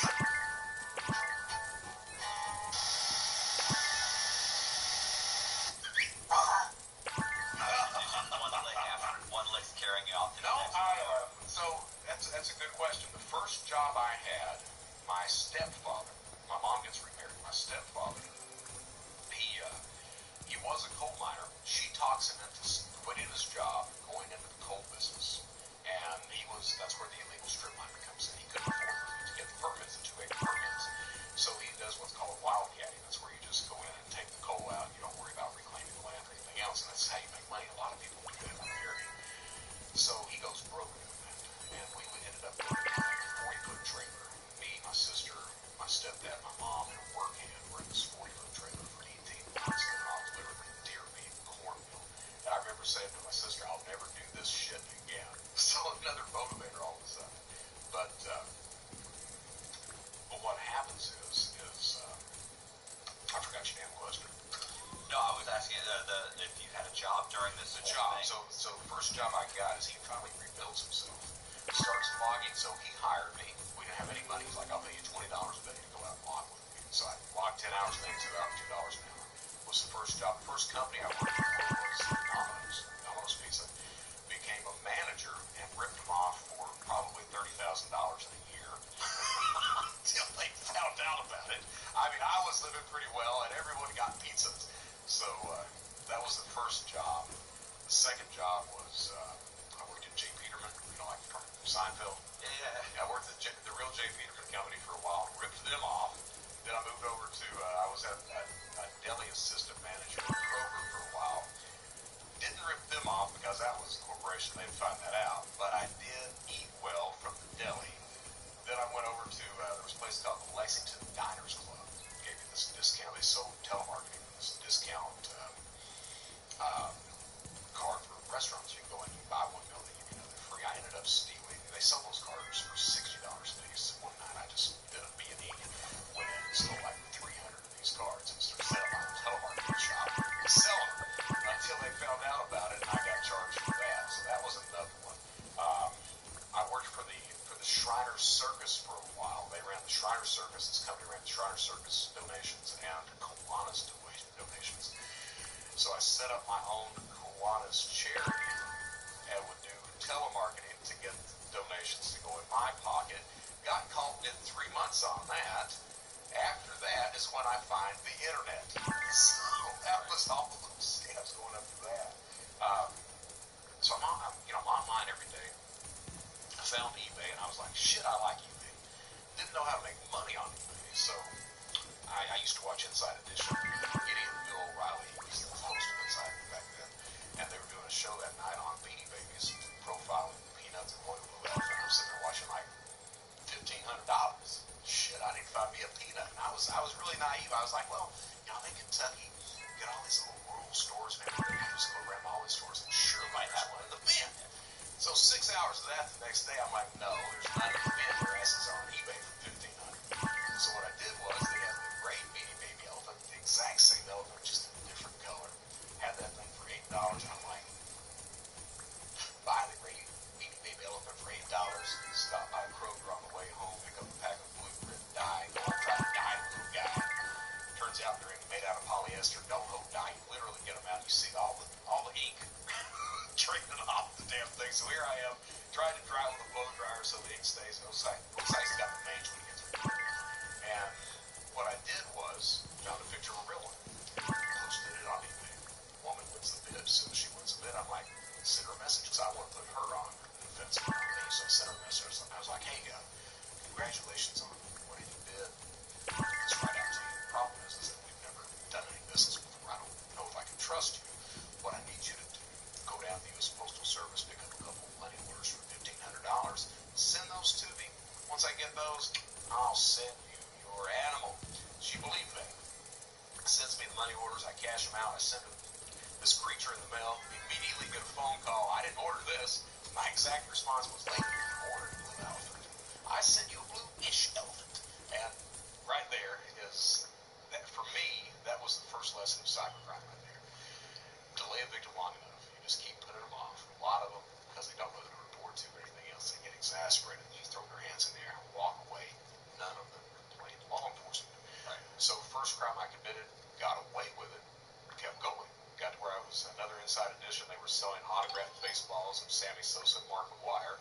So I was watching that and I was like, shit, I can do autographed baseballs. Go down to Academy the next day, buy a case of baseballs, stop by that same Kroger, pick up a Sharpie, go home, start trying to sign it. And I was like, shit, that doesn't look anything like their signature. So then I was like, well, okay, so they're signing it at the field.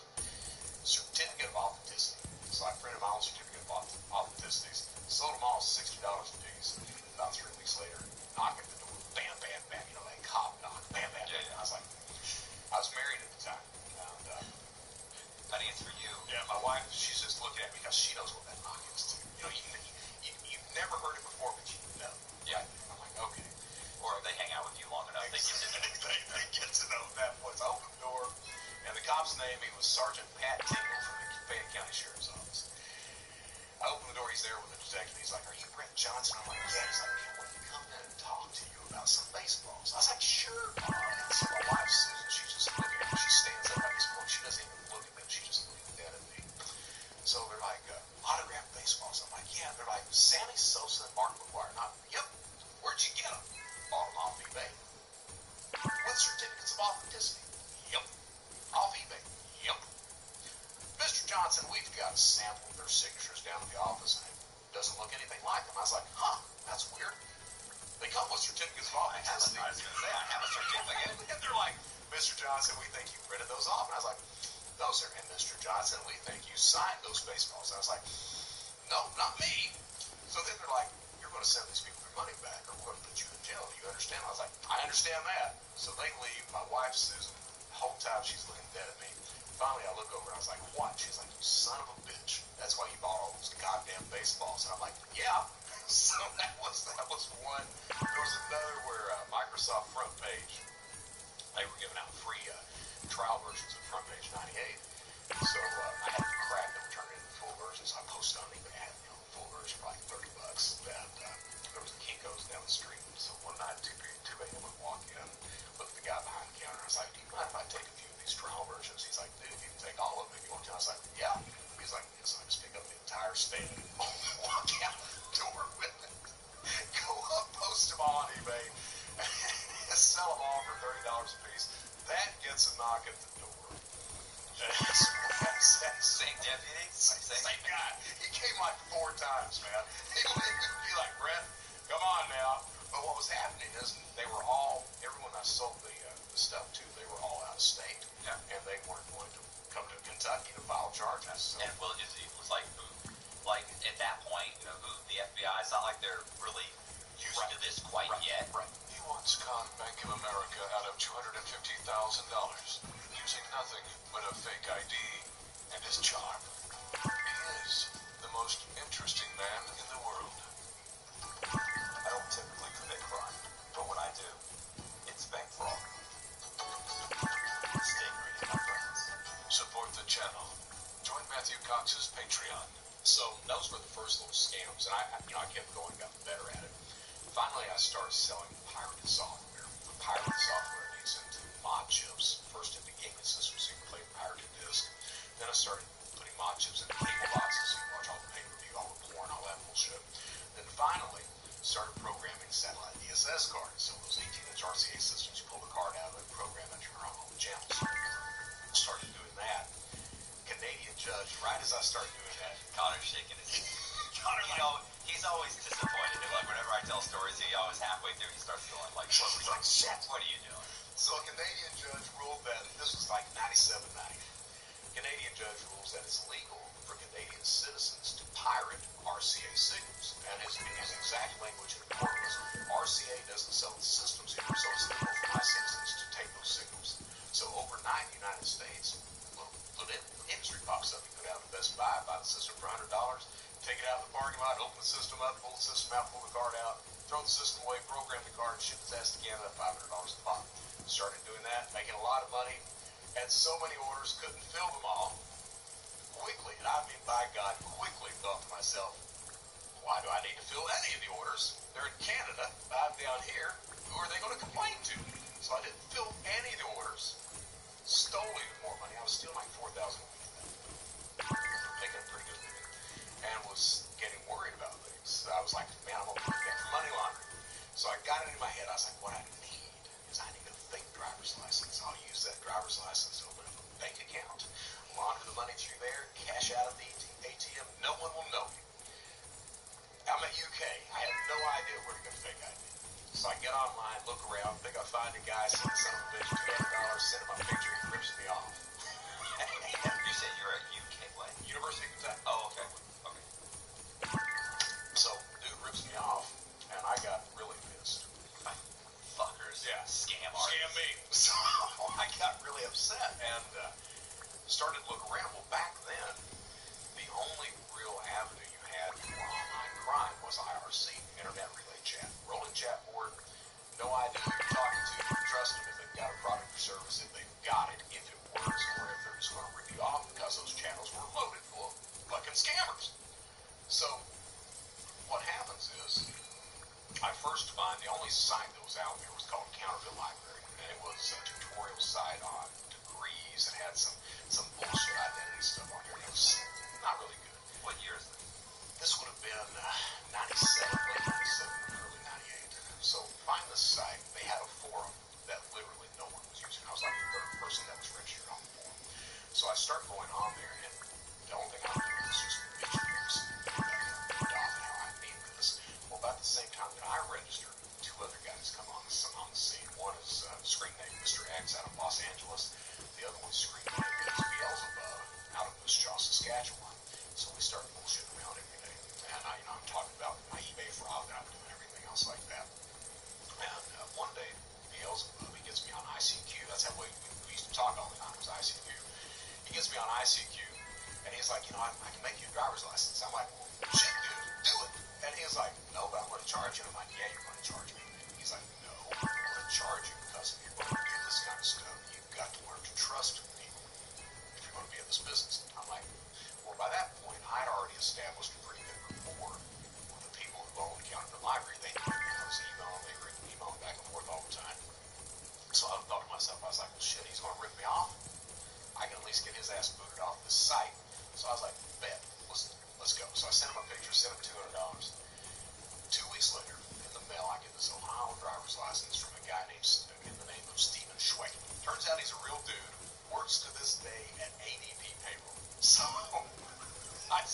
damn thing. Now, looking back at it, that driver's license was not great quality. But I didn't know that. To me, it was the prettiest thing in the freaking world. So here I am. I'm running checks through check cashing places, setting up accounts, opening drop addresses at mailboxes, etc. All this other bullshit. So start using it extensively. And what happened was Beelzebub, he made driver's licenses.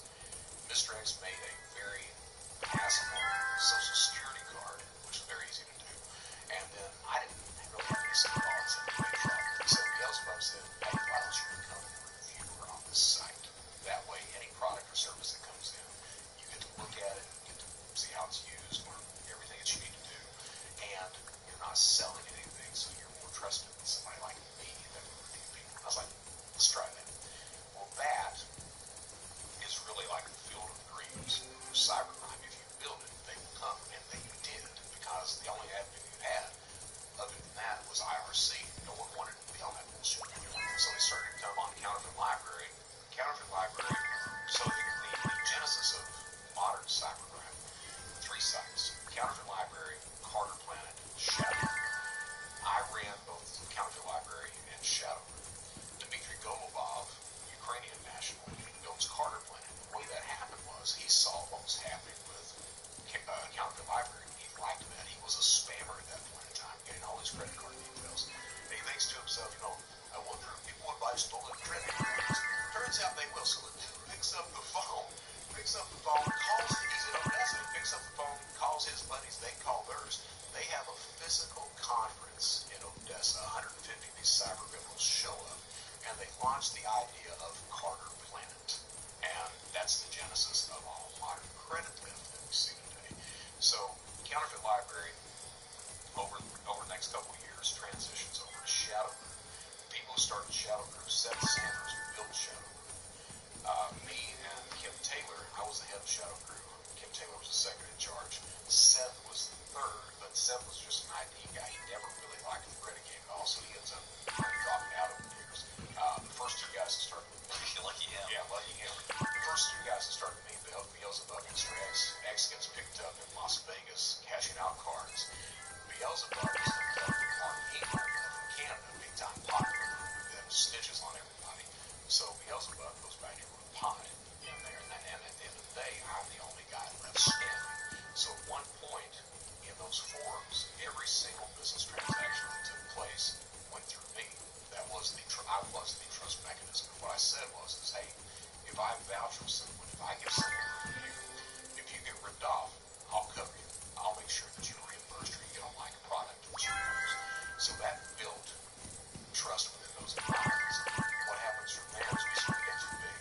By the time we actually transition over to Shadow Group, I can't do it myself. So I sit down and over in the space of, a week, I come up with this review system that you still see in place today. So today, we've got reviews, vouchers, escrows, things like that. So are you actually making money doing this? Or is it just something that's just you're loving doing it?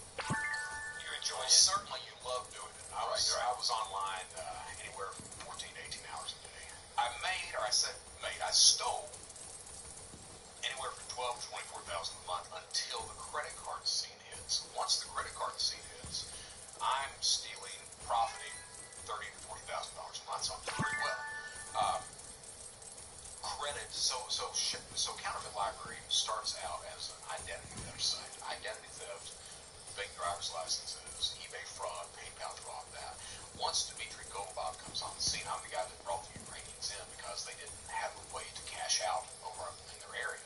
So once credit hits that scene, we transition almost overnight from that identity theft site over to a credit fraud site, and it blows up big. That's where we get in a lot of trouble and finally get caught. So what happens is we have this thing called they call it the CVV1 hack. It's not a hack, but that's what it's called. We were spamming all these details. And back then, when you launched a phishing attack, you could have 20 fields. You could ask everything in the freaking world, and they would answer. So we would get complete identity profiles just from one phishing attack. Because people weren't used to it at that time. They've never seen a brand new thing. Right. They have no clue what's happening. Yeah, you send them an email, looks like it comes from Bank of America. Oh, my name! Yeah, what's your account number, social, DL, letters, bank, you get everything right there. So we were getting card numbers and PINs as well, and we were using those card numbers to commit CMP fraud, so just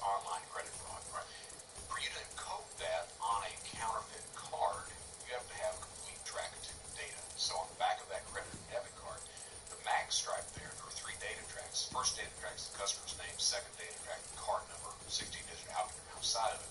Third data track, indiscriminate data, no one uses it. What's sold is that second track.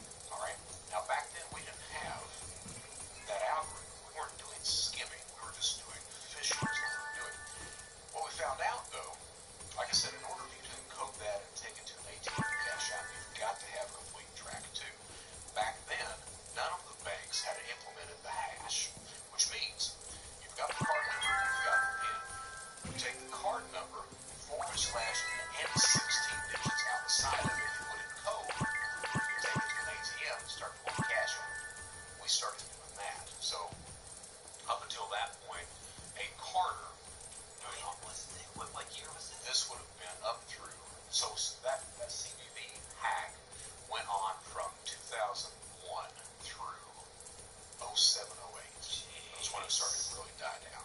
So 2001, none of the banks had implemented that hash. So an online carder was profiting, a good one, was profiting 30 to 40K. That's working your ass off. Okay, 30 to 40K a month is what you profit at that point.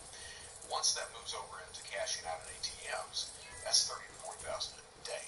This is as fast as you get the money out. As fast as you can pull the cash out. So you can literally map out a route of ATMs, stand there until you feel bad, and move on to the next one. Well, my forum techie, fucking genius that he was at the time, and he was a really bright guy. Albert Gonzalez. He gets involved in this. And we hired the guy as our forum techie. He goes into credit card sales and a screen named Scarface, does all this other bullshit. So he's in New Jersey one day, broad daylight, doing the CB1 cash out. Broad daylight, standing at an ATM, 40 minutes.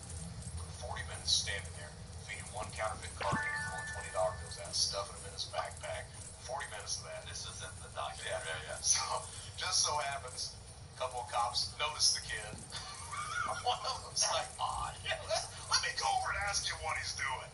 So he goes over, Albert falls apart, flips, goes to work for the Secret Service. Now the thing is, back then, law enforcement suffered from what I like to call FIS, fucking idiot syndrome. All right, they didn't know anything about cybercrime at all. They didn't know how to track you, anything else like that. So we would see on the server side for Shadow, we could see IPs coming in from DOD, Pentagon, FBI, we'd see all these IPs, so we knew what time it was. At the same time, we'd see local and state forums, law enforcement forums that would mention Shadow Group explicitly. Not only that, but we had this kid named Enhance. So Enhance is the guy back in 2001 that publishes Paris Hilton's phone contact list. I don't know if you remember that bullshit. Yeah. So that's this kid. He not only did that, but he intercepted text messages of the United States Secret Service investigating Shadow Group. So all this was out, and I'm sitting there going, this does not end very well. Now, Albert gets picked up. I had happened upon this thing called tax return identity theft right before that, in 2010. The drop. So 2002, I started stealing $160,000 a week, 10 months out of the year, committing tax return identity theft. Basically filing taxes on dead people, having everything deposited to a prepaid debit card. Did that manually. Would file a return every 6 minutes, do that for 3 days of the week. Fourth day, we plot a map of ATMs. Next couple of days, cash out the cards. So this is before there's any. So this is at the infancy of that scam, right, which is blown up now, but wide open, no security in place whatsoever. As a matter of fact, it took the IRS. That was 2002. The IRS actually starts putting security in place in 2011. So it took them 9 years to start looking at IP ranges, velocity of attack, and all this other bullshit. So it takes them 9 years to do that. I started doing that. Albert, and because I saw the writing on the wall, I was the head of Shadow Group. I was sitting there going, whether it was real or not, I was sitting there going, okay, I'm worried about RICO. I'm going to be charged with everything that everyone under me is doing. So I'm like, I quit. Yeah, deservedly, right? By the way, like deservedly. It's not like I did that. They're going to try and pin that on me. No. They're going to. That's why guys like you are exactly why. Well, and to a degree, me are exactly why that law. That's why that's there. The CCE or and they're going to do about 25 or 30 years. Yeah.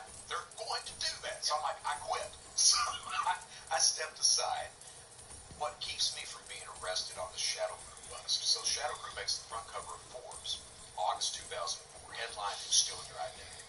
October 26, 2004, U.S. Secret Service, 33 people, 6 countries, 6 hours. I'm the only guy publicly mentioned as getting away. A few other guys got away, just weren't talked about. Right. What keeps me from being caught is I stepped away from Shadow Crew right before Albert Gonzalez comes back in. And here's what that story, what actually happened was, he goes to work for the Secret Service. As I said, the Secret Service had no clue about how to track these guys. So they literally looked at him, how would you catch these guys? And he was like, well, have you thought about a VPN? And they're like, what's a VPN? So he has to explain to them what a VPN is, and they're like, good idea. So I quit, he comes back in, takes over Shadow Crew, bans anyone who asks any questions, so that no paranoia is out there, bans everyone and says, hey, in order to be safe, we need all traffic to go through this VPN that I've set up. That way no one can monitor us. Well, the Secret Service owns a VPN. They capture like $7 million worth of traffic coming through, and that's where the bust comes from. So the bust is October 26, 2004. I picked up February 8, 2005. Can I add, let me interject here. So when you're watching these guys get cracked in the head, and there's an article here, newspaper article here, newspaper article here, like you're seeing all this kind of circling around you, are like, how are you feeling at that point? Are you thinking, I'm good, I'm gonna be good? Oh no. Okay. No. So what happens is I'm in Charleston, South Carolina, and I'm going through the shit on my own on personal life. I was married for 9 years. My wife, I lied to her all 9. I mean, it took her 3 years to find out I was a crook. The next 6 years were literally this story right here.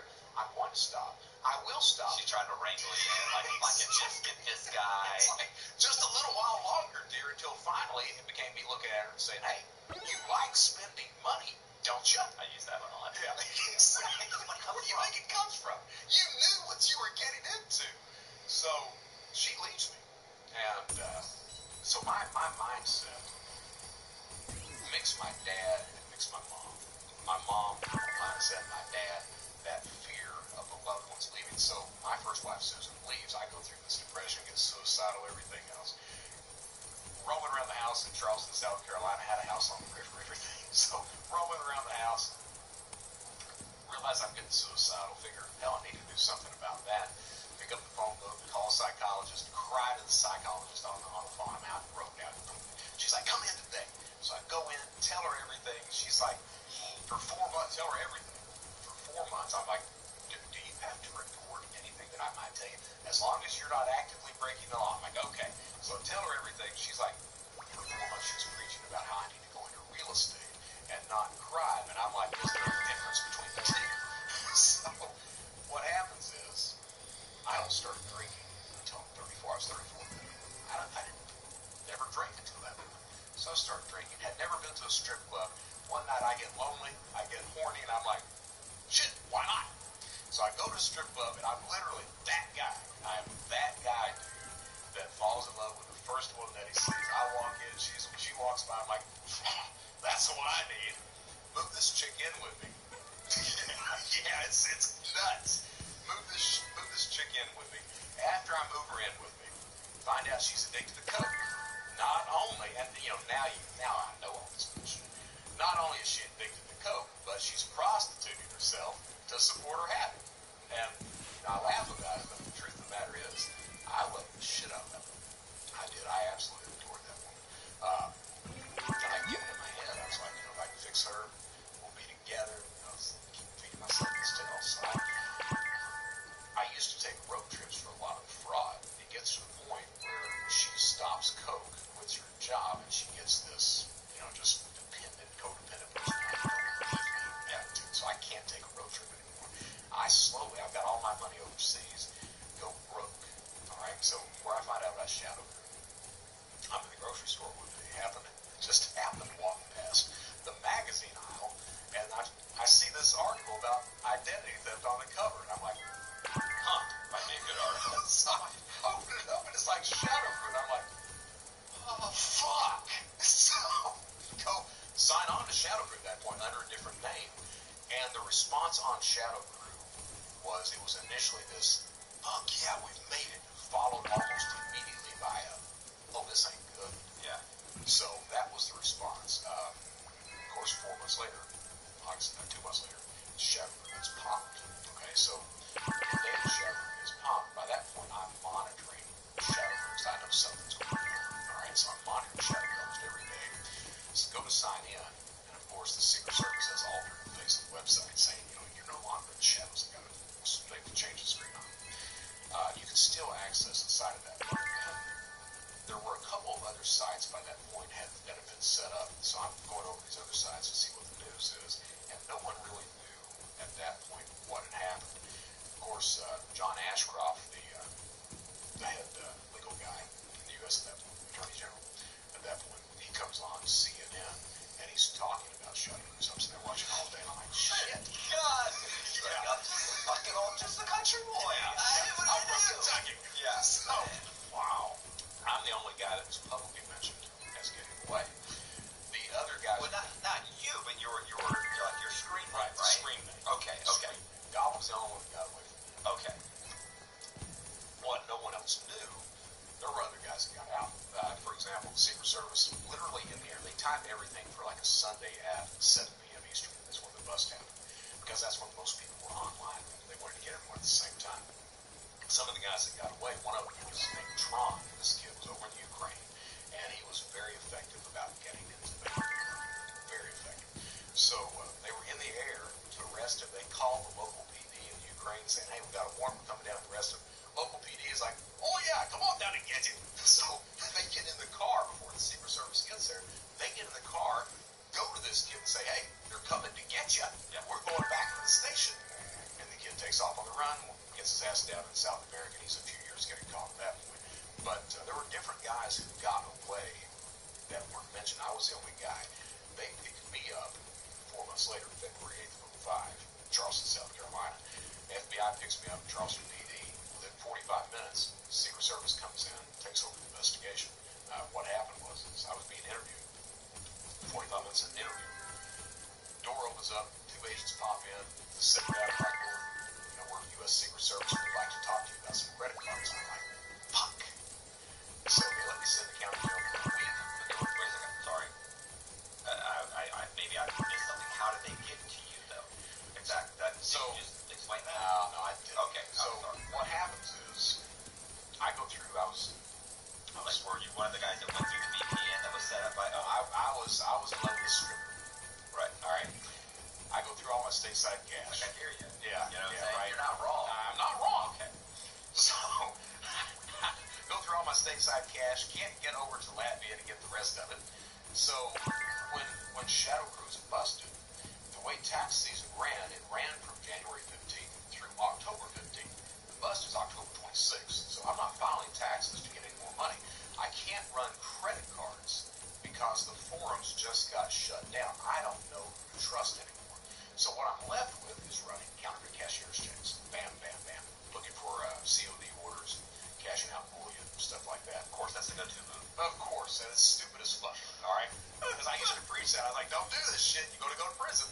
So what happens is they identify that some guy in Charleston, South Carolina is doing this. They reference the forums. They're like, oh, it's this guy. So they set up a controlled delivery. They knew I was cashing out Tiffany diamonds at that point. So they set up controlled delivery for these, like it's like a $30,000 to the engagement ring. Not engagement ring, advanced small things. But FBI does that with controlled delivery. Charleston PD does that. The Secret Service had been notified I was going to be picked up. So they were all ready to go. So they picked me up on this controlled delivery. What happens is UPS driver pulls in. I had a drop address. UPS driver pulls in. I pop out of the car, walk up, and I was like, you got a package for me, don't you? And like, yeah, you got an ID? I was like, yeah, show him my ID. Give him a counterfeit cashier's check for $30K. Turn around, 30 people in the parking lot. All cops. I'm like, oh. So, get popped there. I got popped February 8th, 3 weeks before I was scheduled to be married.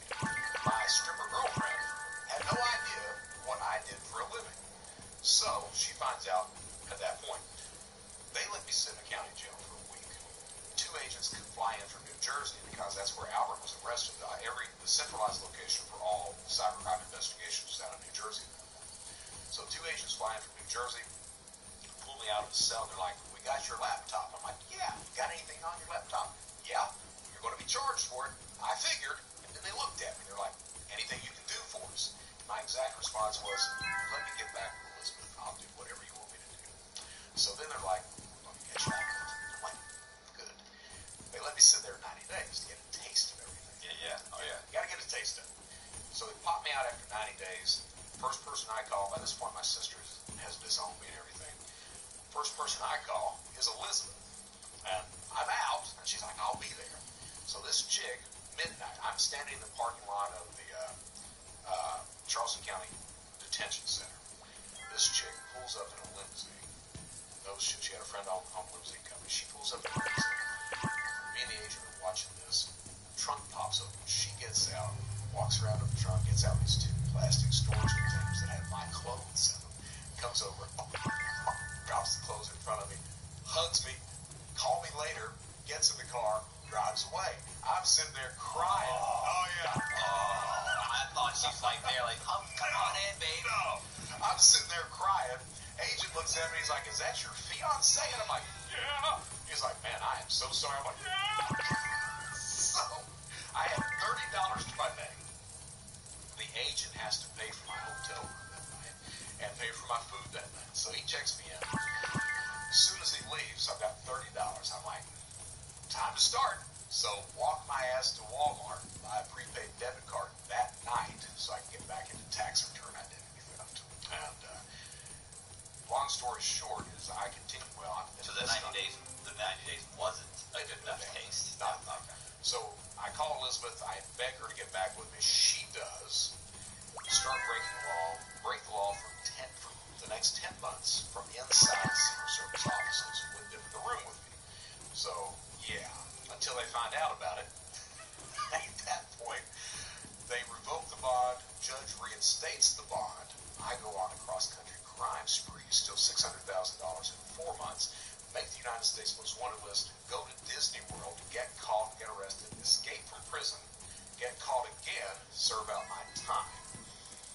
So, how's it escape from prison? Is that a camp? You went to a camp? It was a camp. You know, I'd like it to be a helicopter and gunfight, that kind of shit, but it's always a camp, right? Yeah. So my dad had... Yeah, because I've been in mediums and lows, and you're just not getting out. Like, it's like, Well, you know, helicopter, man.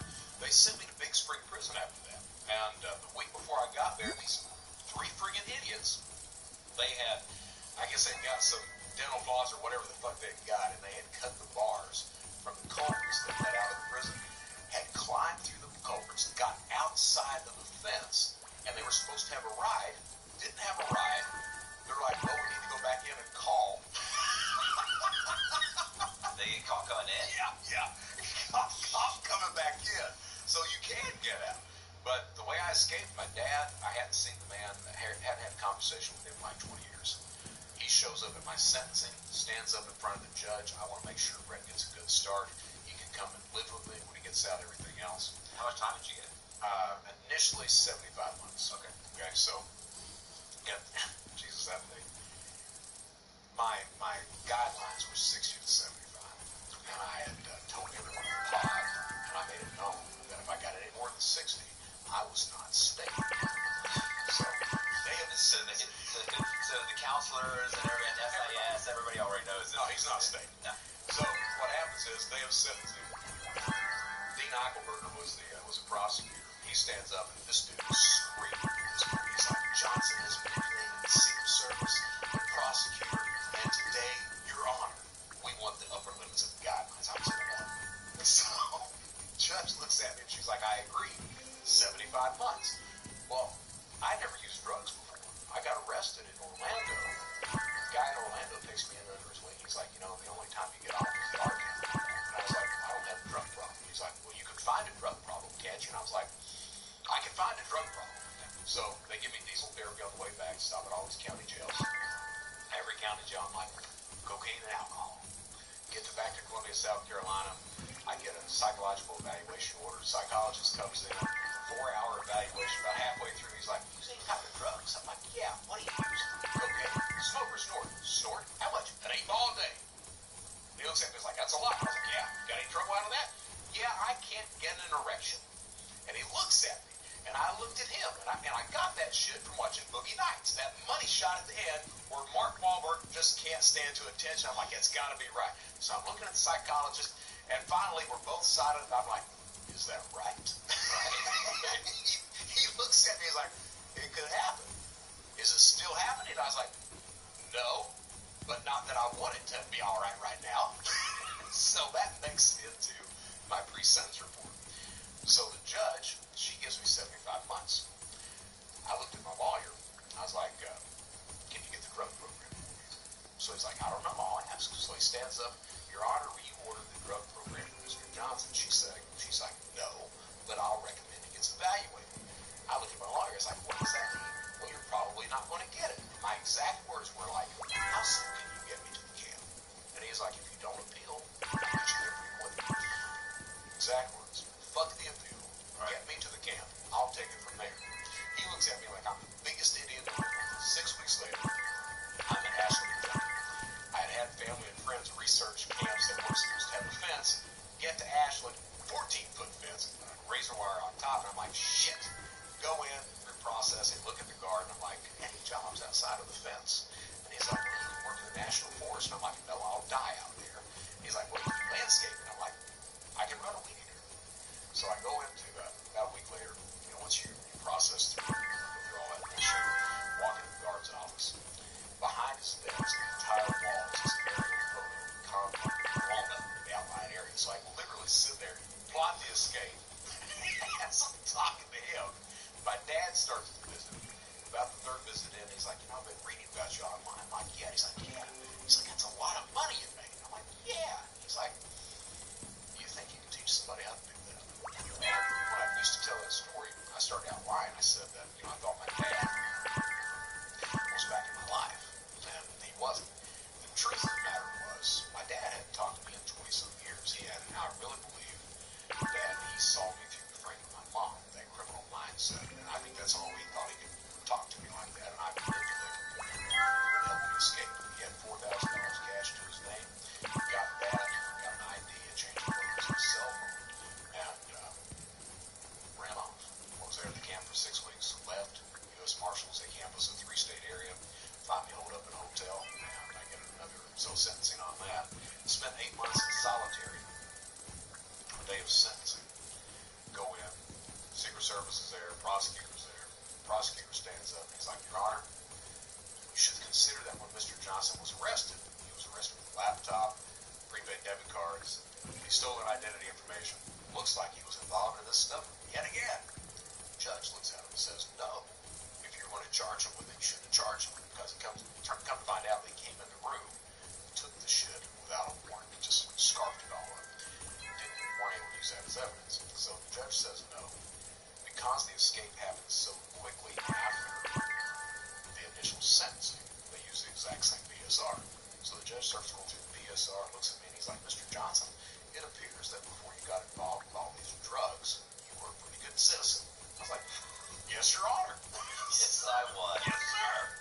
So then he looks at me, he's like, so what I'm going to do? You need RDAP. Yeah. You need RDAP. I do need RDAP. What he does is he's like, I'm going to give you 15 months on the escape. I'm like, okay.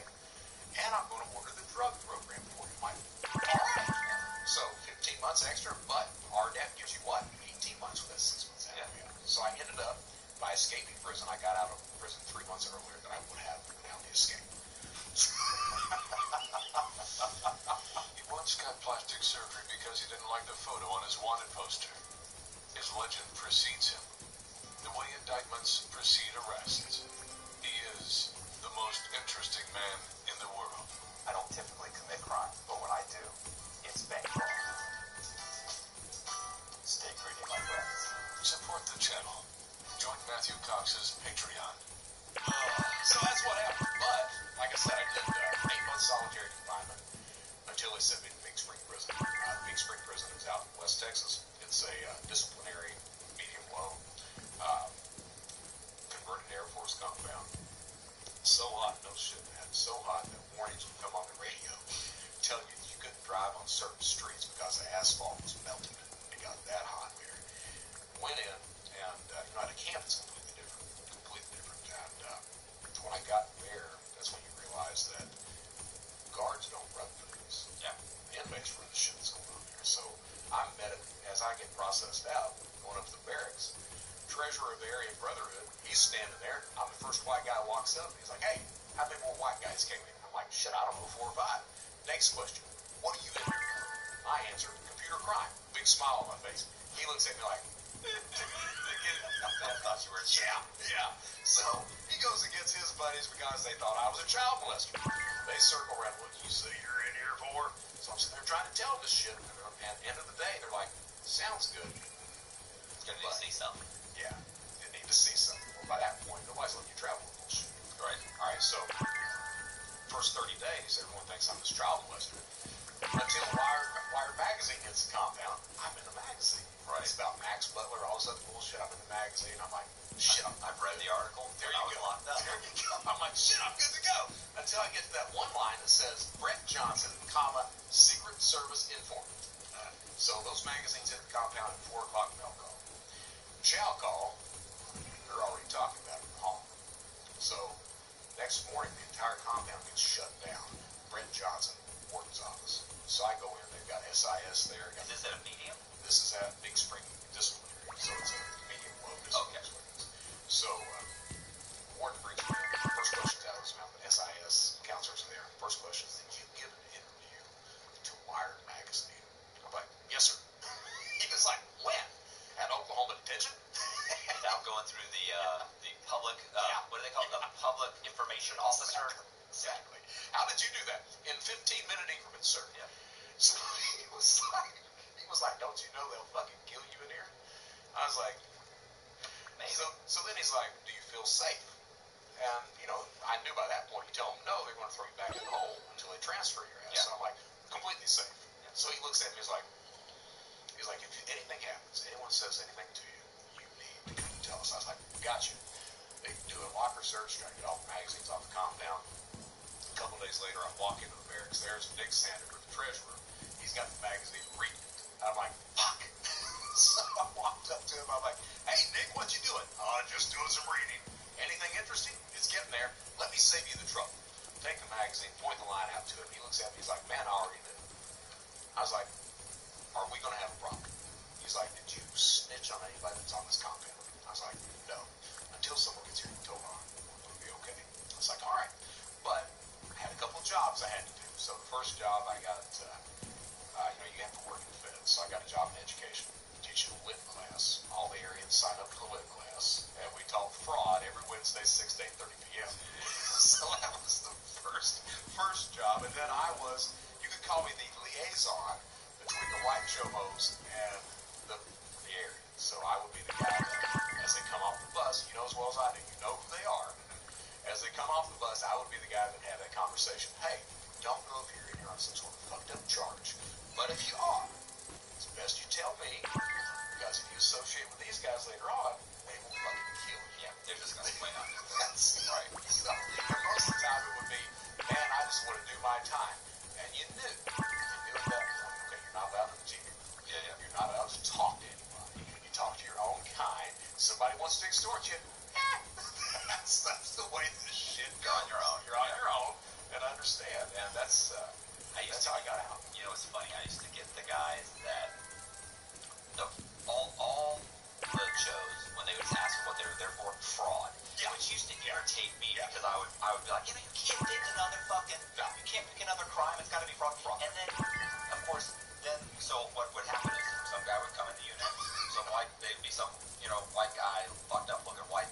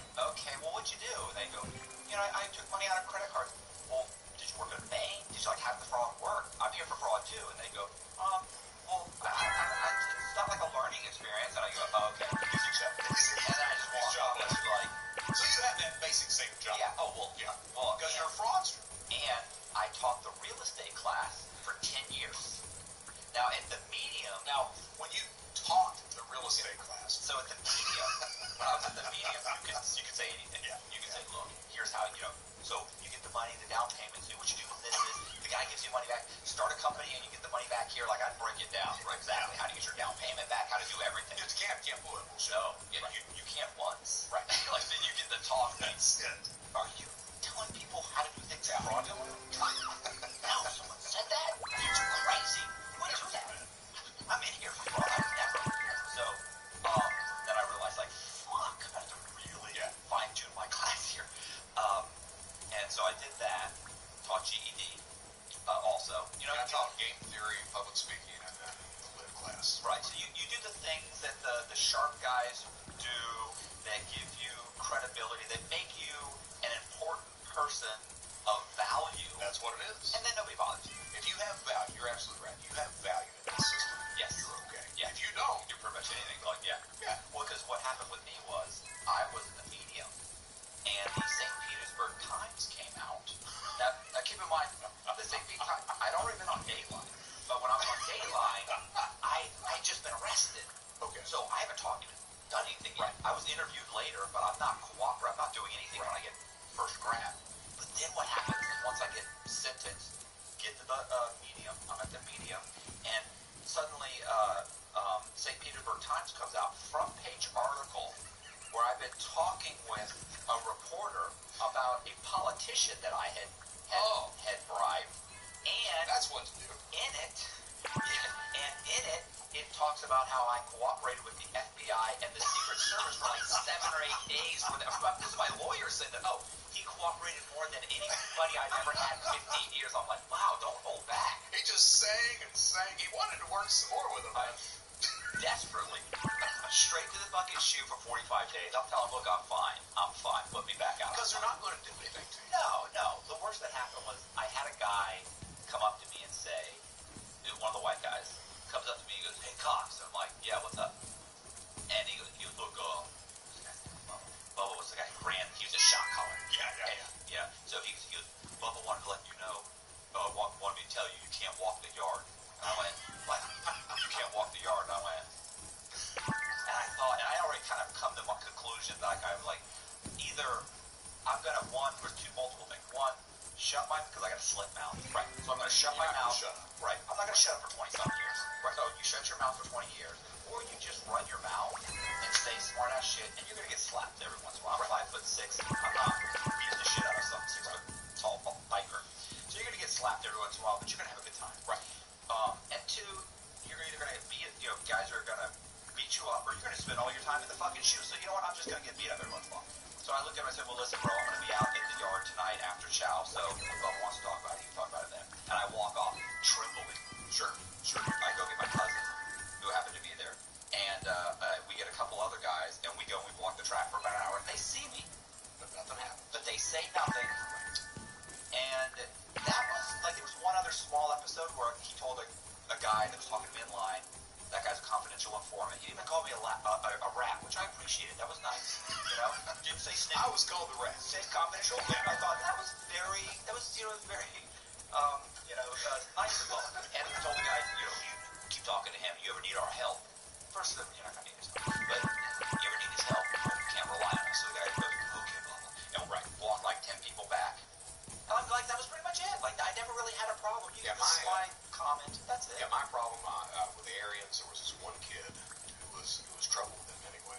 His name was Adam, and he was the only one. He'd catch me in a crowd, and he'd just start running his fucking mouth, trying to get somebody to get me. And so one day we're all in the unit together, and we used to, bullshit together. I'd bullshit around with the Aryans. And Adam was running his mouth, and I looked at him, I was like, Adam, I want you to know I'm getting scared of you. And he looks at me, he's like, good. And I was like, well, the way this is going to work out is you're going to be asleep one night, and I want to stab a pencil in your eye. And he looks at me, and he's like, tell you the truth, man.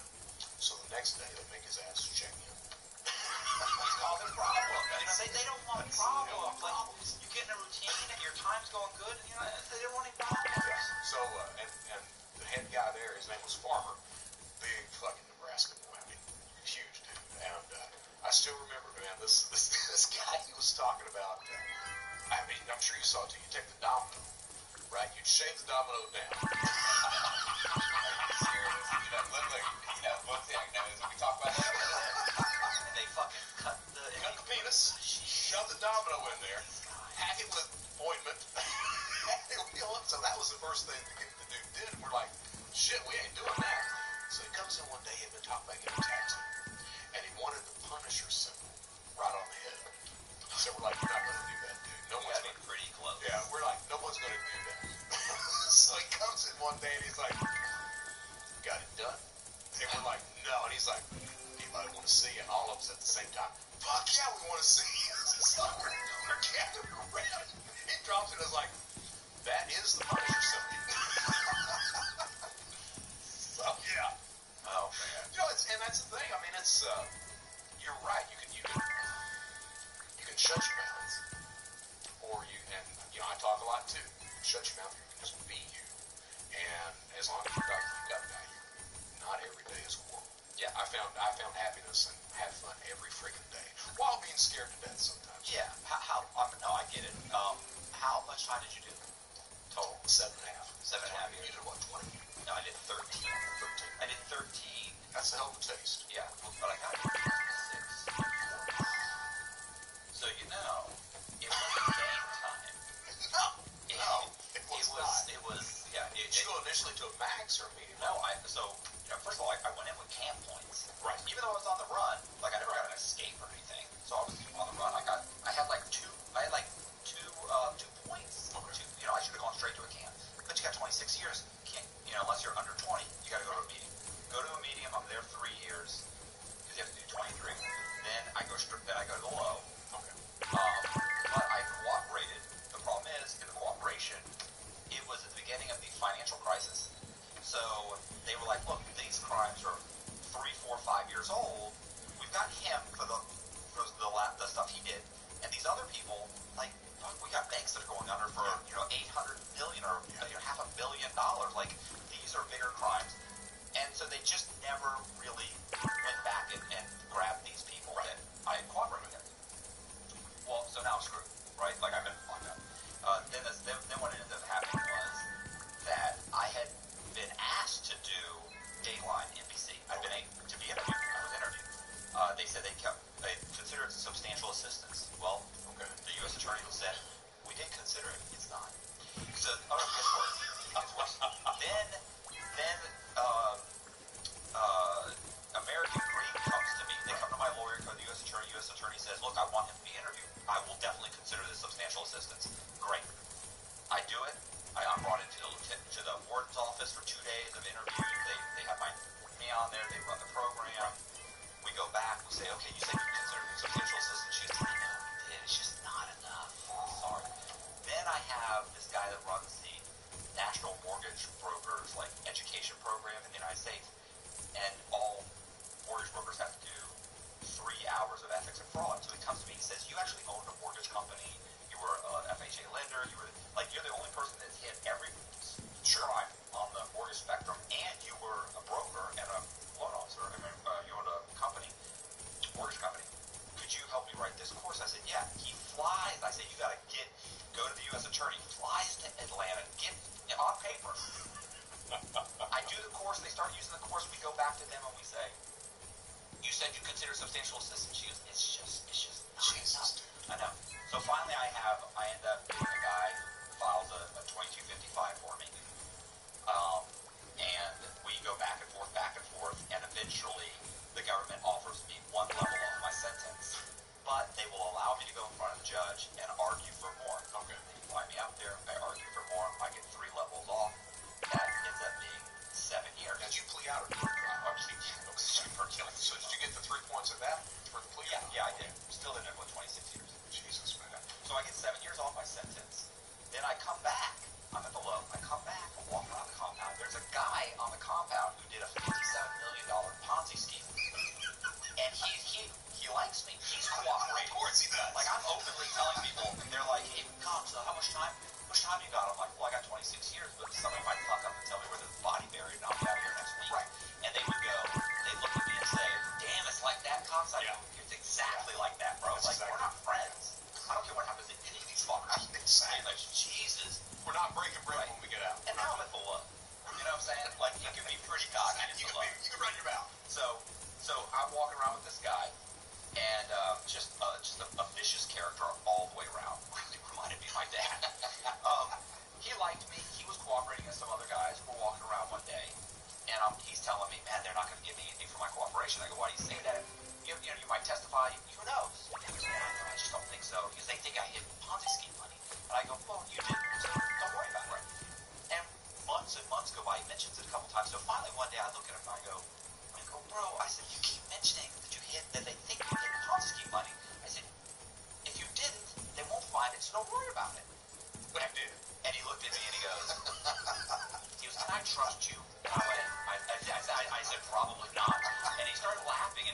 I did put some money over. And I thought, you're fucking up. So he ends up telling me a little bit of this guy got, like, my brother got like 30 grand, my ex-wife, or soon-to-be ex-wife got like 150. I'm afraid they're going to turn it in. And I, because my ex-wife found out I was having an affair, blah, blah, my brother just gave it. Turn your friend on that. Yeah. So what ends up happening is, I don't actually say anything. I'm actually disappointed in myself because I waited months before I happened to be talking to my lawyer, and everybody's like, damn, bro, so you really struggled. No. My struggle was I didn't say anything because I thought they didn't want to give me anything the first time. Right. Why would I tell them? It's not going to work. Be worth it. Yeah. And so it just happened. I was talking to my lawyer. She said, hey, everything going on? What's going on? I was like, nothing. And she happened to say, this is the woman who never wanted to help me. She was the weirdest thing. She said, anything going on in there? And I went, like, but you didn't give a fuck when you were representing me. I was like, oh, not really. She said, nothing you want to talk about? I thought, it was just weird. And I went, well, you know what? There's a guy in here named Ron Wilson. And I tell him, a week later, I get called into SIS. They put me on phone with a Secret Service agent. I get home an email. I start telling him what's going on with Wilson. He starts asking me, ask him this, ask him this, ask him this. Oh, shit. Oh, yeah, this goes on for 6 months. And he's asking me questions, some of the questions I'm going back, like, bro, you want to get me killed? Yeah. Like, I can't, how am I going to bring that up? Right. I've never even heard of this person. So, anyway, I work with them. Eventually, they file for, they re-indict Wilson. They indict the brother and the sister. They get they both basically get the picture. Right. He gets 6 more months. And I think that they recovered $500,000. Okay. And I think they're never going to give me nothing for that. So I end up, they never do. They say, they even said, we don't even know what Mr. Cox is talking about. We don't have no idea that he's even working with the U.S. attorney. Working with the Secret Service. Anyway, the point is, I had an actual email from them, so I sent them the email. I had multiple emails, so I sent them the email. I hired the same guy, this guy, lawyer, ends up representing me again. He's in prison with me. Was in prison. I end up getting my sentence. He gets my sentence reduced again, 5 more years. By the time that hits, I'm gone. Like a year and a half later, I walk out of prison. And listen, it was, and when that one hit, too, same thing. Listen, everybody knows I'm cooperating. Everybody, and I'm just, you're either, to me, it is what it is. I get guys that are like, oh, you fucking snitch. Okay, will you be a stand-up guy and do 20 fucking 6 years? Oh, I never said nothing. I understand that you got a DUI and you did fucking 10 days, or I understand you got fucked up and you went to jail for 18 months, okay, but you weren't looking at 26 fucking years, and you don't fucking know me. And first of all, I never thought I could get 26 years. That's insane. It is. It's crazy. For filling out paperwork. 26. Right. But it's the same thing. It's like, look, bro, I'm filling out paperwork. I didn't break into someone's house. Right. I'm not carjacking people. Meanwhile, you got the child support guy doing 10. You got the child support guy doing 10. Oh, absolutely. Yeah. Absolutely. Yeah. You got too many bank robbers that are zip tying people and taking over banks, getting away with, granted, no money, but you're terrifying people, and they're getting 6 years, 7 years. So you got out when? I got it in July 2019. All right. So now when I got out, I was in 3 years probation. Good.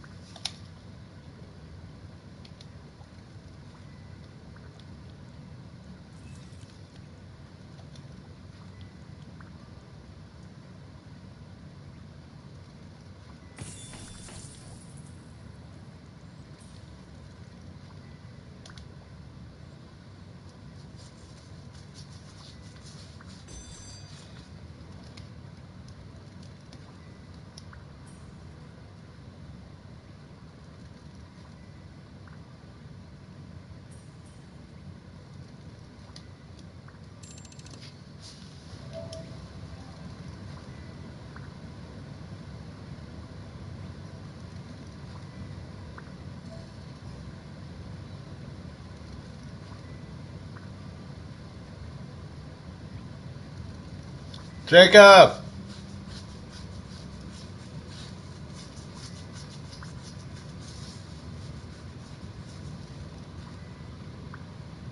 Jacob!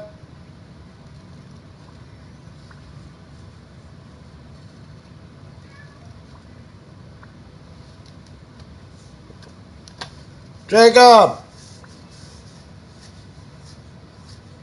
Jacob!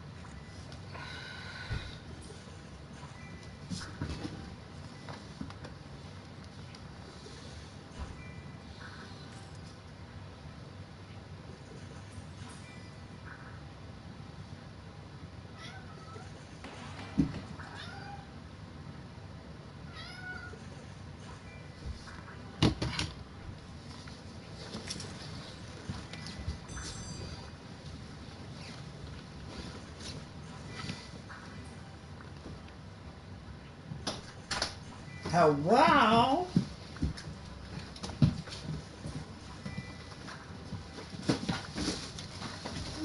Countered last night.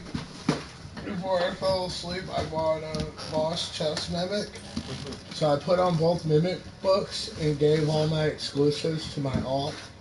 I freaking wake up, I'm over 2 million diamonds. Because I spent every single diamond. Like, I sold one of my huges for 13 million. Because this guy had the books up for 59 million. Then he lowers it to 58. I tried to trade him like 3 times. I offered him 46 million in a huge. He says add more. So I took the huge out and gave him the diamond fishing pole when he canceled trade. So then I tried to offer him 46.8 million plus the huge, plus a fucking prototype pet, which was worth like 1.2 million. And he still canceled the trade. So I put my huge up for 13 million, and I'm watching his. He had 8 of them when I started, and he was down to 1. By the time I sold my huge, he's fucking selling exclusives. Dude, I was so pissed. So I had to go to different markets, and I found another one for 60 million.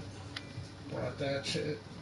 But as soon as I sold my huge for 13 million, which was below wrap at the time, but I was like, man, I had 47 million. I only needed 13 million to buy it. But I fell asleep on accident, like farming. So I started out with 60,000, and when I woke up this morning, I was at 2 million. With no diamond book on. No, I had 2 huges. Those 2 huges that are on me. But I did put glimmering or whatever, shimmering. Those. Where's my huges? Son when he left? No, why? Because Stephanie was messaging me, he wore shorts and a t-shirt. And it snowed last night. He's a fucking weirdo. She said you told him he needed something else. Oh, he isn't wearing his hoodie because he's been leaving it outside all night. He's been leaving it outside in the grass. Why? I don't know. It's probably out there right now. Probably sprayed on. But I came here a few minutes ago. I'm already at 2.31 million in like 5 minutes. Dang. Special delivery. And what's really weird, my last 3 huges all came on my phone on that alt. I still haven't rolled a huge on this alt. No, I don't even want to hear it. Fusing ass. I said, don't even. You said, and I said, I don't even want to hear it with your fusing ass. Oh, some shit's gonna happen today. Yeah, I thought Jacob was still here. I was just yelling for him. The cats are in the hallway looking, meowing. Like they're fucking starving or something. Come here, baby. When you gonna stay night with me again so we can play games and stuff? Huh? On the weekend?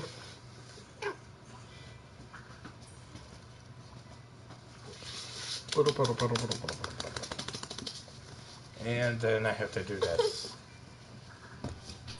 That's what I was doing. That's what I'm gonna do. That's what I was doing. That's it. What? Opening eggs? Yeah, the very first. Did you get a huge?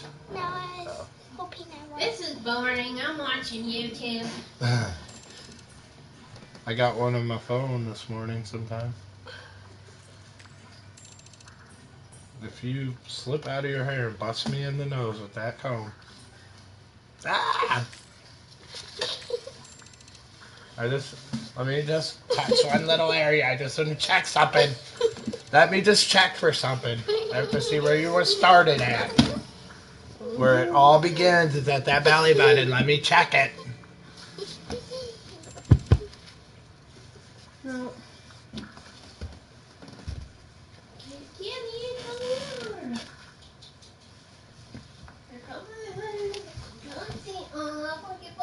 Ow. Now look at Connor. Connor. Look at Dad's beard. Mom. Yeah. Come look at Dad's beard. I can see. Dad, go look in the video. I can feel it. Now I'm ready for school, ain't I? Oh, flip that thing sideways. Last night, me and Jacob were playing frisbee, so we flipped it over, and Lucifer goes in there and jumps straight up the tunnel. It was hilarious. So we're both just watching, like, what the heck? And then he freaking dove straight in the air. On what? In that box. Flip the box sideways to where the tunnel's pointed up. Oh. And they jump up the tunnel.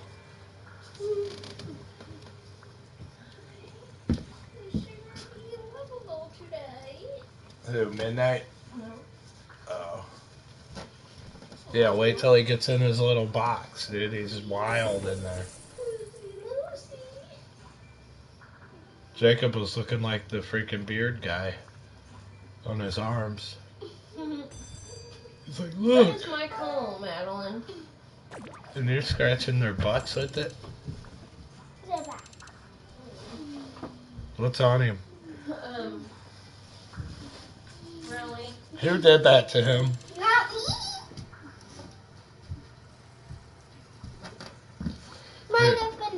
That's what you make to eat. Put this on Lucifer. Pizza? No. Why?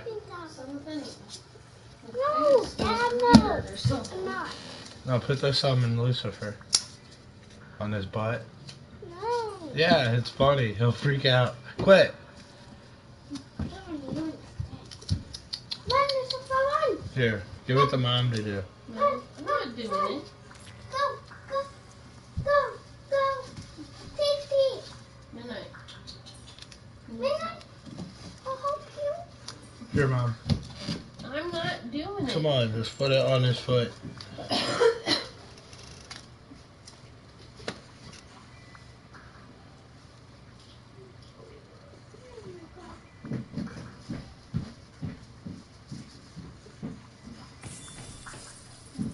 I can't believe it snowed. Did he wear socks with his t-shirt and shorts? Probably not.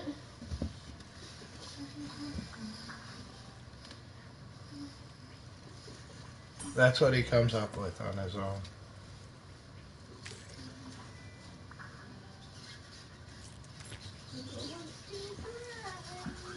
Counter, I hear a lot of people been winning them without any enchants or lucky egg potions. And no lucky egg enchants either.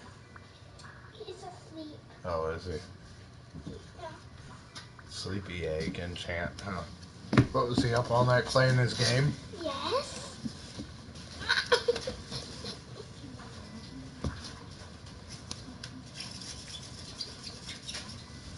Oh, Dad, guess what? What? I'm at the new area. Is you? Yeah, and I rebirthed 4 times.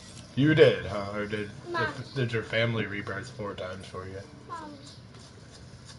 Connor tell you broke my toe again yesterday? Yeah, right. Yes, she did. How? Well, I don't know about broke, but... Yes, it's broke. How? Same toe? Yes. Okay, funny. Well, you'd laugh at me, wouldn't you? I kicked a cartwheel. You kicked a cartwheel. A cart? Shopping cart wheel? Oh, I thought you meant, I'm like, what does that mean? I thought it was some new thing. You're just doing cartwheels without me. Why'd you do that? Maybe you should slow down on all the shopping. You did. Maybe that's your sign. Disgusting. Unless you're getting deals. Dad. But, oh my goodness. We're going to be fusing today. Oh, are we? Yes. Then there's only going to be one less of us. We're going to form a mom-dad.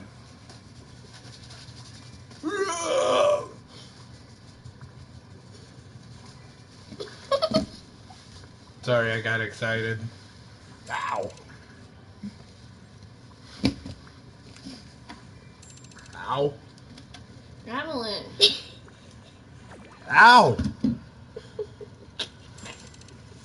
My God. Let me do your hair. Why?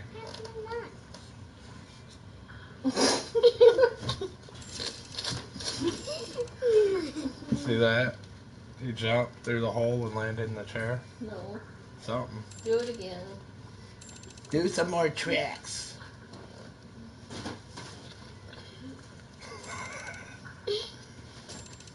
Hey, dummy. I just wanted to see if he would look. It was a trap.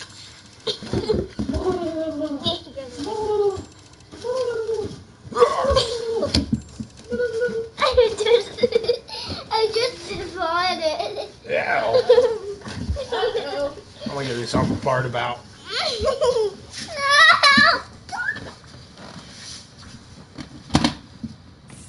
Did you just kick the controller?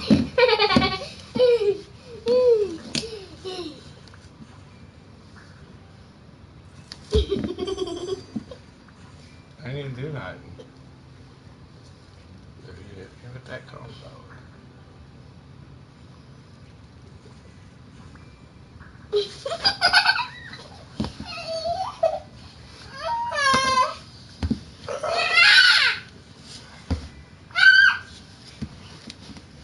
I'm gonna fart on you. Where? You do, hold your face in it. Rub your face in it.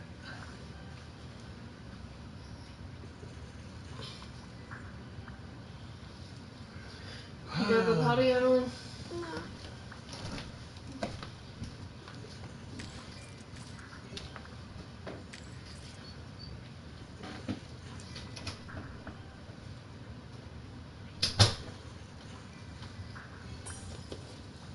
Here, hop up for a second.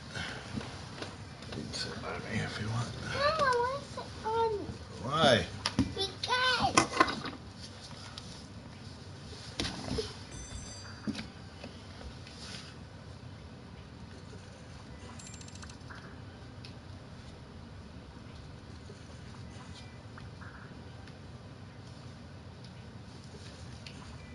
What the heck? Here, watch out, please.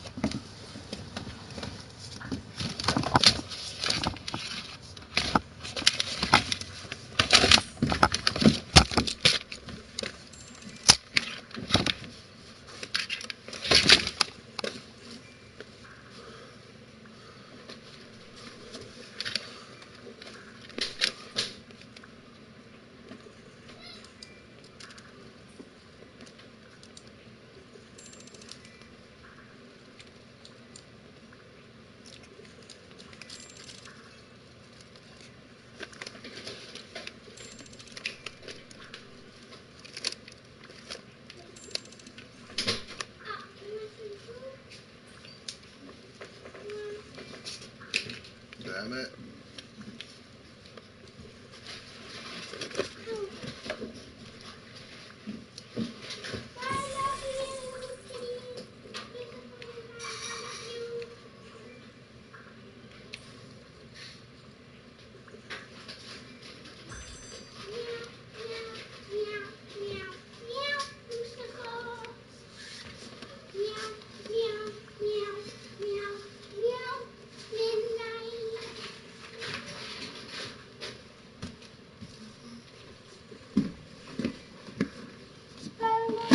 Love you. Have a good day.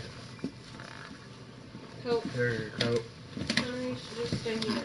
Come on. Oh, no, please. Fine.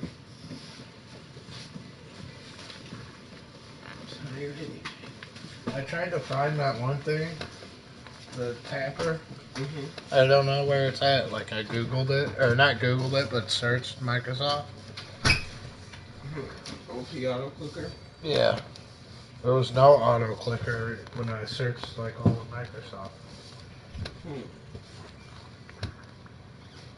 don't know if I don't have it or something. It should just be called Microsoft Store. Oh, the store? I was looking on, like, my computer already. Like, I had it automatically. Oh, no. So, is it free? Everything at the Microsoft Store is free? Not everything, but that is. So, it's like the Play Store, but for Microsoft? Yeah.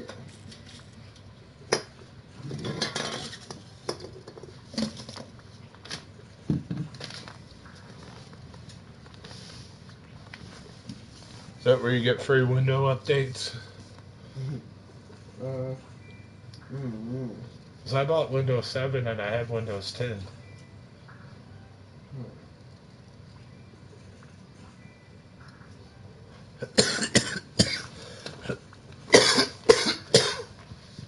But it gave me like a free upgrade.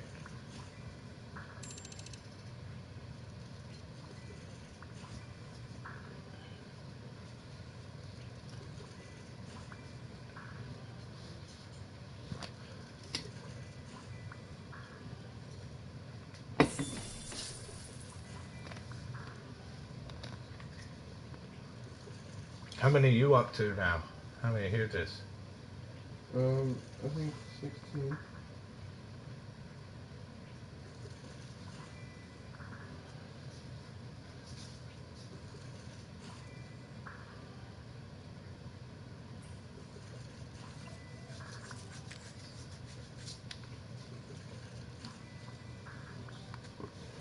I kind of want to grind with that boss chest, but I'm going to use all my coins first. Then I'm going to try the boss chest and the chest mimic together. 60 million's pretty good deal, but they're kind of dropping. They're still at like 66 million, right?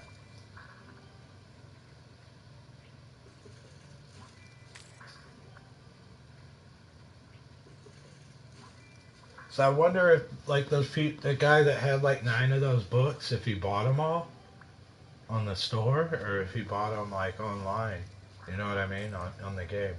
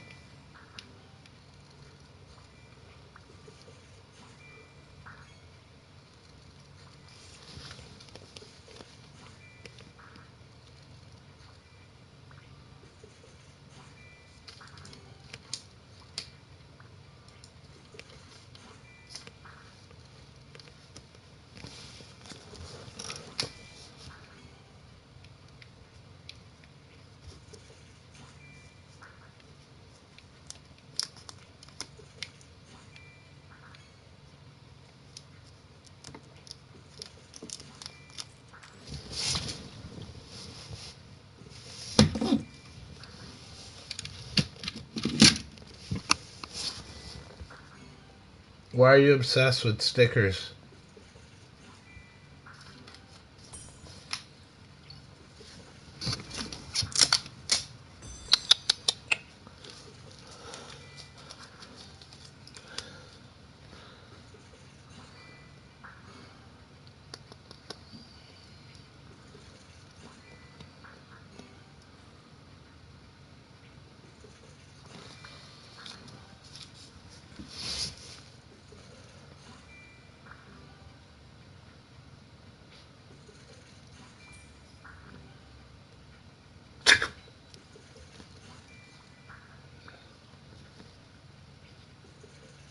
Want some help?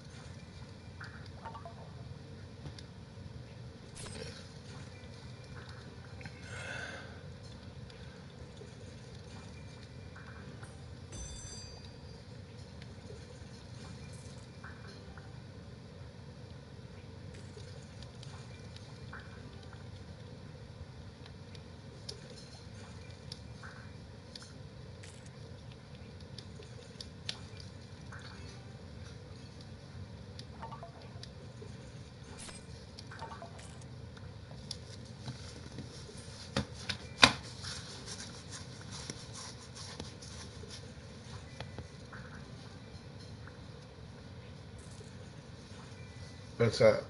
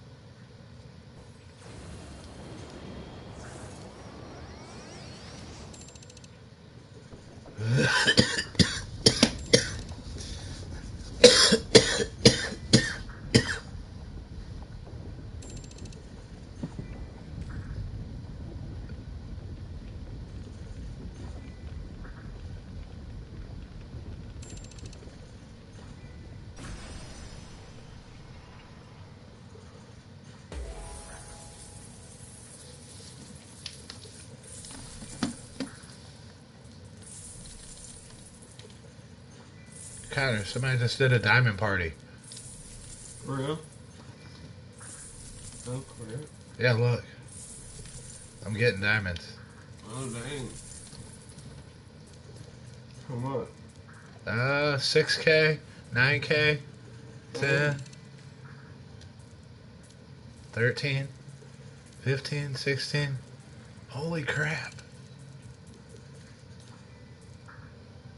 30K. Oh, it started over. 3K.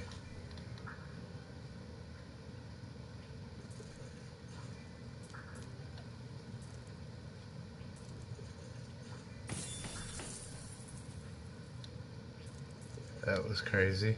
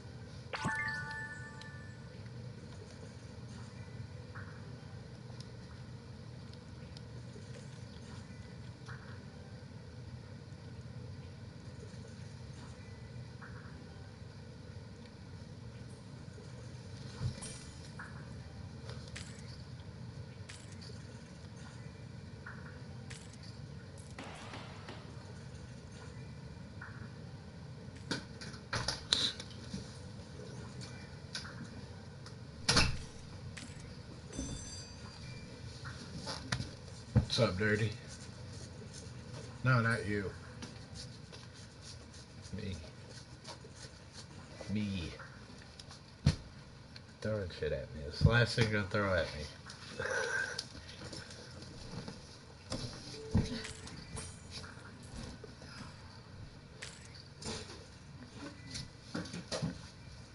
I was at 2 million whenever right before you guys got here. How much you think I'm at now?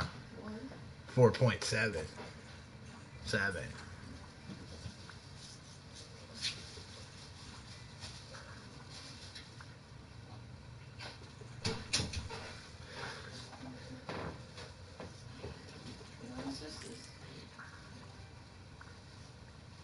You need to start rolling on her.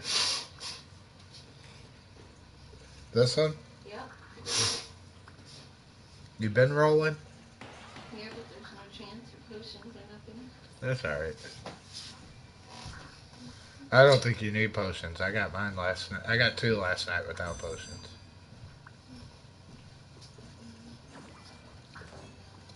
I think it's just a myth. Like, the chance is what it is. Pretty sure.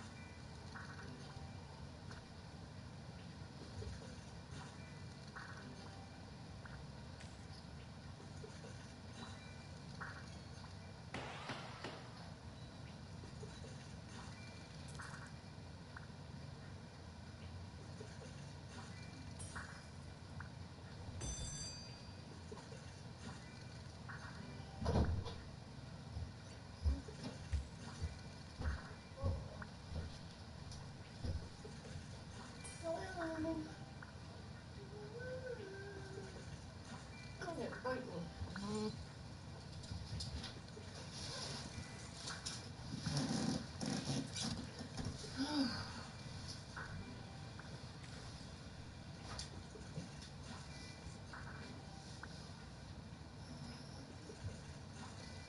Alright, some chicken and noodle soup. Huh? Alright, some chicken and noodle soup. Alright, thank you.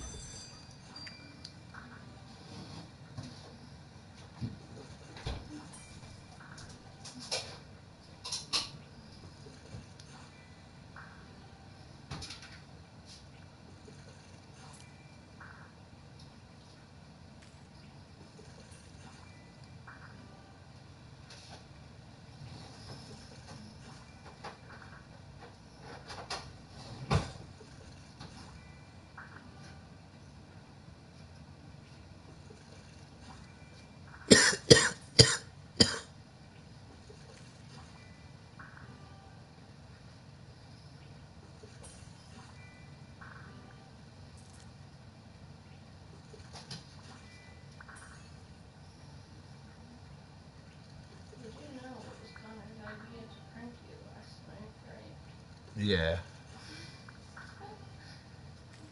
I knew it was. You wouldn't know to do that. You didn't even know about the fuse machine. So, Mom, make sure you memorize this, okay? Do we need to write it down?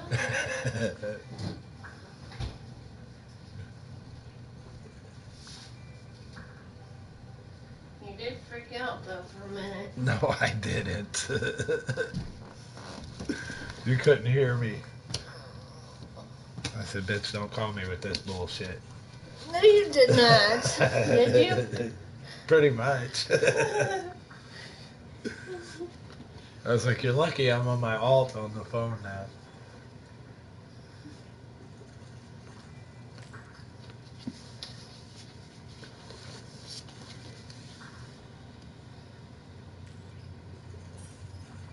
But you was using it like they were locked out of the thing. But I put it back in your army though. No, you didn't. Yeah, I did. I did.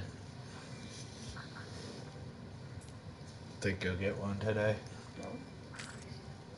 Can't believe you like it so much now. I don't like it. You're a regular pet simulator.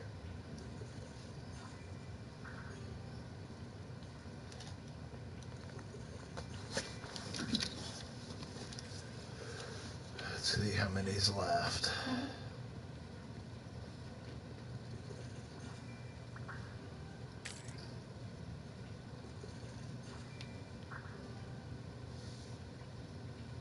Uh, 666. That's it. 666,000 of 1 million. It's about to pass up the Happy Rock.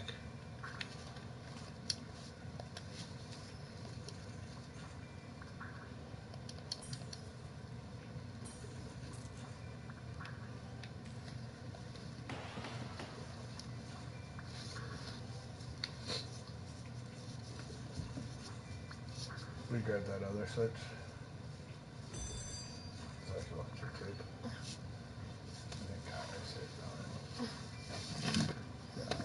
He ain't really sitting on it, but it's over there. And wow. Thank you. Mm-hmm. Have to watch my boy Matt. Yeah. This is I sleep to his voice. Pretty good in there.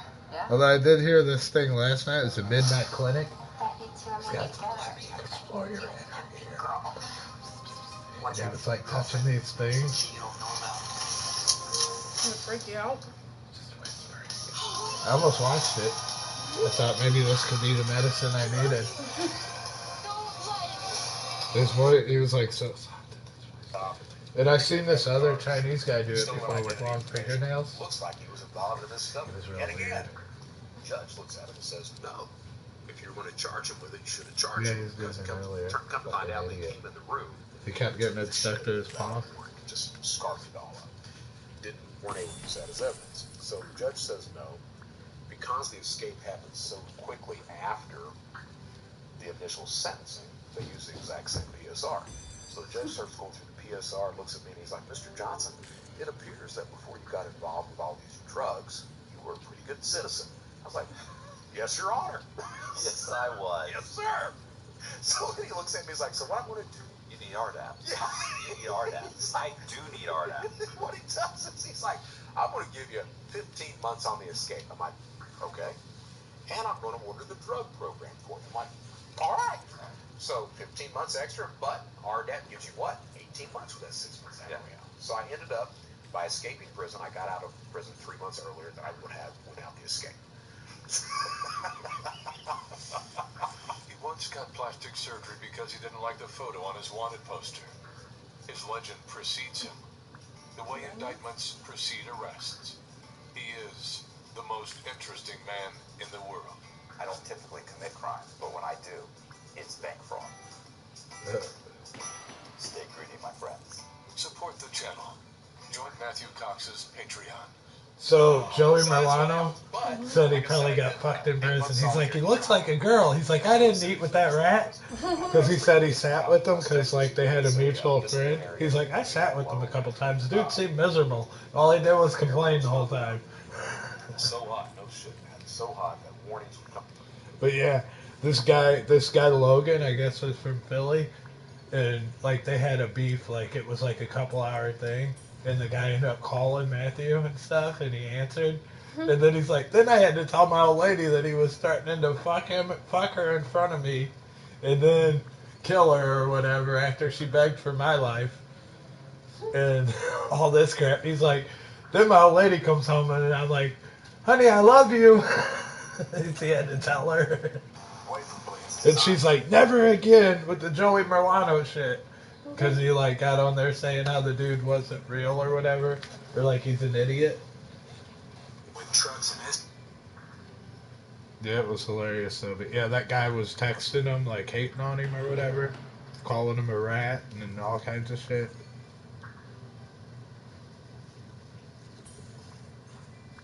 Yeah, he's basically talking about his YouTube beef.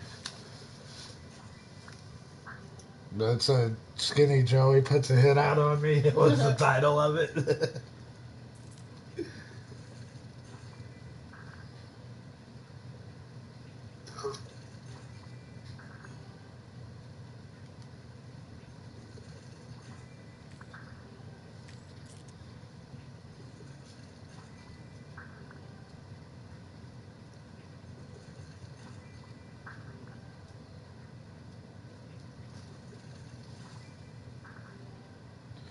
Skinny Joey gonna have me whacked. That's the name of it. Because him and two other people did a video and they were talking about how that guy, like he was fake or whatever. They're like, yeah, I don't know. They're just saying like 95% of people in prison are snitches, right? Because the system wouldn't work. If everybody said, I want a jury trial, it would crash the judicial system. Because they could never get that many jurors in there, right? I mean, it was insanity, bro. Yeah, It was this is insane. it. And so, once again, you made the right call by not posting the video of us, which honestly, you know, me or discussing Joey Merlino. So, you know, we had a Because, like, yeah, Joey's not a rat, right? So there's so many, like, stand-up dudes. And he ratted on his, like, co-defendants and shit. No, what he did was, he was writing stories for people, right? Like, in prison. And he snitched on a guy that had buried some gold and he got out 12 years early. Yeah, but I mean, like, I was, you know, I felt like I was being Because they went honest, and like, found the gold, the feds did. and what people were most upset about was that I sat at the same table with them, which, you know, and I felt like That's what they're mad about. I sat at lunch or dinner with Merlino and a couple other guys. Merlino did not know that I cooperated. You guys were like, you would have never stop, bro. I was with a guy that Merlino knows. And so Merlino waved us over. Yeah, the fans are all like, you never would have sat with Merlino. You're a rat and he don't mess with rats. Come with me. So I go over there and I sit down. I didn't say two words to him. I just ate, but I just listened to him complain the whole fucking time. I'm thinking, God, this guy's miserable. Like, you know, and then of course everybody always says, of course he's miserable. These are the comments I get as a result of this whole thing. I'm just going off of the comments. Of course he's miserable. I love this voice he does with the surrounded comments. by rats and chomos. Right. Your hero, Merlino, was at a prison with rats and chomos. Doesn't say much for him. But, and I got a bunch of other guys that would say stuff to me about me in the comments, like, you're a rat, you were in a protective custody low. It wasn't a protective custody low, but let's assume it was a protective custody low. Merlino was in the low. Now, I'm not saying he needed to be in protective custody, but obviously it wasn't a protective custody low. Listen, almost every. But he admits he never should have said nothing about it. He's like, I'm sorry, or whatever. Is filled with people that cooperated and, you know, and chose. You know what a chomo is? Mixed in with those Homo? guys are people, Chomo. high-profile What? guys. Child molesters? You know, and then other guys that maybe they you know, went to trial, or they're perfectly, you know, they get mixed in there, but they're low, they're like. And his wife was in prison at the same prison he was at. And there was a thing where there's a big investigation and people got fired. The guards did for raping the female inmates. There was like 5 girls that were pregnant there in the prison. I don't know if that would Yeah, classify him as like. but they weren't really raping them. Like the girls were like having sex with them, so the guards would bring stuff in for them. And then they turned around and like I guess people jumped on the bandwagon and said they were raped or whatever. So they were able to sue the prison. Because like you can't have sex with an inmate. If you're a guard and they're an inmate, it's rape no matter what, even if it's consensual. It was probably a safe prison to put him at, right? Like he probably doesn't know too many people, although there were a bunch of mobsters there, you know. But they were typically in their 60s, and Merlino at this point was in his mid 50s. Do you know there's some guy that beat up John Gotti for the phone? And the other guys, Yeah. So he's like bragging, I beat up John Gotti. Well, he's in his 70s. So, but still, to beat up the father of the Gambino family. That's why they put him there. Right. You know, they probably It wasn't like at that time they were beefing with New York or anything. It's not like they had anything like along. Yeah, this is funny. Merlino got snubbed by all the New York guys because they wouldn't snitch, I guess. All the other mobsters that were there were all New York guys. But, you know, and what would happen, what was funny about that is these guys, I want to say it was might have been every Sunday or something, they would get together in one of the units and have like a meal, right? You know, Merlino was never invited to those meals. Like, they were polite to him. But the consensus was... I believe him, too. Why would he lie about it? Hothead. He didn't want to wait his turn. Yeah, because he was like trying to kill took out Nicky Scarfo or whatever. And forced his way, you know, to become honestly, from my understanding, is the kind of unofficial, you know, leader of the Philadelphia mob. Because like, he's just dissing him still, ain't he? He is. Put him in there, or did he just basically seize control? It's the disrespect. But even then, for the majority of the time that he was, you know, in that life, he was incarcerated. There wasn't a 20 years or 15 years or 10 years that he was out running things. Well, I think too, like, to your point on that. Now, is he somebody's dad or something, or husband? Any mob boss, Joey Merlino. A boss of a family, of one of does the have to seize mob wives? It's still like New York is a little different because they have to. It goes to a commission. So, like, just say for instance, when Paul Castellano got taken out, Gotti was the favorite to be boss, but it still had to be okay by the other families. I'm not sure of how that works in Philly, but I mean, if somebody's there, if they're poised to do it, it's just easier to say, yeah, that's, you know, and I'm not saying that's how it happened, but, you know, when Nicky Scarfo finally got arrested, there was the war between him and Stanton, then Ralph Talley, then, you know, it just kind of, he strategically kind of slid in there, and I think he was respected. I mean, you know, I don't think there was anybody really at that time to challenge I just said what's him, up. in my opinion, anyway. Right. Yeah, I think that that's probably what, you know, obviously happened. Probably what happened was obviously. I don't know about him taking too many hits out of people. I mean, I know it's alleged that he did try to kill Nicky Scarfo's son.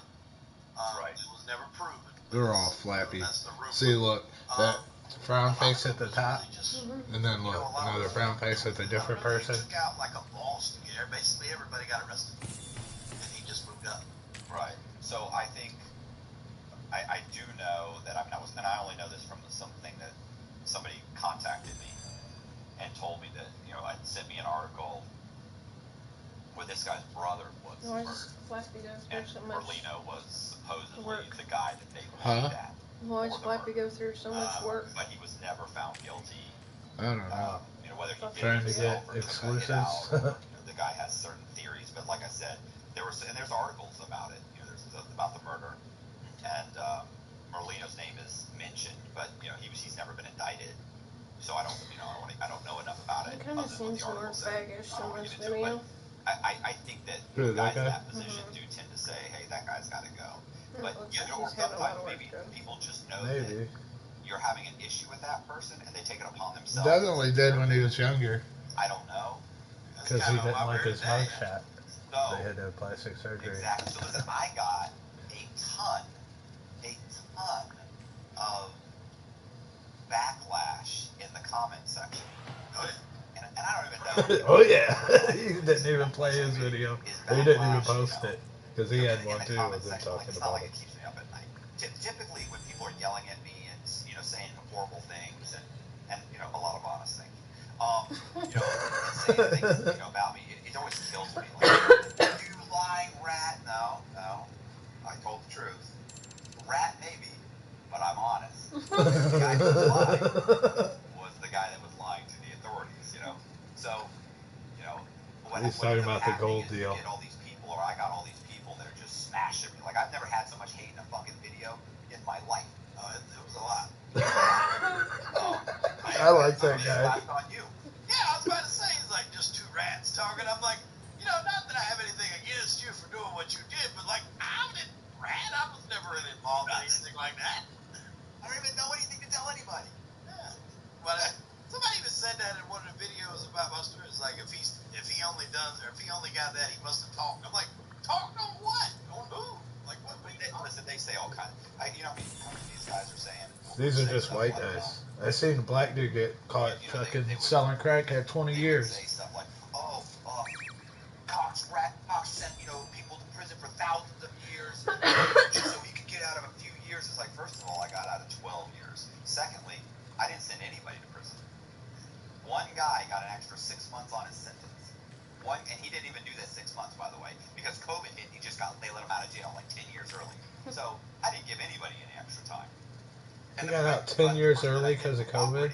Guess what? I wonder how many people that happened to. He was stealing people's pension money. And what always kills me is like, if your mother had lost $3 million in a Ponzi scheme, and I could tell you where the money was buried, you'd be begging me to cooperate. Oh yeah. It's such so simple and so easy to just say, oh, you're a rat. My favorite is, don't do the crime unless you can do the time. Like, shut up, bro. Just go back to your job at fucking Walmart and stop acting like you're a gangster. I know it sounds good. It's cute. It's a cute saying. I love it. So here's what happened. It's different when them bars shut home, right? And you're stuck in there. All them fucking weirdos. But Merlino, then yeah, he made a response video. About the video. He comments about you and I talking, right? Like, I don't know if he referenced me. I know he referenced me. That guy's funny, ain't he? Oh, yeah. Who is he? I'm not sure. I thought it was that Brett guy that was on that other video. I'm not sure who that is, but they did them two and the Brett guy, all three do videos, so I thought it was him, but with blacker hair, because the Brett guy has white hair. He calls me something, look at him, he looks like a fucking girl. I never sat with that motherfucker. What did he say? He said something about, you probably got raped in prison. Which honestly is not funny. Like, people get raped in prison. Not at Coleman. Not at Coleman. Not at the low, but it does happen. They got this other jerk off. I don't even know who he is. He said he was in Coleman with me. And some fucking fucking. I said, what is? He looks like a fucking girl. He probably got raped there. What he used to do, he used to tell everybody he was a big movie director. So I don't know why anybody would find that funny. But you look strikingly different from that mugshot that shows now. Like, I can't even picture you looking like that. I don't even understand why he said I look like a woman. I mean, women are attracted. You think he's attracted to me? I think he's attracted to me. Yelling at me and saying, I'm the rat. I was the. And I could tell you where the money was. You went not so far back. Not at the low, but it does happen. they got this other journal. I don't even know who he is. He said he was in Colton with you. Some fucking Matthew Cox. Yeah, some fucking I said, what is? He looks like a fucking girl. He probably got raped. Was there. he with us? What he used to do? He used to tell everybody he was a big movie director. So, Then they finished that clip. He said, then he tells them he'll write their story, and then he snitches on them. It's like, we did that one time. Then he tells people, like, if you tell me something, I will tell him. Women are attracted. You think he's attracted to me? He did do a lot of time. I'm just saying, it was an odd thing to say. Regardless. I'm back now. So, regardless, I'm just fucking with you, Joey, bro. I'm just fucking with you. It's not a big relax. It's all fun and games. You're gonna be on YouTube. You're gonna have to have a thick skin. Right. He's right, though. All these guys that are like, oh, he's still running the Philadelphia mob. Stop it, bro. He's not running anything. He's retired. He's not fucking with any of that. He's probably thrilled he didn't have to spend the rest of his life in prison. Yeah. I mean, to be somebody that was the status that he was, and let's be honest, in that world, 13 years, I think, total. And really, to not cooperate at all with the government is like a feat. Because they've got you. Once the feds got you, I mean, you might as well snitch on yourself. At that point. Because they know. Then if you, like, admit shit to the feds and you lie, then you're in even more trouble for perjury. So, like, if you start telling the truth, you gotta tell them the whole truth. Seems like he's living a pretty good life. How he's funding it, I know. can't imagine. One of America's best friends in Illinois. Her mom had already done fed time, and she got in trouble again. And they offered her 25 years, and she said she's taking it to jury. That's fine. You can say that. I understand. Oh, really? She's waiting now? To look like the cool guy in front of all of his, his fans, that he doesn't want to admit that he sat at a table. But the truth is, I never said he knew. He didn't know. But I did sit at the table with him multiple times. So how big of a table are we talking? Because when you say this, I'm thinking Sean. You said how big of a table? 4 people. And he didn't know?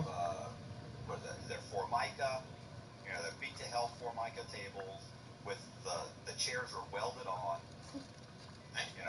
They're welded on little chairs that swivel just a little swivel in them. They got a little plastic, plastic back and butt, and you sit down and you eat your food. Never had a conversation with him. I never said we were buddies. So, sat with him I think once that one time, and then I'd say maybe twice, and then a couple of times we were sitting down eating, and he came over and sat because he thinks I'm okay. Yeah. So never said he knowingly sat with me knowing I cooperated. So you two never really had what you would consider a full-blown conversation. Hey, how you doing? Where you been? Where you from? I think the most I did was, I was introduced. He nodded to me. I nodded back, and I just started eating. I was disinterested. I'm not interested in hanging out with this guy. I'm not, or really anybody. Like, honestly, I'm not super friendly. I mean, I'm polite. I'm very polite, but I'm not going out of my way to make friends or anything. I have my own little routine. That's it. But here's what happens. Once Merlino comes out, he says, oh, I never sat with this guy. Then he says, I called. He called somebody to see who I was. So he immediately made one phone call to a guy that we both know, which is odd since you don't know me. You call the one person we both know. And then that guy says, oh, here's who this guy is. And of course he gets that wrong too. He says that I'm walking around saying I was a producer. I never said I was a producer anyway.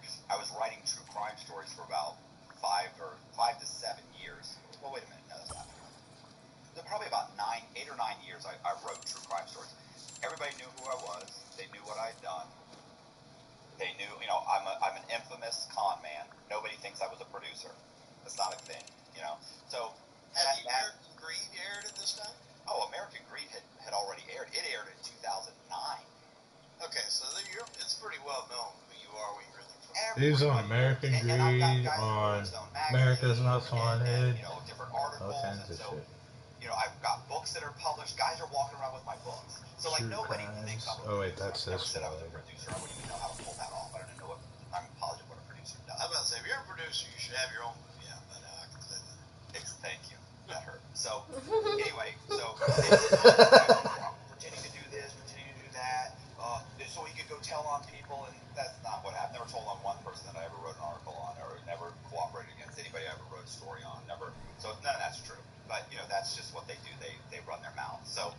people run their mouths about stuff they don't know. I mean, that's just inmates in general. But here's where it gets interesting. Because he says all of that stuff, he gets his little fan base. I shouldn't say little base. He gets his fan base. There's probably not a little base. It seems like a big fan base, actually. So he gets his fan base pumped up, and they attack me, right? They start leaving messages. I end up, and a lot of them are filled with hate, right? And I've had people say stuff before in the comment section, right? You know, you're a piece of shit. You should be killed. Somebody should kill you. You know, very few and far in between. I typically only get the, oh, you're a rat, you know, that kind of stuff. I typically only get those kinds of things, like as if that's going to hurt my feelings.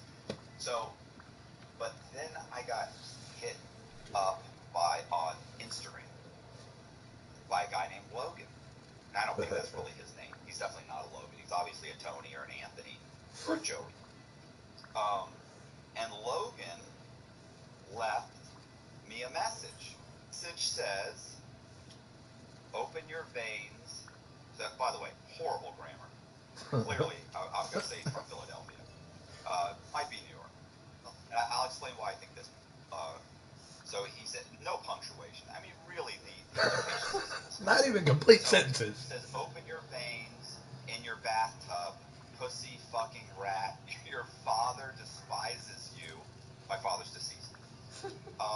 And hopes you raise the rate yourself, burn for eternity with your fucking dirty ass grandma, fucking Mick pussy. I'm Norwegian, by the way. And I told him this, by the way. So anyway, then he comes back and he writes this over and over again. What's a Mick? He says, raise the rate, raise the rate. What is that? What is raise? Well, I found that out. This is what's interesting. He says, Raise the rate. Raise the rate, fucking rat. Raise the rate, raise the rate. He says over that, raise the rate, raise the rate, raise the rate. And then he included, it keeps going, raise the rate, raise the rate. And then he included a statistic, a screenshot that he left, which I thought was interesting. It's the suicide rate. Yeah, suicide rate 2021 was... It's actually pretty good material, though, right? 14.04 per 100,000 individuals. I'm not even positive what that means, but whatever. So he's saying, slit your wrists and raise the rate of suicides. Now, and then it keeps going, raise the rate, raise the rate, fucking rat. Raise the rate, keeps going. Then he calls me Fanuccio. Fanuc. Oh! Then he said, I'll fuck your wife till she smiles and send your faggot ass a video. Oh, so he's got to record himself. Okay. I don't think this gentleman cares. Honestly, I've had worse. I mean, I've Damn, really? Yeah. I had a guy that used to write me letters when I was locked up. I had a guy one after American Greed aired. He wrote me this nasty letter that said that I had to, first he said, the letter said it was from a law firm.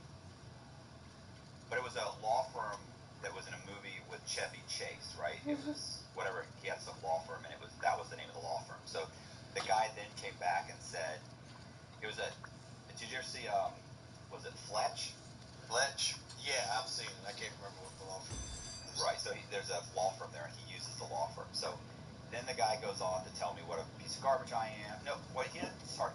First he starts by saying he's representing me. He's hired, this law firm has been hired to represent me. And I'm looking at it, it's like, what is this? Like it's just, and it was by the same thing, horrible grammar. So they're going to represent me, and it goes on and on. They've already spoken with the judge.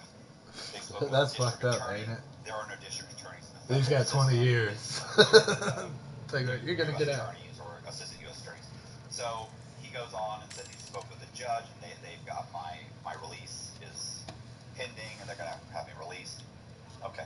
So he goes on and on and on. Then he talks about how horrible it must be for me to be in there, to have to do everything that I'm told to do, that I have to eat the food that probably has semen and toenails in it. I mean, he goes on and on. Then he starts telling me that I look like a monkey.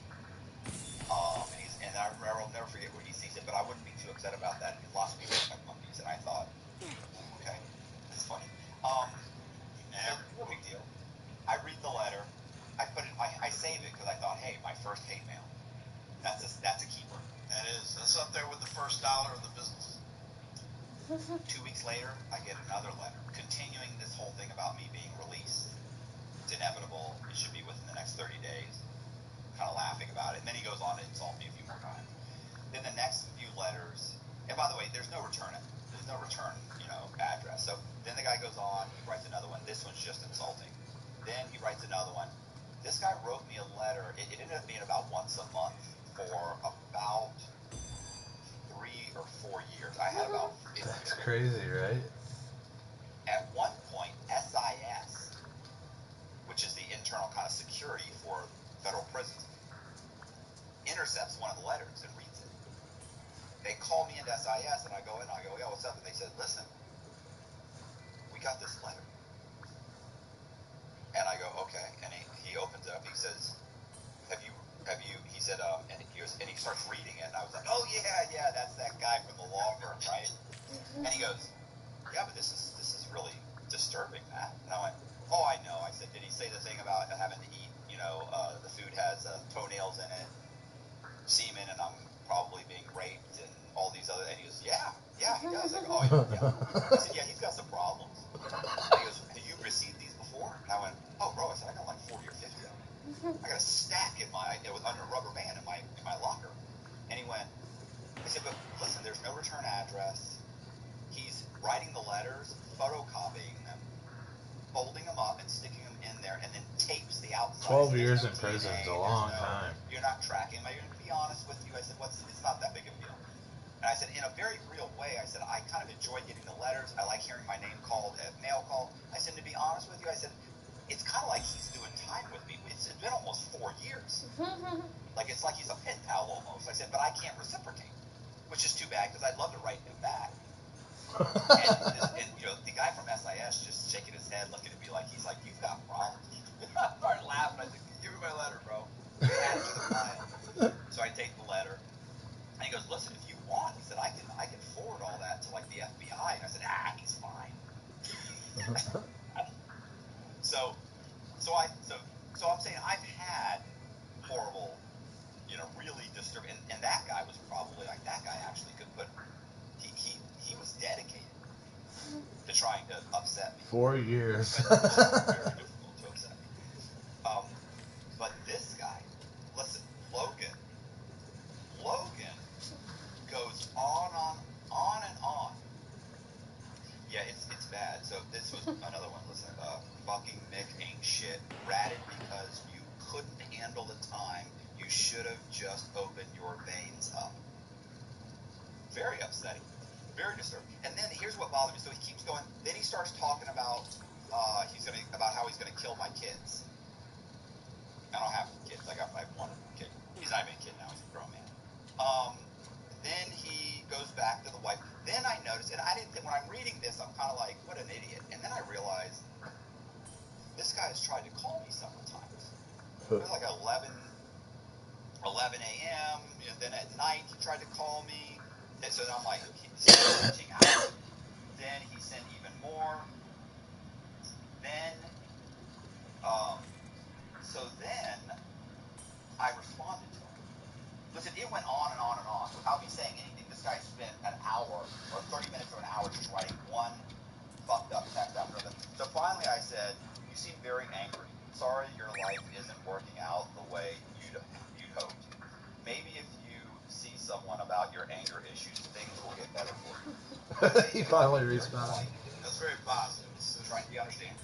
Immediately he comes back. Maybe if you open your veins, pussy boy. I mean, he just goes, I'll fuck your wife till she smiles, then I'll put one in her cortex. I'm assuming that means the bullet in her cortex. Her frontal cortex? Right? Yeah. Put one in her. What's the one gonna be in her cortex? What's the one gonna be? Yeah, that doesn't sound good. It sounds like an adolescent that just learned cuss words. Wish I could say that. So then he keeps listening. I can't even tell you. Like, it's a whole nother slew of texts. It's a whole nother slew of texts where I respond. I don't know. Oh, then it was. Then he starts talking about raping my daughter, and then I said I don't have a daughter. And he says have one so I can meet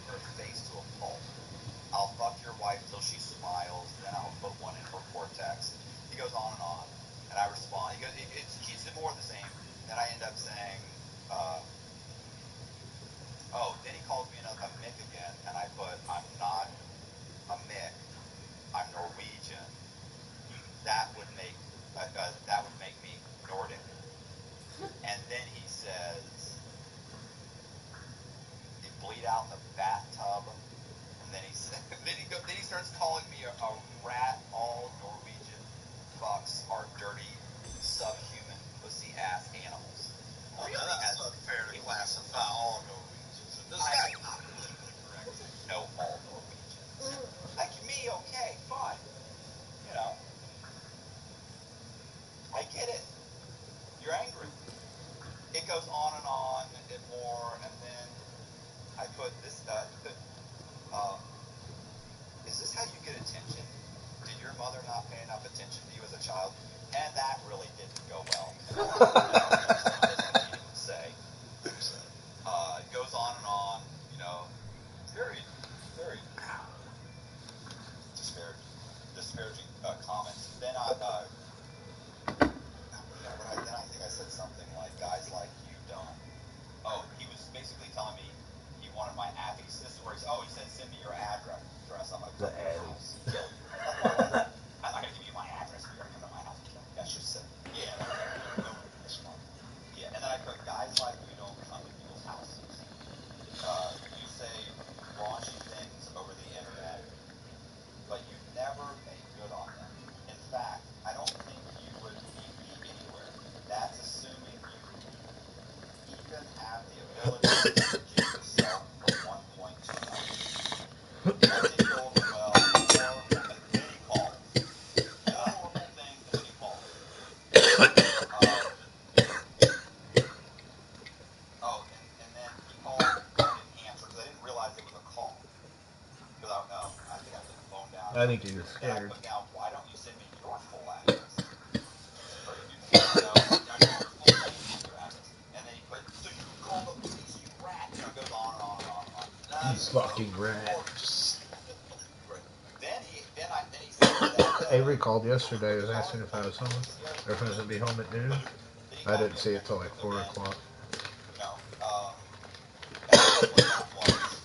Fairly positive is a slang term for homosexual. Yeah, that's what he said, but not nearly as eloquently as you did. Or raise the rate. And then oh wait, what was this? I put, "Bro, you've got some real problems. I feel like someone like you couldn't possibly survive in society. You couldn't possibly be holding down a job. Are you on some kind of disability?" You know, So did you message him back or just ignore him? I messaged him. Something about burning my grandmother. I had to explain to him that my grandmother's deceased. He really wants to harm people around me, but I don't have really anybody around me. Most of them are either deceased or they're adults in a bedroom. So, you know, talk about my mom. You know, just, you know, he's like, "Okay, she's deceased. Okay, perfect." So he goes on and on. Then he calls me. So I'm not going to go, because this went on for like another hour or so, right? Like, it's almost comical how long it goes on. But then he says, "Oh, listen, look, it literally goes on and on and on and on. Like, I'm not gonna, is that him? No, this is the guy that I interviewed. You know, he was stuff. I'd say it's tough looking customer. So, what ends up happening is he calls me. But this one goes on. Oh, listen, it literally goes on and on and on. Did he scroll sideways? Did you see that? No, this is the guy that I interviewed. You know, Listen, people send me stuff for the thumbnail. I'd say it's a tough looking customer. So, what ends up happening is this time I realized it's a call, right? So I answered. Listen, this guy's angry. He's good at telling stories, though. Because I can hear people in the background talking, but they're walking by, right? Like if these guys are talking and you're walking, so you can hear like, you know, and you can hear street traffic. People are walking. There's horns. There's like, this is not something, you're not walking down a suburban neighborhood. You're in a city. Right. He also sounded like he had an accent. Now, I know people are going to get upset about this. the difference between a Boston accent, a Philadelphia accent, and a New York accent. No, They're Boston. all Yankee accents to me. So I can notice a big difference between Boston and Philly. okay, I guess my well, Boston and New York, I guess I should say. It's But then again, you've also watched every Goodfellas movie about 50 times. So I watched them maybe twice. I think I've probably seen Goodfellas twice. I've seen all the Godfather movies at least once. Well, the thing about Charleston, where I live at, is hardly anyone here is from here. They're from all other places. So I actually worked with a guy that was from Boston, Massachusetts, grew up in the area where the Winter Hill Gang operated. I think he said he actually played some kind of sport with the guy that Kevin Weeks from White Gang. But like he was as Boston as you can get. And then obviously, yes, I have watched a lot of, mob movies or, with Italian accents, and they're very different, at least my experience. And I listened to that. I used to get cracked up listening at him talk, and we worked together for about 3 years, but it is noticeably different if you're here, especially if you're around them all the time. You can really tell the difference. Well, I don't know if it was 6 minutes or 7 minutes that we spoke, or it was a while. Now keep in mind, 95% of the conversation was just him screaming while walking down the street. So this is some guy who's walking down the street. I mean, that's what he's doing. He's running down the street like, I mean, it was insanity, bro. It was insane. And it was the same kind of gibberish, only the difference was this time, now, I didn't understand what all of this, in this whole text thing, he may have, but I didn't connect it. I kind of connected it because the only real backlash I've gotten is because of Merlino. Oh, so I kind of thought it was probably related to that. But when he specifically starts saying, you're a lying piece of shit, you never sat at the table with Merlino, he would never sit at the table with a rat, you're a liar, you've got it, what I'm going to do to you, you've got coming, I'm going to find you, I'm going to come to your house, I'm going to kill your wife, at first it was, I'm going to fuck your wife in front of you, I'm going to make her beg, I'm going to kill you, it went on and on. Merlino is the man you'll never be. Probably true. But,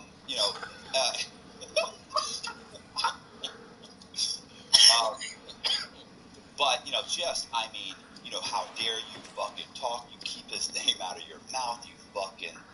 I think he called me a Mick again. I tried to correct him. I'm Norwegian. 100% Nordic. I've got try to explain that I've got the ancestry report. He didn't want to hear it. Didn't want to hear when he once again talked about my daughter, which I don't have. I said, I try to tell you, bro, I don't have a daughter, but I hear you. I hear you.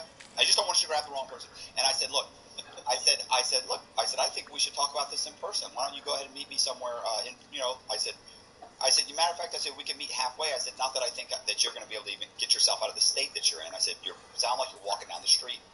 Clearly you don't have a car. And who the fuck walks down the street if they have a car, right? But he's got to live in a city. But he's going absolutely ballistic. And I'm partially laughing, but the comment section is weird, right? It's very detached. But when you speak to someone on the phone, it becomes real. Yeah, a little different. And at that moment, I thought, this could be a problem. Like, this guy sounds so unhinged. Like, somebody would probably have to give him a ride. Like, if he could get his mom to give him a ride down to Tampa and find my address and drop him off here, and somebody would obviously have to purchase, the gun for him, give him a weapon, then, maybe he could actually do some harm or something. I mean, I don't see this guy being great at, target practice or anything. I'm not saying he's a professional killer, but this is the kind of idiot that is dangerous because, he's a crash test dummy. Yeah. Like he's the kind of guy that will go, hey, have so-and-so do it, you know, have so-and-so go, you know, burn down the car, or burn up a car, burn up the building, or you get him to do stuff that nobody else will do because it makes him feel important. But this guy was very specific that I had somehow insulted Merlino, and he was going to take retribution on me because Merlino said I was lying. And in my opinion, you know, that's you know, like, first of all, I'm not lying. So you're telling people that I'm lying, and as a result, people are now coming after me because you're saying something that's false. So it's not good. That's definitely line. That's habitual line stepping, I think, is the term that's thrown around these days. How was the missus responding to these messages? She's kind of involved in there a little bit. Typically, she like initially when someone would say something, you know, disparaging about me, she would kind of stand up for me. Like I'd check the comment section and see this little back and forth with her, and I'm like, what are you doing? Don't respond to these knuckleheads. And she's like, what? He called you a rat. And I go, I am a rat. What do you fucking think? And I'm like, I prefer cooperation or a cooperator, you know, but that's fine. Whatever. You don't get to choose your, you know, adjective. So he goes, you know, they're going on and on, right? I'm sorry, she goes back and forth with people, and I've seen her do it a few times, but that was when we first started seeing each other. Right. Now she just kind of laughs it off. But when she came home after that whole thing, because eventually this guy, you know, like I'm kind of just talking to him, making little smart ass cracks and stuff, right? Because I'm a badass over the phone. You know, I'm pretty sassy over the phone, you know. But this guy, he is unmanageable. Typically, honestly, if you talk to people, you can calm them down, right? This guy was like he's not listening to anything. He's screaming at the top of his lungs, and then he's like asking questions, and I'm actually going to answer the questions, which is really stupid. So, you know, I'm like, you know, he's saying stuff, and I'm like, oh, no, that's not what happened. You know, I'm like, all right. So, anyway, 6 or 8 minutes or whatever, 5 minutes, whatever it went, hangs up the phone. Just literally 20 minutes later, after I had screenshotted all of the conversation and sent it to you, she walks in the door, like for lunch. And I'm like, hey, baby. And she's like, hey, what's up? I go, and I really sat there and I thought, do I say something? She already told me, do not mention this guy Merlino again. Yeah. Don't. People are, the hatred is overwhelming. She's like, it is insane. She had already said, you don't know what one of these fucking idiots will do. So you need to just stop. And I go, I'm not, all I said was one thing. And, you know, and she's like, okay, well, you said it, and it's out there, and that's fine, and enough. I'm like, okay, that's fine. And then and I said, so I was thinking, God, do you say something? And I went, you're right. I said, I love you. You know, when you start that conversation, you know, and you have to kind of lay the groundwork. Like, please keep this in mind during this conversation. Find a good spot to slip it in there. Yeah. So she says, what happened? And I went, I said, so, got a weird little text thing going on. And she's like, what's that? And I go, well, this guy hit me up on Instagram. And she's okay. And I said, I'm going to read you a couple of things that he said. And I read them off. And she's like, what? And, you know, I kind of, well, you know, raise the rate. And I go, well, this.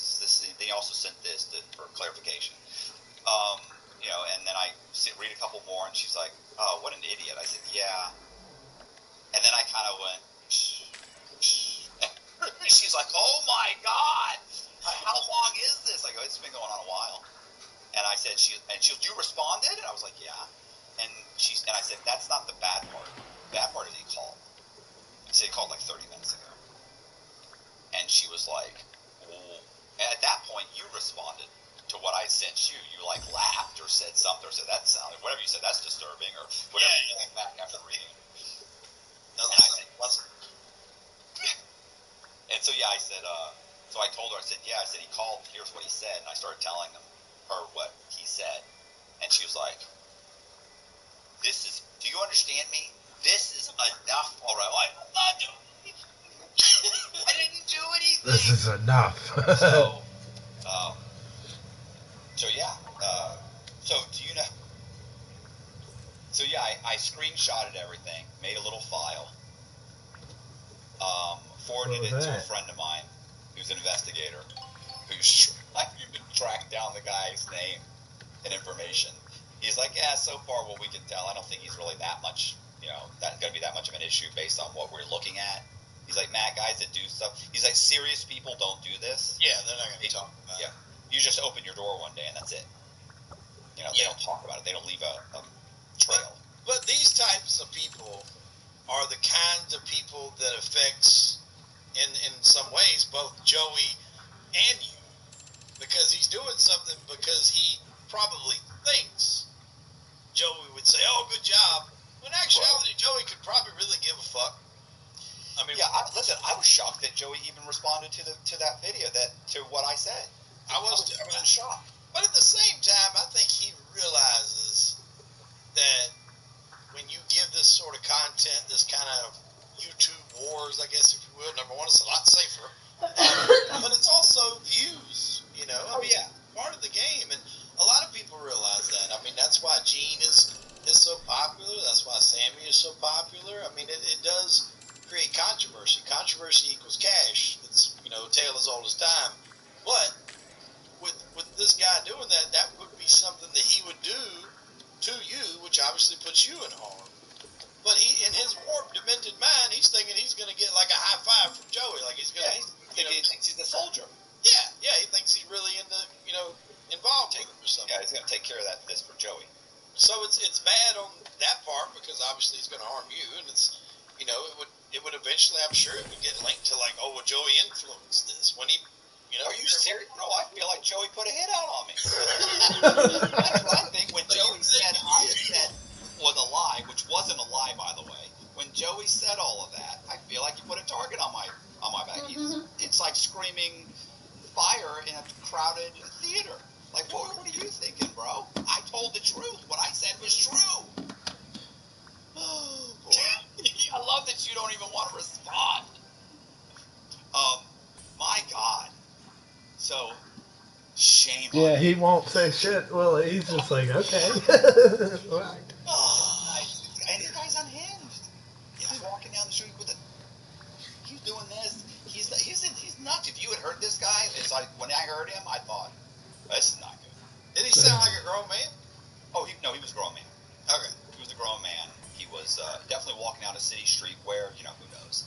What his accent was, I don't know. It was northern. Was it Philadelphia or New York? I couldn't tell you. He was screaming so loud, but anyway, yeah. So I feel like it's definitely questionable.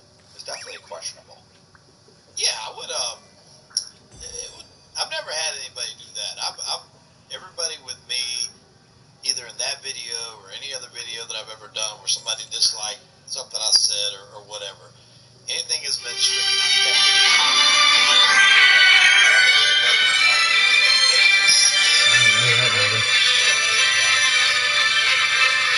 definitely no phone calls. No, I've never got. Actually, I think I would say 866-914. maybe a year or two ago, and I don't remember. In the hit me up on Instagram. That's the first time I've ever had anybody track me down on Instagram to insult me. And listen, 99% of the people that leave comments are super positive, unless they're just saying like, damn, Cox, this is bottom of the barrel. Like, this is your worst video yet. And even then, I feel like, yeah, he's right. It's pretty bad. But, I was going to say, what's the guy's name? Little Snuff? What's the guy's name? Little Snuff. I've actually spoken to him via TikTok. Oh, is he doing the show, or? We discussed it. He said he was going to do it, but I haven't talked with him in a little bit. I was kind of busy in January.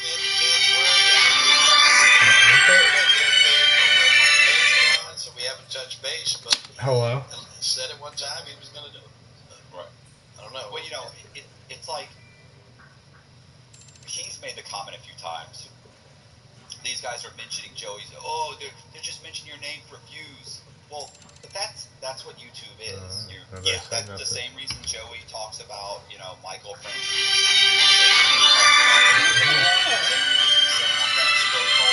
Like, you're not doing it because, you know, because out of altruism. You're doing it because you're trying to get views. That's your concern. I think it should be the goal of anyone on YouTube. If you're on YouTube not to get views, I don't really know what the hell you're doing.